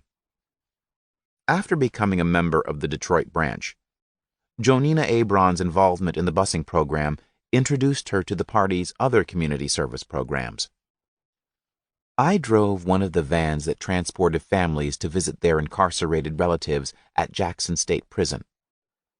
Having grown up as the sheltered daughter of a minister and a music teacher, I was overwhelmed by my experience at Jackson State Prison, which was my first visit to a penitentiary. Another service that the Black Panther Party provided for prison inmates was the free commissary program. Party members secured donations of personal hygiene items and non-perishable foods and sent care packages to prisoners. The party also offered attorney referral services for prison inmates. Just as the party's free medical clinics at times led to cooperation with local allies and outlasted the party's active involvement, several of the free busing to prison programs lived beyond the party. In Cleveland, for instance, Panther Joanne Bray's work with the party's free busing to prison program continued after the local party itself collapsed. With ongoing community support and a $16,000 grant, Bray was able to keep the buses running for several years in the 1970s, changing the program's name to the People's Busing Program and charging a small fee. Panthers at all levels and from all class backgrounds had endured the racism of public schools and knew firsthand the crying need to remake, fundamentally, black public school education. The Black Panther Party thus committed itself to a relevant and empowering education for black children. Point 5 of the party's platform demanded an education that exposes the true nature of this decadent American society and teaches our true history and our role in the present-day society. Such an education had to be probing and affirmative. It had to create highly skilled citizens dedicated to advancing the best interests of the black nation within the American nation. Building upon the tradition of black self-empowerment, alternative black schools dotted the progressive landscape before the Panthers came on the scene. The citizenship schools of the civil rights movement, led by Septima Clark, helped many blacks master the knowledge and mechanics necessary to register to vote in the South, before the Voting Rights Act. Freedom Summer 1964 in Mississippi featured a series of freedom schools that taught the fundamentals alongside black history and culture, as well as the civil rights movement's ideology and goals. These efforts contributed to the larger social changes transforming Mississippi and the rest of the former Confederacy. The Panthers' liberation schools extended this tradition by insisting on Black Power revolution, the inclusion of black perspectives, experiences, and knowledge in the formal and informal school curricula. The liberation schools typically served children in kindergarten through the 8th grade and included meals, social welfare help for needy students and families, and extended hours.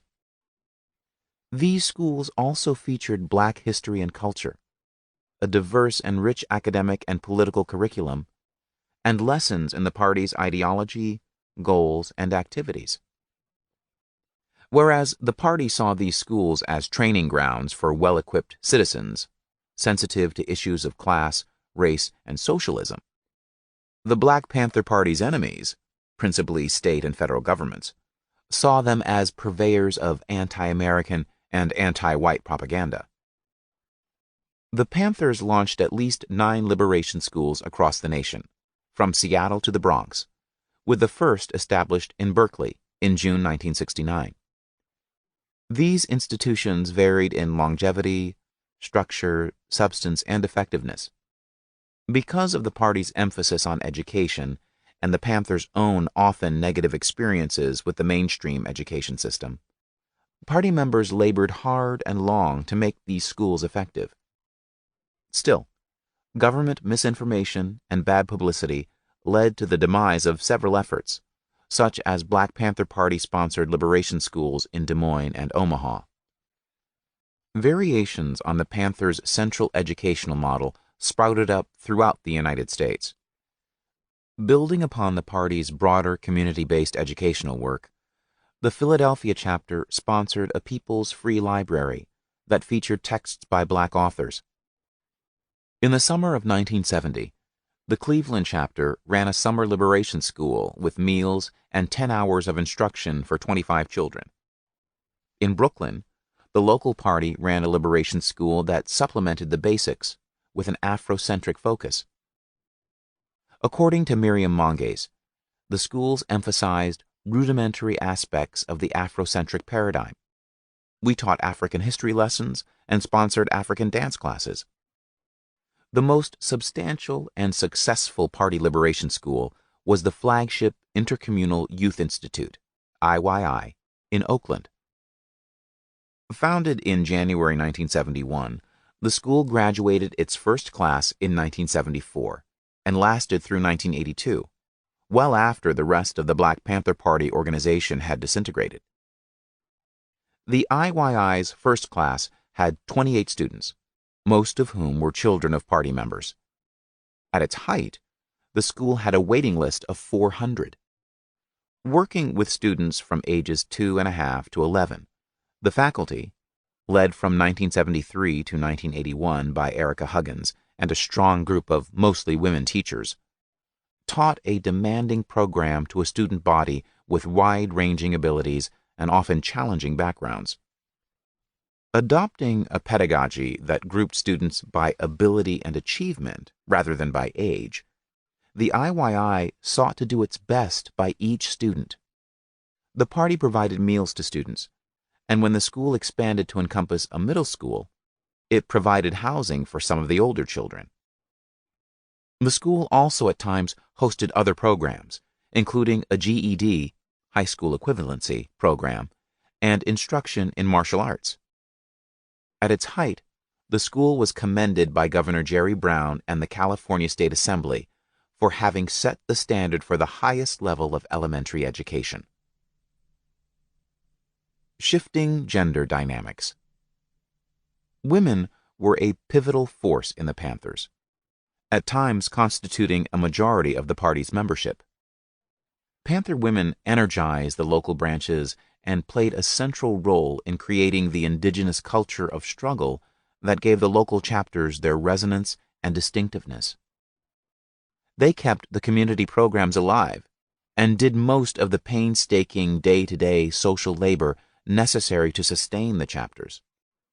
Providing informal child care networks and daycare centers, assisting elderly and infirm community members with their housing, food, medical, and even more personal concerns, were generally the province of Panther women. The party heavily recruited women to staff programs like the Free Breakfast for Children program, where women, notably mothers, garnered special praise for their work.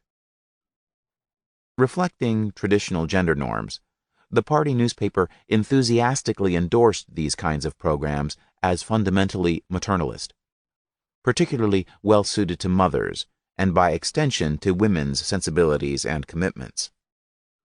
In its early years, especially before 1968, and the explosive subsequent growth in party membership, the organization was largely male.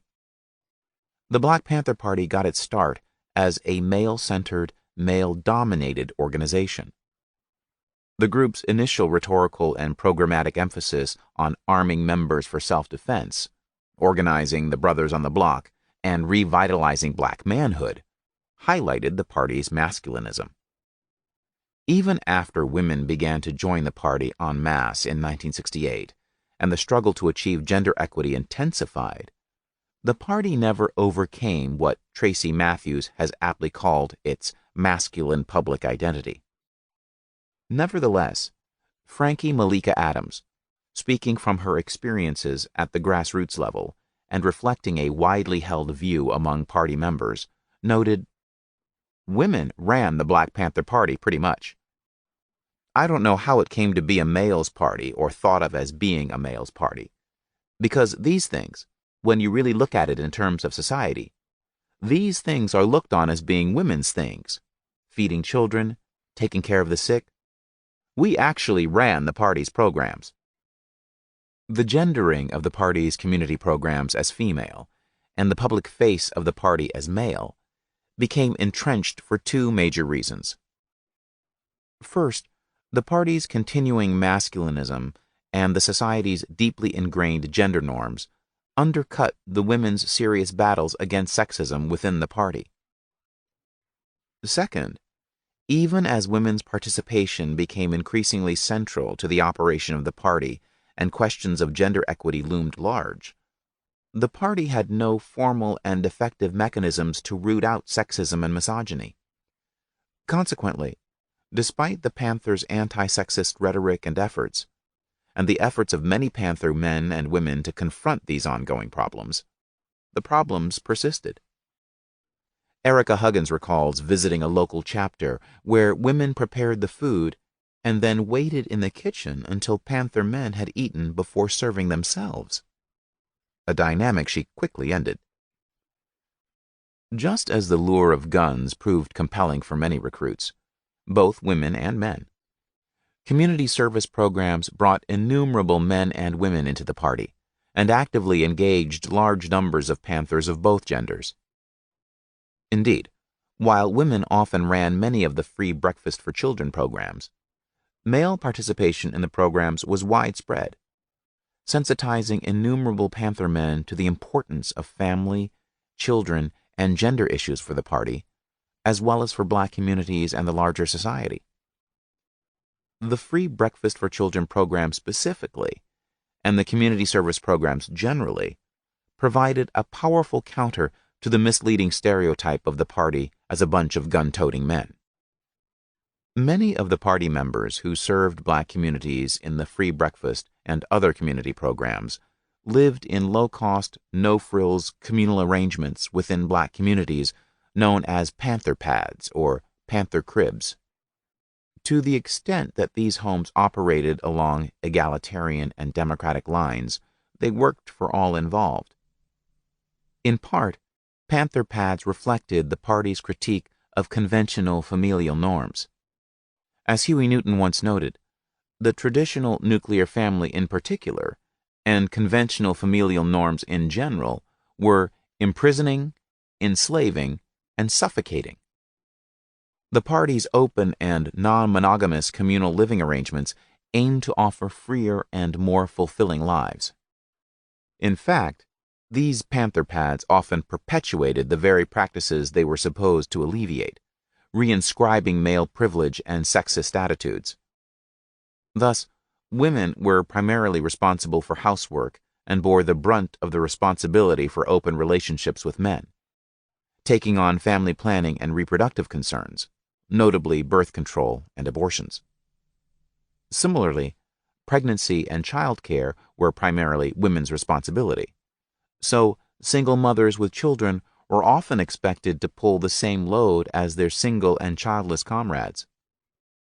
Rather than ushering in greater gender and sexual equality, these Panther pads all too often replicated gender and sexual inequality. The politics of community service.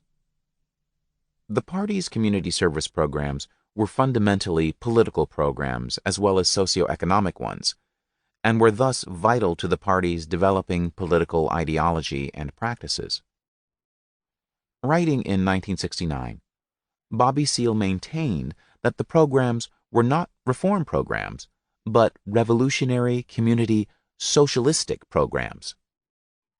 This distinction, by casting the programs as part of a broader insurgency to change the American capitalist system to a more equitable socialist one, was crucial to the party's political and ideological integrity. In the Panthers' view, the programs were revolutionary, not reformist.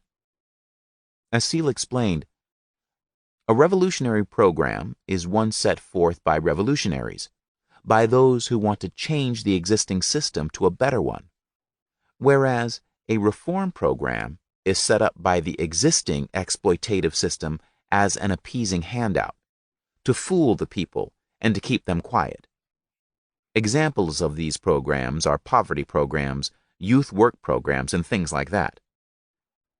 The party's community-based revolutionary ethos epitomize the pervasive desire within Black power movements to empower Black communities. The party attracted large numbers of members and supporters from various classes and races who wanted to be part of a dynamic liberation movement rooted in the day-to-day struggles of ordinary Black people, most of whom were poor and working class. Unlike the Niagara Movement, the National Association for the Advancement of Colored People, or the Urban League, Miriam Monges reminds us, the party's origins lie enmeshed among the Black downtrodden. Black Panther Party offices were always located in the center of low-income areas of African American communities. The short-lived and all-Black Niagara Movement, 1905-9, the interracial NAACP, 1909 to present, and the interracial Urban League, 1911 to present, all began as middle-class-led movements. The Black Panther Party, as a movement primarily identified with the Black working class and underclass, linked itself to movements like the Nation of Islam, Garveyism, and varieties of Black worker and union-based activism dating back to the 19th century. Through direct service to the community, the Panthers accomplished several pressing functions. First, the services provided concrete aid to an impressive number and cross-section of folk, whites, Blacks, and other people of color, materializing the notion of service to the community. In addition to providing their own labor, the Panthers generated alternative bases of funding and resources to serve impoverished communities, collecting individual and local business donations.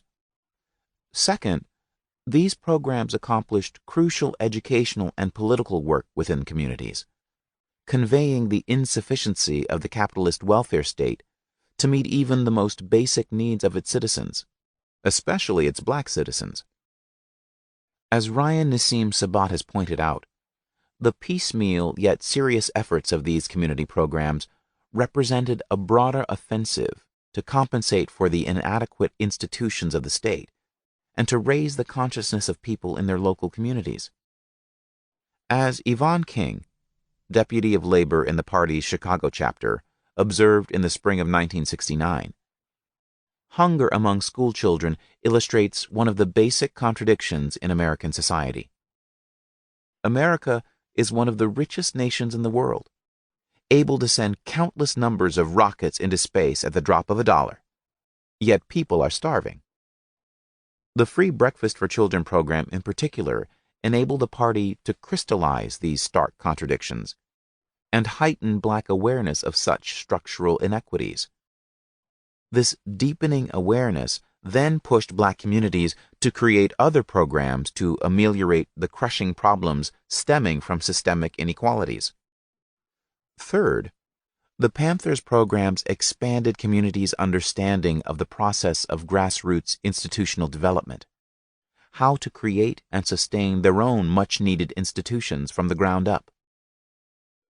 Building upon these communities' tradition of active self-help, the party revitalized and modeled grassroots Black community development and institution building. Its programs offered concrete examples of Black Power's vision of community empowerment. The ultimate goal of these institutions was clear: self-determination. Empowering Black communities to take control of their own affairs and manage them in their best interests was central to the party's social service programs. Fourth, these programs not only kept the party alive in the face of awesome state repression, they also initially enabled it to grow during these trying times.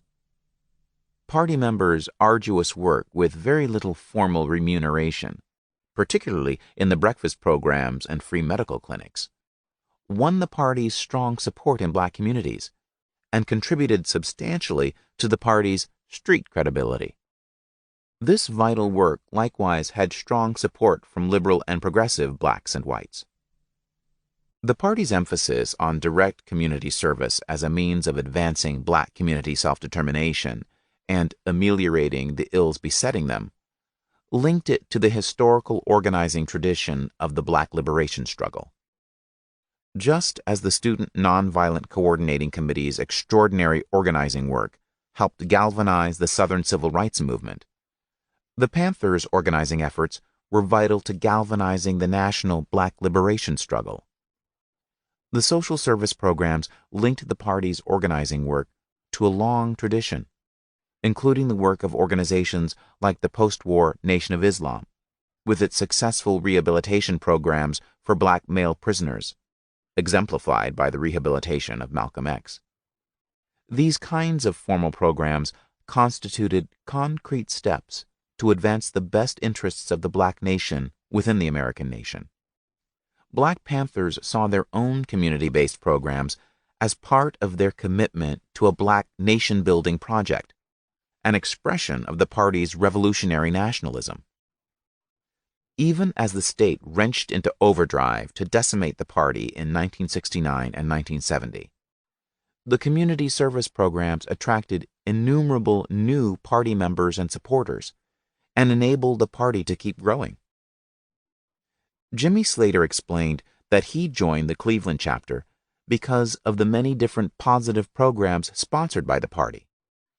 Florence A. Forbes noted that the work I most enjoyed was the community service programs, particularly the free breakfast programs for children in the 4 main Watts housing projects.